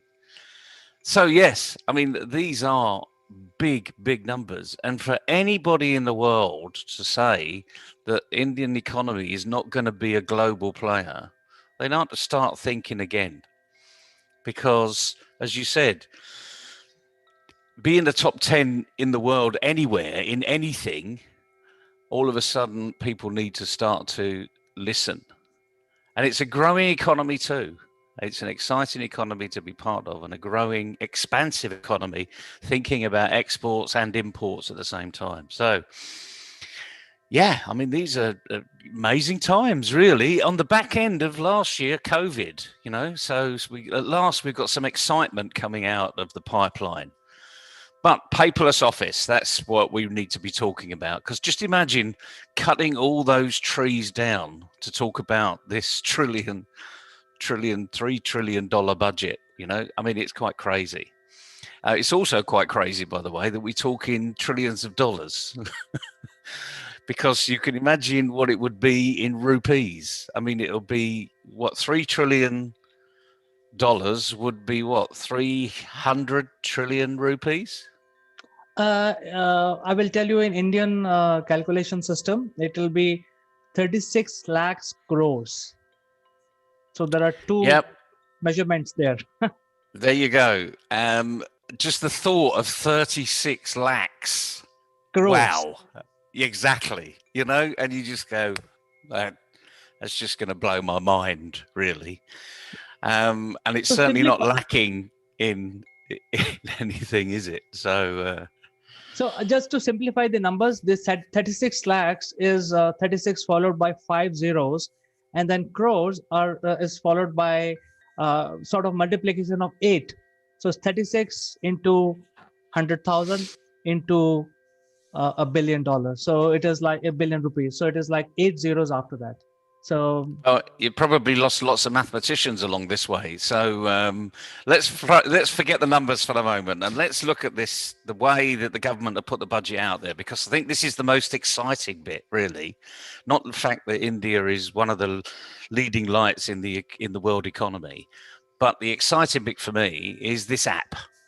So let's hear more about this app and how people are going to get involved in it.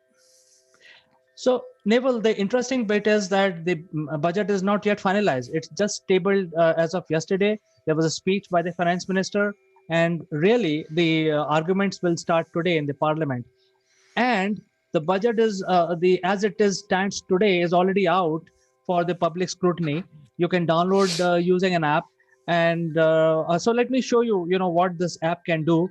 Let me switch over my view the to the show you my mobile in a bit. It'll take a few seconds when I Sure, switch sure. over to my mobile.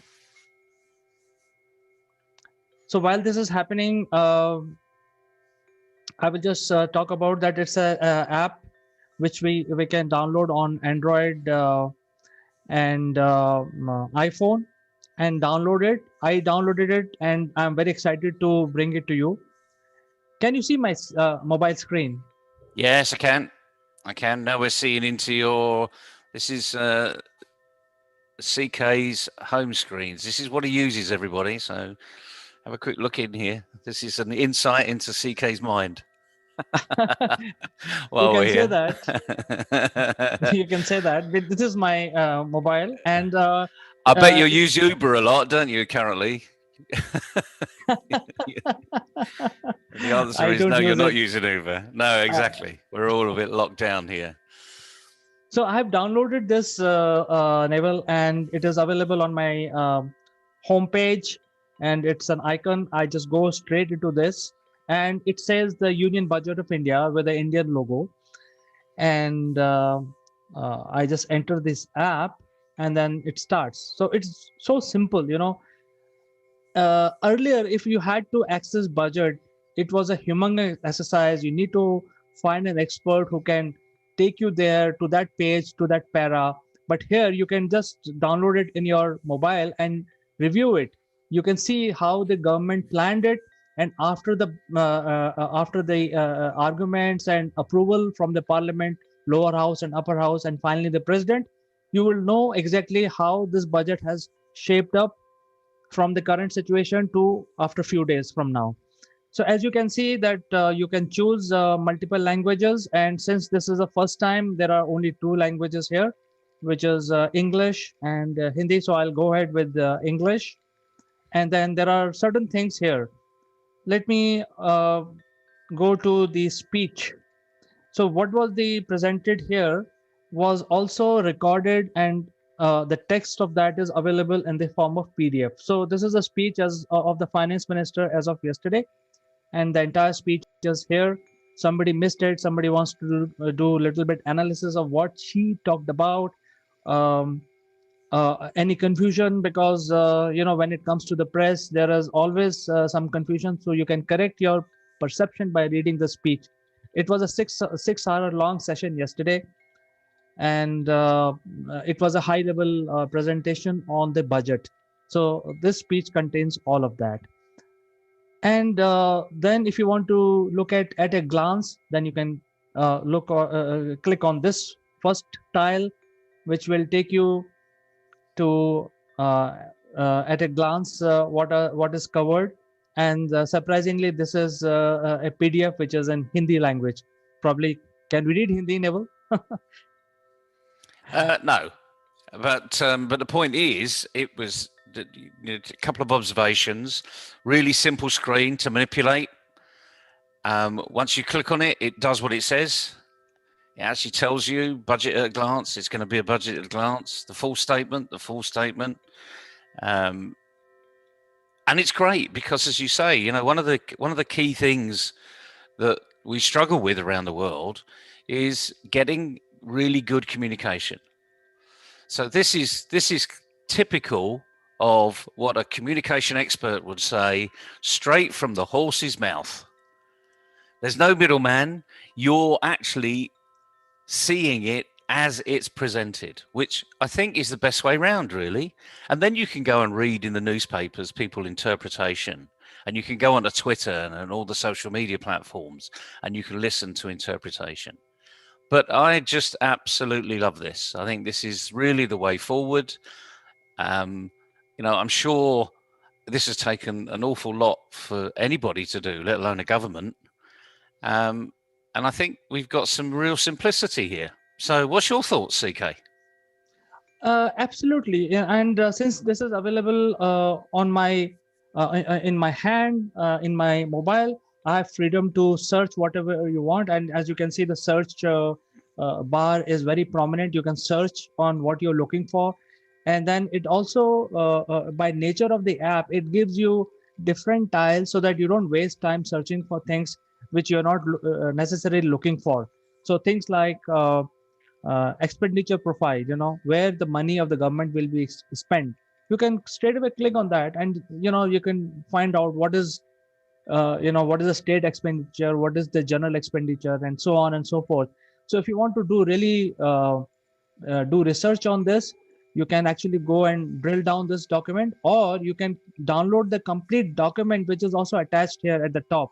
You can see that there is a just above the search bar, there is a place where you can download the entire document. So if your mobile device or your tab or your PC has the space, you can download the entire budget. So I think it makes very easy for a common person to just continue looking at the budget as it is being discussed in the parliament. And by the way, the Indian parliament is also live telecasted. So if somebody is interested, really following what is going on and how the budget is going to shape, some things may be dropped, some income tax may be added, some cess may be added, some cess may be dropped. So you can actually be with the government of India and monitor these changes as they happen. It's brilliant. I mean, it's a very transparent approach. It's looks easy. So we test it. Should we give it a little test? Go into the search bar and let's put a term that is on the tip of most journalists' tongues at the moment. Let's put in farming, shall we? I'm doing income tax. Okay, put income tax.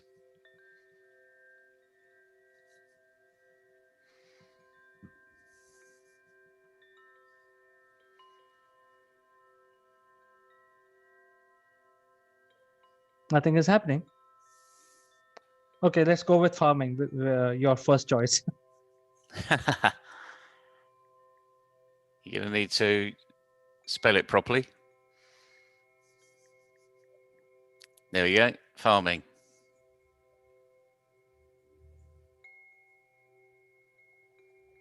Didn't like that either. Agriculture. And you can imagine this is a huge source file that it needs to go and.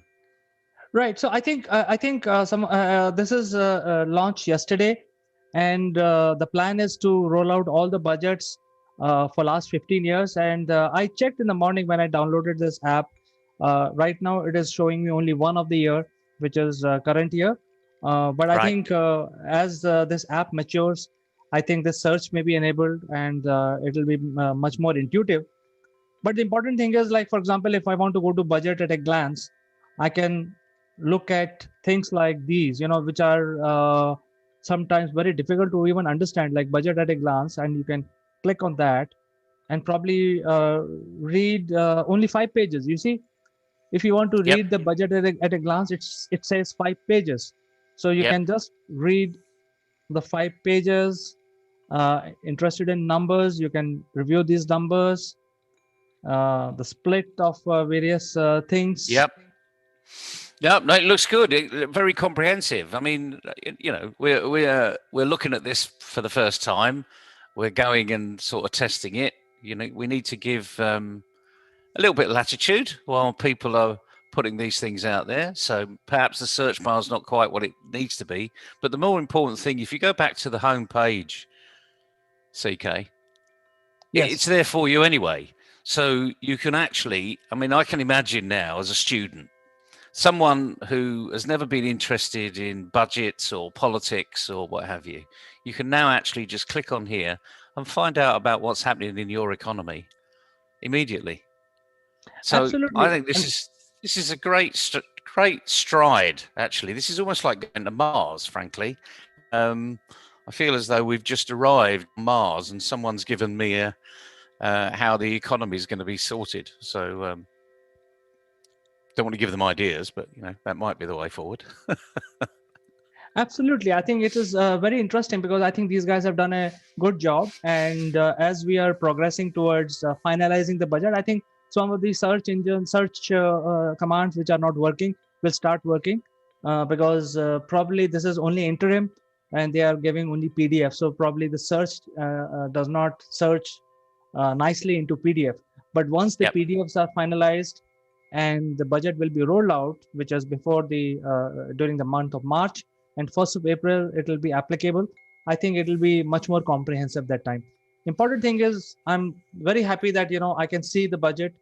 I don't have to switch on the TV, waste my time, and I can actually look at what tile I'm interested in and review that whole part of the budget. And you're mentioning those wonderful words. You're not going to turn on the TV and waste your time. You're not going to get an interpretation of what other people are saying. You're literally hearing it from the horse's mouth. So in my language, behavioral waste has been reduced. So now that's going to help you focus, and it might just get other people that are not necessarily interested in government budgets, but it might help people get to the bottom of what's happening in their country. I think this is a superhuman effort by the people involved. The thought has come from any government around the world, frankly, is definitely a huge leap. I mean, it's the sort of thing you expect in a big corporate organization, not in a government body. As we know, public bodies tend to be quite slow in moving, but I think this is setting the tone for the rest of the world, frankly. So I wonder who's going to be next. Yes, I think it is a big deal because the level of transparency this government is showing is remarkable. I think it's not the technology which is to be blamed; it's the will of the people who are actually driving things. So I think the bill is intent is also very clear. They want to be as transparent as possible because the thinking of this government of India is that they are the representative of people and people have right to know what they are doing. Absolutely. It means that they can become accountable, as indeed they should be. At the end of the day, they're actually spending your money. They're collecting the taxes and then spreading that wealth around all parts of the economy for the benefit of everybody. So yeah, they should be accountable. And what best way to hold people accountable than every citizen having access to the facts? So fantastic strides forward. Thanks for sharing that little move around the app. Look forward to seeing it unfold, and the debates, of course.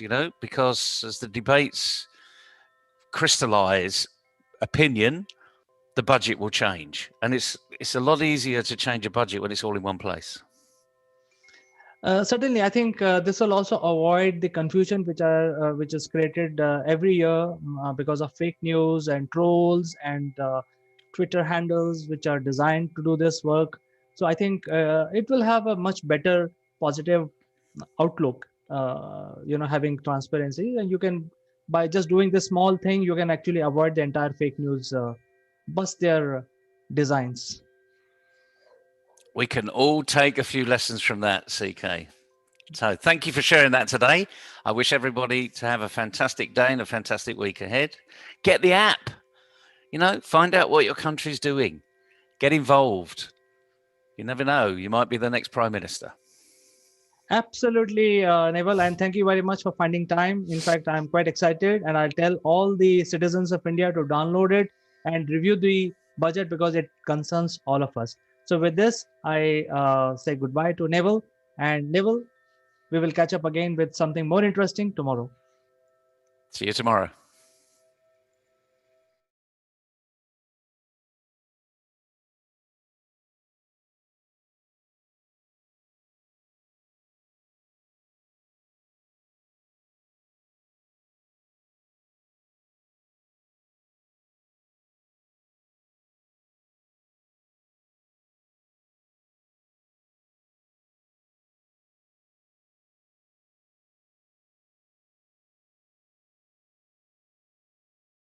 This video is sponsored by Single Point Solution.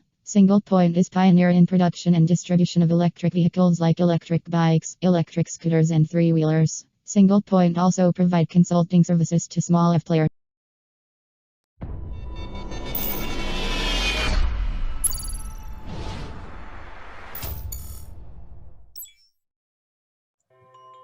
Hello friends, I am Kanchan from Akulmach Technologies and welcome to our show.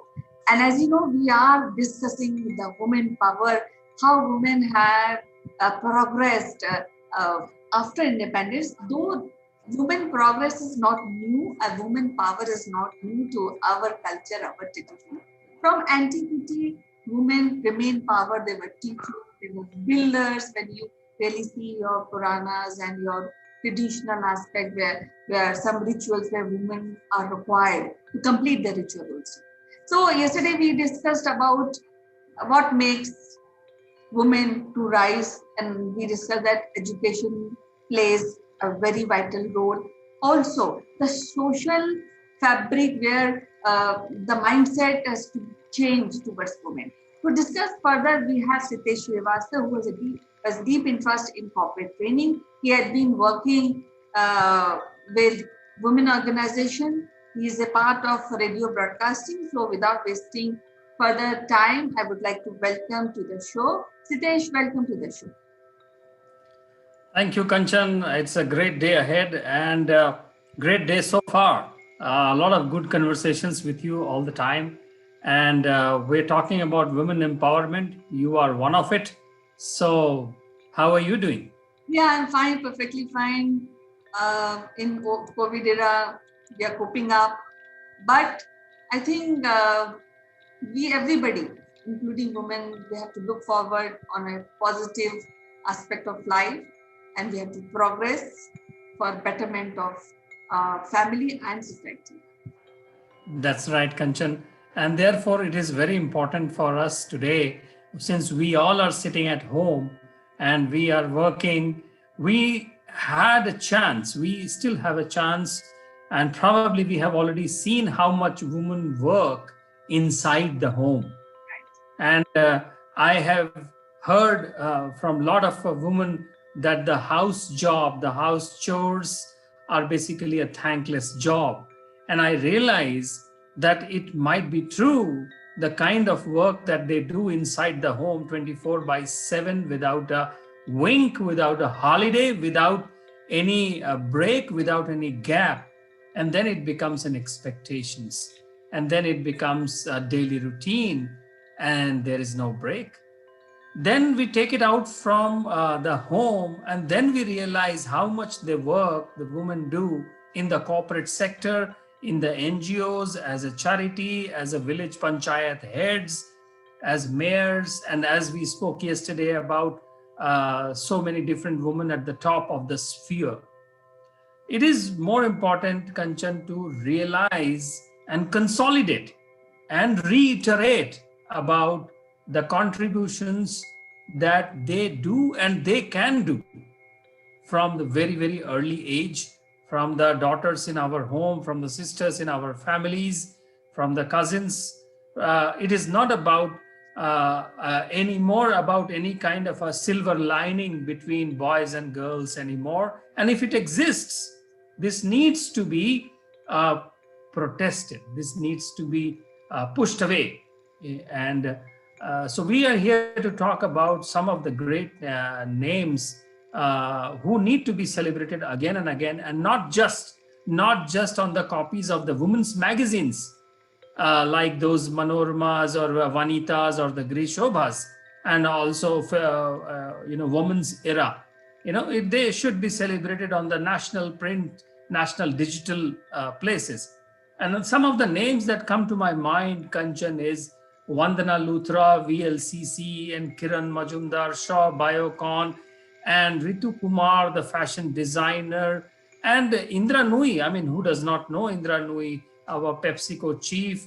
And one interesting that suddenly caught my eye, and I would like to know more about Aditi Gupta, the co-founder of something called Menstrupedia, menstrupedia.com, talking about the menstruation. And she and her husband, they created a comic book And over the years, that comic book has been taken into some of the schools in India and outside India. And that's something which is great. I mean, we may not have needed a movie by Akshay Kumar to talk about, what was that movie's name, Kanchan? That, I mean, that was a toilet Prem Katha, or there was another movie that he talked about those pads. Right. I mean, why do we need a male hero for that? Right. What do you think? Yes, it's quite a irony that for women, these men are propagating solutions, and they are doing their part, I guess, to really educate women maybe in rural area, because in urban area women know, and sometimes I feel that few aspects they neglect. That's why the rise of optimum level of progress of women to optimum level is not there, especially in India. But I will tell you that Article 14 provides equality among men and women. And when we talk about Article 15, that empowers government to make a provision for the upliftment of women. Now, when we have all these rights in Constitution, so now today, women has right, freedom to vote, freedom to take decisions, freedom to make choices, freedom of education and employment. And when we have so much of freedom, the bed is already set. So what I feel, and I would just want to substantiate my point is that there are many women who have worked hard to attain a specific position in the society, and I always 2 or 3 women I really appreciate, and the kind of work they are doing is, one is Malika Nivasan, who is a CEO of Tractor and Farms Equipment. And do you know that this company is number 3 in the world in making and manufacturing of tractors? So, and then again, we have a GIC, General Insurance Corporation of India, Chairman and Managing Director, Alice G. Vidyan. So all these women, they have really worked hard, and then we have a provision to rise from a mediocre work to attain excellence in the work. So I think now in 2020, we are all set to really rise from post-independence era. I mean, from 1940s, 70s, 80s. So now we have the opportunities and the mindset, which is again changing. So now I think it is up to women to really take their career and their responsibilities more seriously, along with the cooperation of men folks, where they can cooperate, and in case if there are any hindrance in this progress, they have the ability, the men folk have the ability to really erase that.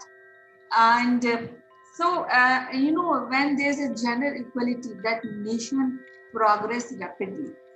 So that is my point of view. What do you think?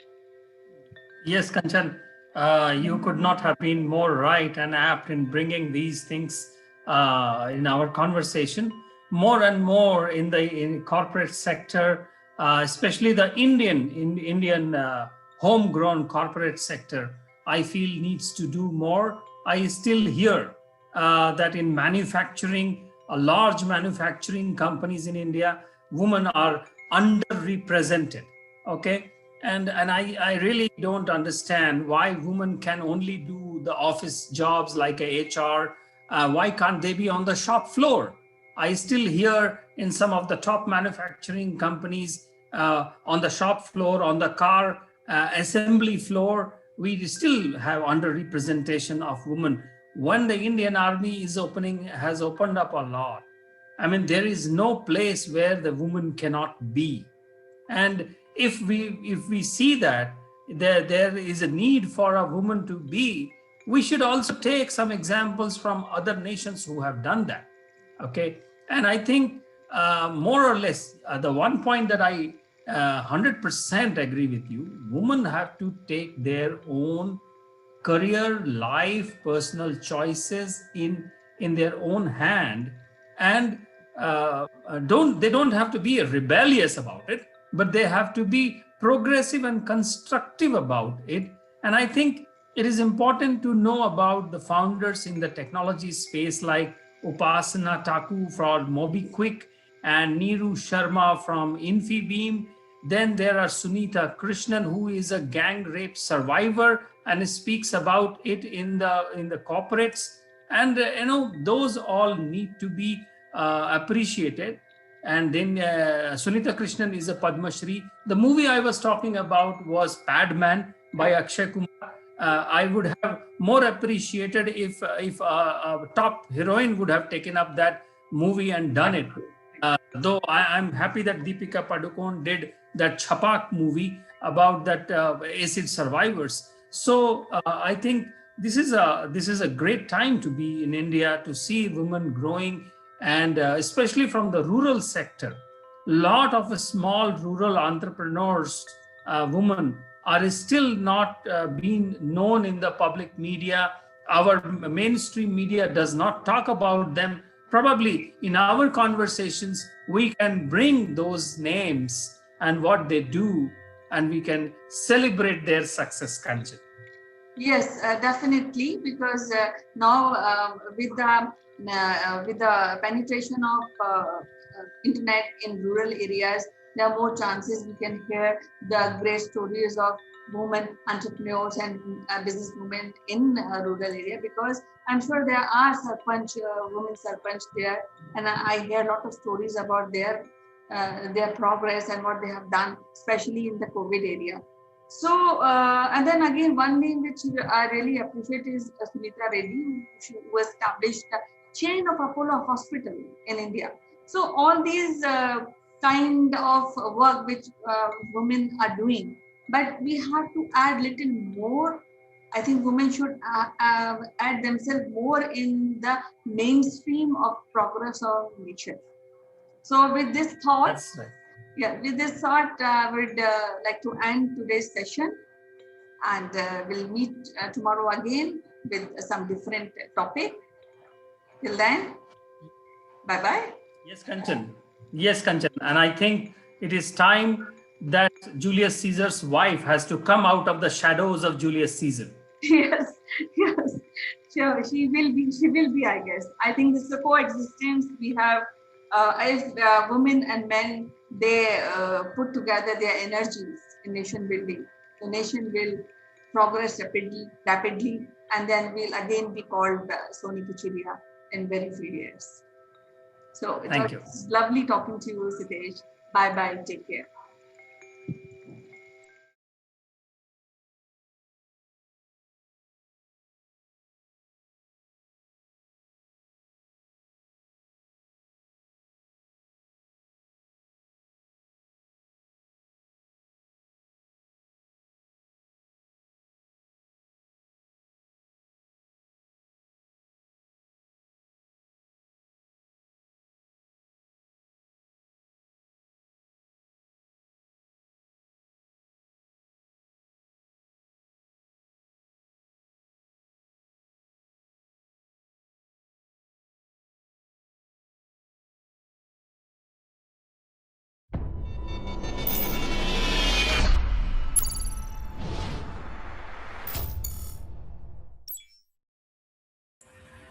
Hello friends, this is Chandrakant from Akulmach Technologies, and today we would like to discuss about the new policies which have been sent to us by WhatsApp. And these policies are sort of pop-up which is coming up in many of our WhatsApp messages, where the system is saying that, hey, accept it. And the new policies will be applicable from February 2021. And if you have not enabled accepted these policies, then the use of the application will cease to exist for you. So what is, so special in these policies, and why it is so important? See, the whole thing is the WhatsApp platform was acquired by Facebook for a very huge amount of sum, for almost $19 billion. And obviously, they will not acquire such a big platform after paying so much. unless they have a business plan to integrate with the core offerings of Facebook. So this is exactly what is happening right now. The Facebook wants to integrate WhatsApp application as their key transportation layer for doing business. So these new policies basically allows you your application to share your location, your personal details, etc. with the Facebook platform, and consequently, Facebook will be able to roll out various applications to you as a consumer. You can actually have a business application which in some way is being used already, which is called WhatsApp for Business. So it will be much more comprehensive application where you as an individual or a small business will be able to use your WhatsApp for business as a more comprehensive business tools which will allow you to take customer calls, support calls, etc.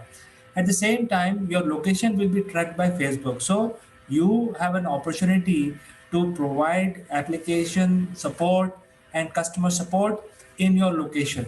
So it will make very easy for Facebook to integrate the entire business rollout application using WhatsApp. The other thing is the payments, which is a big thing. Uh, as we know that the payment can be paid and received using WhatsApp platform. So and Facebook has certain version of the payment application already present in their website. So that will be integrated with the WhatsApp platform, and then that will allow you to receive and make payment using directly from your phone through the Facebook um, application. So these are few things which the policies will take effect from February, and they are asking you to accept these policies. Obviously, there is a downside of it. The downside is the Facebook will be able to track your clientele, your connections. They will be able to also track your sort of privacy in terms of location, because they will track your location. They will also gain access to the messages that they are sent, although the Facebook is saying that all the messages will be encrypted. So in some way all the messages are being encrypted. They will not be visible to the Facebook people, the internal staff of Facebook, yet they will have a track of the kind of messaging you're doing using your messaging platform, WhatsApp, using Facebook.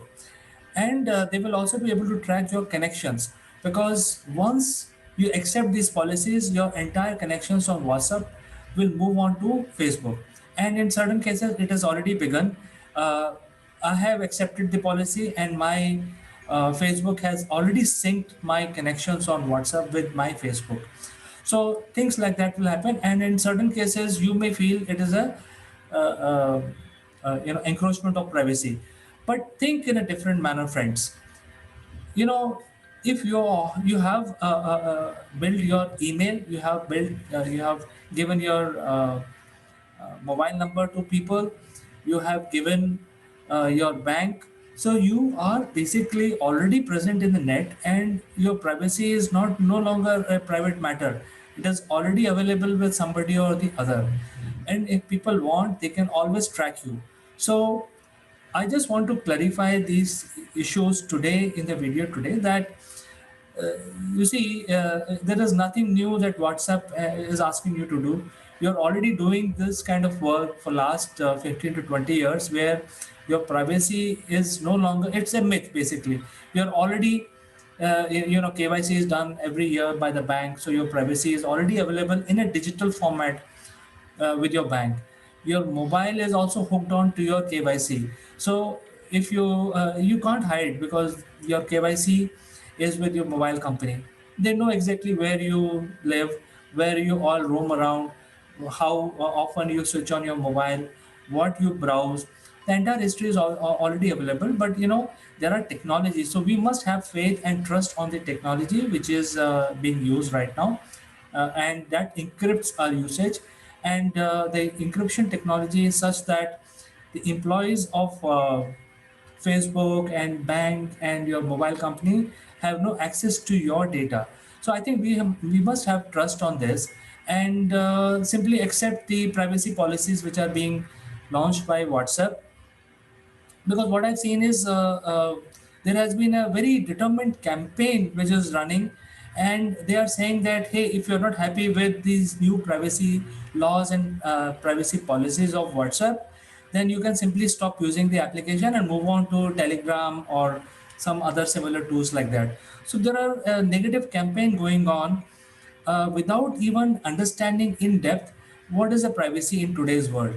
See, your privacy is just a myth. It is already there in the digital format in some way or the other. And if somebody wants, some government or somebody wants to know exactly where you are located, it is just a matter of time. I mean, they can follow the due process of law and they can find out what is your address, what is your email address, how much money you have in your bank account, how you transact your money, who do you transact your money. It's just a matter of time. It is already there in the system. So why not use such a powerful platform which is already there, very user friendly, and called WhatsApp, for a simple thing that hey, now they will be asking you to dilute your privacies, which is already there. I mean, you already know that even Facebook has certain checks and balances. In fact, Twitter also have a lot of checks and balances with regard to your KYC. So this is nothing new. My assessment on this issue is that we should simply accept the privacy policies of WhatsApp and move on, because we are now heading towards a much more powerful Facebook application, a real serious business application where you can then do business using Facebook platform alone. And that is how the Facebook is planning to steer ahead of the next powerful platform called LinkedIn. So because LinkedIn is primarily becoming a networking tool, but since they don't have many applications hosted on them, whereas Facebook has already provided so many applications like Shopify, Spotify, there are numerous other applications. And then with WhatsApp integration, you will be able to not only use it like a communication layer for receiving and paying payments, and also lead generation. So I think we are now heading towards a different business scenario. So, my friend, my appeal to you is please accept these privacy policies and move ahead and leverage what is going to come from Facebook. So, with this, I will end my assessment on this, and I look forward to your comments. We will include your comments in the next video and we will have a debate on this. So, until then, I like to say goodbye.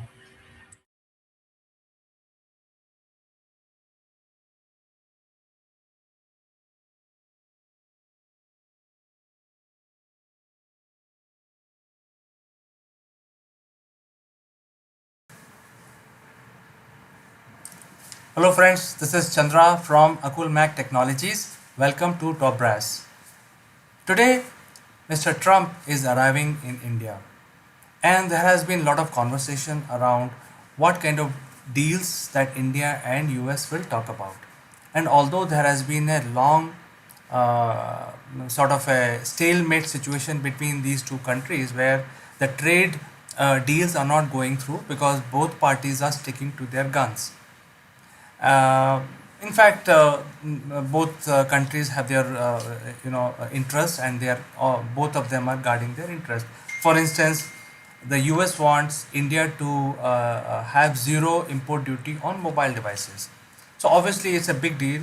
It's a big consumer market for mobile, and Indian government cannot allow that to happen because there is a huge mobile initiative in India, which is Make It in India, and there are more than 200 mobile manufacturing companies. So Indian government has to also ensure that the local businesses also not have any disadvantage because of the treaty with United States. So there could be other things also, and while those things will take time to sort out, and as people say in business, give some, take some. So I think that will take some time to iron out. However, there are ongoing business which India and United States can still talk about during this trip. I think one of the major item on the table is the defense deals. Right now, Russia is the India's largest ally with regard to defense, and obviously United States can also play a role there. So I think there is no stopping that kind of a deal between India and United States during this trip of Trump to India. Second thing is the issue of China supporting Pakistan with arms and armaments and other support. I think that may also come up as one of the issue. The third could be the effect of Taliban, specifically when United States forces will be withdrawing this year from Afghanistan. So what Taliban will do and how to counter that threat or how to control them, that could be the third issue. So there could be items to discuss which are of the bilateral nature, the treaties to made and sign off. Just before the trip, there was a big chopper deal between India and United States, where the chopper deal was signed up. So, like that, there could be 4 to 5 new agreements that can come out after this trip of Trump to India. And while we look at a bigger deal in future once the issues are ironed out. I think one of the major deal that can also come through in this trip is the nuclear reactor deal, because India wants to buy a few nuclear reactors and the United States can provide. So I think he is landing today in India, and I think there is a huge program gala celebration being planned called Namaste Trump, and we all look forward to seeing that gala event. As always, I will see you tomorrow again with more news. Bye bye.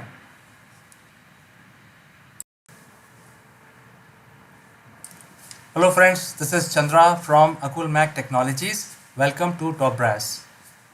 Today, Mr. Trump is arriving in India, and there has been a lot of conversation around what kind of deals that India and US will talk about. And although there has been a long uh, sort of a stalemate situation between these two countries where the trade deals are not going through because both parties are sticking to their guns. Uh, in fact, both countries have their interests, and they are both of them are guarding their interest. For instance, the US wants India to have zero import duty on mobile devices. So obviously, it's a big deal. It's a big consumer market for mobile, and Indian government cannot allow that to happen because there is a huge mobile initiative in India, which is Make It in India, and there are more than 200 mobile manufacturing companies. So Indian government has to also ensure that the local businesses also not have any disadvantage because of the treaty with United States. So there could be other things also, and while those things will take time to sort out, and as people say in business, give some, take some. So I think that will take some time to iron out. However, there are ongoing business which India and United States can still talk about during this trip. I think one of the major item on the table is the defense deals. Right now, Russia is the India's largest ally with regard to defense, and obviously United States can also play a role there. So I think there is no stopping that kind of a deal between India and United States during this trip of Trump to India. Second thing is the issue of China supporting Pakistan with arms and armaments and other support. I think that may also come up as one of the issue. The third could be the effect of Taliban, specifically when United States forces will be withdrawing this year from Afghanistan. So what Taliban will do and how to counter that threat or how to control them, that could be the third issue. So there could be items to discuss which are of the bilateral nature, the treaties to made and sign off. Just before the trip, there was a big chopper deal just between India and United States, where the chopper deal was signed up. So, like that, there could be 4 to 5 new agreements that can come out after this trip of Trump to India. And while we look at a bigger deal in future once the issues are ironed out. I think one of the major deal that can also come through in this trip is the nuclear reactor deal, because India wants to buy a few nuclear reactors and the United States can provide. So I think he is landing today in India, and I think there is a huge program gala celebration being planned called Namaste Trump, and we all look forward to seeing that gala event. As always, I will see you tomorrow again with more news. Bye bye.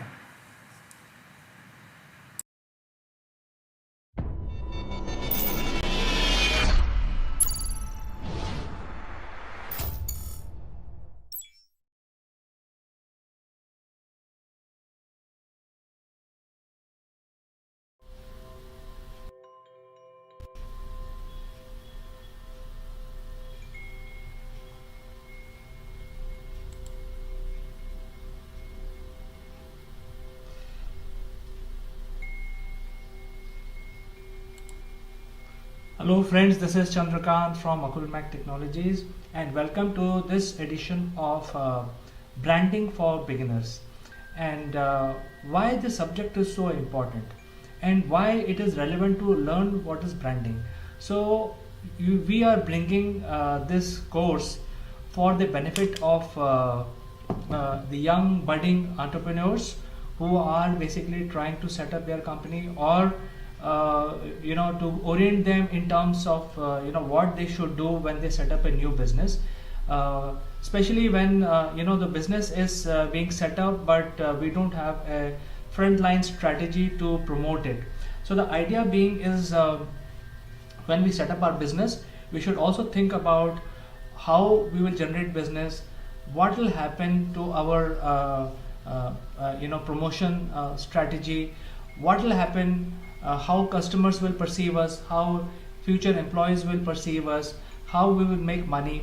So all of that is very, very important when you start your business, and often this aspect of doing business is ignored, because people tend to focus most on their offerings and their product development, or solution development, and then once the solution is ready, then they start thinking about what is to be done in order to promote ourselves to generate business.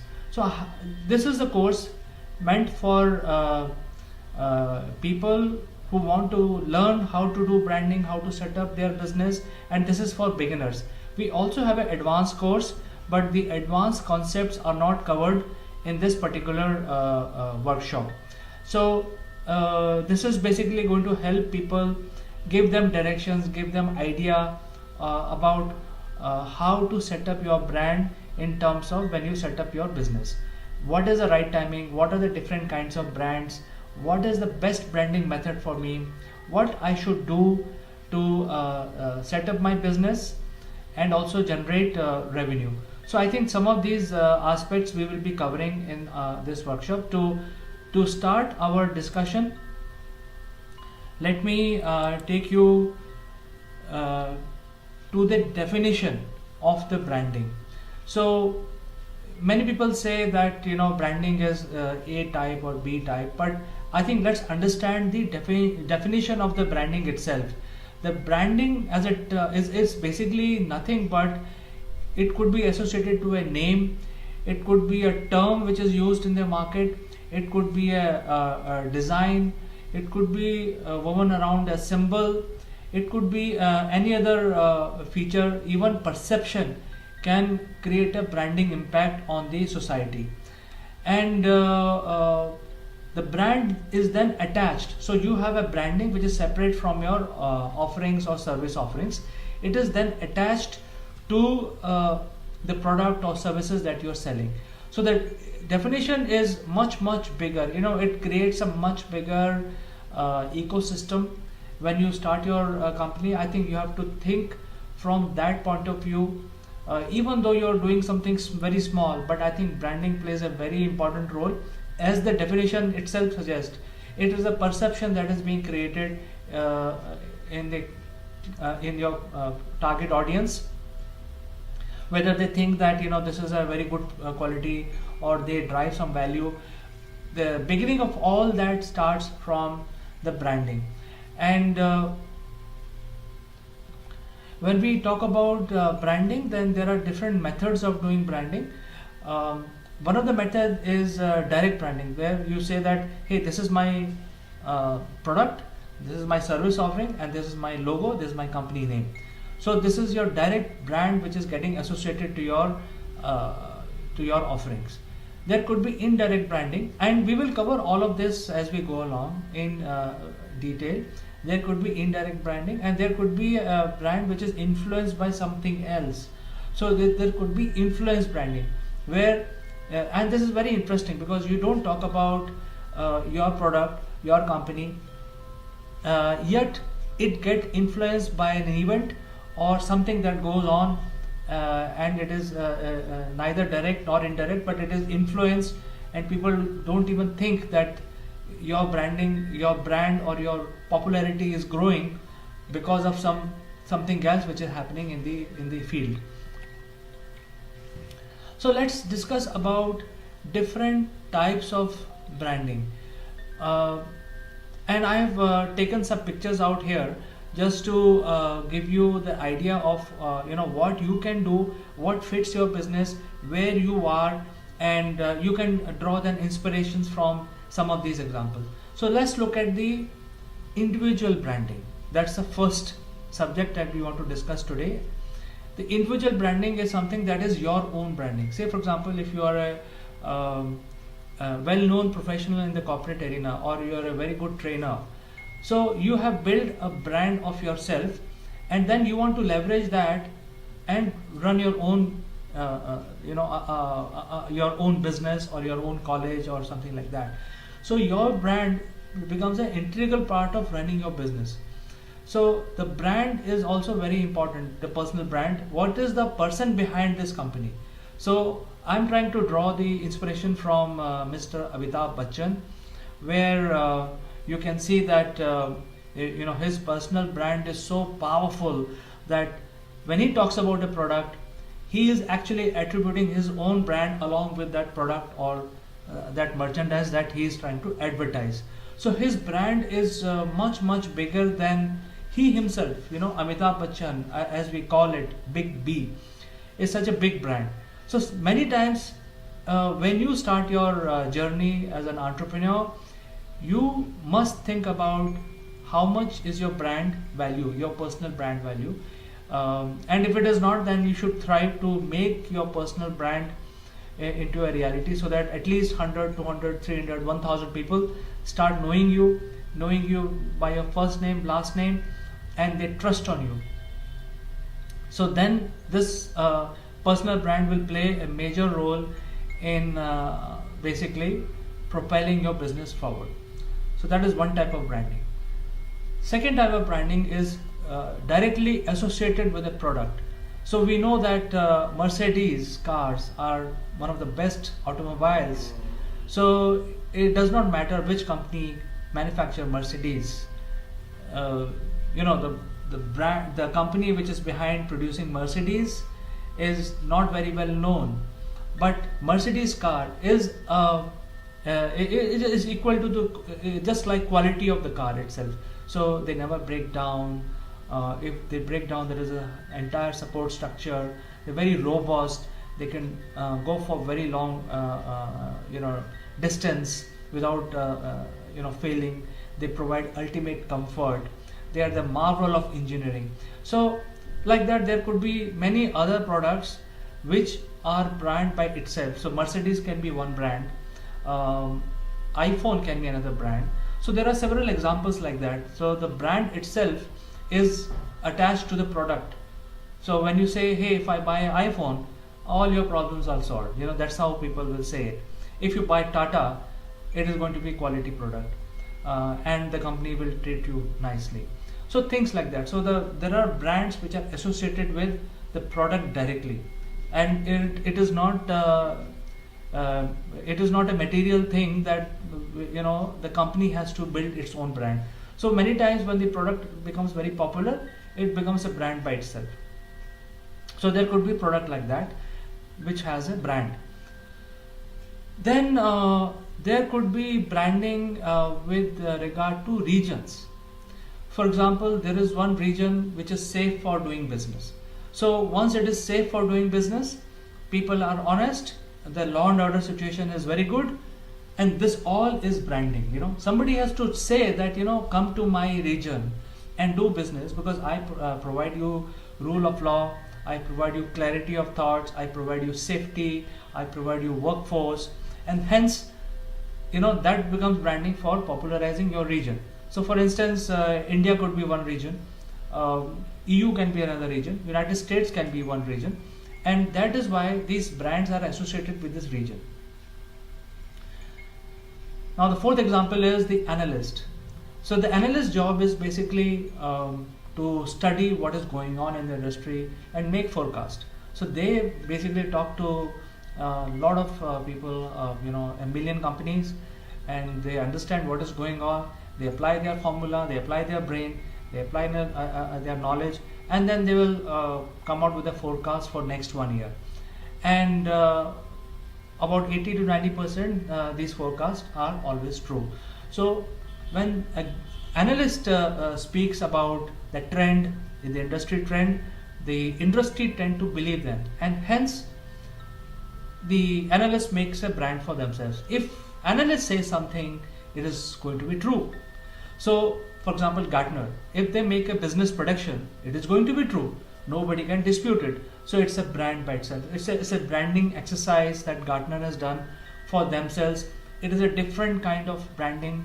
It's about predictions, it's about knowledge-based assessment, data collection, what is the type of footprint they have when they make these predictions, and so on. So which cannot be copied by any other company.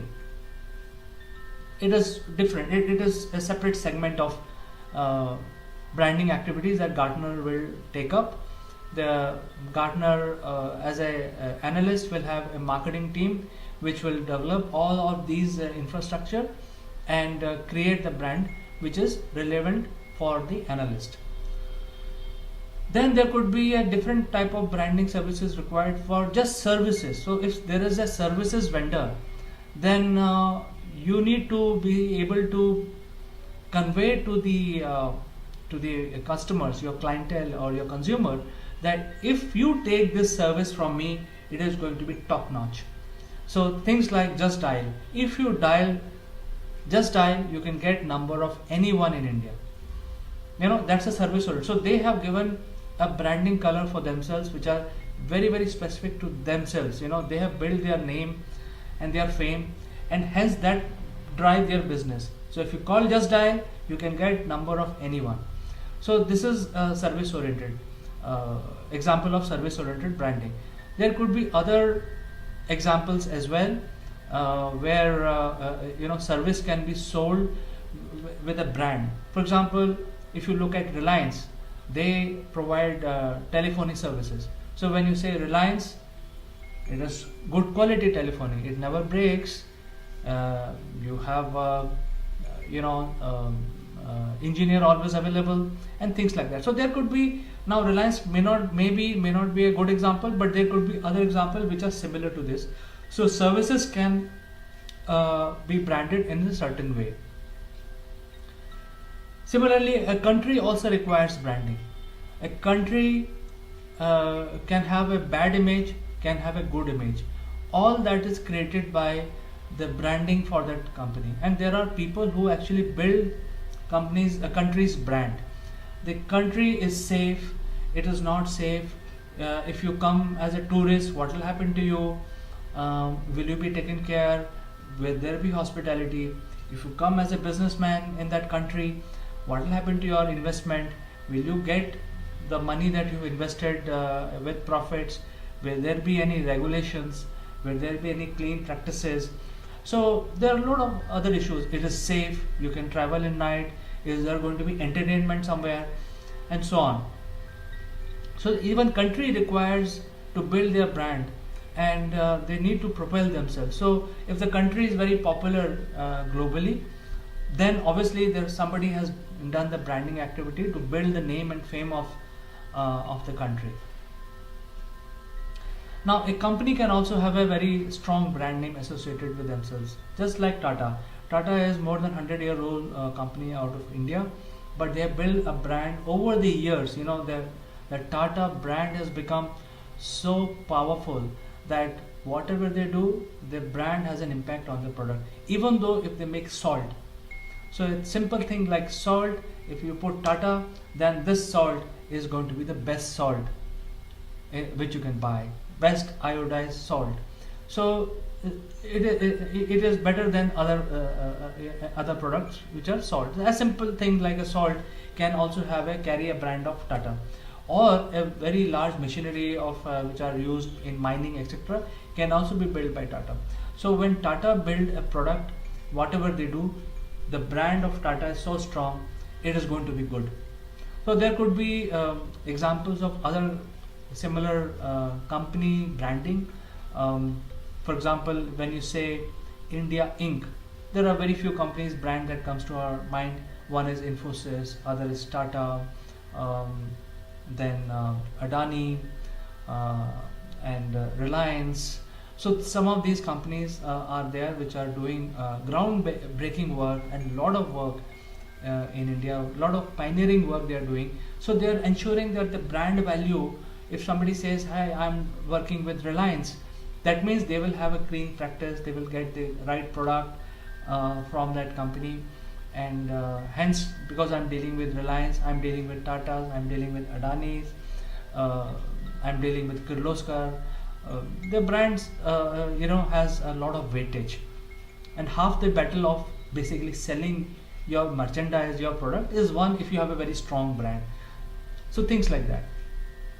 Now branding is also required for things like forums. For example, NASSCOM is a good example.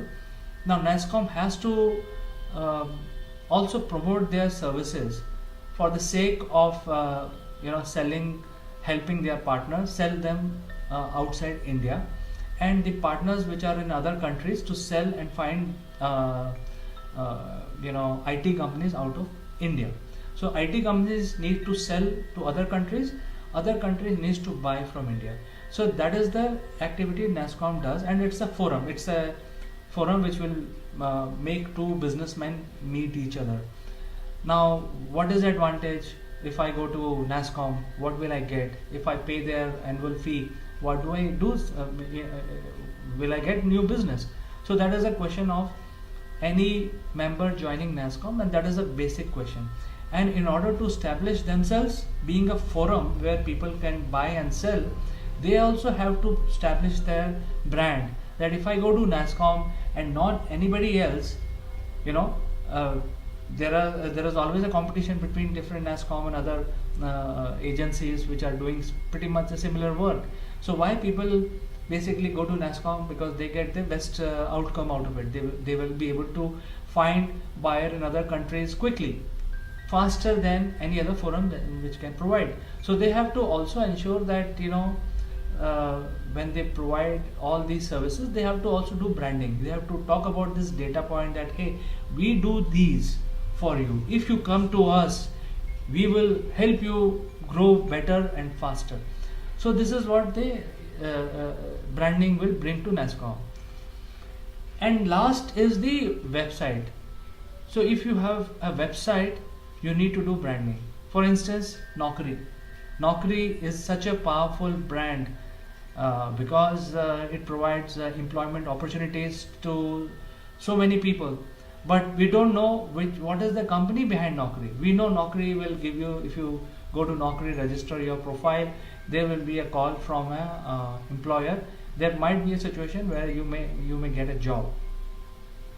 But there is a company behind this website. So nobody knows the company. I mean, I'm sure many people will know what is the company because it has been there for a very long time. But nobody knows the kind of work the company is doing to build Naukri as a brand. So Naukri has become a very big brand on its own, being just a website, and the company behind it is Info Edge Private Limited. So you see that Naukri brand is so powerful as compared to the company behind it. Now I'll give you another example. Google.com. It is obviously much bigger than Naukri. Google.com is such a big brand globally as a search engine. All it does is it gives you search engine capability and other things which are associated with it. Search. You can search pretty much anything on Google. But the company behind it's called Alphabet Inc. So people don't know what is the company, but the Google is such a big brand today, controlling almost like 30 to 40% of the global businesses, and the company behind it is Alphabet. So the Google brand is much bigger than the company which looks after that brand. So you see, the whole objective of having this discussion was that branding is absolutely important. Everyone needs it, and if you don't do branding, you are not going anywhere. Whether you are a forum, you are a website, you are a company, you are a country, you are a region, or you are an individual. So you need to work on your brand first. I mean, when you start your company, even if you are a trainer, you need to develop your brand. Very important point that I want to drive by these examples. So now we will understand what is the importance of branding. See, if you do branding properly, then you will actually gain a lot of customer awareness. So why we do branding? See, branding is that you establish yourself, your company, your work should be displayed in front of people, in front of your target audience, and so on. So when you actually brand your company, your work, it is the customer awareness that you achieve. And when I say customer awareness, see, it's like this: if 100 people watch your advertisement or some information about your work or your company or your website, the chances are 1 or 2 will come back and like to show interest in what you do. 98% of the people will keep that in their memory, and probably in future they may become your prospects. But the thumb rule is, say for example, if you start your branding today, the thumb rule is the conversion of percolating your messages out in the field will result in a certain percentage of gratification. However, you have no control on who can be your customer. So one of the activity which is a mundane activity of increasing your customer awareness all the time, but who can buy from you? Many people say that, hey, I will send email marketing, I will do digital marketing, I will do XYZ reach out plan to the client. The problem there really is that all of this will not work if you have not worked in developing your brand, because people don't know you.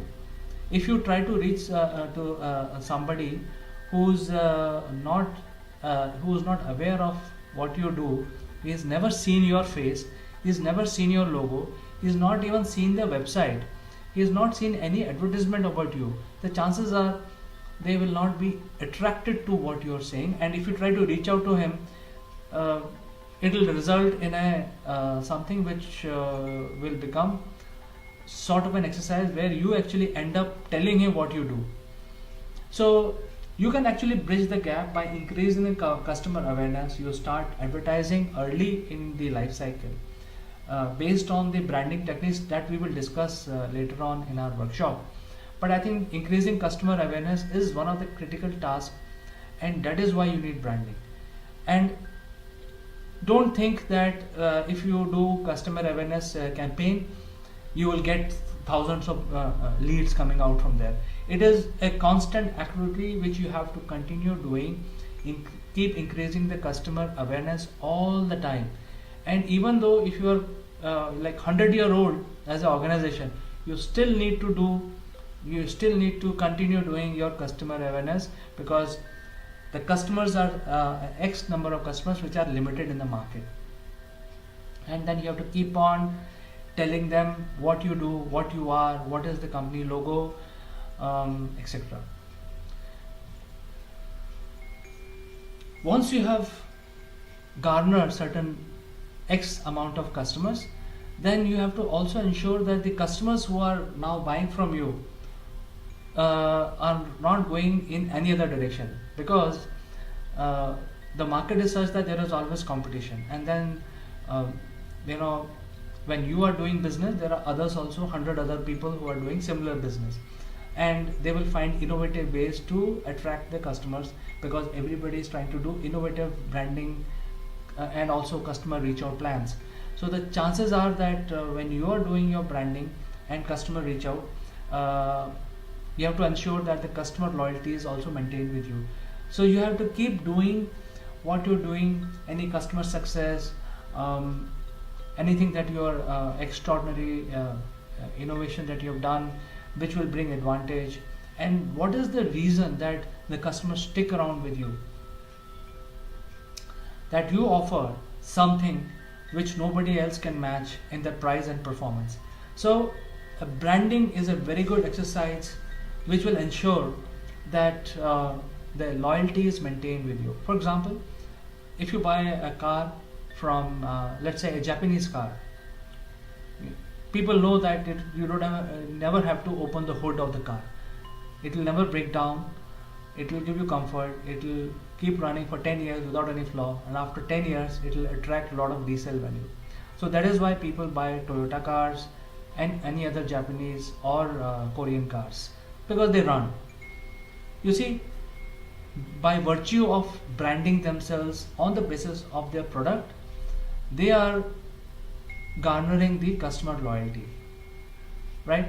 So whatever happens, the customer is not going to go away to any other brand, because the cars that they buy, the product that they buy from this car, they have complete faith on the car. It will never break down. They have got very good service, value for money, and hence the loyalty is maintained. So that is one example of increasing customer loyalty. But the point I'm trying to make here is, you have to do branding to ensure that your customers are sticking with you. And why this is so important? Simply because that there are X number of customers which can be counted. You cannot keep finding new customers every day. You have to ensure that whatever customers you have, the growth is only 20%. Say for example, suppose you have 100 customers, the new customers that you will find will be only 20. It cannot happen that you have 100 customers and next month you will have another 100 customers. It is not going to happen. So that is why keep that in mind, that if you have a continuous business from existing customers, you are better off as a business rather than thriving on finding new customers, because finding new customers is more difficult than maintaining the existing client. So that is why you have to ensure proper branding to make sure that you have done something to increase the customer loyalty. So you may have a survey, you may have advertisements, you may have innovation that you are adding new features to your service offerings or your product for free, whatever, it can be anything. But you have to think as an entrepreneur, as a startup, or as a small medium enterprise business owner, or as a leader, you have to think about this aspect also when it comes to branding. Now we come to the third subject. The branding will be driven by the quality of the product that you provide. If you give a product which is not up to the mark, then obviously with that just one instance, your branding will go for a just go down. It will go for a toss. So the whole point is that you have to ensure that while you're talking about XYZ, you are also translating your brand in reality into your products. So when you come out with a new product, make sure that there is a saying in English, walk the talk. So when you are doing branding and you're saying I am best quality, and then the product comes out, it is not as good quality. So you have to keep ensuring and keep thriving that your brand is actually translated into your product, the quality of the product. So in fact, if you keep saying, hey, I have the best product, and your product is not so good, then actually it will bring down your branding itself. So it will not be sufficient to just keep talking that, hey, I have the best product, I have the best innovation, I have the best price performance, and in reality it does not happen that way. It will actually spoil your branding. So you have to ensure that whatever you're offering is very good quality, and it is up to the mark, so that you have customer loyalty. So going back to the previous slide where you will talk about customer loyalty. So by ensuring that your product branding is similar to what you're talking about in your advertisement, in the field, and to people. Branding will also bring competitive advantage. So even though you have X number of customers with you, and there are prospects which you want to engage with, but everybody is looking at the alternatives. Everybody is all the time, it's like this. If you are a consumer, you'll always look at an alternative. Suppose you have a car from Toyota, but then if you get a similar equal product from a Hyundai, then you can shift there. So you have to ensure that the branding is perfect. You keep telling your client or your prospect that this is the advantage if you buy from me. So you have to completely keep ensuring that the competitive advantage is always maintained in your favor. So you see, this is not an easy task.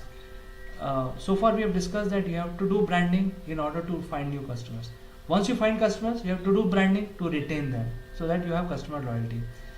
Then you have to also provide good quality product, so that customer feel satisfied. They feel that they have paid the right amount of money for this product. And now you're talking about also doing branding to ensuring that you have a competitive advantage as compared to other players in the market. So your branding strategy should encompass all these aspects. You cannot ignore one and just look at the other one. So your branding strategy has to be consistent across the landscape. Branding can also be developed by introducing new products and services. So say for example, suppose you're already providing one side of product, you can then after 6 months you can diversify and have a similar product but of a different kind. So that, say for example, you're selling a fountain pen, and that fountain pen is purchased by certain set of people, and these people will never buy anything else. They will like to have only fountain pen. So you have found 100 clients which are using fountain pen. Now we have exhausted your client list by selling 100 fountain pen in previous month. So what we will do in the next month? That I have exhausted the list. There are out of 1,100 like to buy fountain pen, and they have purchased from you and they are happy with it. You have done the customer loyalty branding. You have done everything. So as a growth of the company is now stopped. You have developed, you have reached the market cap. In that market area, you have 100% clientele for fountain pen. So now what you could do is you can then launch a ball pen, because now you establish yourself as a good quality fountain pen, and then you can now address the other segment of the market who don't like fountain pen. They can buy a ball pen from you. So if you keep diversifying into similar areas, slowly finding clients by introducing new products and services, then your branding will also keep increasing. And slowly I picked up example of writing instruments. You can develop fine art pencils, and then you keep growing like that. Similarly, there could be a car manufacturer. They can start with tires and then they end up after a couple of years producing the full car. Similarly, let's look at example of electric vehicle manufacturers. They can start with a moped, then they can come out with a scooter, then they can come out with a bike, and then they come out with a three-wheeler, and then they come out with a four-wheeler. So this is how they can progress. And this is very important to keep running the business, because if you produce only one idea, the chances are that idea has a limited shelf life. So your branding exercise should be complete, should encompass that activity where you have to ensure that you keep launching new product and offerings. Very important, to grow you need funding, and the funding will only come if the people invest in your business, and the investment will happen only when you offer them a growth path. Say for example, if there is an investor and he has a lot of money, $1 million with him, and he is looking at making $2 million out of his investment. Now what are his options? The easiest is he go to a bank and he will give it a fixed deposit, which will give him 10% or 8% yield. Now with that kind of investment, he is not going to make 2 million. I mean, he can make 2 million, it will take him 10 years. So you have to offer something which is better than what the bank can offer. So obviously you have to give some very attractive figures. If you give me money, I will give you a return on investment like this. I will make sure that in 2 years you will double it. So now this is very important. If your product sales are also branded, that hey, you have grown like this, you are $100,000, now you are $1 million. So obviously you're growing, and this kind of branding can help you find investors. So when you get investment capital, the chances are that your company will thrive, and then you can look at new avenues, expanding markets, opening new offices, hiring new people, building an infrastructure for manufacturing. There could be endless supply of capital. And if you don't do this branding around the growth element of your company, innovation, growth, customer loyalty, the chances are the investors will not come to you. They will find some other avenue, and that is where the problem is. So you should always look at investment for growth as a business owner, so that your brand is very strategically strengthened, and people are willing to fund your brand, so that there is a growth in the brand. We have the funding now, but who will work for us? So now there is a different kind of branding that you have to do in terms of the human resources, human capital. Because if you have the funding, you have the capital, you have the clientele, now you want to grow, you want to set up a new office in a new city, or you want to set up a new office in a different country. So who's going to work for you? So people are very smart nowadays. They like to see what you do, how people rate you, and so on. So now you have to look at branding which is related to how good you are in terms of treating your own people. So now you're treating your clients, you're treating the industry, you're treating the analyst, and you have to also focus on how you treat the people. And to give an example, some of these IT companies, they actually do branding only about their subject, how their human capital is, how good their HR department is. And so it's a question of demand and supply. So you have a demand, and the supply is the people. So if you have people, then only you can fulfill the demand. There is no point in having demand and not having the supply.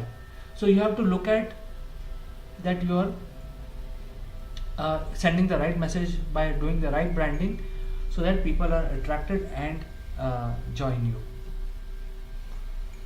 And in the end, by doing proper branding, if you follow all of these ideas that we are talking about today, you can become a market leader. And the idea is that it's not the fame that you're looking at. It's basically looking at how do you capture the maximum amount of business. when you get into any business, the hunger for revenue should be there. If you don't have hunger for revenue, the chances are that you will not succeed in the business. So if you want to do some business, you should always have hunger for revenue, and you should always look at how, what will give you maximum revenues. So a branding around becoming a market leader is also very important, and that will propel more business for your company, more growth for your company. So that is why you may have heard about people talking about, hey, I'm the best in the industry, best product in the industry, and so on. So I think these are the things that people have to do in order to build their company. And I think the law of doing your business is the same. You have to start with branding. You don't set up your business without doing branding. Many times people commit a big mistake. They don't actually build the name and fame of for themselves, the branding for themselves, and they start the business, and then they start investing in doing branding, and then after 6 months they lose a lot of money, and they run the company without any business. So I think the branding is such an important aspect. We discuss all these things simply because to drive that point that branding is such an important aspect of business, where people tend to ignore this. They focus more on building their company, building a product, not knowing how they will promote it. Once the product is ready after 6 months, who will buy? And many times you don't even get the feedback from the field. Say for example, today you decide to buy, you manufacture something, and you feel that there may be a lot of requirement for it, but when you launch after 6 months, the chances are that the market may have changed, regulations may have changed, and people may not like to buy that product. So the feedback is also important. So if you are not doing branding, there is nothing coming back to you from the field itself. So you may talk to a lot of gurus, but everybody has the same problem. Unless you do your own branding, the direct feedback, direct gratification will not happen from the field itself. And that is where people go wrong. The reason for covering the branding subject in such length is to drive the point that you start your branding even before you establish your company. So here, friends, we will stop for 2 minutes, and this is a quiz that we want to run.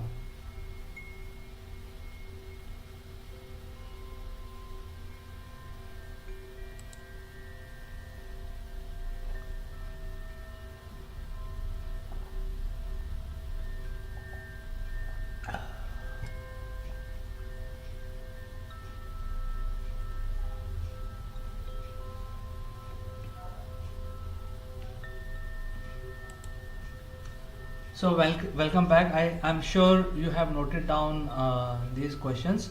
You can write to me giving your answers, and we can have a one-to-one discussion later on. But I think let's move on to the next section.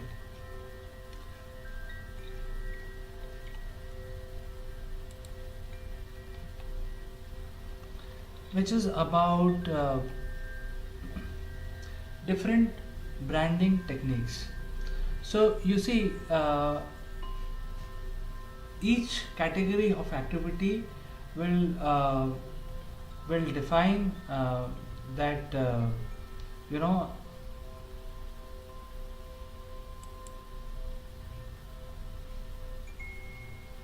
each category will be a different type of branding services, which will be a different activity altogether. So just give me a moment. So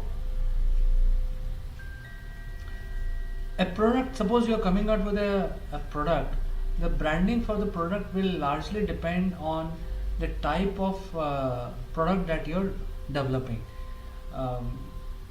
Now if if your product is sold in retail market, then your branding will be about the consumers. Your messaging, your marketing messages, your branding, your logo should talk more about how public will benefit by using these products. But then that is not the only business happens in the field. There are people who are doing wholesale kind of business. They produce something which does not go to the market directly. It becomes sort of an input to some other business. Your offering is then used by some other industry and then assembled into something else. So there could be instance where you're actually a product manufacturer, but your market segment is not retail. There could be a market which is meant for OEMs. So your offerings will be taken by the OEMs. They will assemble things, customize it, use it, and so on, and then they will resell it to retail. So it depends really. When you are actually into product arena, you have to ensure that your messaging should be proper and in line with the market that you are addressing. There could be a raw material manufacturer. The branding for the raw material manufacturer will be different than OEM clientele and then the retail business. So things like that. So it's completely different. For example, if there is a steel manufacturer, the steel cannot be used directly by anyone. So steel is selling to XYZ client, So if you convert iron into steel, who's going to buy that? Somebody has to buy that steel. So your clientele is the manufacturers who are producing special pumps, cars, heavy machinery. So those factories becomes your client. So your branding is related to those clients. You produce highest variety of different variety of steels. So anybody needs different variety of steel, they can approach you and so on.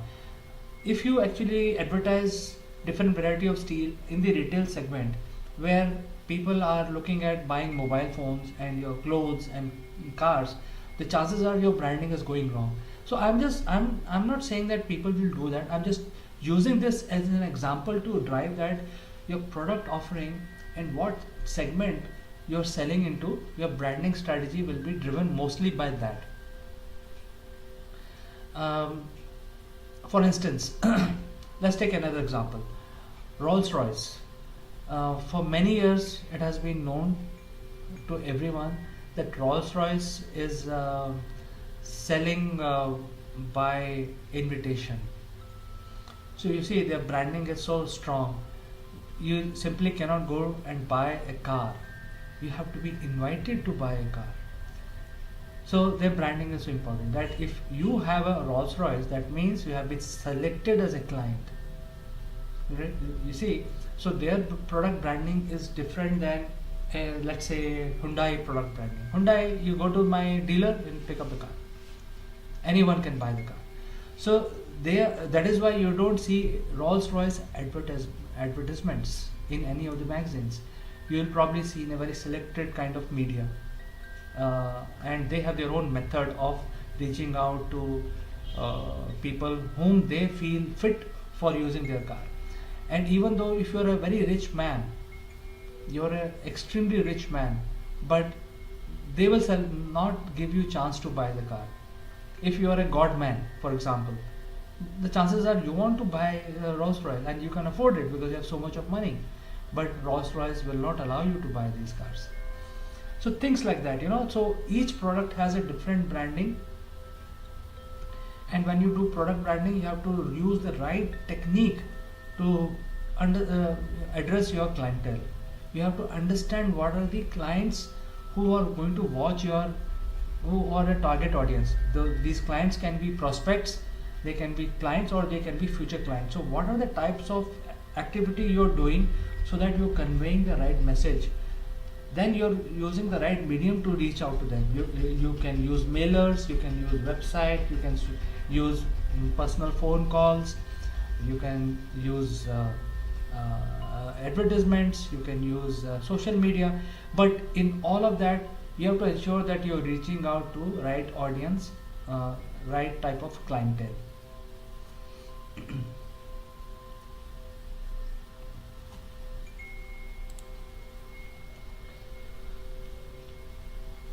Now if you want to promote your company, a corporate, then you have to talk about, you cannot talk about your products.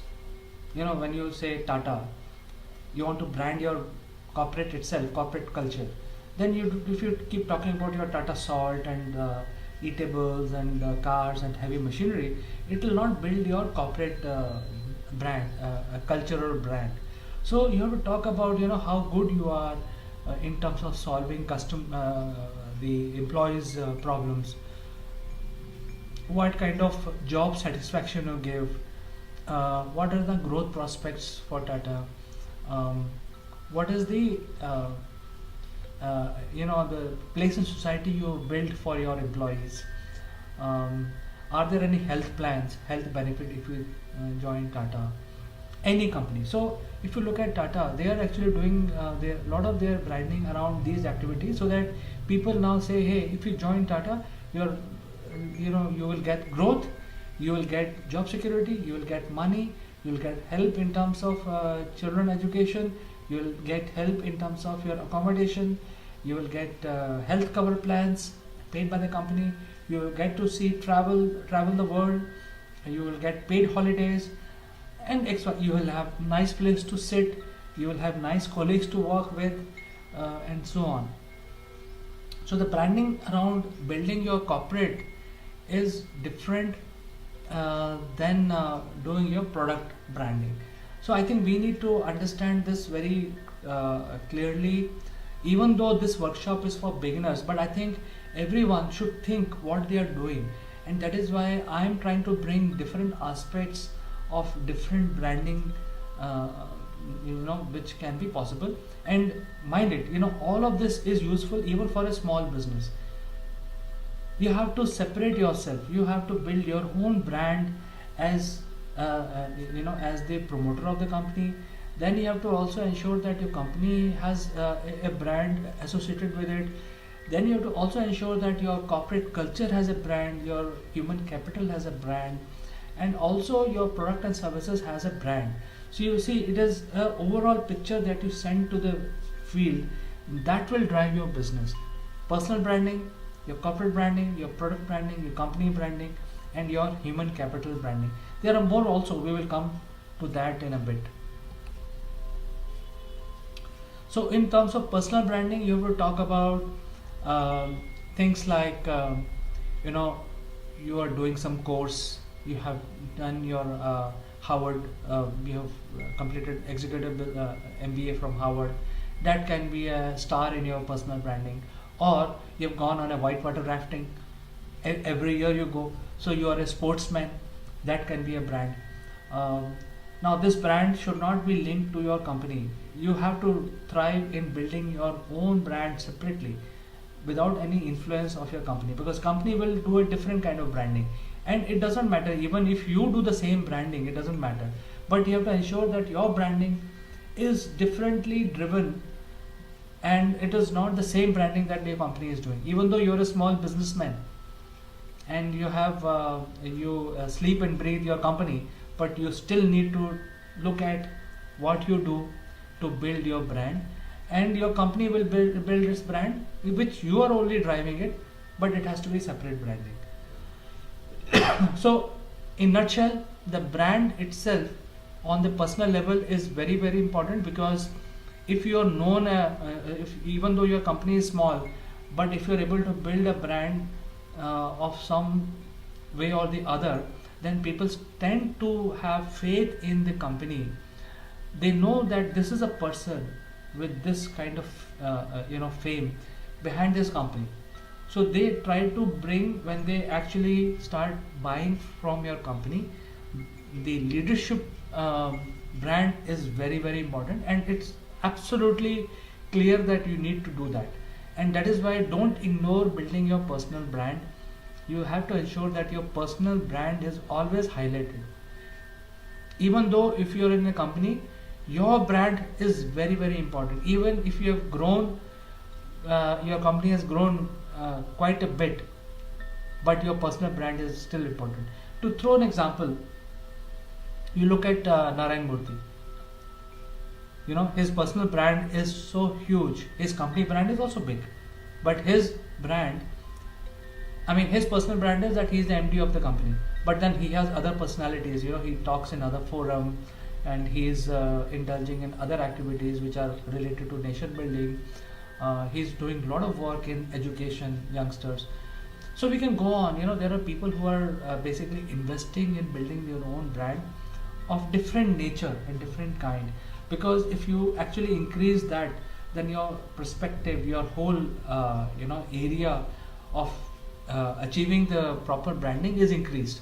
So you have to ensure that your personal branding is always developed as a leader, as an entrepreneur, or even as a trainer, because then in the case of trainer, your personal branding is very, very important. If you are a professor with 30 years experience, that is driving your training institute or training online business. So things like that, you have to ensure that you think about these concepts. Now the cultural branding is something which defines you as a human being. So what type of post you like? Say for example, let's say in the today's context, when everybody is on social media, you are liking, sharing certain type of activities on Facebook or on Twitter, etc. That is going to drive your branding in terms of your friend circle or the kind of activities your company is indulging in. So it becomes a culture thing today, and now it's a lot easier to make or break. Earlier, you could have ignored it when the social media was not so active, like 10 years back. You could have ignored this aspect, very important aspect. But now, since everybody is on social media, the cultural background of the organization that you are building and your own personal image will be very heavily affected by the culture output.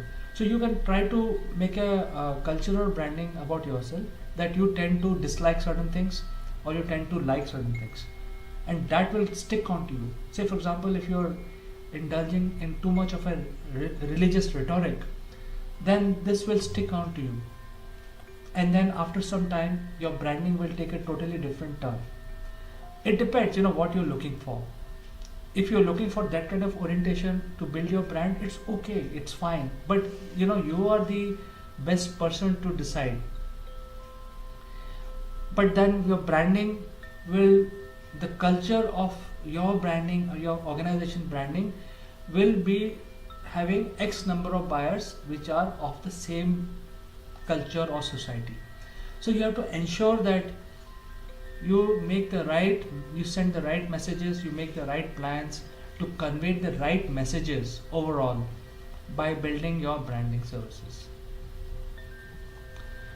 Now, one of the things which is very important now at this point I would like to mention is when you have taken all the steps of building your brand, building your company's brand, you have taken the right decision to build your employee capital branding, you have reached a certain level where you have been doing this work for some time, but there is no growth, because it happens to everyone. You reach the certain level and then it saturates the market. So you need to do something else, you need to shake up things, and co-branding is one of the activities which you can take up very easily. What is co-branding? Co-branding is that you tie up with some other brand, well-known brand or similar brand, or a lower brand or a higher brand, doesn't matter. Co-branding basically means that you tie up with another brand, another company or another person, and jointly come out with an offering. So that is what the co-branding is all about. It doesn't matter that you are a big brand or a equal brand or a large brand, powerful brand, it doesn't matter. You can co-brand with any type of logo, any type of company. The example that I want to give, there are many examples like that, and what I feel as a trainer, that everybody today talks about, hey, let's do collaboration, let's do this, let's do that, let's team up and work together. But the point is that they have no idea how to do collaboration, because if you can't do co-branding, there is no question of doing collaboration. So first thing is that you have to coexist with another brand. When you are doing co-branding, you have to also ensure that you don't think about things like, hey, I will make more money, he will make less money. The co-branding does not define what kind of money you will make.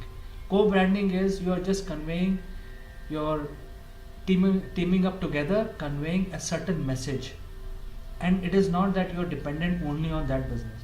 So the idea being that when you co-brand, you shake up market so that you can grow beyond the saturation point. For instance, if you buy a BMW car, you can buy Louis Vuitton bags which are perfectly made for boot of BMW and with the BMW logo.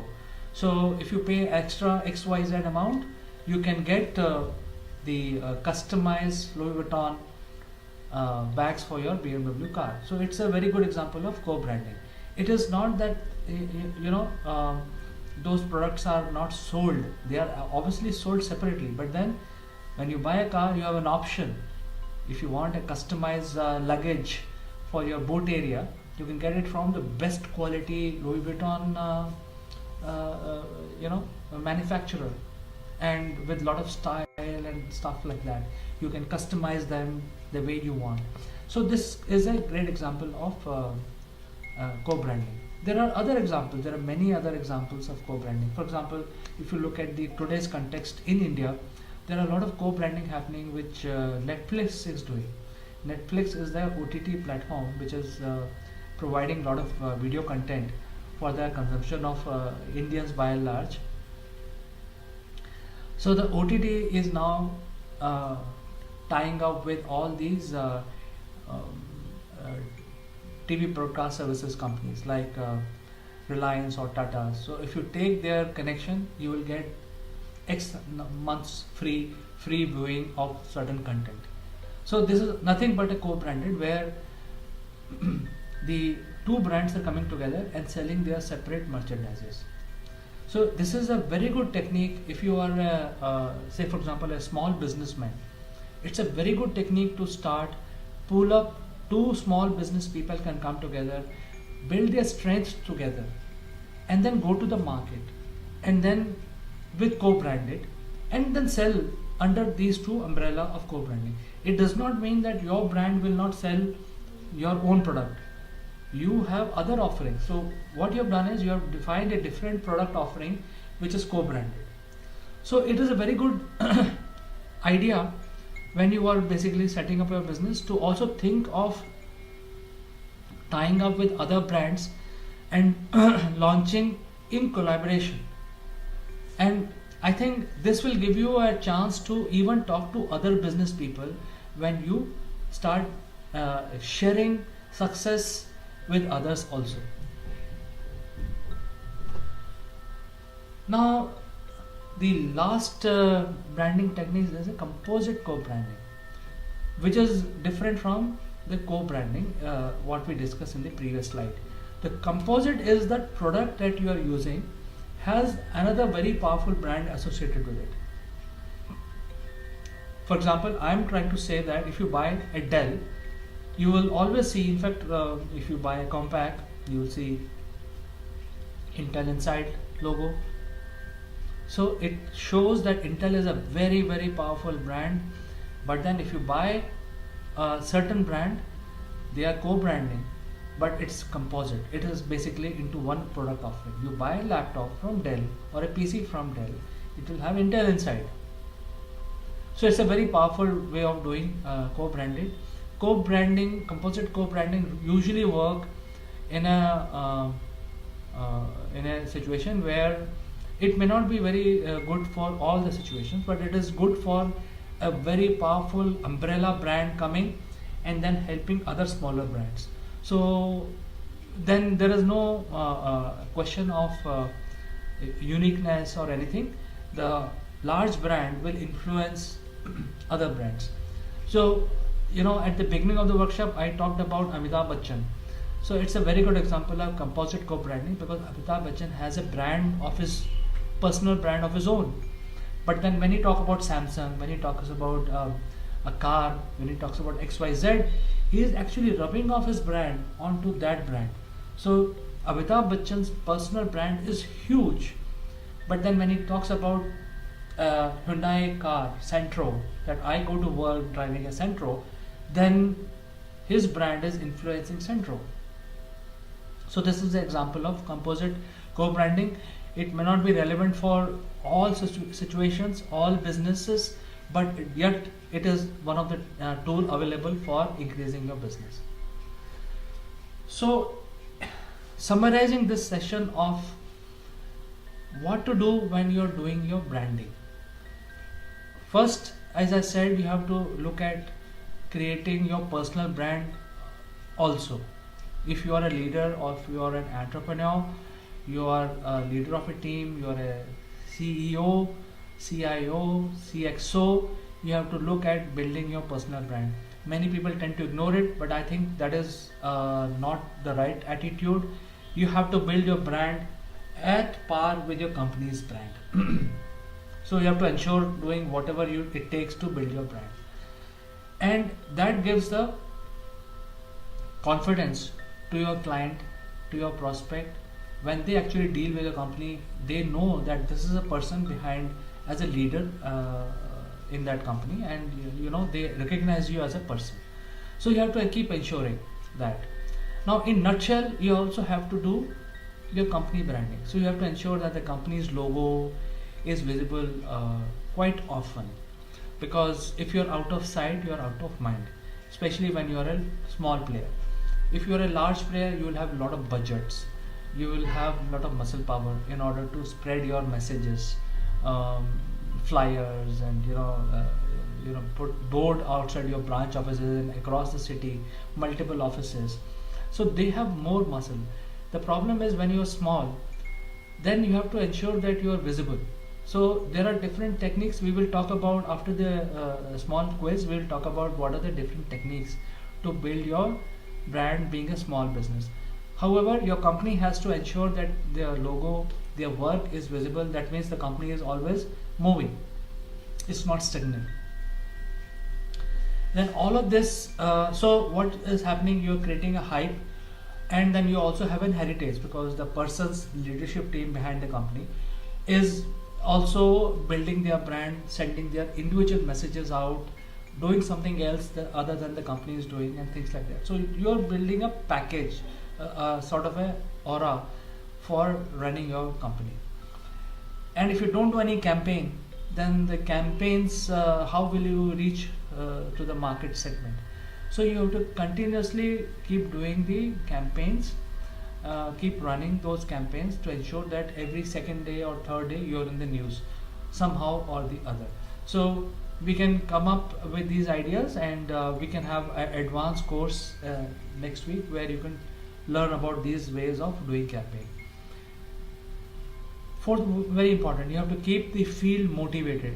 When I say motivated, it's not only the client which is motivated, it's not only the employees which are motivated, it's not only the investors who are motivated. So when you keep your messages keep going out every second day, people start seeing your logo and your work, your innovation, your white papers, your new activities that you're indulging in. You found a new client, you announce it. You open a new office, you announce it. You come up with a new idea, announce it. Why keep it to yourself?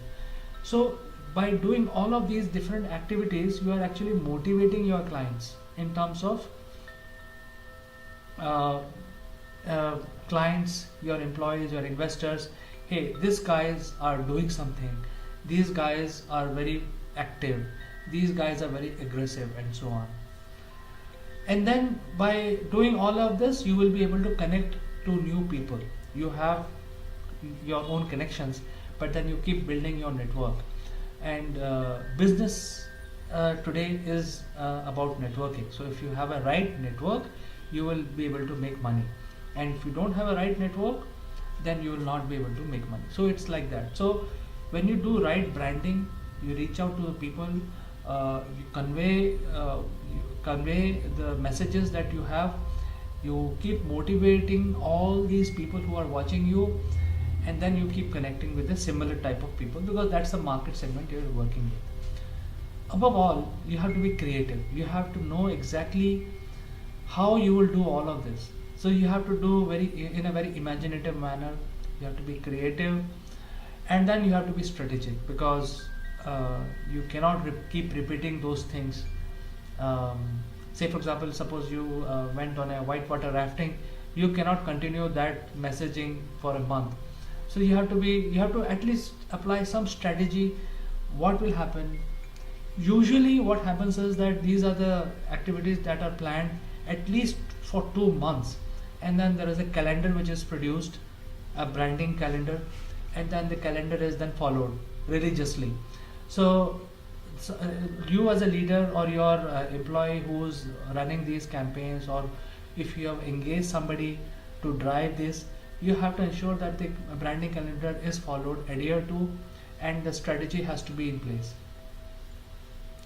So with this, we'll stop for some time, for 1 minute or so, and there is a small quiz that you can attempt, and you can write to me with these answers if you like these, and then I can respond to you, connect with you, and we can have a debate on that.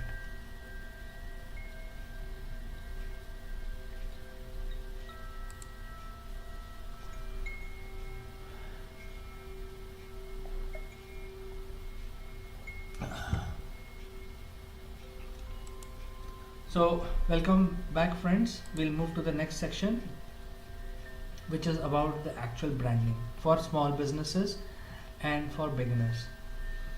First thing that is required here is you need to have a very strong research based strategy. You see, when you're running your own small business, what makes you think that you can run this business? What makes you think that, say for example, if you open a restaurant, it will run? Because 80% of the restaurants fail. That's a reality. Not everyone succeeds. So there has to be a proper messaging that has to go out.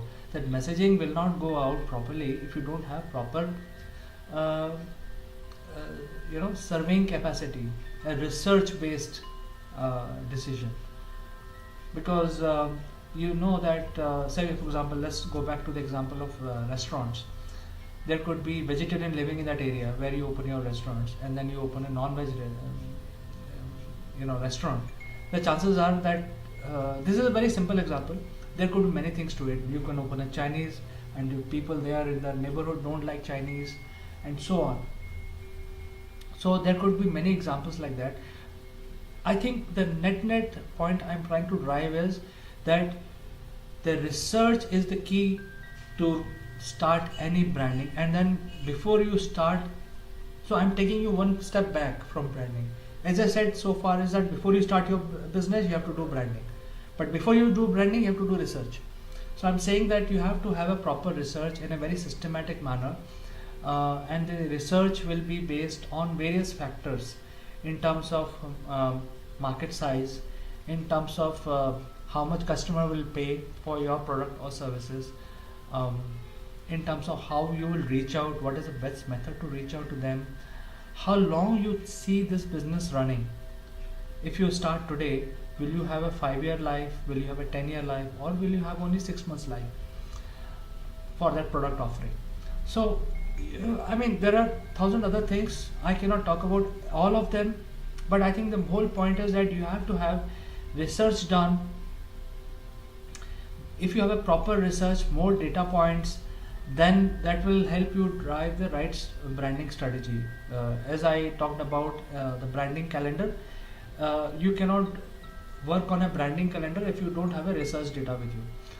Second thing is, when you have a research based approach, then that research will also tell you that how the input from the market is helping you. Say for example, after doing research, you created a branding calendar, and then it's a 2 months branding calendar that every 3 days or 4 days you will publish something or the other, some infographics or some video or something else in various format. So when you do that, the chances are that not many people are engaging with it. So that is one feedback that your research team has to get, or you when you're doing research for your business, you need to get that input from the market.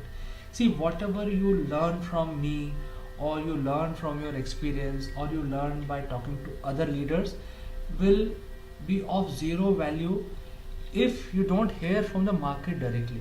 So when you actually do your business, you have to ensure that the market has to give you direct feedback. You cannot get a Gartner report and apply that to your business.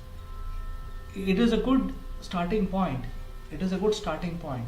But when you build your business, you have to ensure that what is the market segment you're trying to reach out to, what is their feeling about you, and that feedback has to be there. That feedback will happen only if you have a proper research document with you. So I think before you start your branding, you have to do research, and this is something that I want to emphasize on. Collect as much data about the product, about the services, about the clientele, about the industry as much as you can. Build a model. I'm not suggesting that you should use this model or that model, but have some data available with you, and then decide what messages you have to send out as a branding, and then decide when you want to start manufacturing your product or services. Having done your brand research, then you have also built a branding calendar, marketing calendar. Remember, I was talking about the feedback. Now the feedback will give you this kind of picture. It will be a SWOT analysis about your business. See, you have come out with an idea. You've done research whether this idea will be successful or not. And today's world, to run different research is very simple. There are a lot of free websites which will conduct surveys for you, or using some of these social media, you can conduct these surveys. You can ask questions. You can build a survey form and ask the question. So that could be one starting point. I'm not saying it's the best, but I'm just throwing some ideas. So for free, you can start doing some research. You can do it for some time, but this research will give you a lot of inputs. What people think about you, what people think about the product that you are trying to launch, what people think about the services. Will they pay for it? I think that's a very critical question, which you as a businessman has to understand that. So all of these inputs will give you information to build a SWOT model. So some of you, in fact, everybody knows what is SWOT. SWOT is nothing but, in short, strength, weaknesses, opportunities, and threats. So what are your strengths which you will build, and what are the weaknesses which you need to reduce? So until unless you have a research platform, until unless you have a feedback mechanism by doing proper branding, you will not be able to build your SWOT model. So you build on your strength, so you know that these are my strengths and nobody else can match that. And if you identify your weaknesses, you have to continue reducing those weaknesses. And then if you come across an opportunity, you have to ensure that you capitalize on that opportunity. And if you come across a similar threat in that, try to avoid it, bypass it.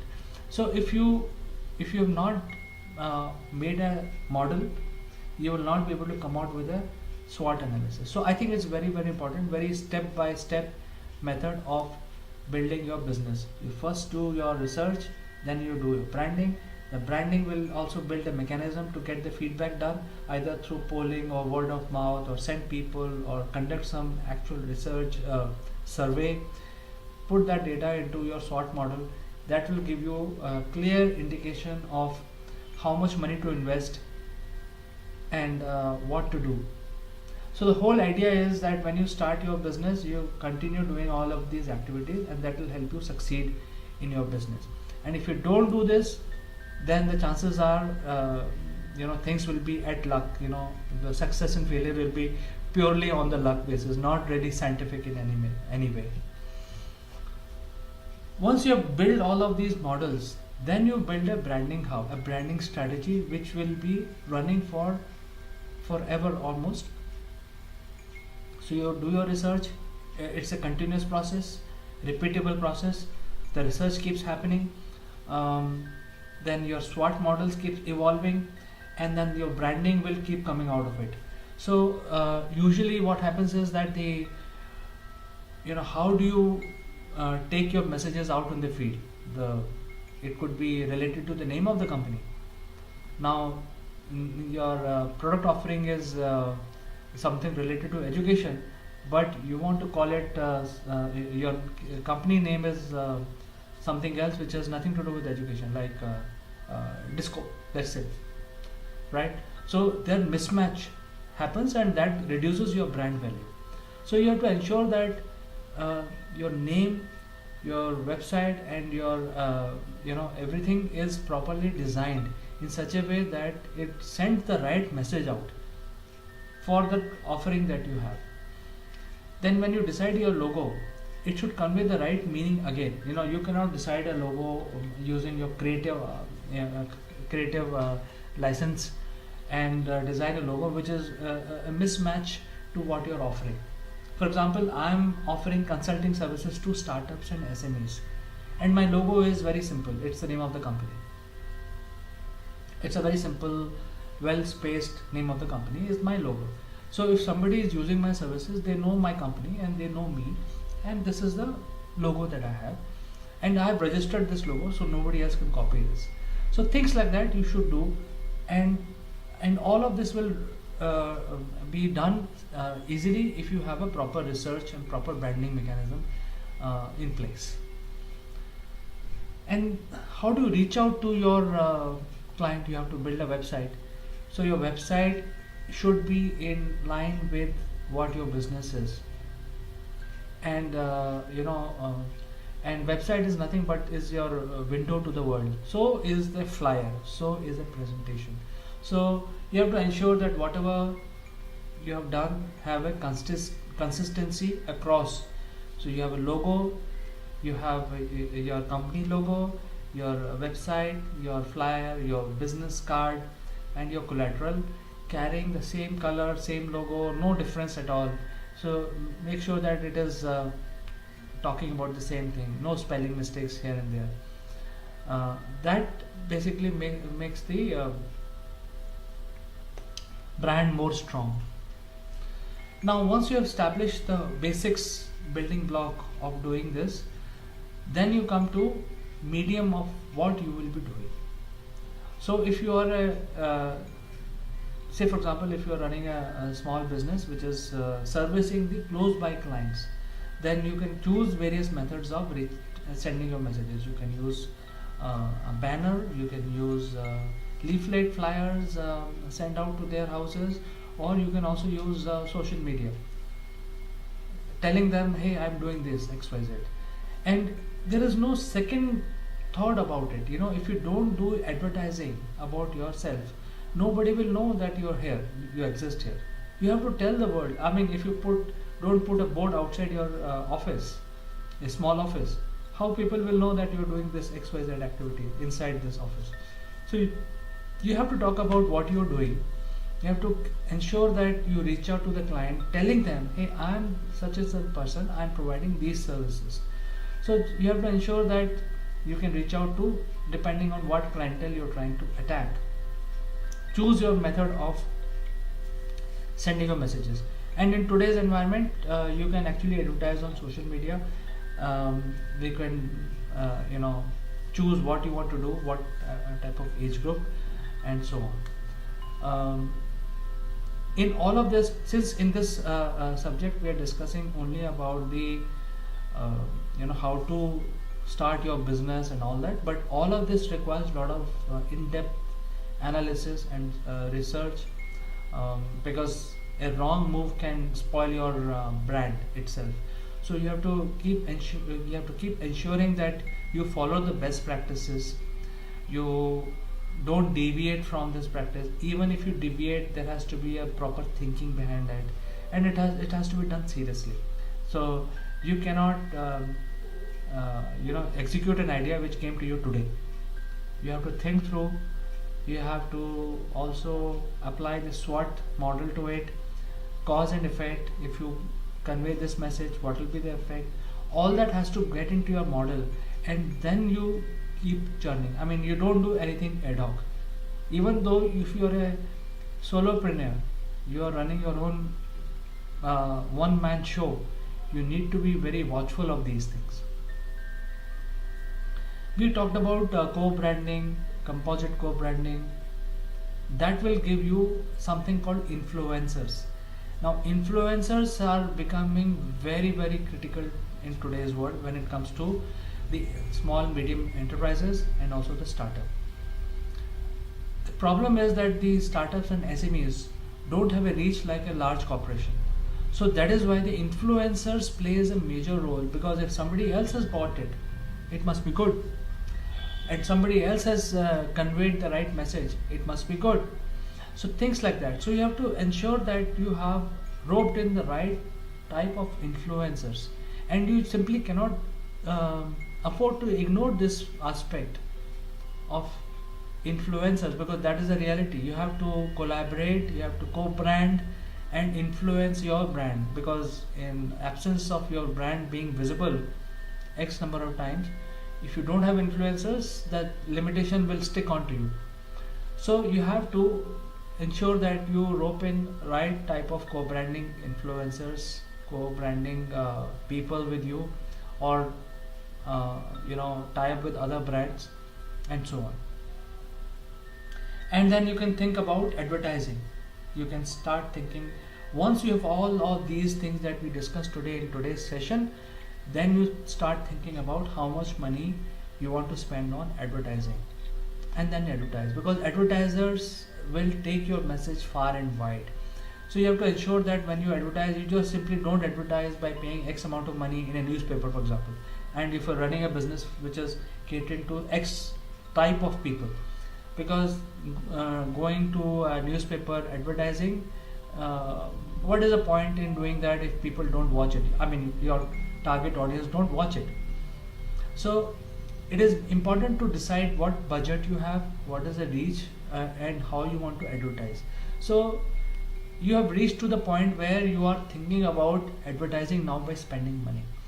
All this will not happen if you have not done the groundwork, and all of this groundwork is ignored many times, because people concentrate on the offerings. They cut short all of these activities and they straight away jump to offerings. And the problem is that when you start offering, you have to continue doing that, and you will take more time to succeed. So we'll give it a break for a few minutes and come back. In the meantime, you can look at this quiz question and try to attempt it.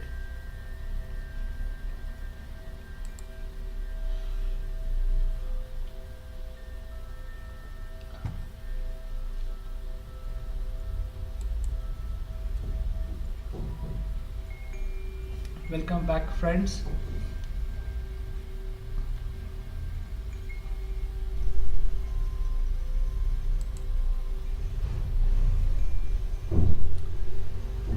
We will have a Q&A session. If anybody has a question, we can take that up, or at the end of the program, we will give the email.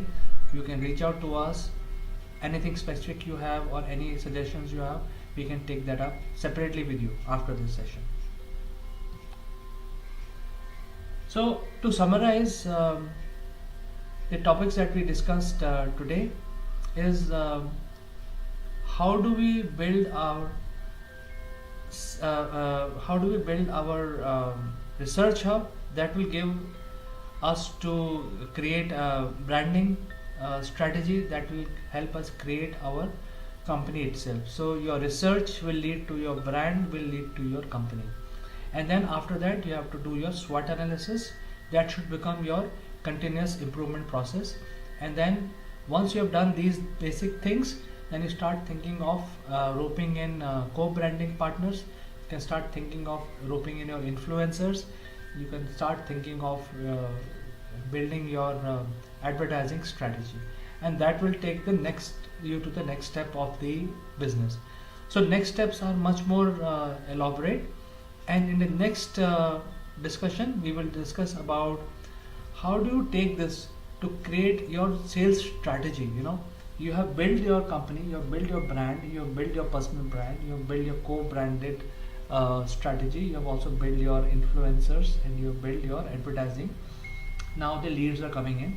How do you convert them? So if the lead keeps coming in, doesn't mean that it will convert automatically. You need to do something else to convert those leads, because otherwise those leads will be wasted. So you have to build a sales activities around those leads which you are getting because of your branding. Then you have to look at how do you monetize your brand itself. So that is a high level subject that we will cover in the next workshop. And over time, how you can diversify it into other businesses, because if you stick around to one business, the chances are that your business will go down after a few years of success. So you have to keep diversifying and keep doing new things. That is a rule of any business. And then when you diversify, you have to keep building your very strategically driven marketing hub, so that your brand, your personal brand, your company's brand, your product offerings, your advertisers, all are part of that ecosystem. So next workshop we'll talk about that. Business is nothing but networking. So how to become a good networker? Because if you are a good networker, then you will grow, your business will grow, people will have faith on you, and so on. And last subject in the next workshop would be how to cultivate loyalties among employees, customers, and investors. So with this, I thank you all for watching this workshop. If you have any questions, please write to me and I will take them up either in the next workshop or one-on-one. I will reach out to you, and we will see how we can address those challenges that you're facing. I will meet you in the next workshop. Until then, I like to say goodbye.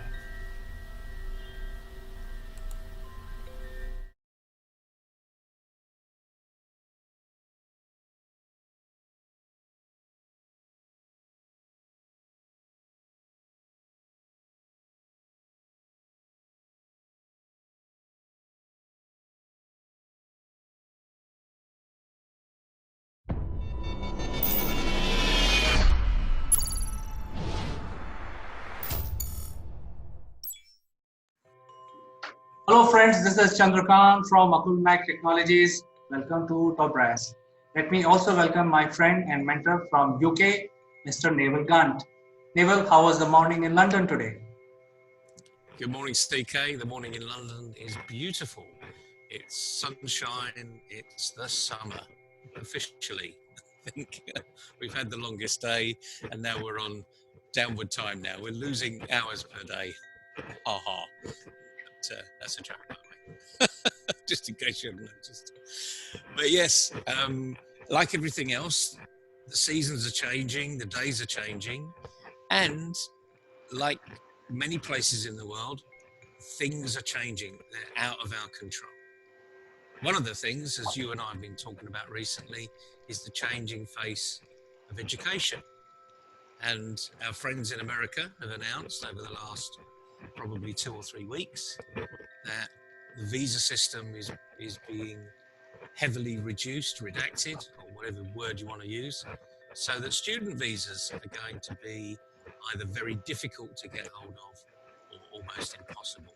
And that's got massive ramifications for young people that are studying and want to go to an American university from all over the world, but in particular India, because you've got quite a lot of young, up-and-coming superstars that see the dizzy sights of America, the lights of New York, the Sleepsville city of Los Angeles, etc., etc., and they troop towards the education system in America. But all that is literally, the rug is being taken from underneath their feet. So how are they going to be coping? What advice can we give to them? More importantly, their parents, actually, that are pushing them in that direction. What do you think we can give them today?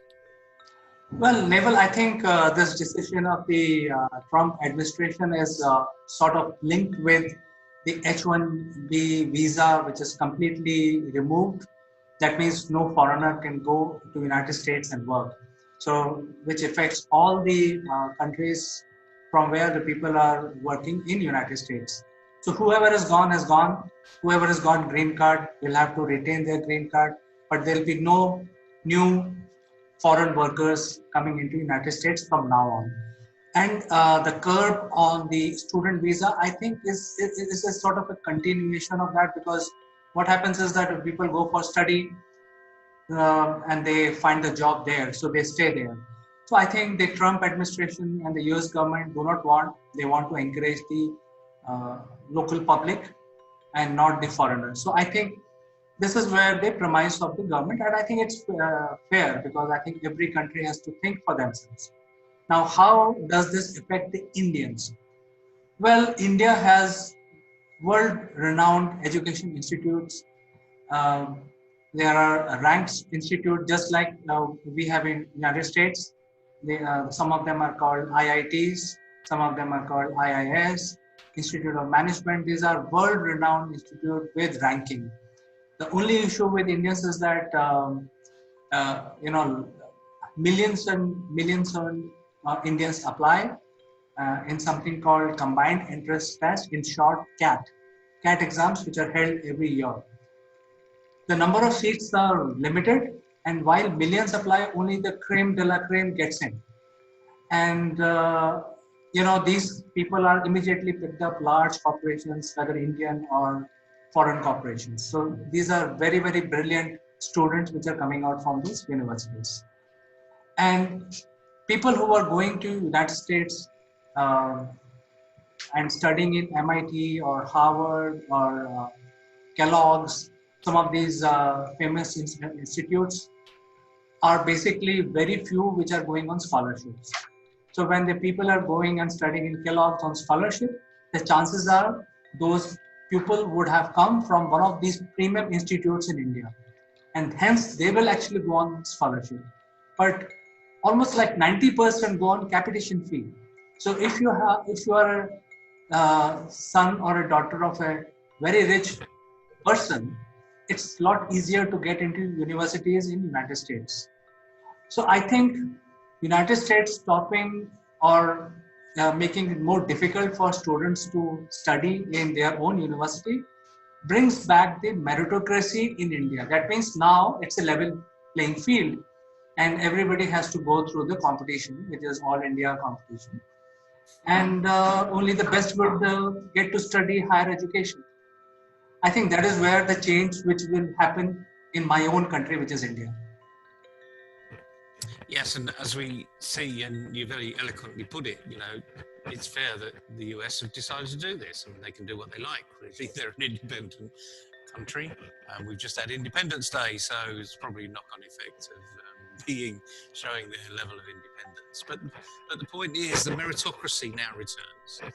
I think that's a really good phrase that we should be focusing on, because that now gives an opportunity to everybody, not just the creme de la creme, but all the way down. Young people have got a tremendous opportunity now, because there is a level playing field. You can go online almost anywhere and study the best quality education from the best places, not just, if you're physically placed in India, you can still get overseas degrees by going online. And lots of universities in India, just like other parts of the world, are partnering up with universities all over the world. I know my own university, Nottingham University, has got 4 big partnerships, one in Malaysia and 2 in other Asian states, and another one that's being grown up in Indonesia. So Nottingham isn't the most famous university in the world. It's becoming more famous, but there's Oxford and Cambridge and Bristol and Durham, etc., etc. And all of these, UCL as well, are creating partnerships with all of these other universities around the world. You can even go to university now and study accountancy exams, so that you don't have to be in an accountancy practice anymore. You can do all these exams, with the exception of obviously the practical, the experience side, in a university setting. So Our advice today is to, particularly to parents, just to open your eyes as to what's happening in the world, become more aware of what's going on out there, recognize also that the future of your student, your 16-year-old, your 18-year-old, is actually going to be predicated against not just the technical skills they're developing at university, not just their degrees, but also the soft skills and the attitude. These are becoming far more important these days than ever before. And I would say they've always been important, but now the focus is very heavily on words like emotional intelligence, leadership development. You can't do these fairly complicated arenas without a very good grounding in soft skills and a good attitude. And like anything else, any teacher, any good leader that wants a job done by someone in their team, they will turn around and they'll give it to the person with the right attitude. And it's as simple as that. We all know it, you know. As parents, we know which child has got the right attitude. And you go to bed at night and you dream actually of ways of making all of your children have that particular attitude, that volunteering, that I can do this, despite the fact they can't do it. They're prepared to learn. This is what employers want. This is what entrepreneurship is all about. So this one event that's happening around the world, this change in education, it needs us to start thinking again. And we think as parents, because we want the best for our children. I know I want the best for my children. I can't do it for them. That's the thing we can't do. But gone are the days where you're either a lawyer, an accountant, or a doctor.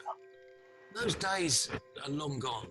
Not that they're poor professions by any stretch of the imagination, but there are other professions out there. And remember, it's your child that wants to be happy. Because if they're happy, then frankly, 90% of the battle's over. So just on this very simple subject about visas now being curtailed, being taken away, we've got such a huge opportunity. And India is so well placed to take advantage of that opportunity. All we've got to do is galvanise young people and their parents and the universities to now get out there and develop the people that we need for the future. Because today's students are tomorrow's leaders. It really is as simple as that. So I hope you're listening out there, you young people, you 16, sort of 17, 18-year-olds that were dreaming of going to the US to study a degree. Now that has gone, you know. Don't moan about it, you know, get over it. Now think about where your future can lie. What skill set you really need to be employed in the arena you want to go into. Follow that passion, follow the dream. It's not a utopia by any stretch of the imagination, and it's still hard work. It takes a lot of practice. There are no shortcuts to anything here. You know, it takes a long time between addition, subtraction, and multiplication to learning calculus. About 14 years, okay, in a maths timetable. So it does take some time. But the point is, if you're focused on something and you really get after it, there's loads of opportunities out there. So just grab them. Grab them and run with them. And if you get bored with them, just go and grab something else and run with that. It's a big subject today, huge subject today, CK. All from the fact that visas have been taken away. Neville, you said grab them. And, I think that is a very powerful word. There are a lot of changes happening within India. I think the landscape of education is also changing. There are a lot of new players who are tying up with foreign universities, as you said, like UCLA and London School of Economics. There are universities which are providing online courses affiliated by LSE. So you don't have to travel to foreign land. You can get the same degree if you study hard. So I think all you have to do, the students who are brilliant, they can actually study wherever they want. without leaving India. There are new players who are actually getting into learning and development space, offering the school education by tying up with universities. So I think the landscape itself is changing, and very well said, Neil. I think uh, these are different times, and I think new solutions are coming up gradually, and it'll offer new opportunities. So with this, we will end our discussion Nepal for today. But viewers, tomorrow is Sortie Wednesday, and Naval will tell us about how to make engaging videos, how to get glue added into your video so that the stickiness on the audience comes back to you. So don't miss out tomorrow's session. Naval, thank you for your time. We'll catch up tomorrow. Pleasure, CK. Have fun, everybody. Bye-bye. Bye.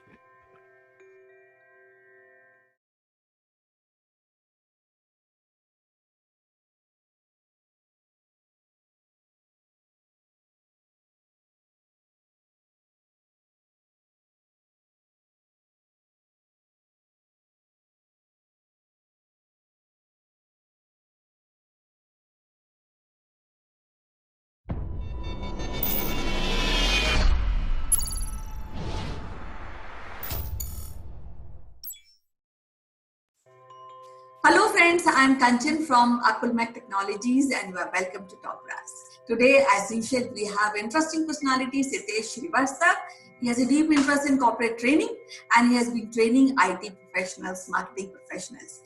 And the good thing is that he is in Bangalore at the moment. He has reunited with his family. He has been waiting for so long from South Africa, from Johannesburg, and he has landed to Bangalore, and now he is in quarantine. I mean, I guess 14 days of quarantine. So that's home quarantine. So let's discuss how things are at Bangalore.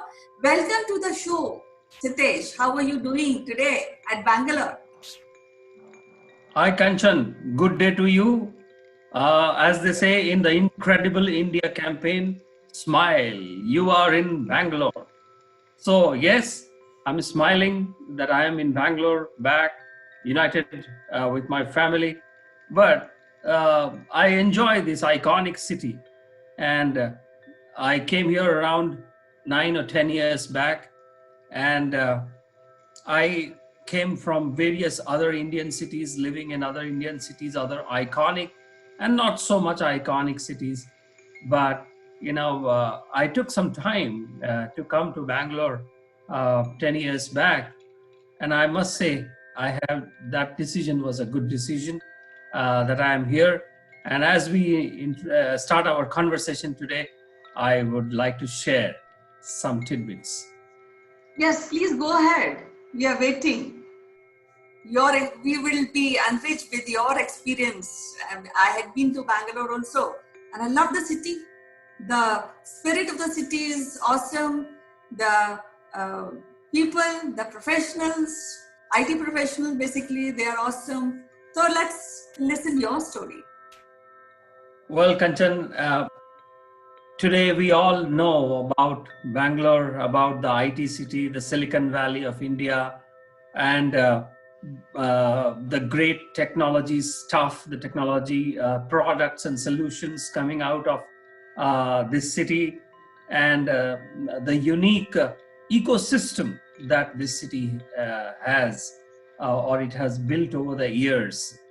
But this city has something very, very interesting in our modern history, and also almost like a 1,000 years of history that is can be seen around the city, outskirts of the city.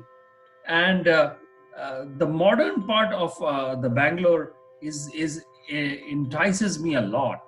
One, definitely the IT part, because of which many of us are here, including me. And while growing up in India, in the North Indian cities, Kanchan, I grew up in Kolkata, which was Calcutta then. I was able to see the South India from the North Indian eyes till I came myself to the South India. which is Bangalore. And growing up in the North India, the aspects of South India, the interesting facts, the modern history, their industriousness is something that we see from very far, from a different kind of a lens. So when I landed up in Bangalore, I started looking at this city not just from a professional point, but also from a cultural aspect, which is that I always want to do where I stay, as you might have noticed in our other conversations. So this city, in the modern history, has a rich history from I think 1800, beginning of 1800, when the cantonment of this city was built, and around the same time, sometime around the 1790s or 1780s, there was this great local leader, Kempe Gowda, who is known as the father of this city, the establishment of the modern Bangalore. And therefore, we also have an airport called Kempe Gowda International Airport. So the city has always been into the limelight in the modern history. When I say I would like to go back, 70, 80 years back, it had a great contributions into the Indian freedom struggle. And a great many leaders came out of this geography. And 1956 States Reorganization Act, it came into existence as a capital of Karnataka state. And I have been hearing, Kanchan, that the other city, the Mysore or Mysuru, was the more famed city in this region. And there were discussions to make Mysuru a capital, but for some political reasons, Bangalore was chosen for the capital of Karnataka. Apart from the IT, Kanchan, it is also a very important seat for Indian military forces, and our iconic company, Hindustan Aeronautics, and some of the original electronics companies. People today who work in Bangalore, they only think about the IT, but Bangalore is more than IT in terms of even the professional world. It was ahead in the electronics production even before Infosys happened. Infosys, as we all know, is the second largest or biggest Indian IT company, has its headquarters in Bangalore.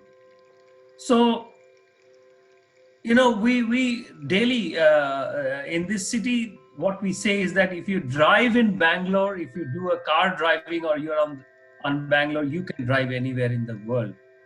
But Bangalore traffic is legendary. But at the same time, Bangalore weather is also legendary, Kanchan, you know about it. And that is a beautiful part. Last year, my yoga teacher was telling me that Bangalore sits around 3,000 feet above the sea level. That means literally, technically, Bangalore is sitting on a hill station. And to compare it with the tallest mountain in Japan, Mount Fujiyama is just 3,700 feet, and Bangalore is at 3,000 feet. So you can understand the lovely weather that Bangalore has. And I think that's a great value that it adds. What I am sad about Bangalore, Kanchan, is I'm told that in the 70s or the 60s and 70s and early 80s, the city had 3,000 lakes.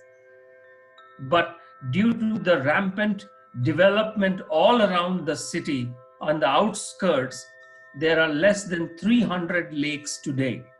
And out of those 300, I think we can just count a handful of probably 10 to 15 of the big major lakes. Now you understand, Kanchan, a lake, a natural lakes, or even the man-made lakes, how important they are for the local weather. And in India, we have another city like this called Bhopal, which is a city of lakes. So that adds to the natural beauty of the city. And apart from the IT, there are another businesses that have grown out of Bangalore. They have been going out in the world.